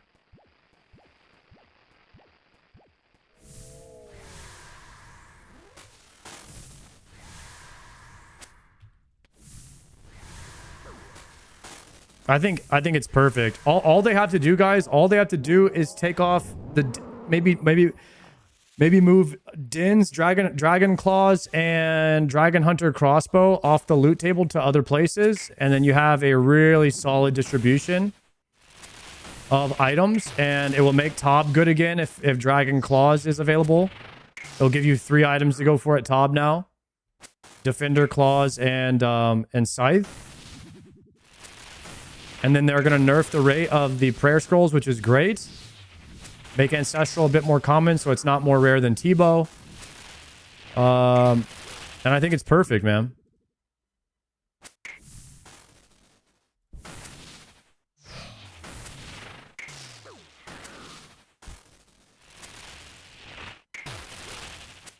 I'm full sending, by the way.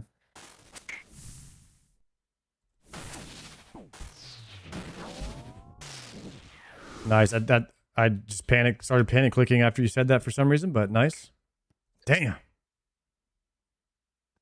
We were one tick away from death. Yes, we But- were. Don't let that persuade you from But we're not dead. True. We got 5 more in here? 3. 3? Oh my god. And I'm fully extended, bro. This is crazy.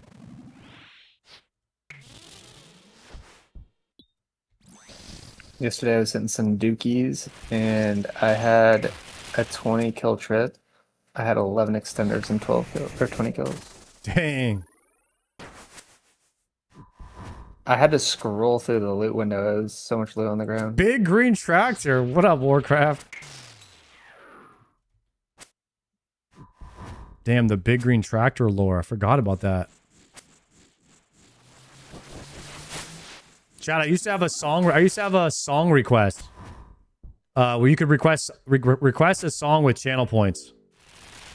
And every time somebody would request Big Green Tractor, I would double the cost to request a song. So everyone started requesting it.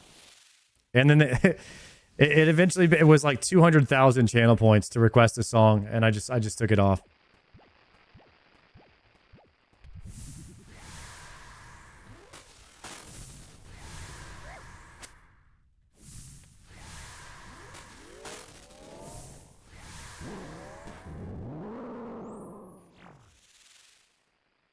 I gotta go peep that song now. Dude, we're not playing Big Green Tractor ever.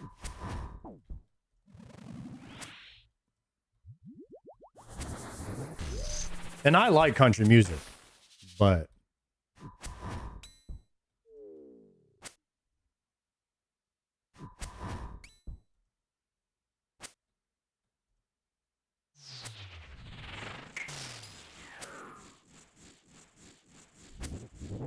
I guess it's better than Dixon Dallas or whatever it's called.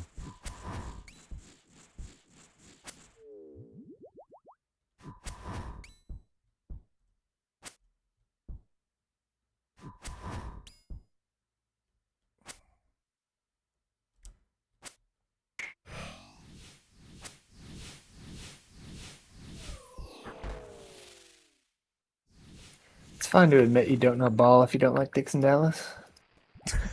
What are you saying, bro? I won't judge you.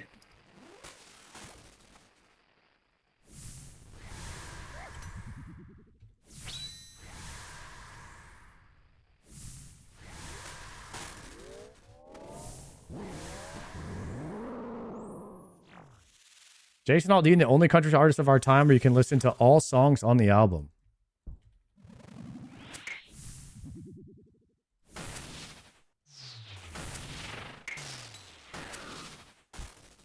Trying to say he had a good album.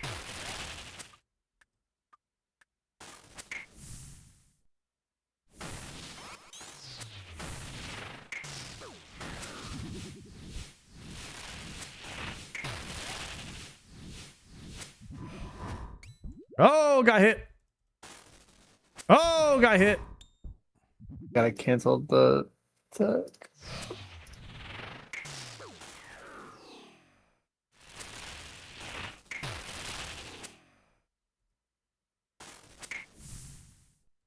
Spooky.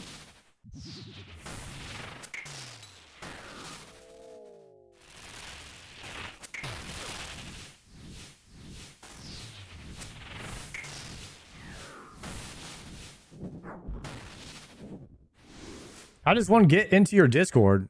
Exclamation point Discord or Gordon with the shards, dude. Or you could do exclamation point TS if you're trying to join the clan. Hit that super restore mix. Grab that super combat potion. Pot it.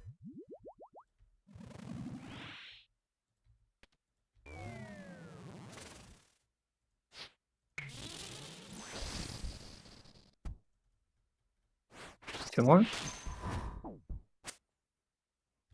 2 more kills. That was kill number 23 to my gamblers. To all my gamblers out there.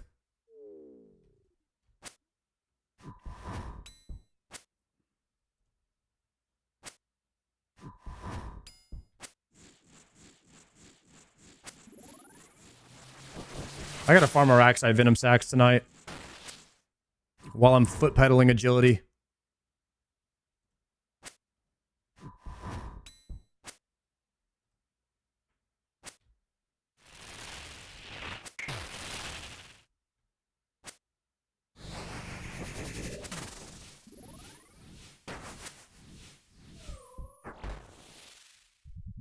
Doubters might take home the bag again. It's looking like it.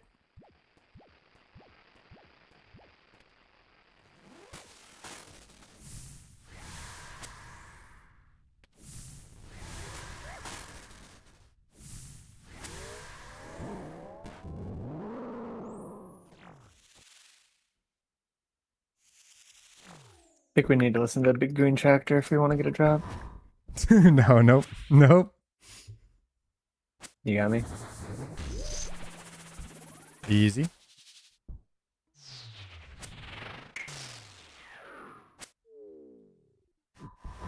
You got that crossbow you needed today? No, we got a crossbow. A crossbow that I'm never going to use, apparently. I didn't realize Dragon Hunter crossbow was dead content.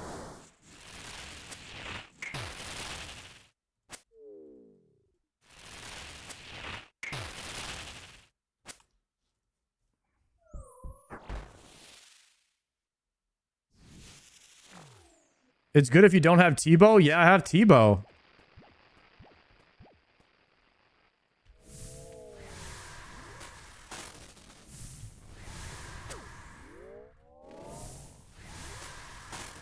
Usually RuneScape is pretty good about keeping all items in the game relevant at least on one boss. I don't know how they do it, but they're usually pretty good about that. Like Scythe is not bis on everything, you know what I mean? Or like Emberlight is not bis on every demon. I don't know, they're pretty good. Oh shoot. They're pretty good about it, man. About like keeping the items good in at least one place.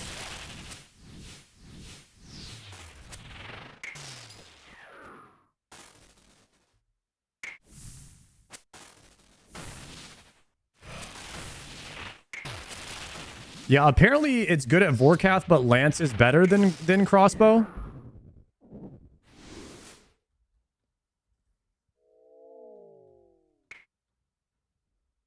The Dosser for Gordon.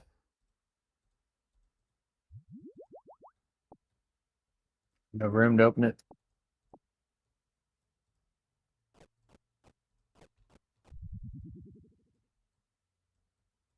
I'm listening to the song for us.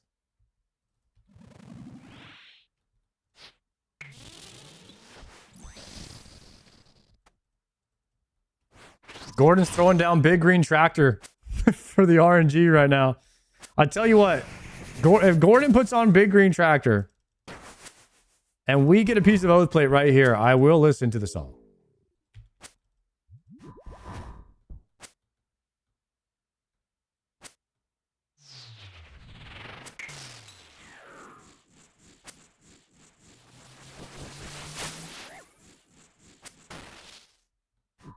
You know what? Why don't we run the calcs? Why don't we run the calcs on Dragon Hunter Crossbow after this to see if it's actually biz? Humbly requesting wagon wheel. I don't know what it is about country music, In my big green tractor, but or we can go faster. no, Gordon, please. I don't know what it is about country music, but it's the only music genre where you play it and people immediately start complaining on Twitch.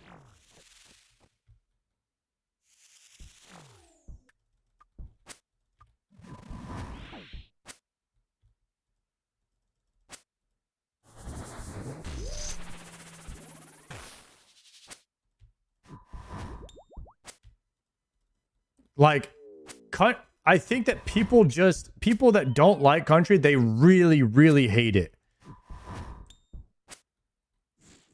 I'm not really sure why, but that's just how it is. Do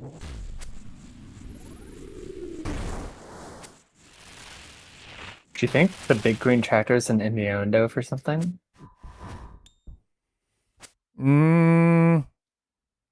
No.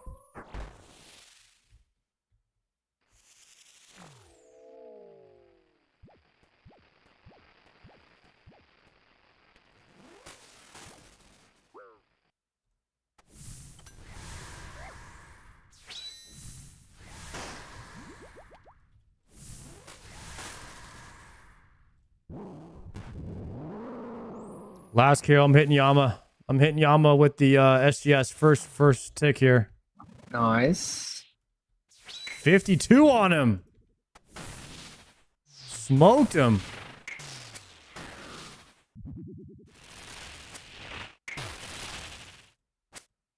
Maybe I should come in for some melee.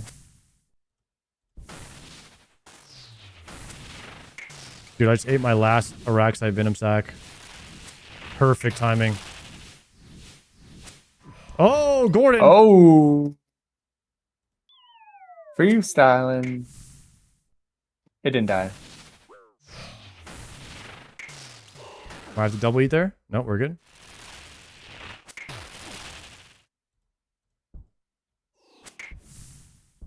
I'm panicking! We're gonna get hit by a bomb. Oh! Unsmarted. Last kill, a little chaotic. Gordon hitting the fly there. I don't know what fly that was. Oh. Lockbox. Wait. Maybe Big Green Tractor worked. 233k coins.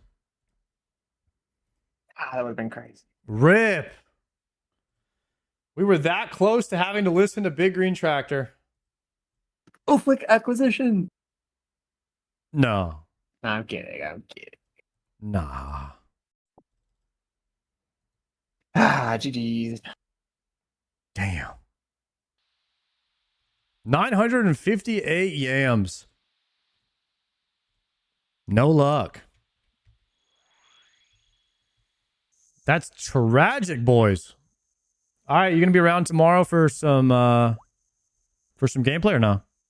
I probably will be around. All right, bet we might do some next. I think tomorrow I might actually skip next and do some scales because Chambers drop rates change Wednesday. So if you want to send some scales, If the people need next, I can do next for the people. all right, that sounds good. Later, bro. I see.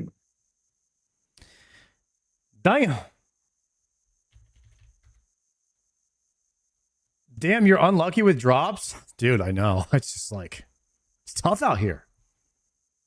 It is tough out here, guys.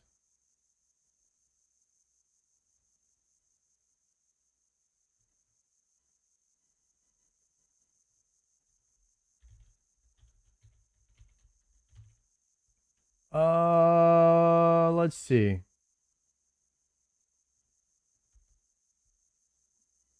What's Tasty Life doing? Oh yeah, they're doing their guys, Tasty Life is doing their hardcore group Ironman with T Papa Slice. Let's send the raid over there, guys. Queue up a bald raid one time from one bald man to another.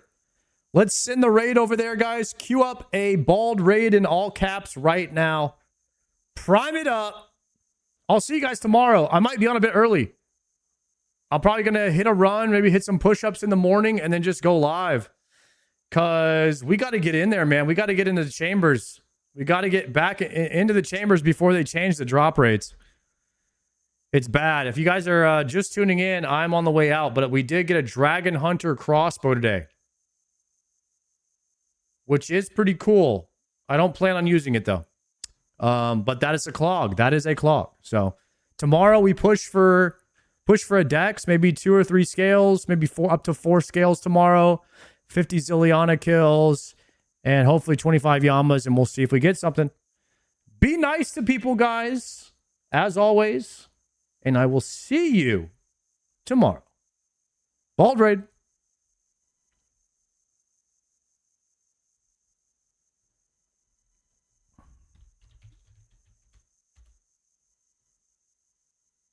There it is, dude. And he spoiled it.